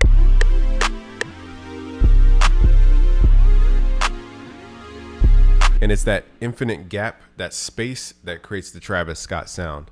So here's what I'll do. I'll make one pattern that's like, I'll call this like Playboy Cardi, I guess, or some kind of like dancier rapper. Let's rename this. Let's rename this like Playboy Cardi. That's his bounce. Then we'll make this one unique over here. Click up here, going to make unique. Let's rename this Travis Scott. Just to show you how it's the rhythm. Oh, what's up, Chris? My mentor, Christopher Moyer. Thank you for hopping on in. I was trying to correspond with you and pay attention at the same time, but he's taught me a lot about the new world of music. So I have some really cool news for you guys when it's all made public. A lot of cool stuff. So what I'm going to do here for the Travis Scott rhythm is, again, the rhythm goes boom, boom, boom, boom, boom. Instead of that, we're going to get rid of these bouncy 808s, that second and third 808. So it creates a gap. So keep in mind, gaps are just as important as the notes. So now we're going to go from a Playboy Cardi type bounce to a Travis Scott bounce. And then I'll show you how to get to I'm trying to think of an artist who uses this other, like a Gunna bounce. And then we'll level and make the beat sound good. Again, we're using stock sounds right now, so they're not the greatest. Notice those gaps in the Travis Scott. Let me run that back because I talked all over this. So I want you to listen to the activity of the 808 for the Playboy Cardi rhythm, and then the difference in the Travis Scott.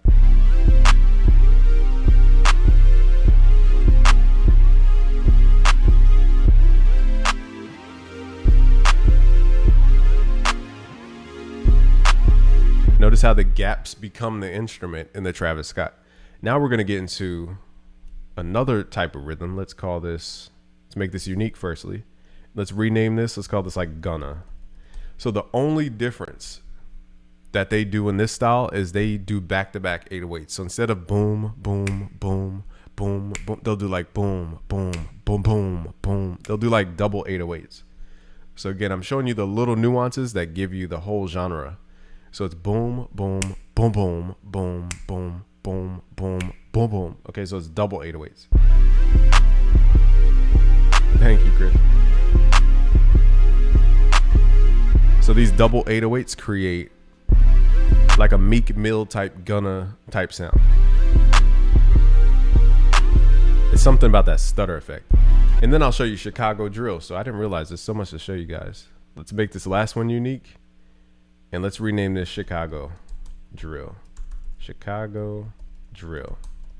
And when we get into drill, it'll all make sense. So I'm kind of giving you the precursors and the DNA of all these different genres so you can mix and match them the way you want. And then we'll get into actual beat making with the sounds that I would actually use, because I wouldn't use these stock sounds, but I'm just showing you how to do it. Anyway, let's go to Chicago drill. Now this is the last drum pattern I'm going to show you.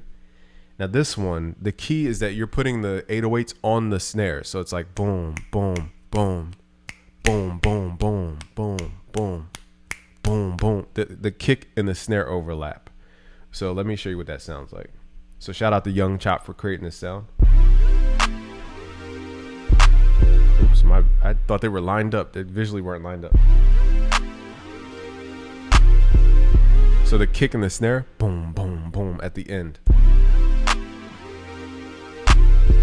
You'll see that a lot in drill.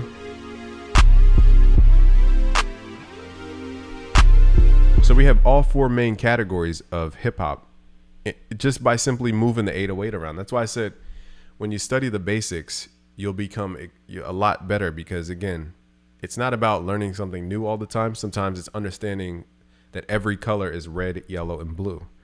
Every color is red, yellow, and blue. So if every color is red, yellow, and blue, I could take this phone and figure out the formula for this specific color by decoding it into red, yellow, and blue. What percentage of each? And so you start to see things for what they are. Anyway, so Playboi Carti rhythm, Travis Scott rhythm, Gunna rhythm, and then the Chicago drill, using the same exact sounds. So again, for those who are new here, just listen to the 808 timing. If you can't hear it, I'll try to spice up the 808 a little bit more. Can you guys hear the 808? I just need a yes or no real quick. Is the 808 audible on your mobile? If not, I'll run it through a certain plugin to kind of give it more harmonics, they're called. It's like the Karate Kid picking up the jacket 100 times. Exactly. Like I can teach you how to punch. You can't hear the 808? Okay, I'll some people hear it, some people don't. So what I'll do is I'll pull up my favorite plugin. This is not a beginner plugin by any means. This thing is probably like $300. So don't stress about this plugin. It's just the one I use. You can use any saturator plugin. I'm just using this one to turn up the 808. So you should be able to hear it now. It should be audible.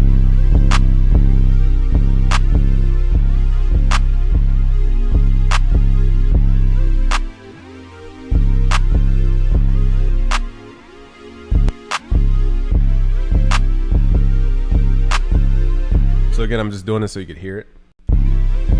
So again, first pattern is a Playboi Carti pattern. Second one is Travis Scott. Third one is Gunna. And then the last one is a Chicago drill. So again, just listen to the 808 timing.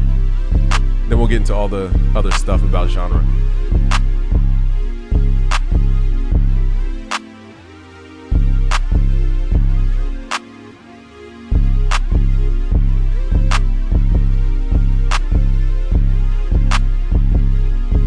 Actually, this 808 is a little, I might use the Spins 808 because this one. So here's another shortcut. If you want to quickly edit stuff, highlight it, hit Control G. That will make one big pattern with it. You just double click, go inside. For example, I want to swap out the 808. So I'm going to hit Command X or Control X on PC, hit Control V to paste. And now we're on the Spins 808 as opposed to the TikTok 808. I'm going to.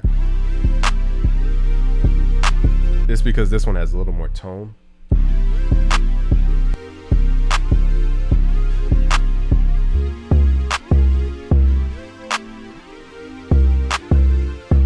There we go. So you should be able to hear it on phones. Oh, now the patterns aren't the same. So now everything looks different. I didn't even realize I did that. So again, it goes Playboi Carti, Travis Scott, Gunna, Chicago drill. Then we'll move into the hi-hat rhythms, and then we'll move into UK drill, and then we'll move into sample hip-hop, and then we'll move into pop production. But this is the core foundation of trap.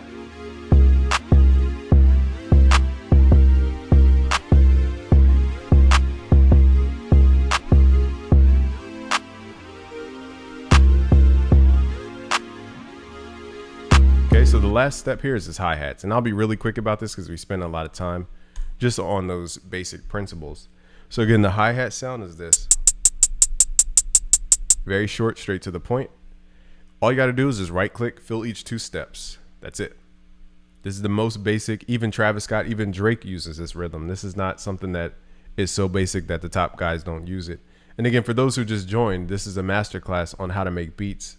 We train over 700,000 producers around the world. Some have gone to work with Drake, Young Thug, Post Malone, YG, Ray Shremmerd, French Montana, NBA Youngboy, Ariana Grande. So this stuff works on a high level. They use it for their Billboard charting artists.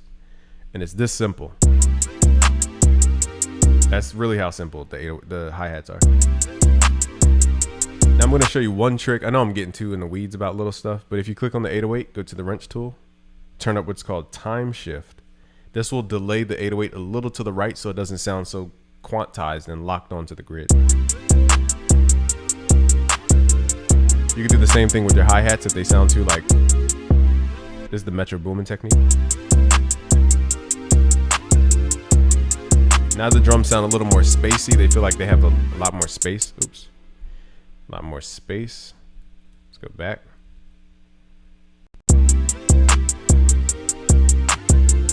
So everything doesn't need to be loud. Let's turn down the hi-hats.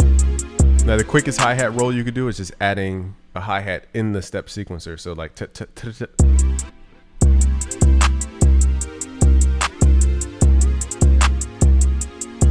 Okay, another way to add hi-hat rolls is right click, go to piano roll, and find a space where you want to add a hi-hat roll. So it's like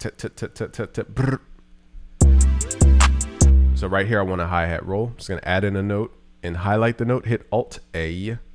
I learned this from Chop Squad DJ. Then change your time multiplier, okay, to whatever you want. Keep the range on 1 and change your time multiplier. So this will chop up that note into multiple notes, and it's a quick way to create hi-hat rolls. Hit accept. Now, if the note's too loud, you could hit shift, left click, and then make a linear change to the velocity. If you don't see this at the bottom, you want to click on these little ellipses, left click and pull this up until you see the velocities.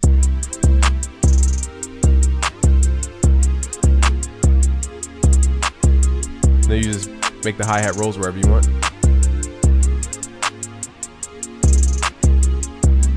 So now we have two hi-hat patterns going on.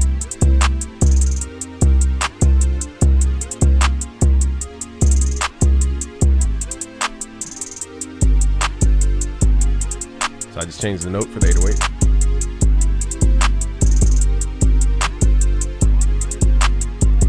Now again and again, on and on and on. We can go back and we could change out the sound. So if you don't like that sound, you could always change it back to the FL keys.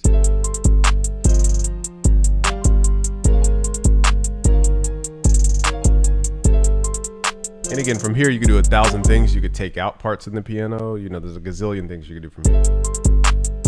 Like, we don't need to have these repeat, for example.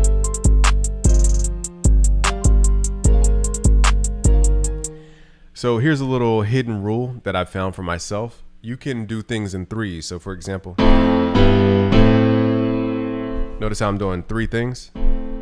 That was sounded cool, but it was a little loud. So let me turn this down a little bit. So I'm playing 3 chords. Then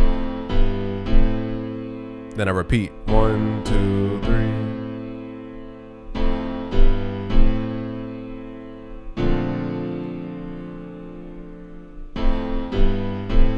So you can use that rule for your chord progressions and your melodies.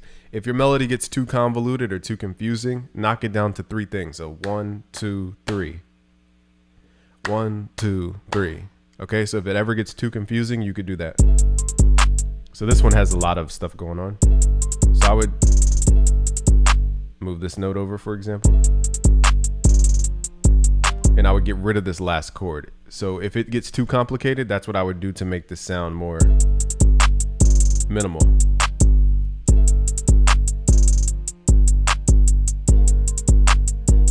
Because the other one sounds too like up and down and up and down. So I'm just giving you the keys on how to kind of structure this stuff. Let's figure out a chord progression. What did I say it was? So I know the 808's out of key right now, but I just want to show you this is how the NBA Youngboy type beats are made.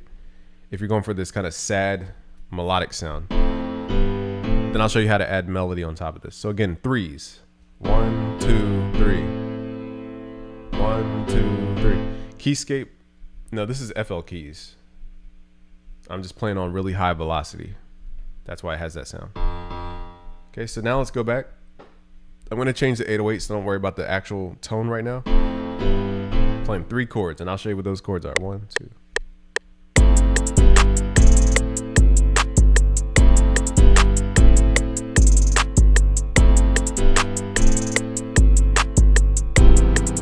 Play the wrong chord, but it is what it is.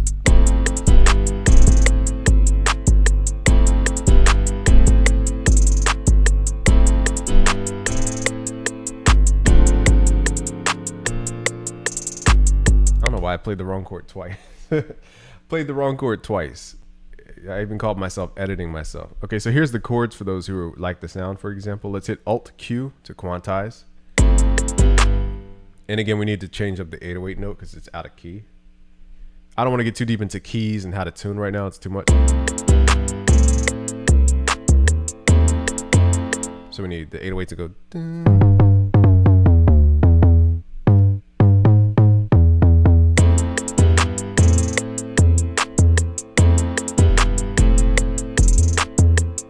Right now, let's take out the 808 because it's confusing the ear. Okay, so let's fix this last chord. This is the chord type I meant to play. Edit this, slide this thing over here. Okay, so it's 1, 2, 3. It's the rule of threes. We use this in art, we use it in music, we use it in photography.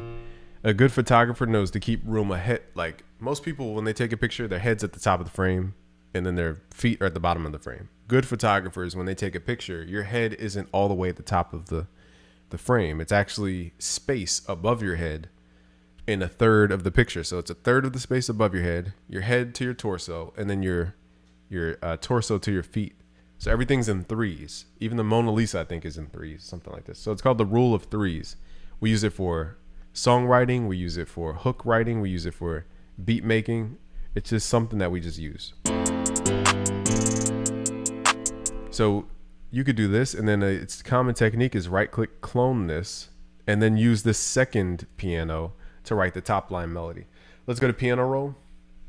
I'll show you what you need to have on. If you go to the top left, let's go to helpers. Let's turn on what's called ghost channels, because if I turn that off, all those gray notes go away. And the reason we want those gray notes is because we want to see what we played in our chord so that we can kind of stay in the same ballpark. So now I can add top line or a higher frequency melody that goes throughout this chord. So instead of just playing chords, I can now play, you know, whatever the notes are. So let's just add in some notes. So the question would be, where do you start? Easy place to start is the top note of the chord. And then pull it up 1 octave or hit Control up.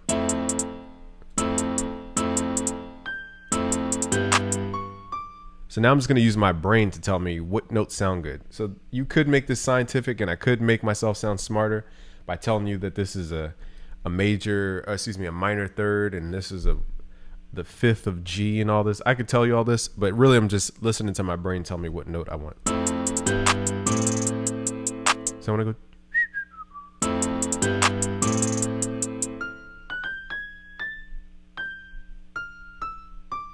Okay, now right here, I want it to kind of go ring, ding, ding, ding.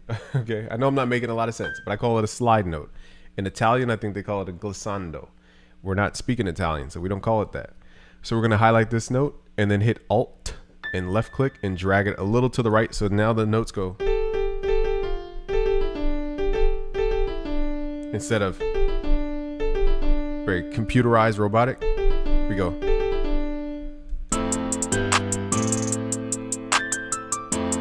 So that's how you get that NBA Youngboy type sound. And then I'll show you a master key. So we're not done yet, but we're almost there.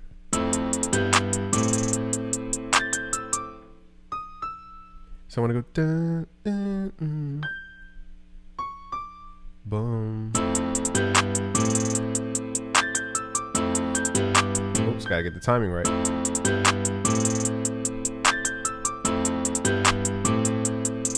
Now I'm gonna go.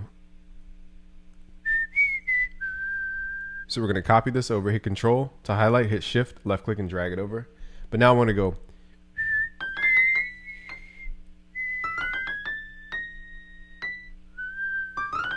So don't be afraid to whistle it out. I used to do that at 2 a.m. and I know it made my mom upset because I would be whistling the melody until I got the notes right.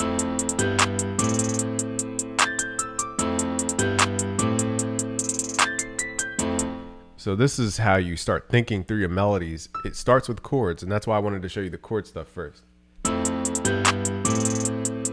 MIDI keyboard, yeah, I would recommend a MIDI keyboard. It just, clicking notes, it can be overly confusing.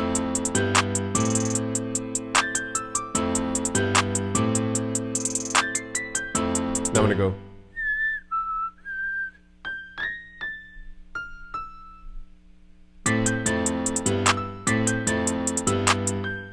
Then I'm gonna go dun, dun, dun.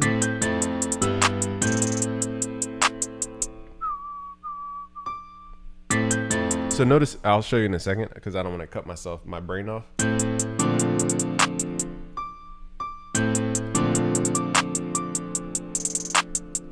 So notice we have a recurring rhythm. So it goes dun, dun, dun, dun. These are really repeating rhythms. These are called motifs.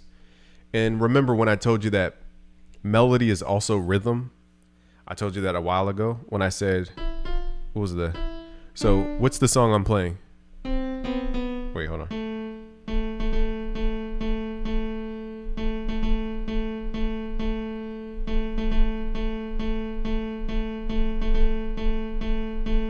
I'm playing the Happy Birthday song. So Happy Birthday is not only the notes of Happy Birthday, it's the rhythm of Happy Birthday.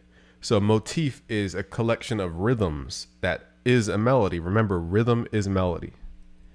So even though we're changing the notes up, we contain the same rhythm. So this is a melodic motif. It's something that is a part of the DNA of the melody that repeats itself.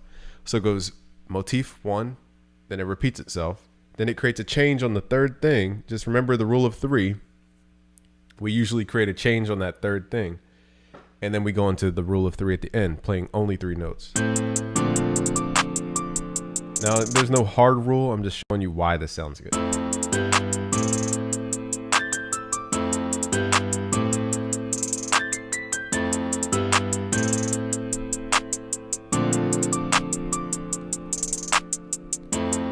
So it'd be like, I need too much and some problems I ain't never had. Oh, let me show you now that we're here, actually.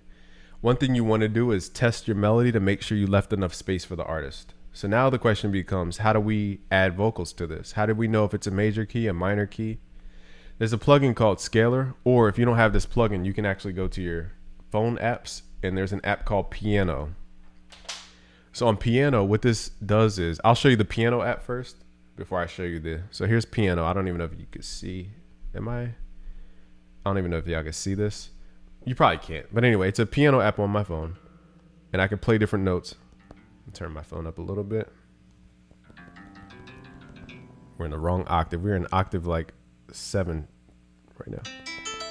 Okay, so all I'm going to do now is play the notes that sound good as I listen to the beat. Let me turn the beat down a little bit. Okay, so now I'm going to play notes on the Piano app. And I'm going to figure out which notes sound good with the beat. So we have F. So as I'm playing the notes that sound good, it's prudent to mark them. So let's go into our piano roll. You don't need Scalar for this. I'm just showing you in this blank piano roll. So that's a dark sound. Let's pick a different sound. Hold on, y'all. So F sounds good with this beat. F sounds good. E sounds good. D sounds good. C sounds good. G sounds good. A sounds good. B sounds good. So it's all the white notes, okay? Now, once you map out all the notes that sound good with your beat, now you can go to your tuning plugins like an auto tune or a waves tune, and now you can add this in. So let's go to waves tune, for example. I'm gonna add this on my voice if you wanted to test like an NBA Youngboy type melody over this track. And what I'm gonna do is give you a realistic thing. So let me load up a reverb. You don't have to do all this. This is only for the video's sake because we're live. So let's do a little reverb just to give you an idea what it would sound like as the end product.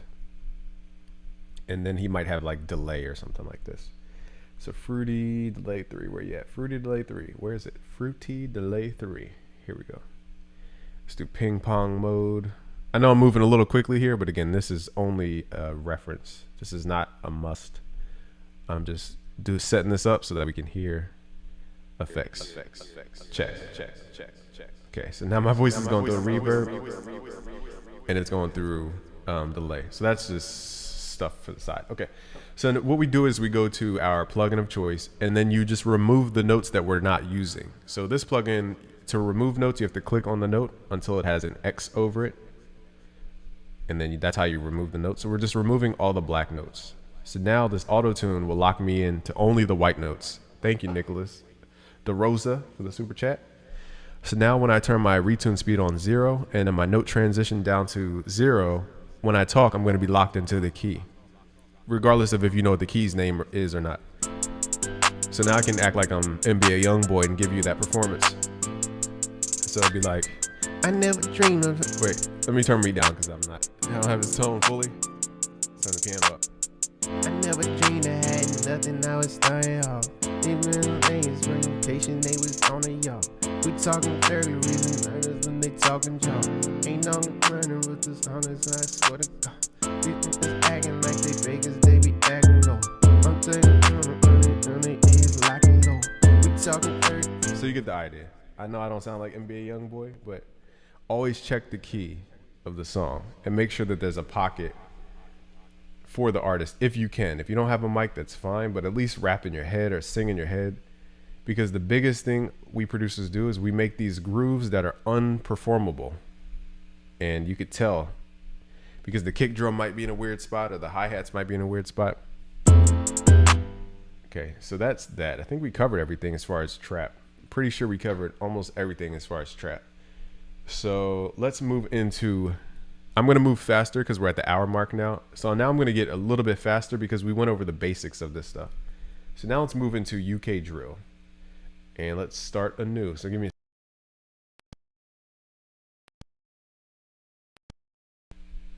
hold on, I think we got a loop. Hold on, I think we got a loop. All right, sometimes my audio trips out. Okay, so now for this one, we are going to do UK drill. And again, I'm going to go a lot quicker here because now you know all the core fundamental basics. Shout out to DJ Wraith for the super chat.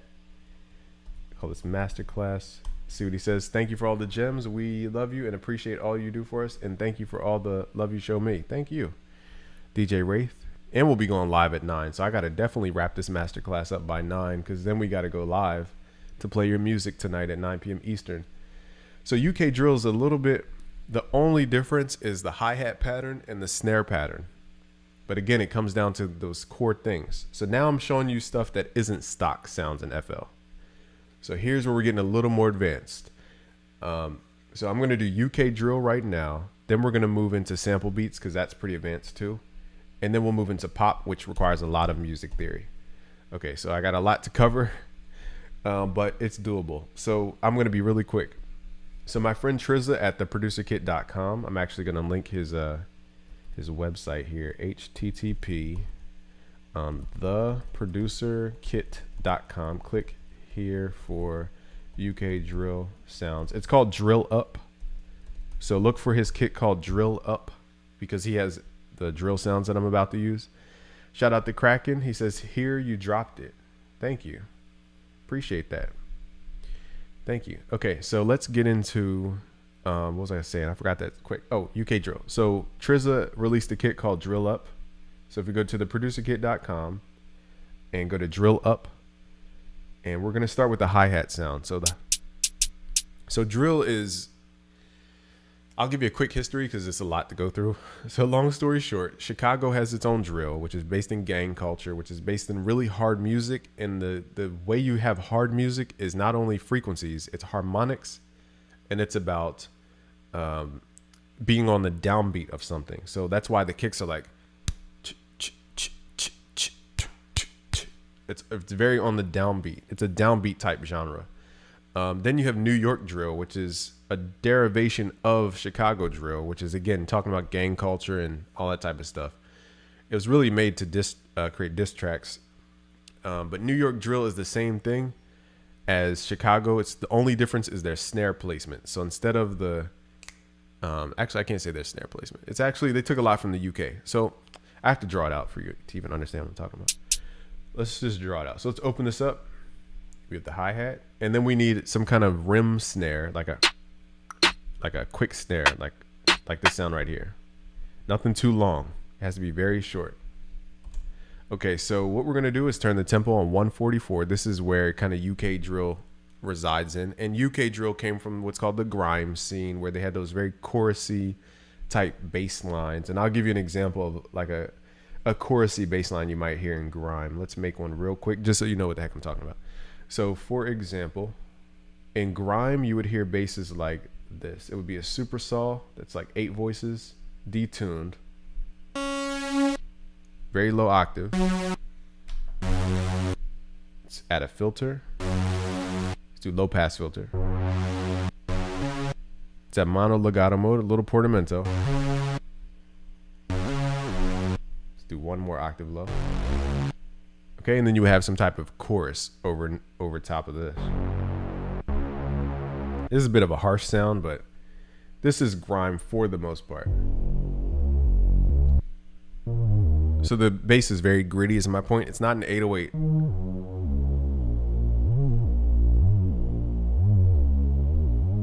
So you would have those types of basses. And that's where we kind of took the idea for the UK 808 slides that we grabbed from Pop Smoke and all those types of genres. So again, the main difference in UK drill is that the snare is on the 3 and the 8 count. Instead of the 3 and the 7 count, like we did in trap music, it's on the 8. So it's 1, 2, 3, 4, 5, 6, 7, 8. 1, 2, 3, 4, 5, 6, 7, 8. Again, all these genres have little tiny changes. It's not like this massive change in each genre. It's little tiny changes that create genre. Also, the hi-hats are really important because the core hi-hat rhythm of drill is ta ta ta ta ta ta ta ta ta ta ta ta. That's I ran out of breath trying to do it, but it's just ta ta ta ta ta, and just repeat that.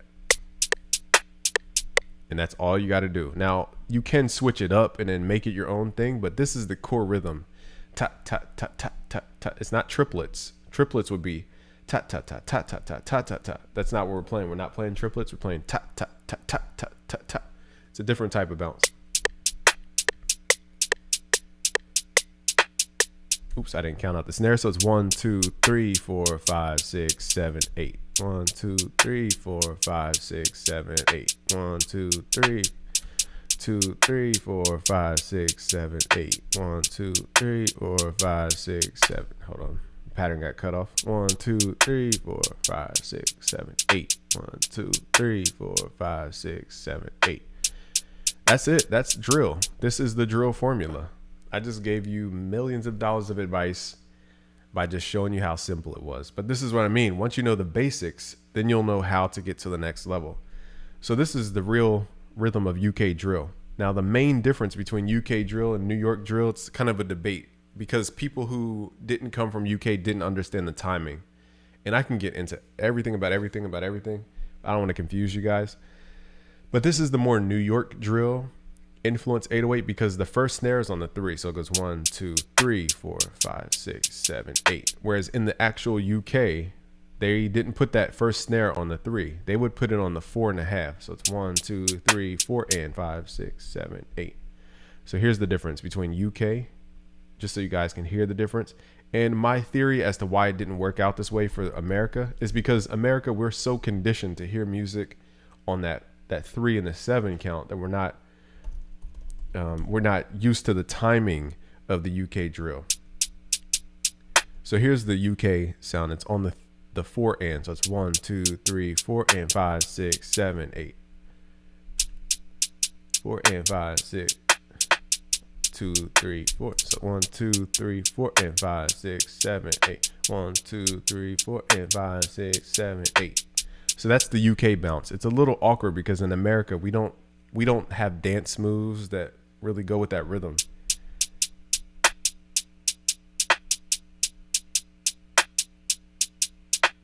So that's why we don't really get with that bounce. So what I think Pop Smoke and all them made popular was, in a smart idea, is how to combine UK drill with American sounds. This is why I said Chicago drill and UK drill and all these types of stuff kind of merge into one thing. So now when we go to the New York drill, it's 1, 2, 3, 4, 5, 6, 7, 8. Okay, but the key is the kick pattern. So another key element for drill is a very dominant kick. We're not really focused on the 808. It's actually more so about the dominant kick. So we need a kick that has a lot of sub in it, like 60 hertz in it. So we need something that knocks. Let me pick one. Like this last one here. So we're going to add this in. So with this one, the only place you really have to have your kick is again on the downbeat, because that's what creates quote unquote hardness. And then at the end, when we have those overlapping like Chicago, so it's boom, boom, boom, boom. Okay. So that's the only place we really need to have the kick.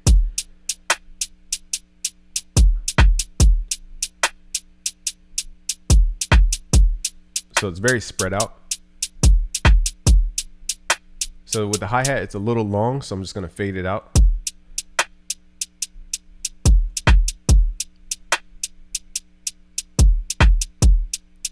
Okay, so now we just got to get to the 808 slide, which most people know.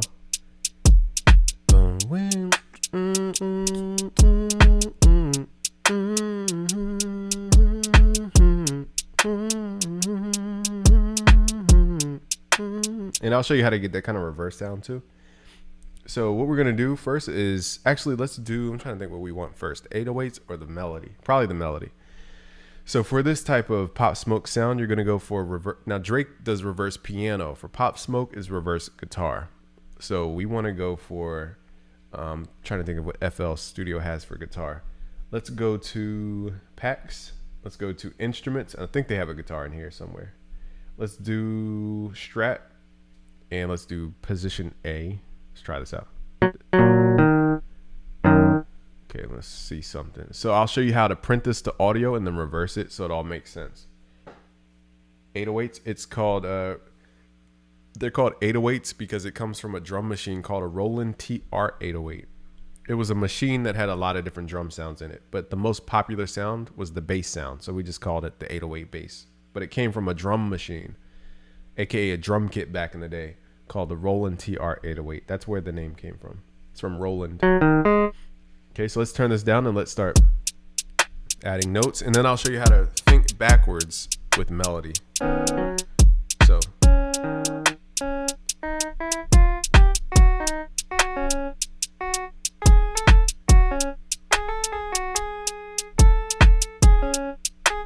So that's the melody that you, but it's reversed. So I'm just going to repeat that. Oops. Of course, when I go to record, everything's wrong. We all do it.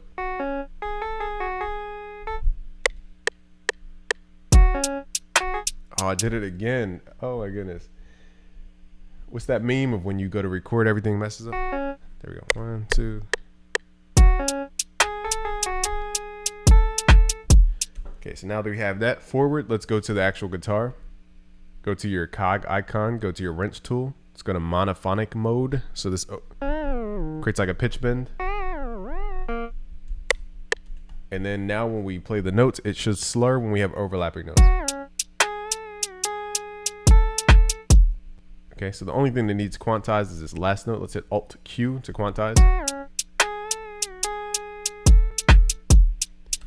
Let's make sure these last two quantize. I know I'm moving a little quickly here, but this is more technical stuff. Just making sure the notes don't overlap so that they don't create that slide effect. And again, we could, add a bunch of effects to the sound and reverb and all this type of stuff. Let's print it to audio first, and then I'll show you how to reverse it. Now, one way some people like to do it is they reverse the MIDI first. Okay, so if you have chords and you're going like this, I forgot we had that effect on, but if you played chords one way and you wanted to reverse the audio to play the chords the right way but backwards, you would have to flip the MIDI. So we're going to go to the tools and we're going to flip horizontally. And this should, I think, taking off the preserved start time will keep it the way it should be. I think. So, yeah. Take that option off, hit accept. Now this should work. If not, hold on, let me slide this over, make sure I'm not tripping here, because this should line up. I don't know, I may need that button on, but until then, let's reverse it. And then right click, go to consolidate this track from track start. Now we have it. And then we can go into the channel settings and then reverse what we've just reversed the MIDI. So now 2 negatives make a positive. Okay, so that's how you can play stuff. Now my brain's getting tricked. Okay, that's how you can play stuff backwards, but it sounds like it's playing it forward. Okay, let me try one more thing because maybe that option was important that we did the reverse. So let me try one more thing. I just want to see if that changes the timing because I never noticed the setting. Preserve timing. That looks like it's wrong though if we preserve timing. Yeah, it looks wrong. So anyway, again, flip the MIDI horizontal, right click, consolidate this track from track start. Now you will have the audio, but then you have to reverse the audio again. So go to channel settings in the top left and just reverse it. It's a little bit offbeat. So what we want to do is go to snap to grid, go to a smaller increment, and then start using the grid to help us line up this audio. So visually, I can see that this part right here is a little too late. So let's hit Alt. Let's grab the slip tool and just left click and drag it over.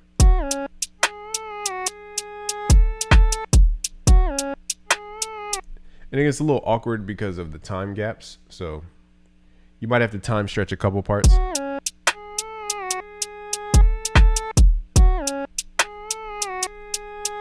Like this last piece, I have to time stretch. I'm going to move extremely fast here because again, this is beyond the scope of the video. I'm just showing you the little stuff that you have to do. We're going to go to stretch mode, hit Alt, just make sure that stretches all the way to there. See how the pitch changed? We need to go back to the top left, channel settings, put it on time stretch mode so it doesn't change the pitch. Now we have a melody that we created forwards, but we can hear it backwards and it still sounds the way we wanted it. So that's how you do it. Edison, it's the same functions, same exact functions.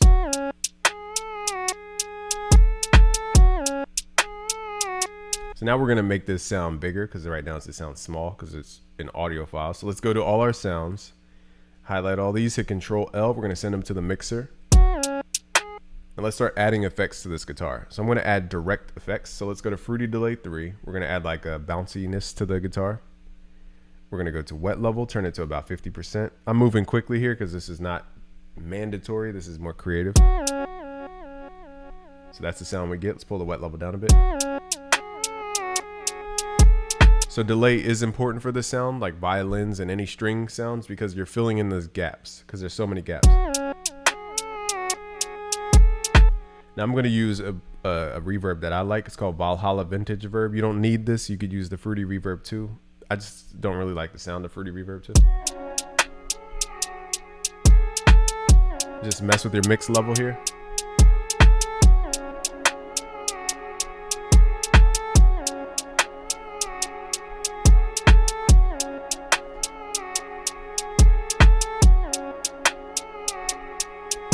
Now the pitch bend could have been better. But now it has that like Arabian type feel. Now we just got to find an 808 that gets in this vibe. Let's go back to Triz's the producer kit. See what kind of 808s he has. Where are we at? The producer kit. Let's go to drill up. Let's go to his 808s.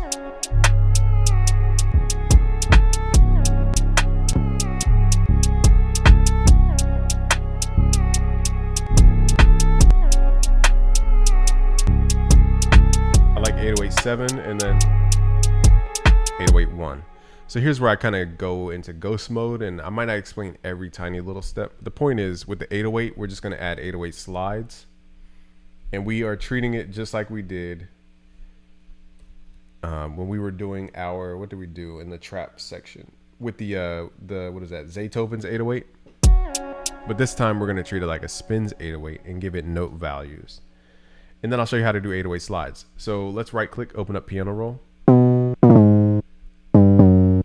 So sometimes it's easier to play your 808s at a higher octave because you can hear the actual tone and the note of the 808, so you don't play it out of key by accident. So I'm gonna go boom. We're gonna do like the Travis Scott where it's spaced out. boom, boom. So I know it sounds high pitched right now, but and it sounds a little sharp. So let me fix that pitch. So I pulled it down in pitch. The snare is it's a rim snare, and it's from the Drill Up Kit at theproducerkit.com. So it's my friend Triz's website, theproducerkit.com. Click here for Drill Up Kit. So it's snare number, what is this, 3? Which is it's like a rim, like when you hit the edge of a snare drum, that little outer shell thing. That's what that is. So it's nice and short. We're not using like a boom. It's not this big snare drum. So feel like the 808. So again, we're in a high octave with the 808 just so I can hear the tone. So when it boom, let's pull it down to its octave so you can actually hear what it's going to sound like.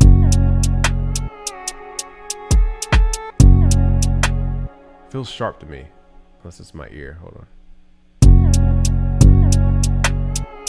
Oh, it's because I made it.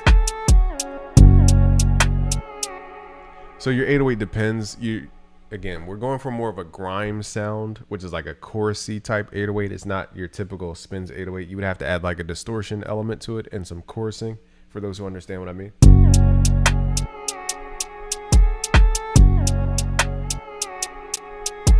Then I'm gonna go wee wee wee wee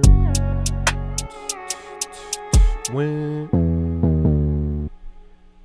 wee boom boom. Wait, hold on.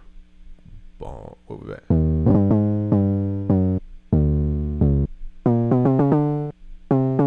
Okay, so my brain had to get those notes out. So here's the trick. So I want to go boom wee woo. Wee woo. So what we're doing, and the reason I think they did this too, is because they say woo a lot, which is ironic because it sounds like woo, like woo woo woo. We take this 808, we duplicate it, we pull it up at least 1 octave, we hit Alt, we drag it to the left. This is what we do in Soviet Russia. No, I'm just playing.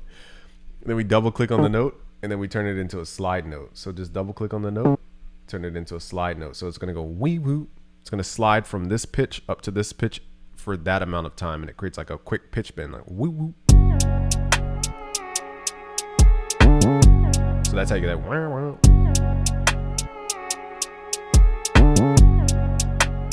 So again, copy all these notes, hit shift, grab those, hit control up, and hit alt, left click, make these a lot shorter. Then double click on each of these and just turn it into a slide note. And that's how you get that wah, wah, wah, wah, like the Charlie Brown teacher sound going on. Double click, make it a slide note. And you can mess around with the octaves. So there's a gazillion ways to do this. You could pull this down an octave and keep those up 2 octaves. Let's just try different stuff. See how it, also you can make these notes shorter if it slides too slow.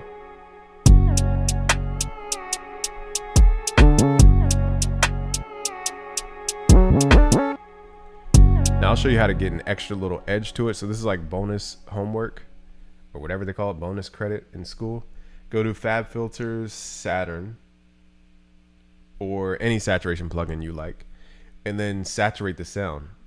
What's up, DJ Method? I like clean tape, but you can mess with this with it however you want. So now you're getting a boom, very buzzy sound.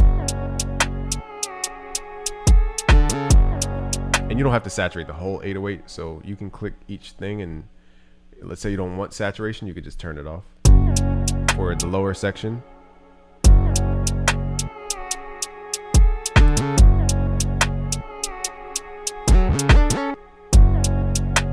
So that's how you get that wide 808 sound. Now, if you want to make it wider, you can add plugins like Microshift or any kind of chorus plugin. There's a gazillion chorus plugins out there.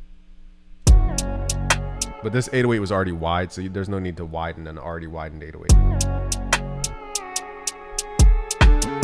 But that's how you get that UK feel to it. It's widening out the 808 and it's distorting it just a little bit.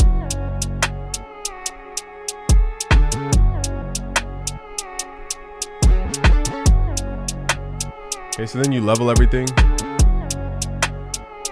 She like the way that I move.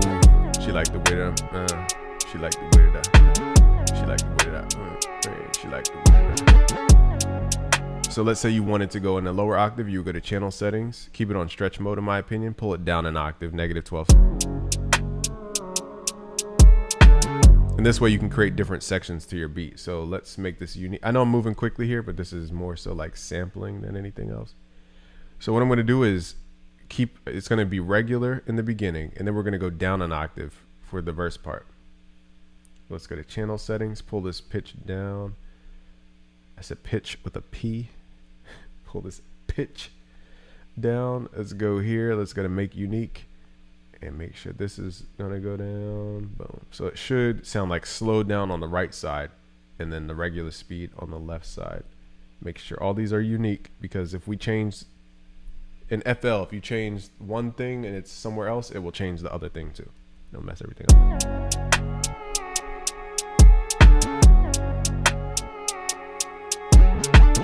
Let's actually like arrange this like it's a beat. So let's move stuff around. So we're just gonna move this slow section over here, the beginning section right there, and then bring in the 808s over time.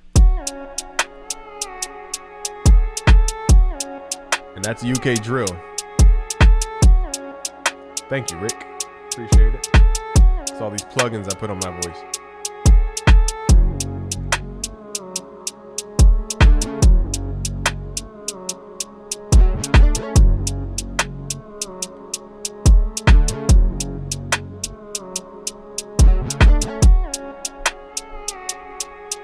You can tighten up the 808s, swap out the 808s, whatever you want to do.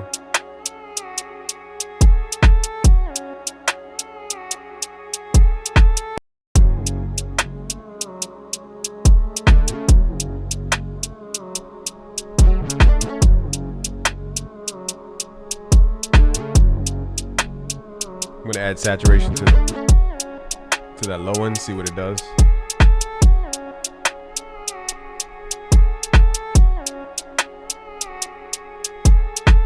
Just gonna delay the kick a little bit.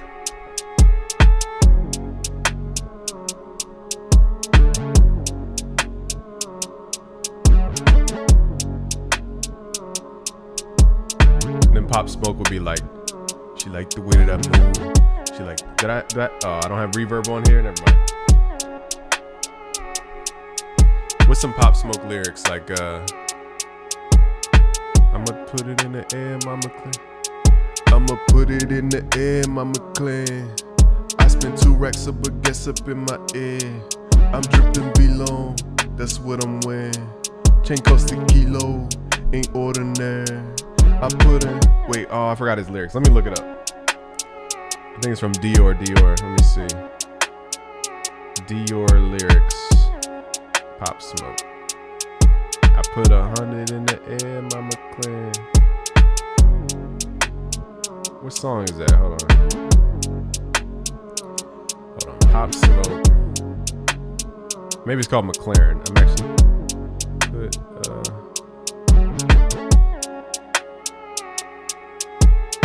wait, what is that song? Anyway, it goes something like, I put 100 in the air, mama clean. Whatever. I used to know the lyrics.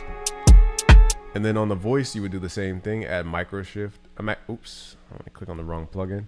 I'm actually gonna copy these 808 plugins and drag it onto my voice, saturation, and then chorusing. Well, probably not saturation actually, but the chorus, you would add a little bit of chorus. Something like this. Pull the mix level down so it's not eating up the whole voice. And Travis Scott uses this too, but this is how you widen out the voice. She like the way that I move. Hold on, if I find the lyrics, it's worth it. Hold on.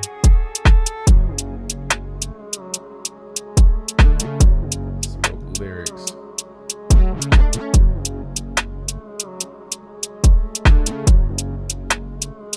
Where's the lyrics?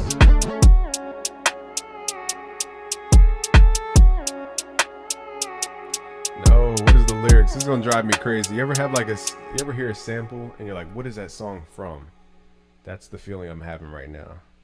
Because I think the song's called McLaren. McLaren, I think. Ordinary, that's the song. I knew it wasn't. Listening to y'all. Oh, I threw an op pack in the air in my McLaren. Oh, well, we're gonna leave that part out. So it goes like a little something like this. And again, you always want to check your beats with the vocals and make sure you left enough space. I put it up back in the air, my McLaren. I put 8 racks up, baguettes up in my ends. I'm dripping below, that's what I'm wearing. Chain cost a kilo, ain't ordinary. I put it in the air. So always check the rhythm. Okay, so that's what the Pop Smoke acapella could go if you have his acapella. I don't. That's drill. You basically learn Chicago drill, New York drill, and UK drill all in one section of this video. So I told you this would be a masterclass of how to make beats. This is not just trap. It's not just EDM, and it's not just whatever else. So I'll let you guys vote the next genre you want to get into, and then I got to rest before we go live at 9. So next beat type, do you want to do pop, alternative, or like pop, like alternative, I guess? Or do you want to do, what was the other genre we had? Samples. So I'll let you pick. Now sampling is pretty high level, so I can't tell you that sampling is the most easy thing to do because it's not. It requires a lot of like thoughts. Okay, so let me open up a new project while you guys vote.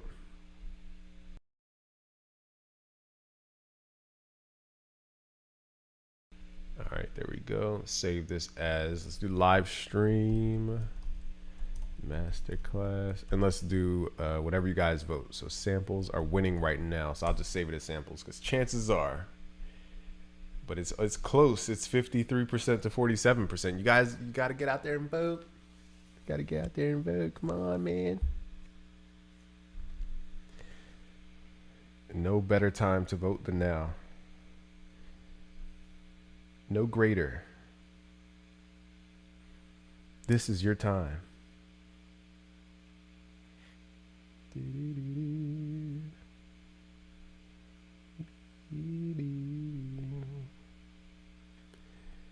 Samples winning. We're gonna wait till we either get 100 votes or we're gonna wait another minute.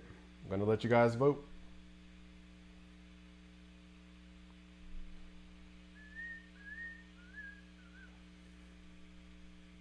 You said pop. Pop isn't. So alternative also accounts for R&B as well. All right, it looks like samples is winning by a good 12%.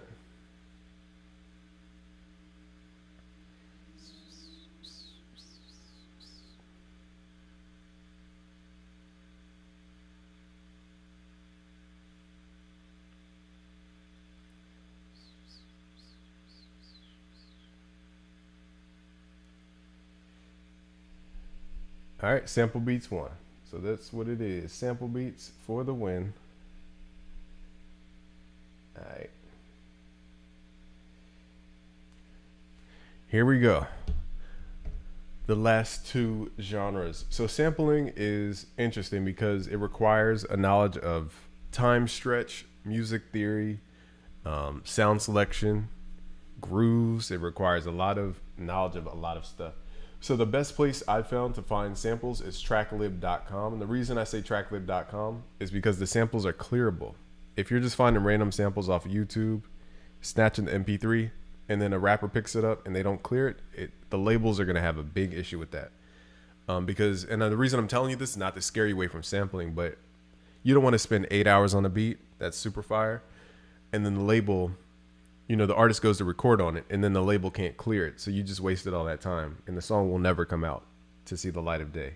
Because I know labels who literally hire experts to listen through records to see if there's a sample in it. Like literally experts who say, oh, that's from James Brown, whatever. Experts to the level where they know the snare drum samples. So I'm not talking about people who know loops and little grooves and riffs from certain songs. I'm talking about actual like snare patterns and drum breaks and all this type of stuff. So you don't want to play that game when it comes to sampling. It's just not worth it. We've seen the who was the Juice WRLD case. We've seen the I want to say Lil Nas X. Yeah, Lil Nas X with his Old Town Road. There's a gazillion records that have samples in it, but that stuff, if you don't clear it, it just becomes a headache down the line. Because what they do is they wait for your song to get big and then they come for all their stuff. Because they basically don't want to stop it from blowing up. They want to make sure the money's on the table so that when they come for it, it's there. And you don't want to be in that position. It's just stupid. But I can't demonize people for sampling. I just want to tell you, if you're grabbing samples randomly off of YouTube and stuff and you're not crediting those people, you don't want people taking your work. That's why you put beat tags on your work. So the same thing goes with their work. So TrackLib, basically all this stuff is pre-cleared. So if you go to put this on a record and it gets placed or whatever, then you can go to tracklib.com and credit the actual people, and it gets automatically cleared so that you can use it and put it out. So we're just gonna pick a random record. They even have Bob James stuff on there now, which is very groovy. Yeah, cameos. Cameos dope.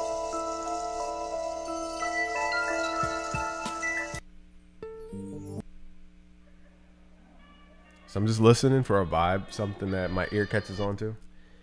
So with sampling, there's no rhyme or reason. It's just what does your ear latch onto? It's either one thing or two things. True. And the one thing about sampling is you can't just use trap drums on everything. It just doesn't work. So I'll show you a way to kind of get drums that sound similar. So this, oh, we used that. That's right. We chopped that up before. We loop this part. It reminded me of like Wu-Tang. Let me pick a new sample just so we don't have something we already did. That's obvious with, you know, a little riff. Also, if you're in FL, if you hit Alt or Option and left click, you can play the sample all the way through instead of it cutting itself off. Wait, this sounds like a Wu-Tang sample.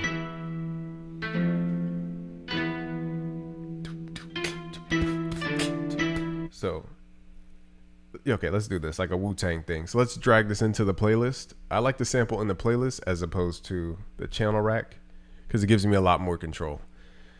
So we're going to grab this slip tool and we're going to hit Alt and left click and drag this audio to the left. And let's go to song mode. So we want to go dun, dun, dun, dun, dun. So we don't want it to go bring because then it's not the downbeat. We want it to start on that downbeat. So we're going to grab this slip tool, hit Alt until we get to that downbeat.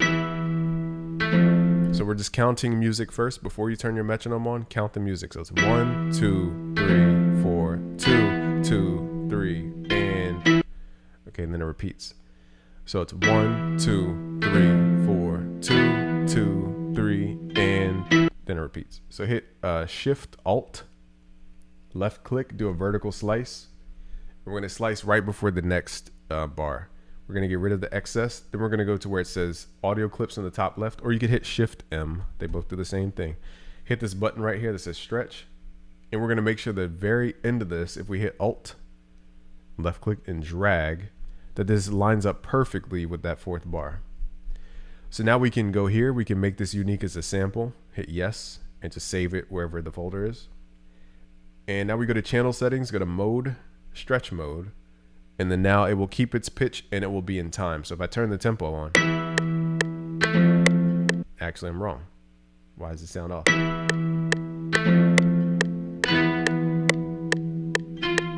Did I count wrong? Wait, 1, 2, 3, 4, 5, 6. Wait, 1, 2, 5, 6, 7, 8. Oh, you know what? I didn't stretch it. Okay, my brain, we've been here for a while. So my brain, it's on 3 bars for 1. That's why it sounds off. Duh. We got to drag this to 4 bars. So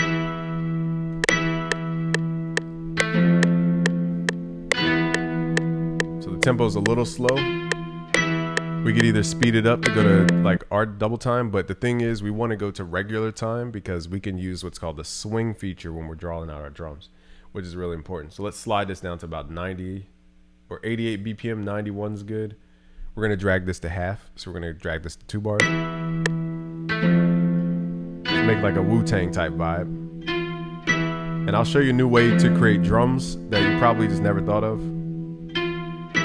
Yo, yo. Okay, so now we have that. Let's go back to our channel rack, which is this thing right here. We're gonna hit Control L, send everything to the mixer, because again, we want every sound to be accounted for. Let's just turn this down for the time being. So now we need to find drums that match this vibe. So again, your snare drum is not gonna match your trap drums are not gonna match this vibe. Like that hard, I mean, it could, but you wanna go for like snare drums that are a little dusty. So what we're gonna do is go to, I'm trying to think here what style we want. Count has a cool drum kit called Count Drums Volume 4. So Count Drums Volume 4, he has in here called drum loops. Now the reason we're using a drum loop is to treat it just like a sample. So the difference between a drum loop and an actual one shot is that drum loops have multiple sounds stacked. So when I play a kick, it's not just playing a kick, it's going like, it does the kick and the hi-hat at the same time, or like kick and a background sound. And that's what creates that vibe. So I'm just gonna go through these samples and see which one matches the best. I'm really listening to the snare and the kick. The kick matches perfectly. And I like that little snare in there. So what we're gonna do is open up Slice X and drag these Autumn drums into Slice X. Then we're gonna go to the Regions tab and go to Auto Slice, Medium Auto Slicing. So now I play my MIDI keyboard, it will play the sample sliced up.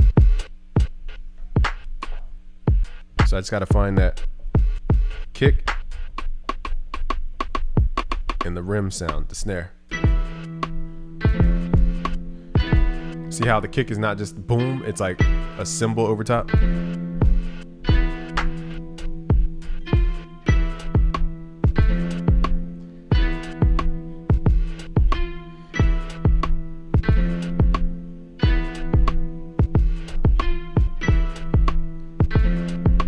So I like that rhythm, but you know, it could be played a little bit tighter, but let's record that.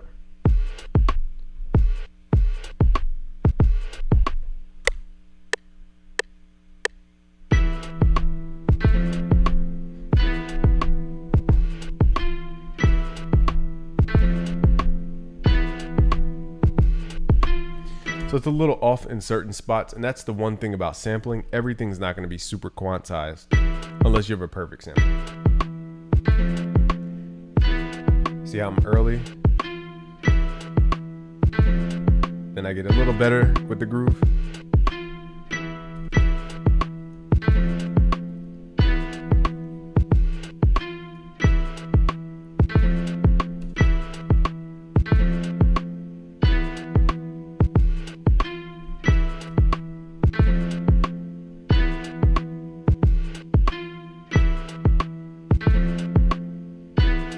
Now, another way to record is, I'll show you a new way, which is pretty creative. So we could turn this off. We could loop just a small section. I'd say loop maybe 1 bar or 2 bars max. And then what you do is you record one sound at a time. And you could do it to the metronome or not. Because when you quantize, it doesn't match up with the sample's timing. So you could have the quantized drums being perfectly timed, but then the sample's like a little loose and it sounds amateur if the timings don't match up. So that's why that in Ableton they make it a little bit easier, but in FL you just got to deal with that.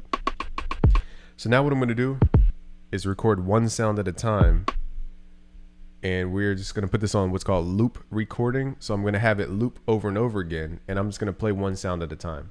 Let me show you an example of what this sounds like. Let's record into pattern 2. Let's go to song mode, hit play. Just recording the snare right now. So now it has the snare. Now I can go back and find the kick and just play the kick.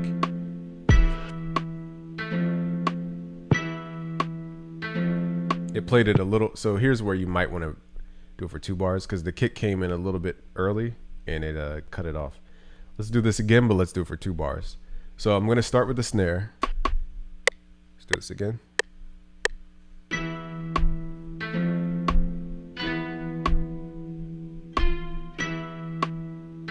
Now you go back and you find your kick, and then you start playing your kick.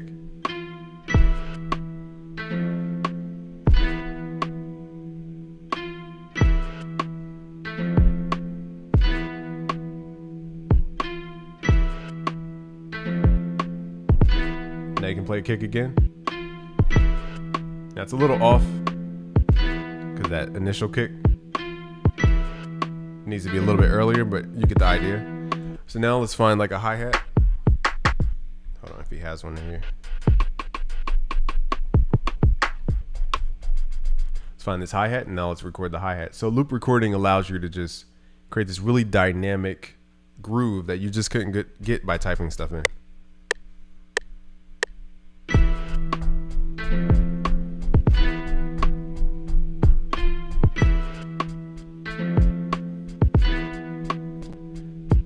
Now some of these snares are off, so you're gonna have to fix them.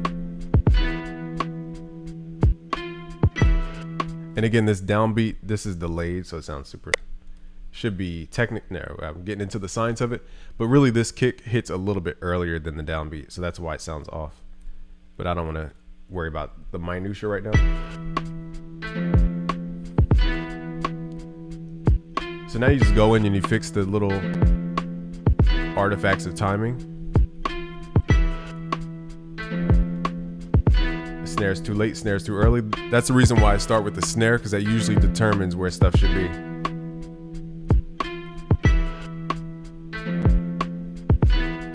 Okay, then you run it through compression and all your processing. So in this case, you were running through like a 610.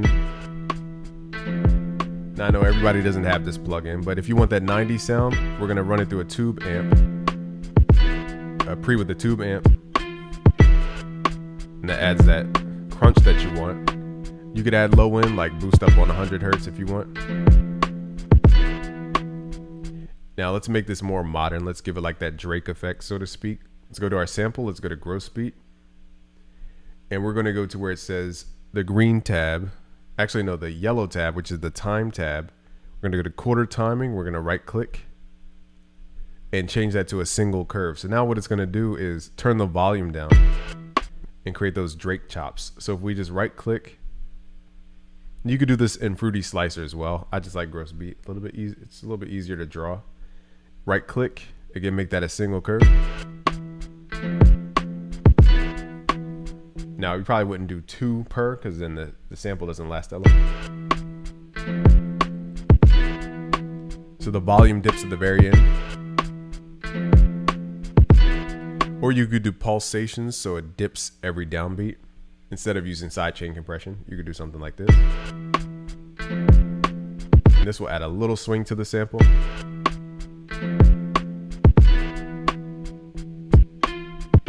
You just have to make sure that the groove is matching.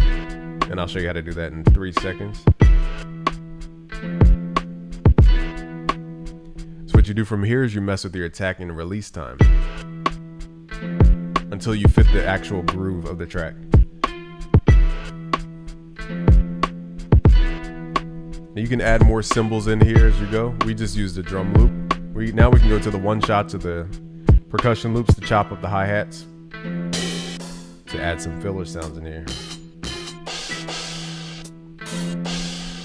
Like the gospel crash to fill in some space. This sounds very Wu-Tang-esque. So let's add these to the mixer. Hit Control L.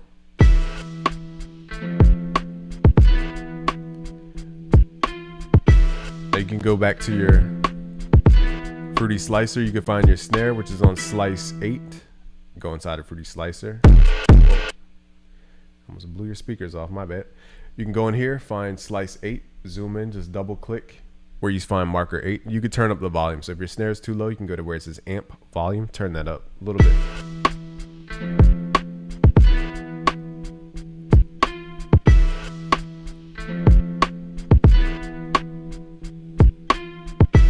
So you don't have to have this all the way up. You could have it at 50% mix level, so it adds a very subtle groove. And the beat's a little slow. Let's speed it up a little bit.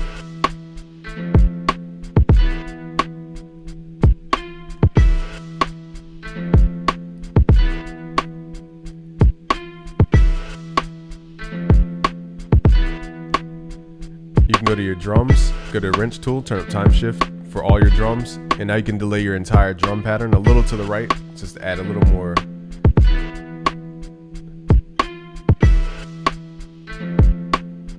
Now some of these kicks are a little early. Like right here, this kick's early.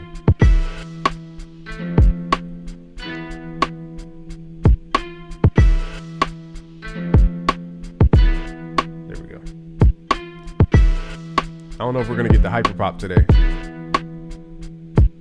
So I'm just showing you how sampling works and then how you blend all this stuff together as well. So let's open up Trillion. This is gonna be the last instrument for today. Then we're gonna get into probably one more genre and then we gotta wrap this up. So let's see what we get. So the last key, I know the kick timing's a little off. I just don't want to spend too much time on it. Let's go to Trillion. Then we're gonna go to bass instruments. And we can either go clean Fender or we can go studio bass. I'm gonna go studio bass studio bass full range. Then we're gonna find the root note. So the sample's not at 440.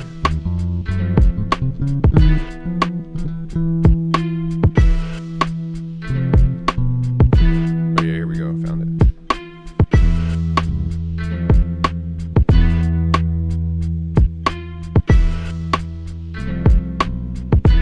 We just got to find the, and I'll show you one more technique using sidechain with the kicks, but right now we're just trying to find that root note. This is a little sharp, so the sample must be tuned down a little bit, the actual musical sample. That's why I said sampling is not just some straightforward thing. You have to know tuning, music theory. Now it sounds more in key.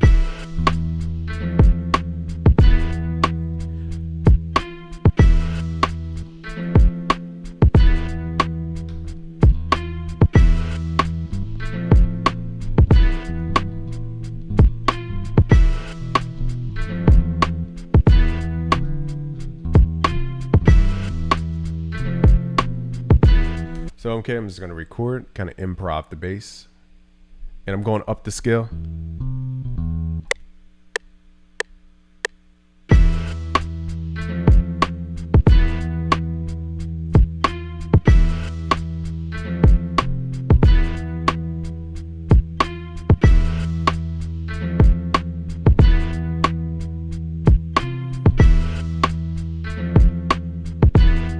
Again, the kick timing could be better. Don't want to spend a decade on it, but that's the work that goes into sample beats. So I'm showing you this process because now I got to show you how to combine all this stuff together and make it sound like it's one cohesive thing. So we're going to route all this stuff to one track. Now I'm going to move really quickly here because this is kind of beyond the scope of the video, but let's open up Fruity Limiter and we want to go to compressor mode and we want to turn our threshold down to about -20, -30, somewhere around there. Then we're going to turn the ratio all the way up. Attack time, you can mess with that. The release time, we're going to keep this around 30 milliseconds or so, 50 milliseconds. We want to route our kick. Now for this, we don't have, I didn't separate my kick, so that's why I said there's a lot to explain here. So what we're going to do is right click sidechain to this track. So all our drums are being sidechained to this track. And then we go to sidechain input, right click, select our drums. So what this means is every time the drums hit, the volume of the sample will dip down. And this is how you give room for your drums and get that. Now again, the drums are a little whatever. Let's see what happens if we quantize.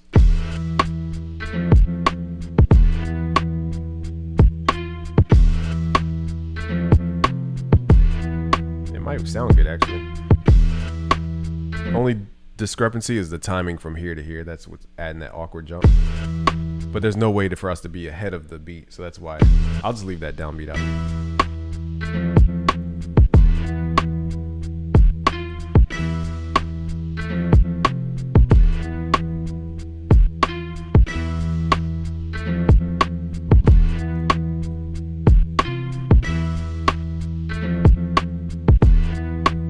Now it sounds more the way we're used to hearing stuff. And again, you can go to your ellipses tool. Now everything's not going to be the same velocity. So I know I'm going over a lot of stuff, but you want to think like a real producer here. Everything is, when you play hi-hats in real life, you don't go ta ta ta ta ta ta. You just go ta ta ta ta ta ta. You know, it's not the same velocity all the way through. Also, when you quantize, everything sounds computerized. So hit Alt right. Add some of that swing back.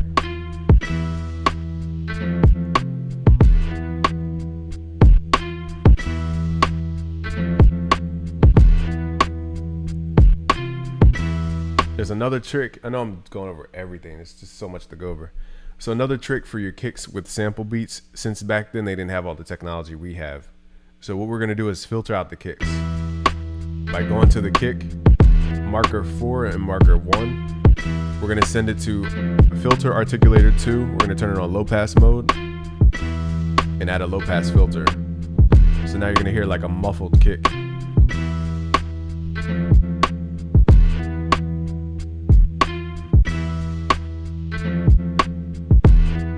So that's what we do. And that's how you get that like 90s feel, because back then they had to filter their kicks.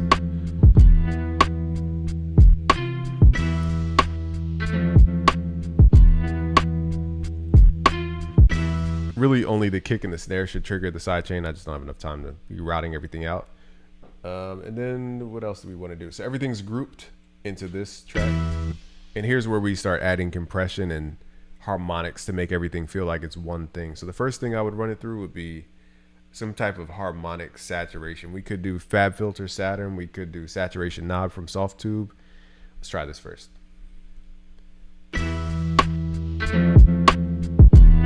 See how it's making everything feel like it's one thing?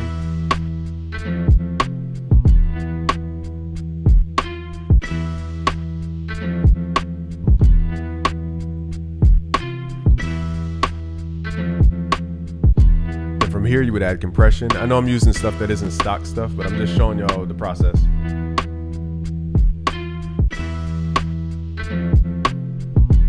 We added some bus compression here.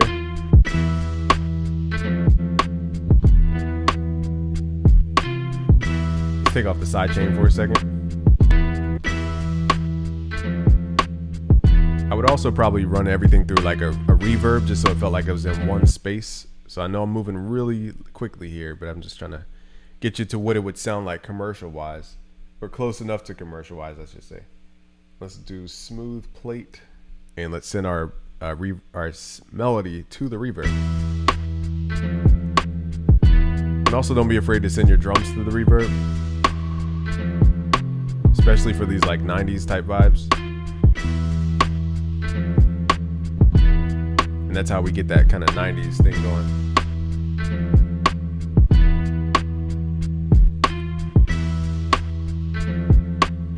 That's really it. I mean, that's sample beats for you.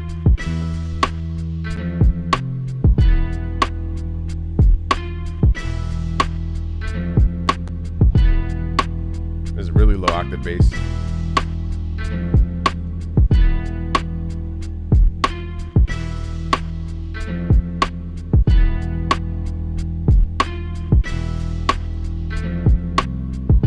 I'll let this play 2 times through, and then we'll move to the pop, and then we gotta start getting ready for the live stream tonight.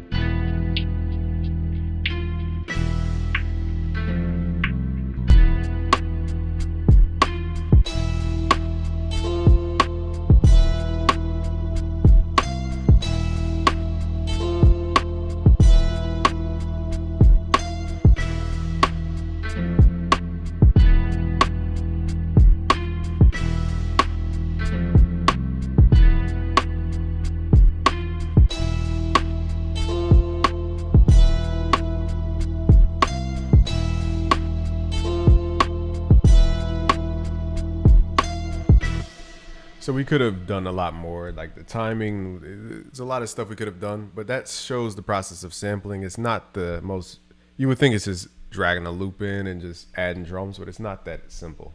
I think sampling is actually one of the highest levels of music production. Now we're going to complete this live with pop, what did I say, R&B, pop type, whatever the last genre was. So we went through trap, UK drill, sampling, and now the last one is pop for this masterclass on beat making. So you learned, hopefully, a lot of different ways to do stuff. So in the beginning, I went really slow beginner, and then we moved into the more advanced type stuff. But I'm just showing you there's levels to all this stuff. It's not just drag and drop, which is fine if you drag and drop, no hate.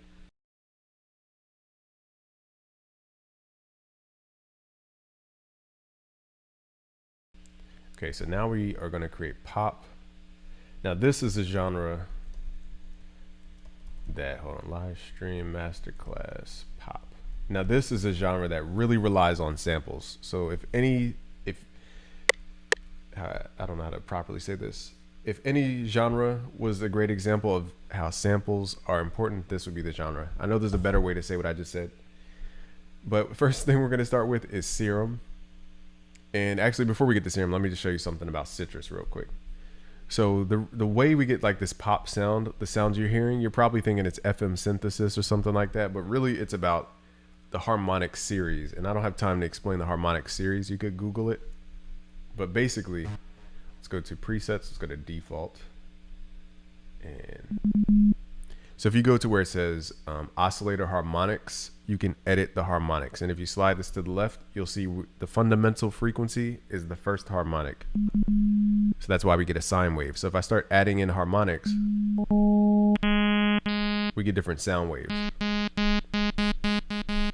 So a lot of the music that you're hearing, like those growl basses, all they're doing is experimenting with those different harmonics, the harmonic structures. And if you look at the harmonic series, you can see where the fifth is and where the thirds are and where the octaves are. I forget, I think it's 12 and 8 are our, where are we at? So in the top left, it tells you what harmonic you're on. So harmonic 12. So that should be one octave up if I'm not mistaken. Harmonic 8, I think, is a perfect fifth. So this is actually creating two tones even though I'm playing one note. So stuff like this is what the EDM guys understand. And the more harmonics you add, the more buzzy a sound becomes. And so those really dark, gritty basses are just them messing with these harmonic sounds. Now there's a gazillion ways to use harmonics. You could do even harmonics, odd harmonics. I mean, there's 1,000 ways. So is there a way to clear all this? Let's do this. So for example, here's what odd harmonics sound like. If I could clear this board. Oh, you know what? It's locked to, I forgot we locked it. Hold on, let me unlock this. So to clear it, what you do is you click in the harmonics and you just drag it all the way down to the 0 line. But let's lock it in odd harmonics, for example. So whenever you hear people talk about odd harmonics, they're talking about mathematical multiples of something. So you can shape this any type of way. And the higher up you go, the more metallic it sounds. So there's a lot of harmonics. So if I start adding stuff up here, it's going to be like, you can't even hear it really, unless you're a dog.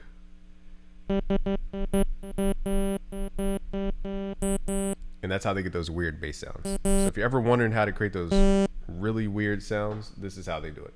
Now that takes a lot of experimentation.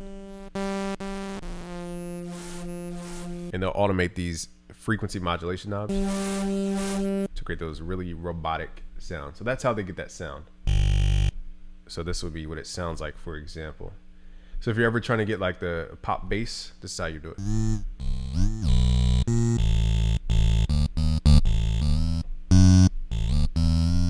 Now this is a very rough one, as you can clearly hear.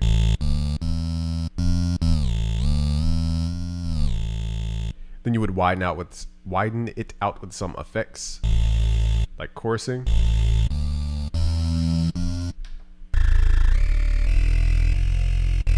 So that's how you get those weird growl sounds. But I wanted to show you where it derives from so that you don't chase a bunch of wavetables that you don't really need. So anyway, let's go to Serum. I know that was a long roundabout explanation, But the easiest way to write pop is in piano. So again, you could pull up FL Keys.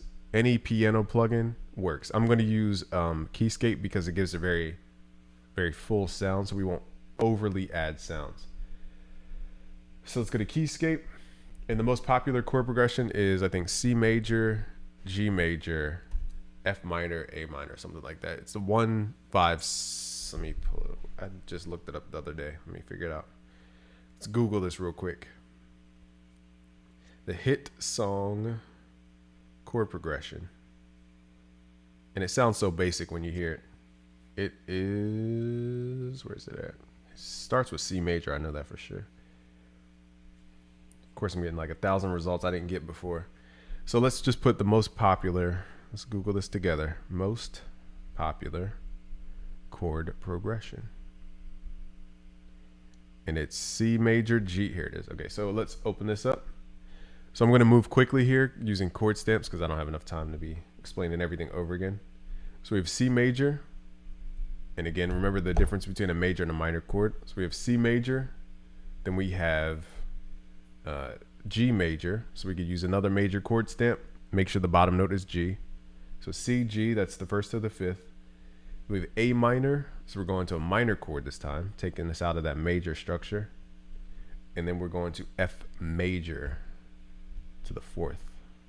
So it goes, the numerals are 1, 5, 6, 4 chord progression. And if that's talking Roman numeral talk for those who take music theory and ease. Okay, so all we got to do now is just cut at each bar. Whoops. And then, so here's what it sounds like. Let me get all this lined up for y'all. Give me a second. Okay. Now let's turn this down a little bit. You've heard this chord progression a billion times.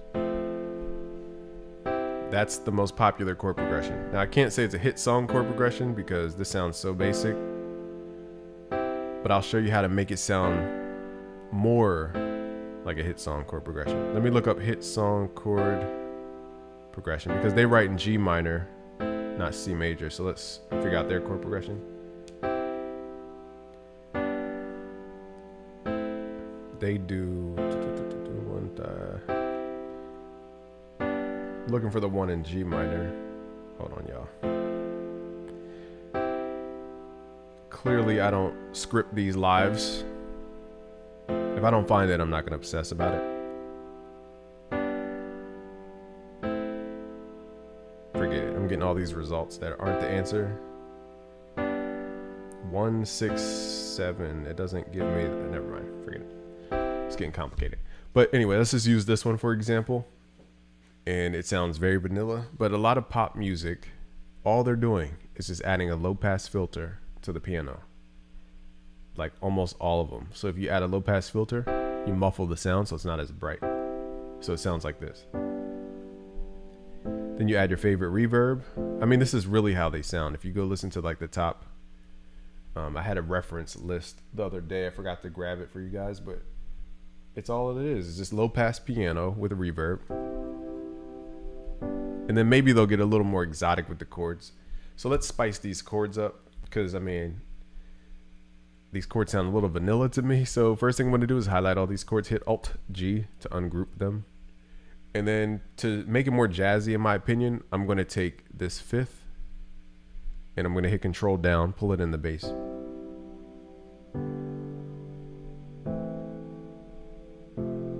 And then I'm going to add the same C right here.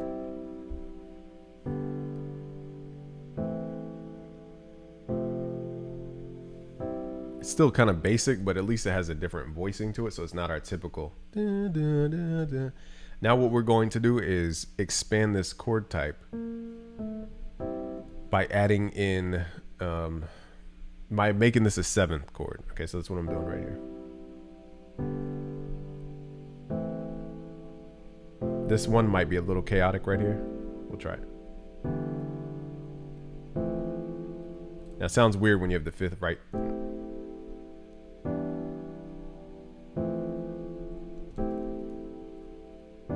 And again, I know I'm moving fast here, but I'm not trying to. And then we'll make this, what is that, a 9th chord? But this is really how pop is. It's a piano going through a filter. And it doesn't always have to be a piano. It could be a slow evolving sound. It could be like a pad that goes into it. It's really about your drum samples and your vocal performance. So let's go to Make Pop Music. Has some really good samples for pop. So it's called Make Pop Music. And he probably has the best pop samples I've found. Let's do Radio Ready. Let's do Radio Ready samples. And let's start with our snare. So the snare is the main thing that sounds different. In pop music, it's more washy sounding, like whoosh. Whereas trap, it's like psh.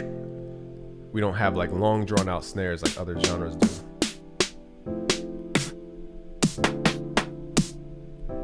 Okay, so let's try these. And then we could build it up with more elements around it. But right now, that's the basic chord progression. Now, I'm getting tongue twisted.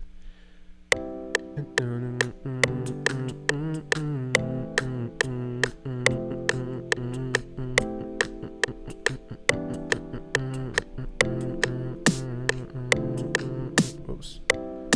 Now, again, pop music, we would put the snare on the actual 2 and 4, which is different because trap music, we put it on the 3 and the 8 count. So it's 1, 2, 3, 4, 5, 6, 7, 8. Oh, what's up? Somebody being annoying?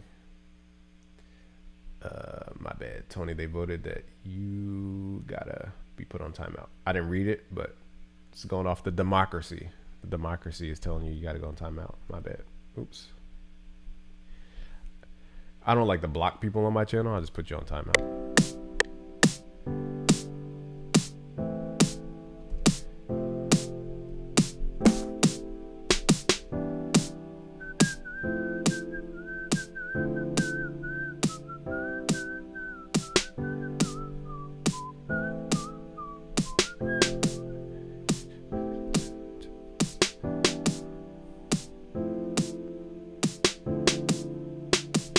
You don't want to make it too hip hop, remember? Because now we're getting into the hip hop realm. Let's find our kick.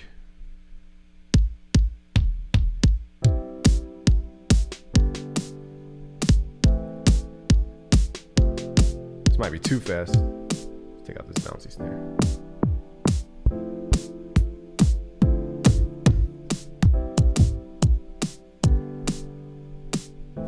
So they tend to copy hip hop, which is boom, t. Wait, boom.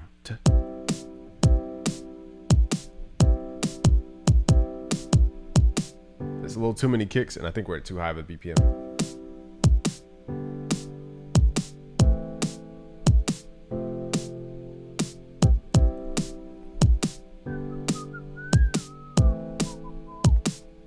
The snare is not giving me the tone I want. I need a snare that has a little tone to it.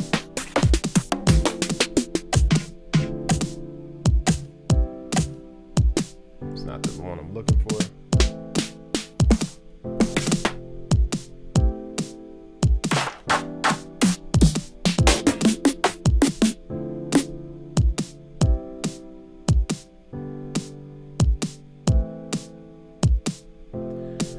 So I don't want to get into BPM science, but 128 is a derivation of 432. So 128 is a secret BPM, 108 is a secret BPM.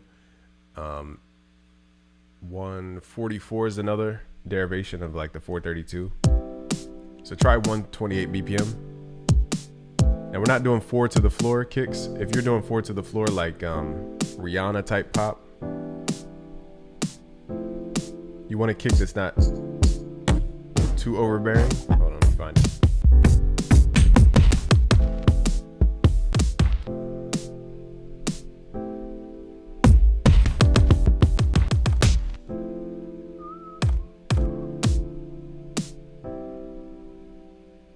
My ear wants to hear this faster. Maybe because my trap ears, hearing it that slow is just too slow. So now we're just trying to find the right kick for this vibe. And we can go in and make this a different sound entirely. So before I go to the drums, since I'm not finding the sounds I'm looking for, let's open up Serum and I'll show you a trick here. So we're gonna go Rhodes and then we're gonna add that low pass filter like we did. I know I'm moving really quickly here. We're gonna paste into Serum. Oh, turn this down. Then we're gonna pull LFO 1 all the way up to the right, add that to our coarse pitch, and make this envelope mode.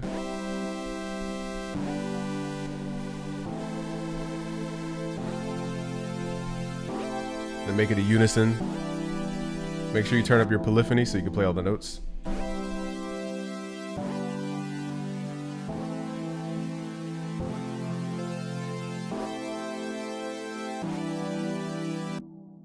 Also, I forgot we tuned the Omnisphere down.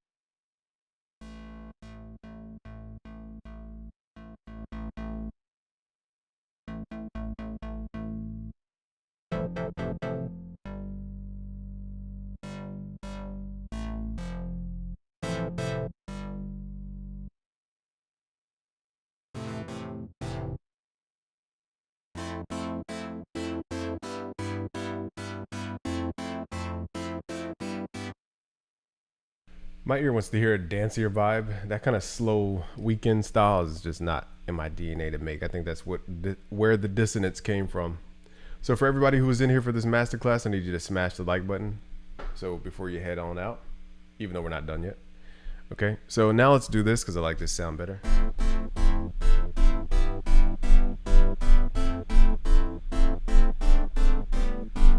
So let's do that. Let's record that.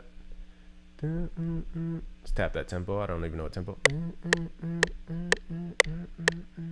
Somewhere around 124. I'm going to turn off my mic so you don't hear me slamming on the keyboard.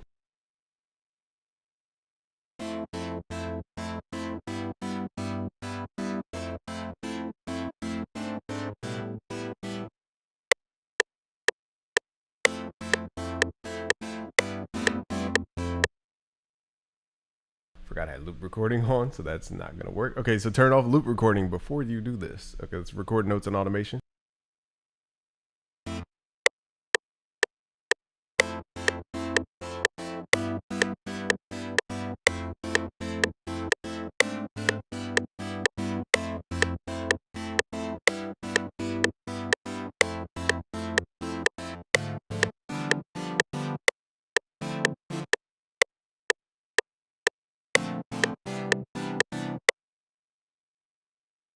Messed up the ending because I was moving too fast.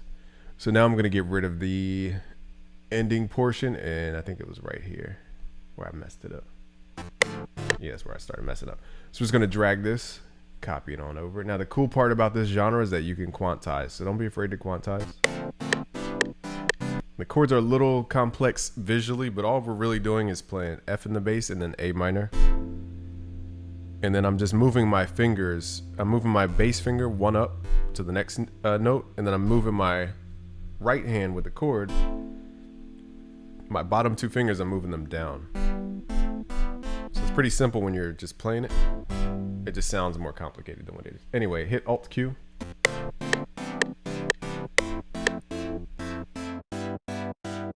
Now I'm gonna mess with the multi-band compressor to pull out some tone.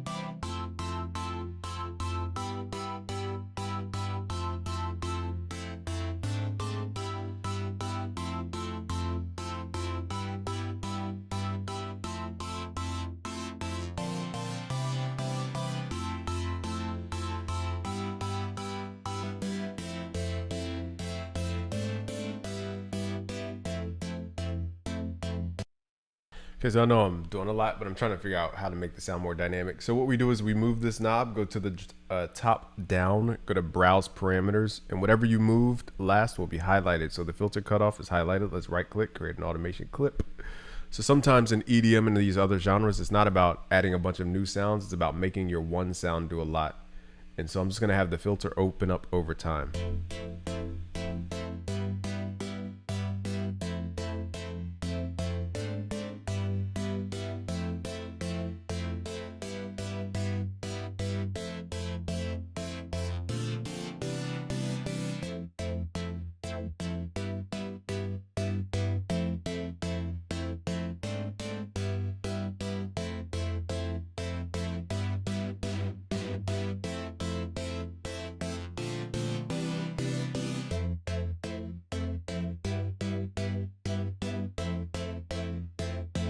Now we're gonna add some effects.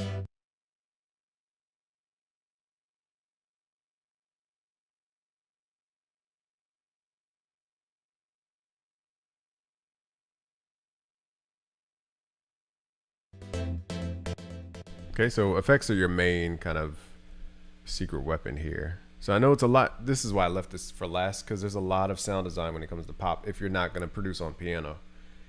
And what we could do is layer with the piano, but in pop, there usually has to be some kind of production on some level, whether it's a vocal production or sound design. And this is just the process of sound design.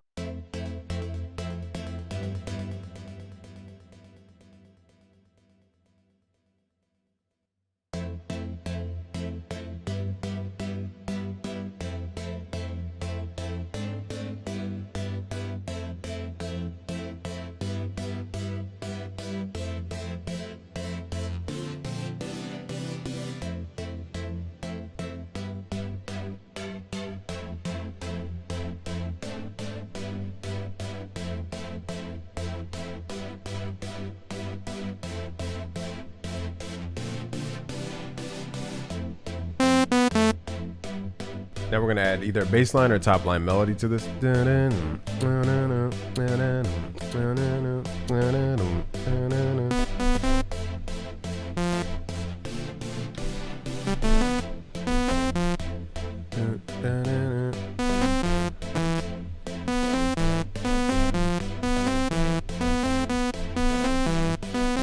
we'll switch that into a different sound.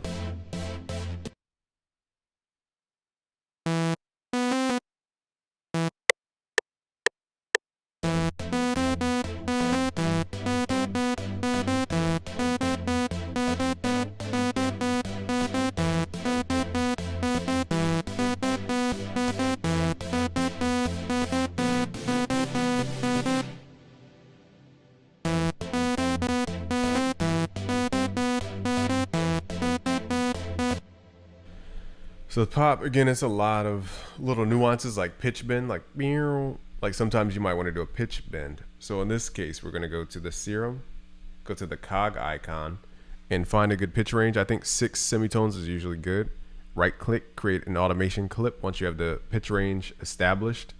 And then we're going to right click, copy that first value, change your snap to grid to a half beat. And what we want to do is create pitch bend. So I want to do and then go back up to its original pitch.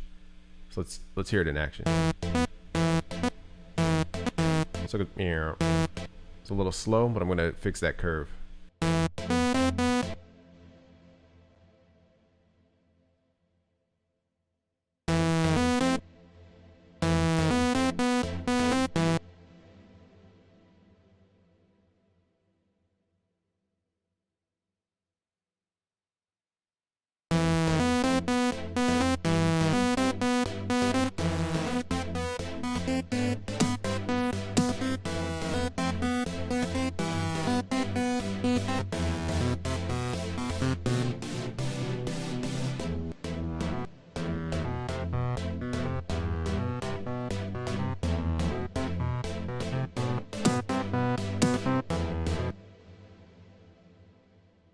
That's why I said this gets so convoluted, because now we're in the high levels of sound design like frequency modulation. So the reason this bass sounds out of tune compared to this one is because this one has a triangle wave using what's called frequency modulation onto this wave. So that sounds complicated, and it is complicated. So we're going to have the same structure. We're going to put 6 voices here. And I think I detuned it a little bit. Turn the volume down, and then we're going to have this FM from B until we get that same tone. So it's another layer of music theory. It's in the tuning from FM synth.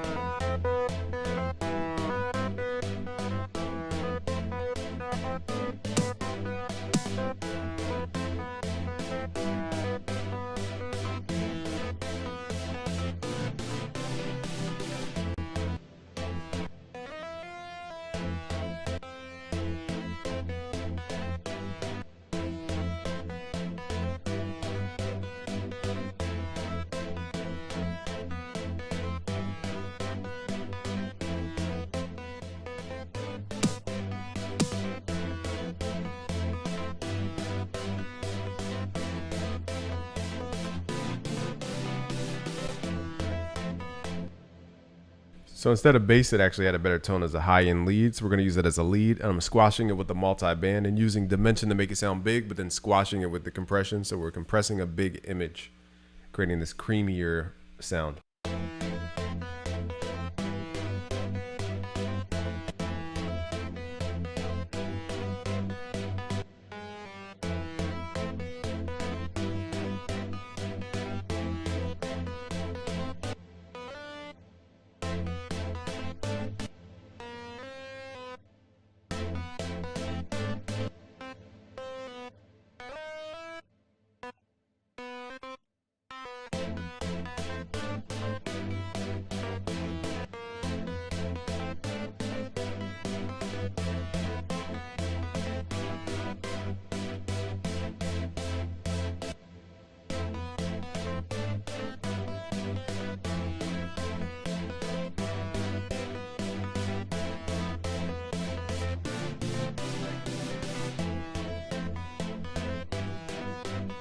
So let's say it's too many harmonics. You could, again, go back, and this is why piano is so powerful. I could swap this out. Instead of swapping it, let's just copy and paste, or cut, I should say. Paste that into the piano. If it's too clawing with the, how do we get to this? Now remember, the FM is making that sound a little out of key, even though it's not out of key.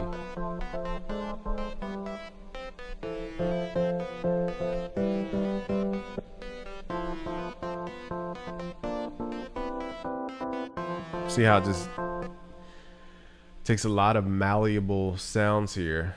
So that's why I usually stay away from this genre, because they spend hours and hours on their stuff if it's not already pre-written. Now we need some type of bass. So what we're going to do is copy the chords, open up Serum one more time, one more again, and we are going to paste the chords into Serum, but only take the bottom notes. So we're only taking the bass line. We're going to take these other notes out. And what I'm going to do is hit Control L to elongate the notes, and then Control G to group the notes. And then just drag this last note out manually. Make sure it doesn't overlap. Now again, the same way we need to tune our synths, we need to make sure that it's being frequency modulated the same in order to get to the same tone. So in other words, we need to change this back to that triangle that we had, and then modulate the first sound through what's called FM synthesis, and then have it at the same amount of voices. So now when we go in to add notes, it will sound like it's in key. And then I'll mess with this envelope. You'll start see me messing with the LFO to create a rhythm.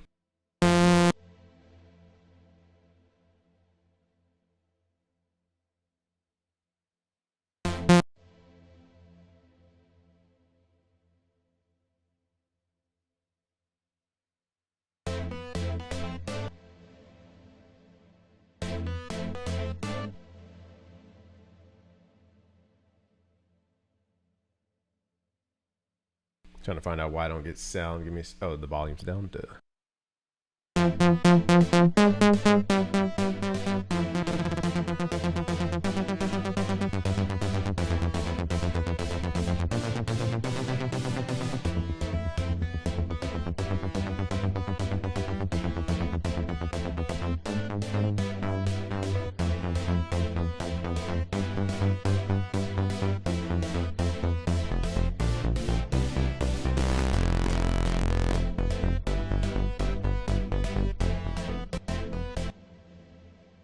Now what's happening here is that the rhythm of the bass is not matching up with the rhythm of the chords. So that's why I copied the chord rhythm so we can stay balanced with the rhythms, because when they're not in rhythm, it sounds crazy. So let's cut all that out. Let's keep it the way it was, cutting out those top notes.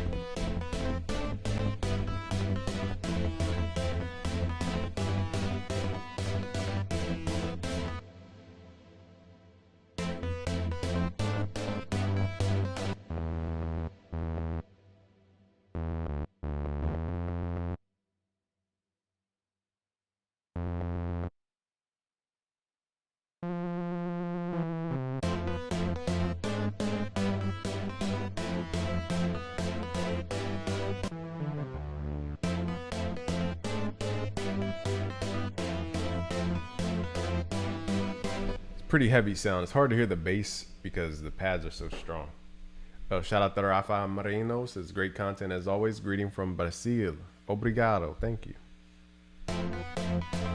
What's up? Just trying to get a pop tone. Let's take out the chords. These chords are so strong. They eat up all the frequencies. This is another form of pop, knowing when to take away stuff and when to add it.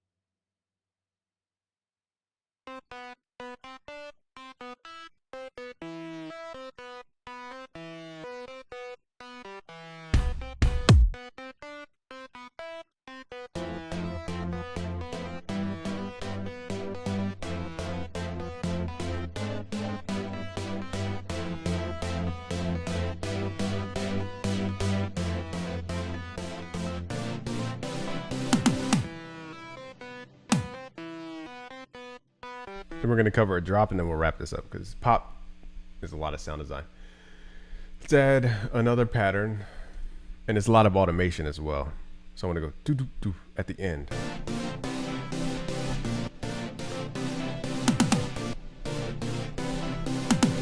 And then we can go into a drop. It's very clubby.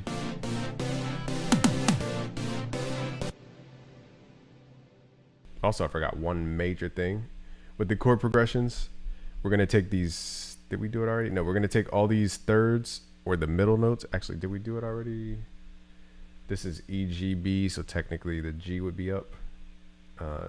E. So you would have to know where the third is for this to work. But basically, you take the third and you pull it up one octave. Let's try that sound.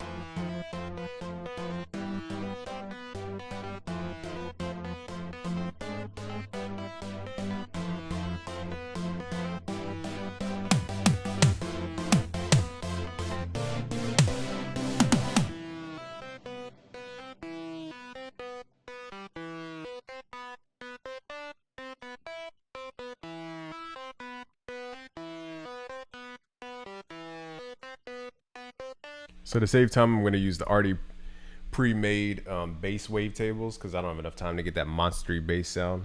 I would have to turn the knobs 1,000 times. So I'm going to use the presets from Serum to do a bass drop.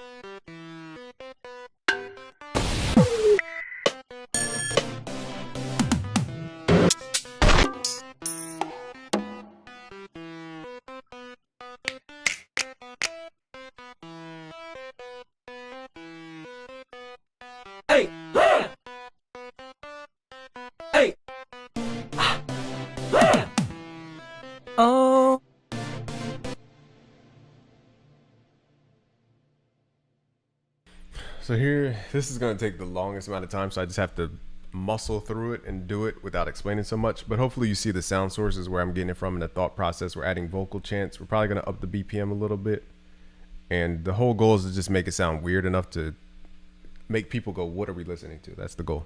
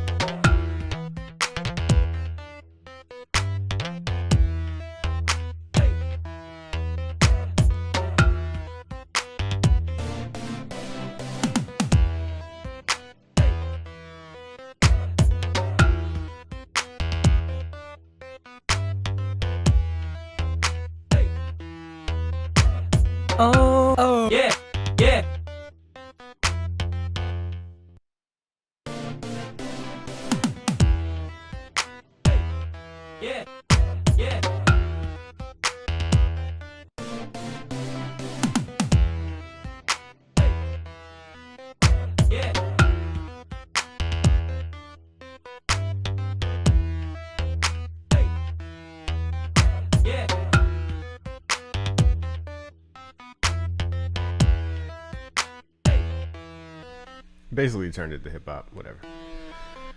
So this is my terrible rendition of a hacked section A and section B. It still needs like a bunch of sound effects, this chord progression needs a different rhythm, and it just is going to take too much time.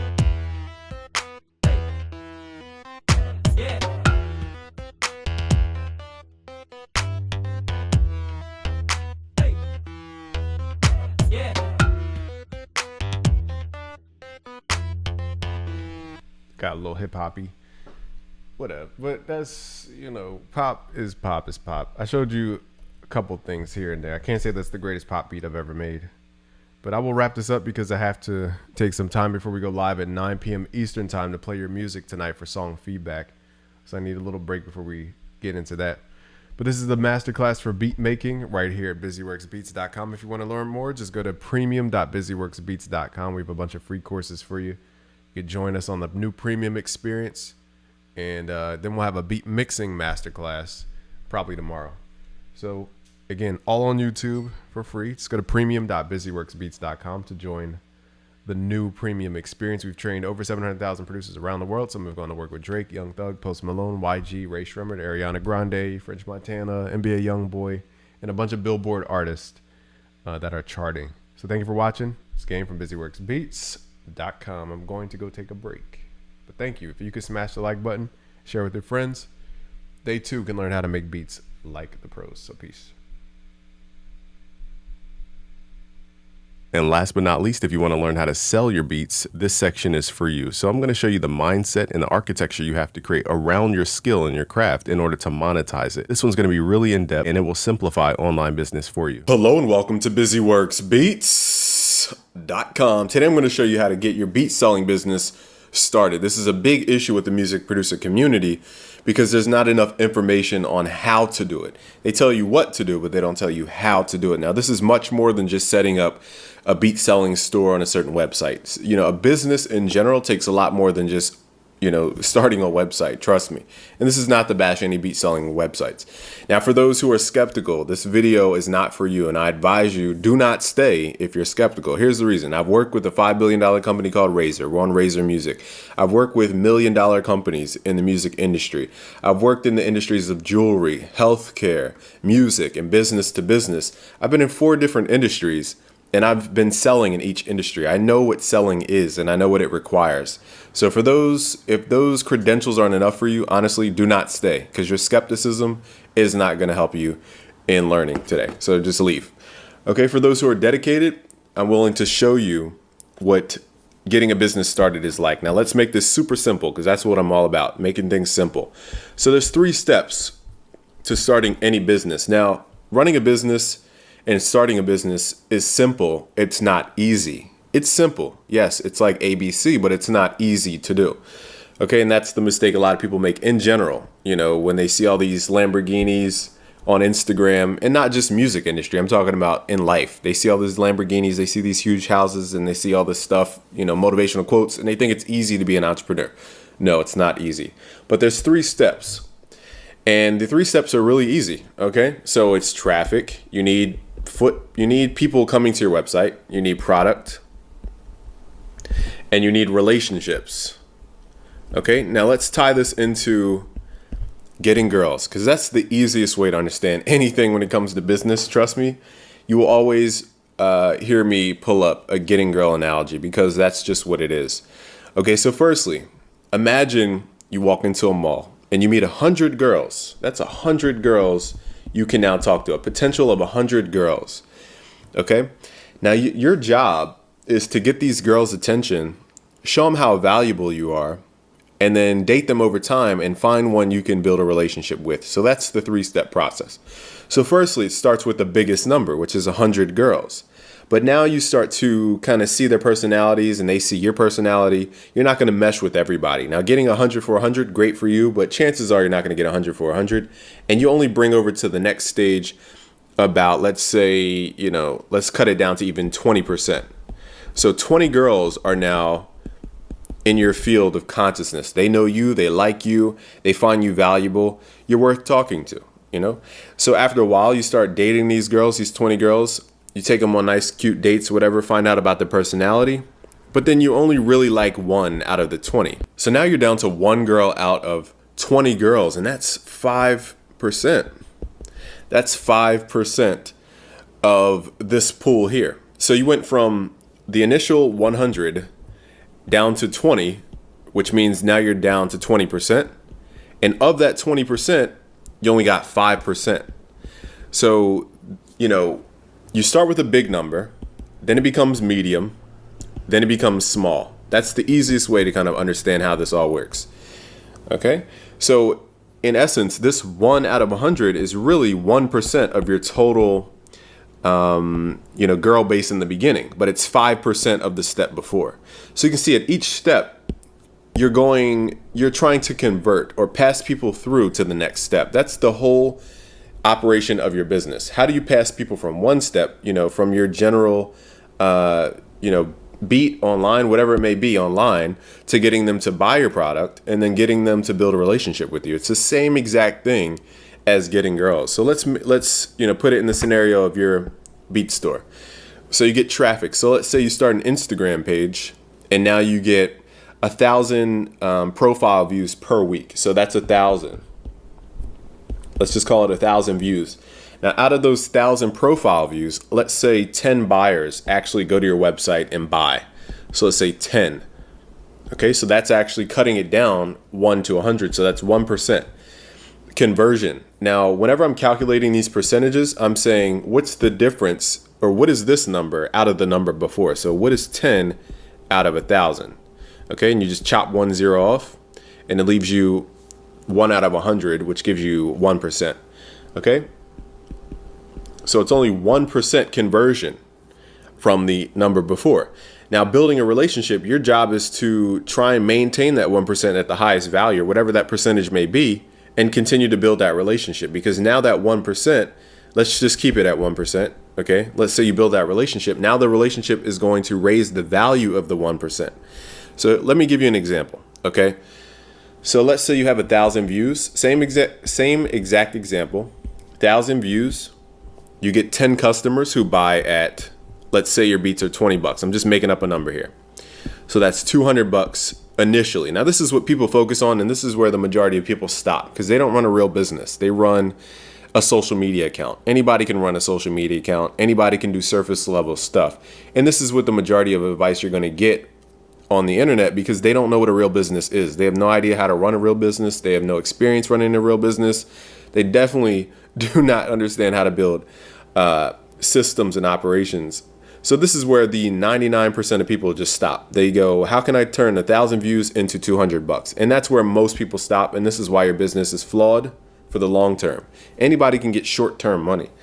Anybody can. I mean, there's even, anyway, we're not going to bash people, but you want to go longer than the short term. It's to equate this to getting the girls. Imagine talking to 100 girls and all you do is focus on sleeping with them for one night Okay, it's the same exact thing. Okay, you slept with 2 out of 100 girls, but now you have no relationship. Now you have to do it over again.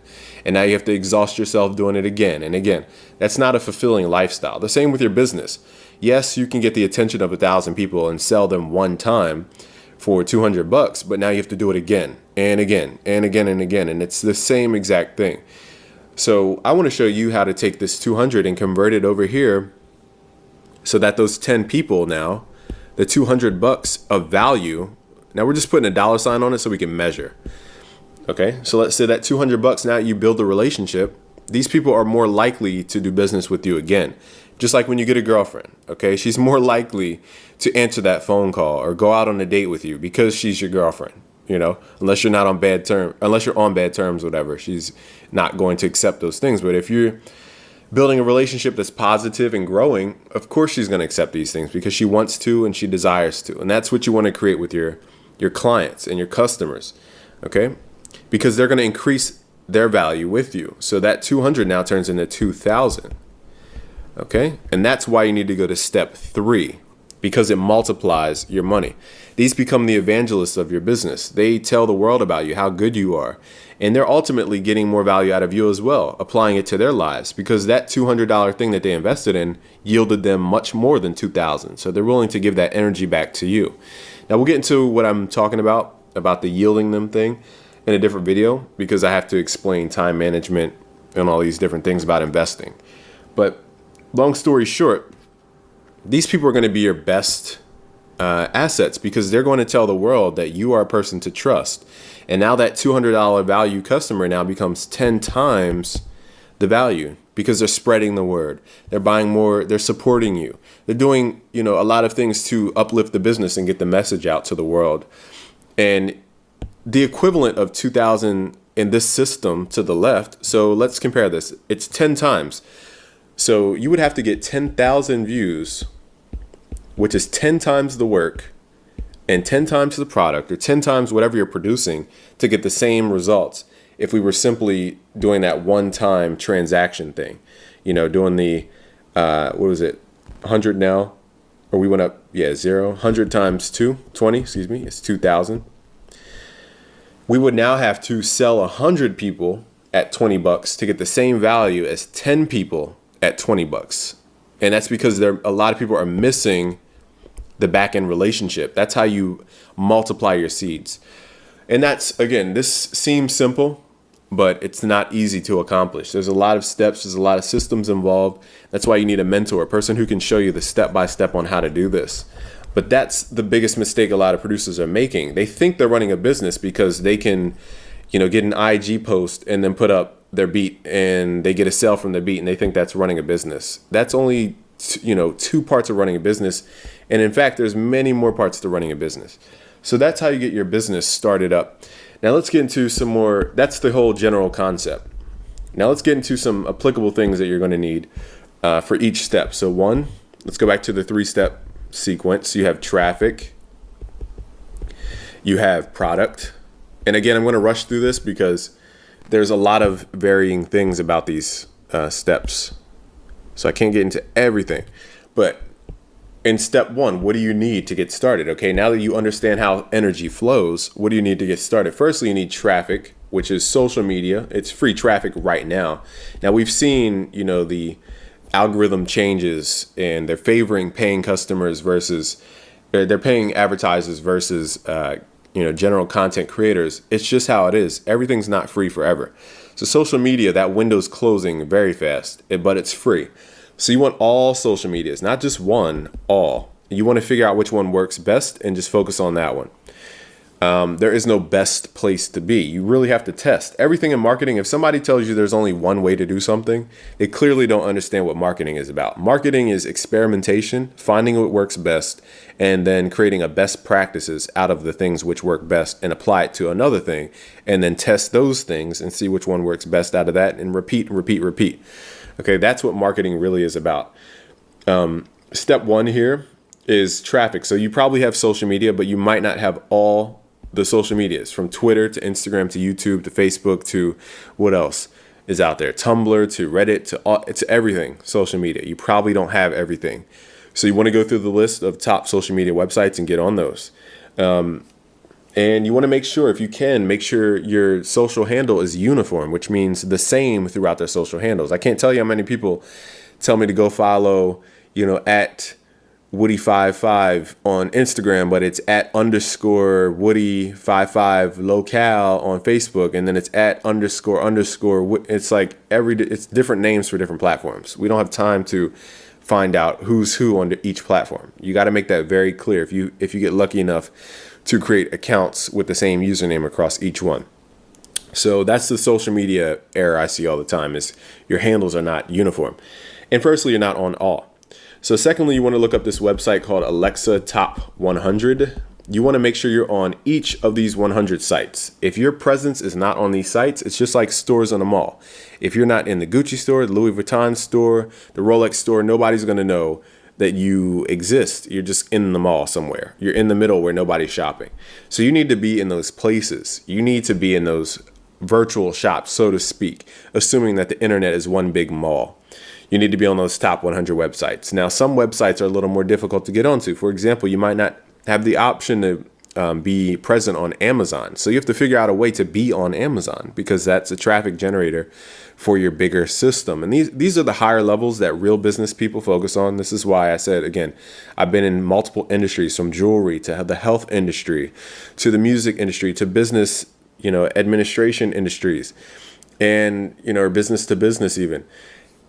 And I can tell you that, a lot of people just don't think on these higher levels and don't think in these 3 steps, and they're not running a business. They're running, some would say direct response, but that's not a business. Just sending traffic to a website to buy something and that's it. That's not a business. That's just trying to get as much as you can out of traffic, and that's practically all you're going to do with it. So moving on, the step 1 is traffic. Again, look at those Alexa top sites, those top 100, look at the social media, and traffic can be anything. Just focus on getting people's attention. That's all you want to focus on, getting people's attention through any means. Okay. Now, step 2 is having a product. You probably have this already. And this is where a lot of people make that mistake again. They only have beats and they're not doing step 1. So rarely do I see people only having beats and not doing step 1. They're just not doing step 1 correctly, or they're not converting people from step 1 to step 2. Okay. One thing about this is, again, when you have the product, it doesn't matter how good it is if nobody knows anything about it. So your job is to tell people about it. But the mistake a lot of producers make is tell people about it. They just constantly sell on social media. Nobody wants to hear you sell anything, period. They don't really care to be sold on anything. Now, there's many layers to what I just said. But again, I can't go over everything in one video. The point is, people are using social media incorrectly. And on top of that, they're not even pushing hard enough on social media. You're not creating enough. That's just the bottom line. You're not doing enough on social media to get people's attention, okay, to even worry about your beats. So now that you have the product, the beats, whatever else your product may be, this could apply to anything. Let's call this songs. It could be anything. Whatever your product is, the thing that you create that has value, okay, this is where you need to focus. Again, this is where you need to increase your skill level. This is what busyworksbeats.com is all about. For example, we have courses on music theory, how to go in depth about music theory, how to go in depth about mixing, how to go in depth about, post-production techniques like noise gating to get your vocals clean. Music theory, we go over the circle of fifths and fourths, fourths. We go over composition, which is like how to make beats, how to write songs. We have a lot at busyworksbeats.com. This is where you need to get your skill level up. A lot of people think they're skilled and they're not skilled. Imagine somebody telling you they can make your album cover and they've never opened up Photoshop in their life, or don't know how to even use the key functions of Photoshop, and they're telling you they can make your album cover. You probably look at them crazy. But a lot of us are doing the same exact thing, talking to clients or prospective clients, saying that we can do all this stuff for them, but our product is not up to the level where it needs to be. And that means we need to get our skills up, So that's what you need to do on step 2. Increase your skills. Now, step 3 is all about building those relationships. Now that you've sold your beat for whatever, I'm just putting $20 here because it's just an easy number to calculate. Now that you sold your beats for $20, how are you going to continuously talk to your new customer? How are you going to do that? And that's a whole different skill unto itself as well. But again, as long as you relay this, back to our analogy about getting girls, it's like getting a new relationship. You can talk to 100 girls. Out of those 100, 20 find you interesting. So let's say 20% of those girls actually like you. Now, out of the 20 that like you, you actually find yourself liking one girl. Hopefully this is your situation. Okay. And you've only converted 5% of that. So you went from converting 20% of the main, let's put one big line. In total, you've converted 1% of the total attention that you've garnered, those 100 girls. So the problem with most of you is let's say you started a business already. It's just not rolling the way you want it to. You need to increase step number 1, which is to get more traffic. Because if you have all these other parts of your system, that means the thing you're missing is just numbers. Because if you know you're converting totally at 1%, you need to increase this number here if you want this number to be greater. Okay? Let's say that's Y and let's say that's X. If you want Y to increase, you need to increase X. Okay? It's very simple. So thank you for watching today. Hopefully I went in depth enough for you. It's busyworksbeats.com. You can learn so much right at busyworksbeats.com. We have tons of new courses for you. And we're going to be upping our business courses soon. It's busyworksbeats.com. All right, so almost 800 of you voted. I said, do you want a course on how to get your music heard? And it will be free. I said, how to get music streams, how to monetize your music, how to navigate the new music business. And I said, I feel like there's so much BS out here and I hate it. I will only make this if you really want it, though. I understand not everybody cares about the business stuff. So 800 of you, almost 800 of you guys voted. So this video is for you. Firstly, for those who don't know me, I'm Game from busyworksbeats.com. We trained over 1 million producers around the world. Some have gone to work with Drake, Kanye West, Post Malone, Ariana Grande, French Montana, YG, Young Thug, Trippie Redd, J. Cole, Lil Baby, Polo G, on and on and on. There's so many. I'm forgetting all of them. Some have even gone to win platinum, gold.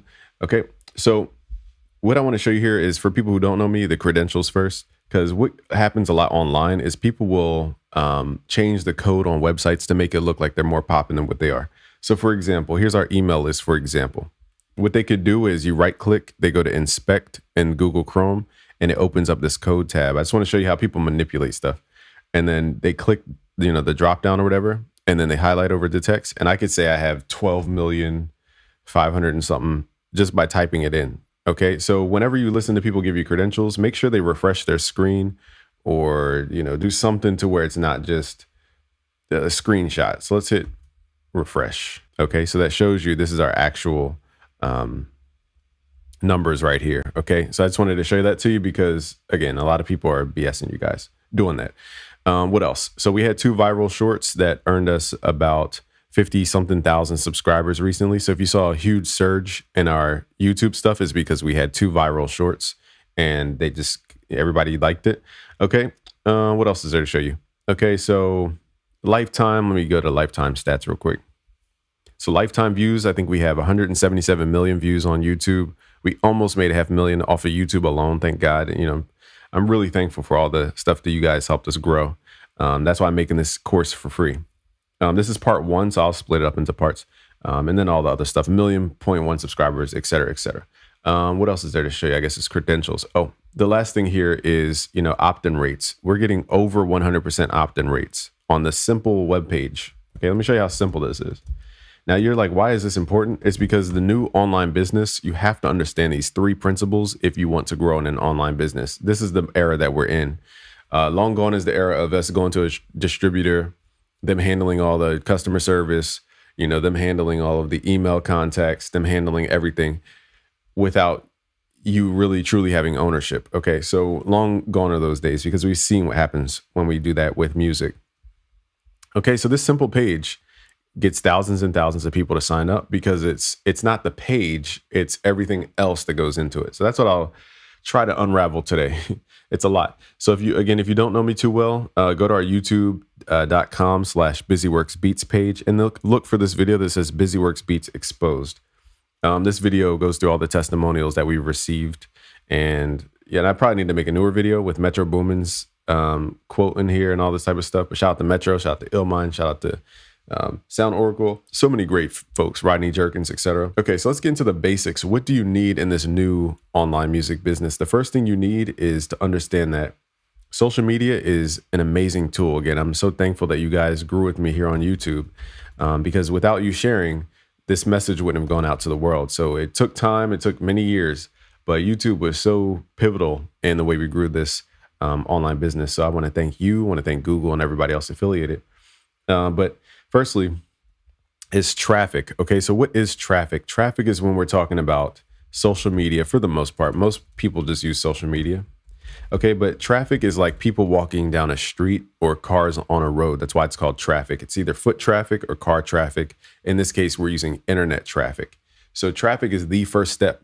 And most of us focus only on traffic, and we don't know how to move traffic to the next steps. And that's why a lot of people can have millions of subscribers and no money in their piggy bank. It's because you got to move the energy through the system. Okay, and it benefits everybody.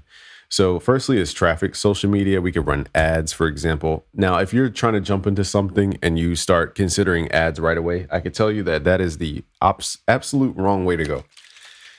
So a lot of people are going to sell you that you need to buy ads right away and have a budget every month for ads and all this. Until we get to the point where social media truly is like a paywall and you can't do anything without paying, I would not recommend starting with ads. And that's for a lot of reasons. One is that you're going to run out of money fast. Because you could spend $1,000 and get small results. It's not like you spend $1,000 and get 10,000. It's just not that way right away. So you really have to learn how to spread out your money, for one, on ads. But two is when you scale up your business, and this is the mistake I made in the beginning because I grew the business, but I didn't have the back end situated. So you could be building this huge audience, and the moment you drop merch or the moment you drop some kind of digital product, or the moment you drop some event or whatever it is, you don't have the customer support. You don't have the systems. You don't have the, for example, if you're trying to host your album on Google Drive and then you send 100,000 people your new album to get and to buy, and they all buy it, and then they go to download it from Google Drive, and you have 100 people download it at the same time, you're going to get the link shut down by Google. So it's stuff like that you don't understand that goes into the back end of a business. So what we have to do is understand traffic. And that's the reason I'm giving you these 3 simple steps on how to build your online business. It's because you need to understand how to scale your concept and your idea. So traffic comes from social media, it comes from ads, it comes from referrals, if I spelled that right. And it comes from just general attention, okay? And that could be billboards. Now, most people are not doing all this paid media, okay? So it's paid media and free media. Also, SEO is a form of traffic, search engine optimization. Okay, which most people overlook because they figured, why wait 2 years when I can do a viral TikTok and act dumb on camera, but it's going to get me traffic now. But if you do search engine optimization, it's not as glamorous as the social media flood of people, but you get solid traffic over time. And it's people who are searching for something, so they feel more relieved when they find your thing. Okay, so that's the company that I've built, is based on search engine optimization. So if I tried to play that game of trying to get 100,000 people to watch my video today, it's not the same game as search engine optimization. I'm making videos that people are going to search up for years and years and years, not just for today. And that delayed gratification is something that a lot of folks can't deal with because they want results right now. And I can tell you right now, that's not how online business works. Okay, so firstly, we have traffic. Secondly, we have the value exchange. So what is value exchange? When you get people's attention from social media, you have to guide them over to your value that you're offering. Now, here's where most people mess up. They might have an email list on their website, or have, like a simple newsletter or something like that. But you don't give anybody a reason to actually join your newsletter. You're not encouraging them to join. You're not giving them a reason. You're not incentivizing them to join. So there's no point.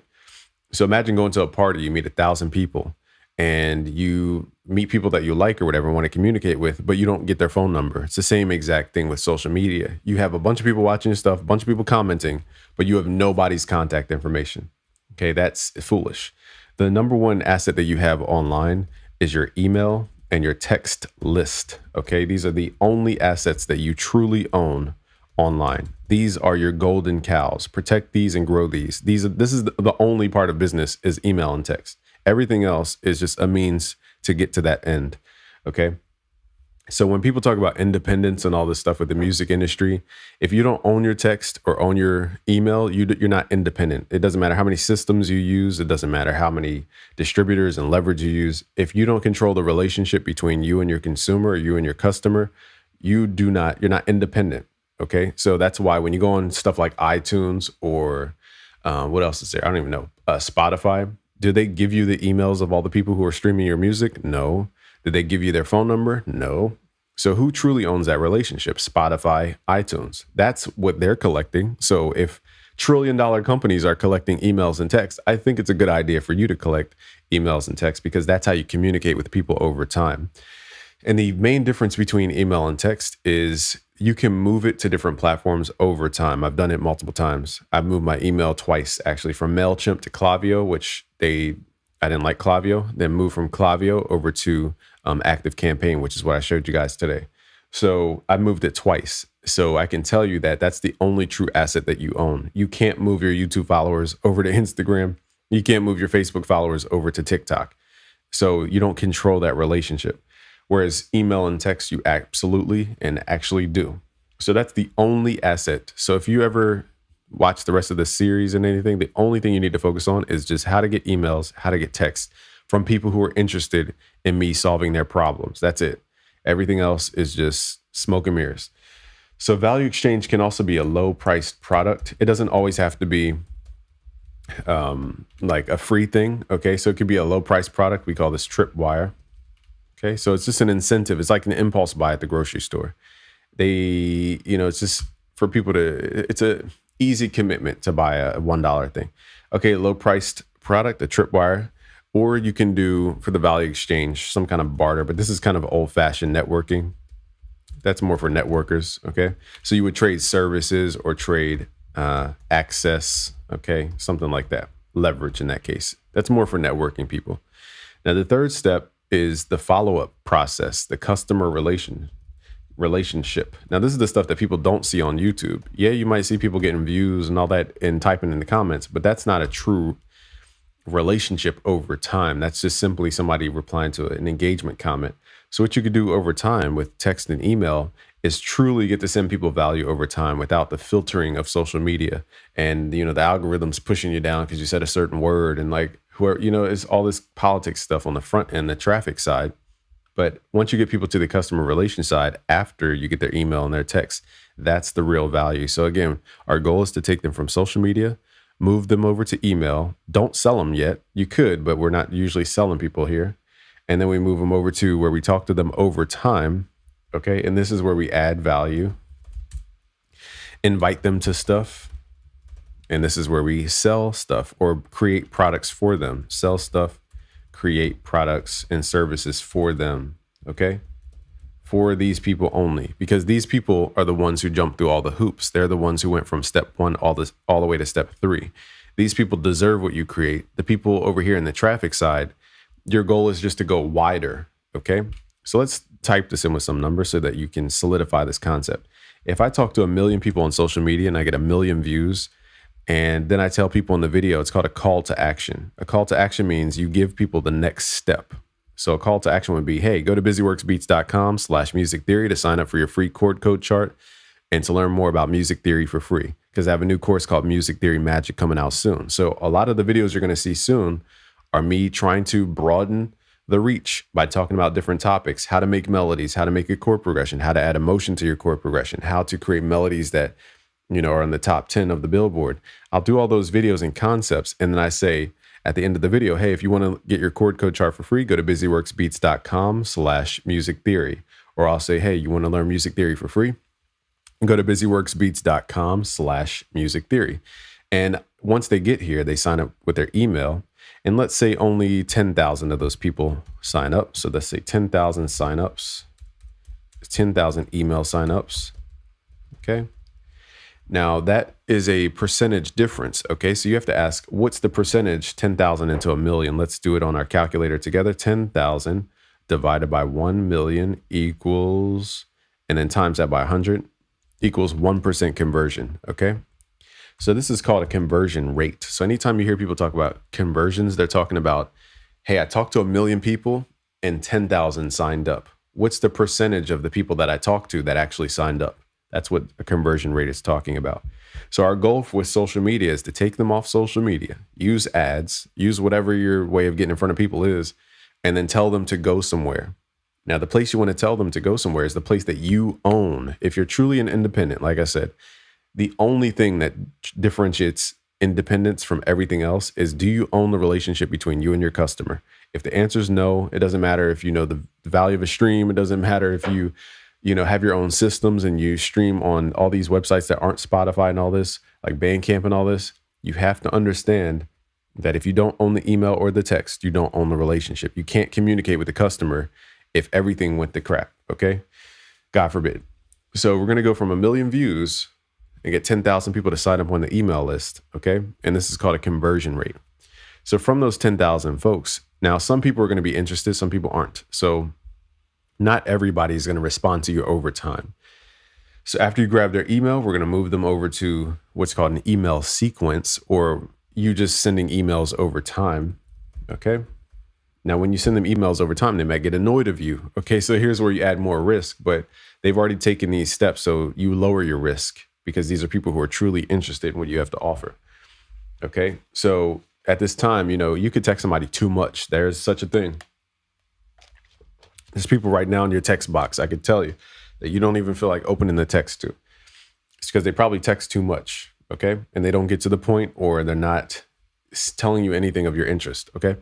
So you have 1 million views, you convert 1% at 10,000 emails. Then let's say we end up with customers, okay? So let's say we end up with 100 customers. And then let's say on average, I don't know if my head's in the way, so forgive me, y'all, if my head's in the way, I can't see myself. So let's say we're going to have 100 customers at, let's say $50. Okay, so 100 times 50 is $5,000. 5, 1, 2, 3. Okay, so in order to get to $5,000, now we can reverse engineer. Okay, and this is what goals should be. You should measure all the way through, the logic chain of correlation and say, how much effort do I have to put in to get to my end result? And this is where you start doing the business math, okay? So here we have the email sequence, or email, just communication over time. Okay, and then over emails, however many that is for your system, you're going to sell 100 people at $50. Okay, so let's add some text. So that whole thing about all you need is 1,000 true fans and all that is BS. Because in order to get to 1,000 true fans, you have to talk to 10 million people, 100 million people. You don't get to 10,000 true fans who pay you yearly a value without a ton of work. So that whole thing is it's just misused so much. And I just dislike it because it's such a pipe dream. Okay, so let's say, what's 100 out of 10,000? Let's do some math. Let's do 100 divided by 10,000. And let's do that times 100. That's 1% conversion. Okay, so 1% converted from, the 1 million views over to our email list, and then 1% converted from our email list over to actual spending money with us and taking hard-earned dollars out their pocket to support us. And then what do you do with the money? You then go invest it in the next step, which is to either make better content or to buy ads to go back to step one. That's what a business is about. You get in front of people, you exchange contact information, they support you, you take the money that they supported you with, and you go get more people, whether that's paid ads, paid joint ventures, influencers, whatever it is. You take the money that you earn and you reinvest it back in the beginning so that you can keep this system going.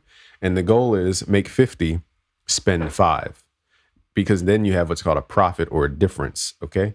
Make 50, spend 5. Now you keep the 45 for your own lifestyle or whatever it is you want to pay for. Okay. So that's how business works. And this is how the system of it works. This is part 1. If you want part 2, let me know. But again, this is your ultimate leverage. Everything else doesn't matter. It doesn't matter which streaming website. It doesn't matter that you get all your paperwork correctly. It does not matter if you, again, like I said, go through Bandcamp or all these quote unquote independent things, DistroKid, all these types of things. It doesn't matter if you understand, the pennies that they're paying you and the true value of a stream. That does not matter because you don't control that.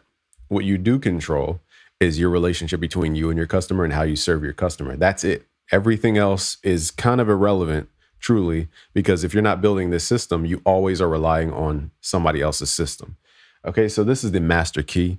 If you want part 2, like the video. Let's get this video to 2,000 likes and share this with a friend. We're trying to wake up the music industry to understand that you're in the music business and you can take control. Peace out, guys. Thank you guys for watching. Just smash that like button and subscribe if you're new. Peace. Go to busyworksbeats.com/producerpath to learn more.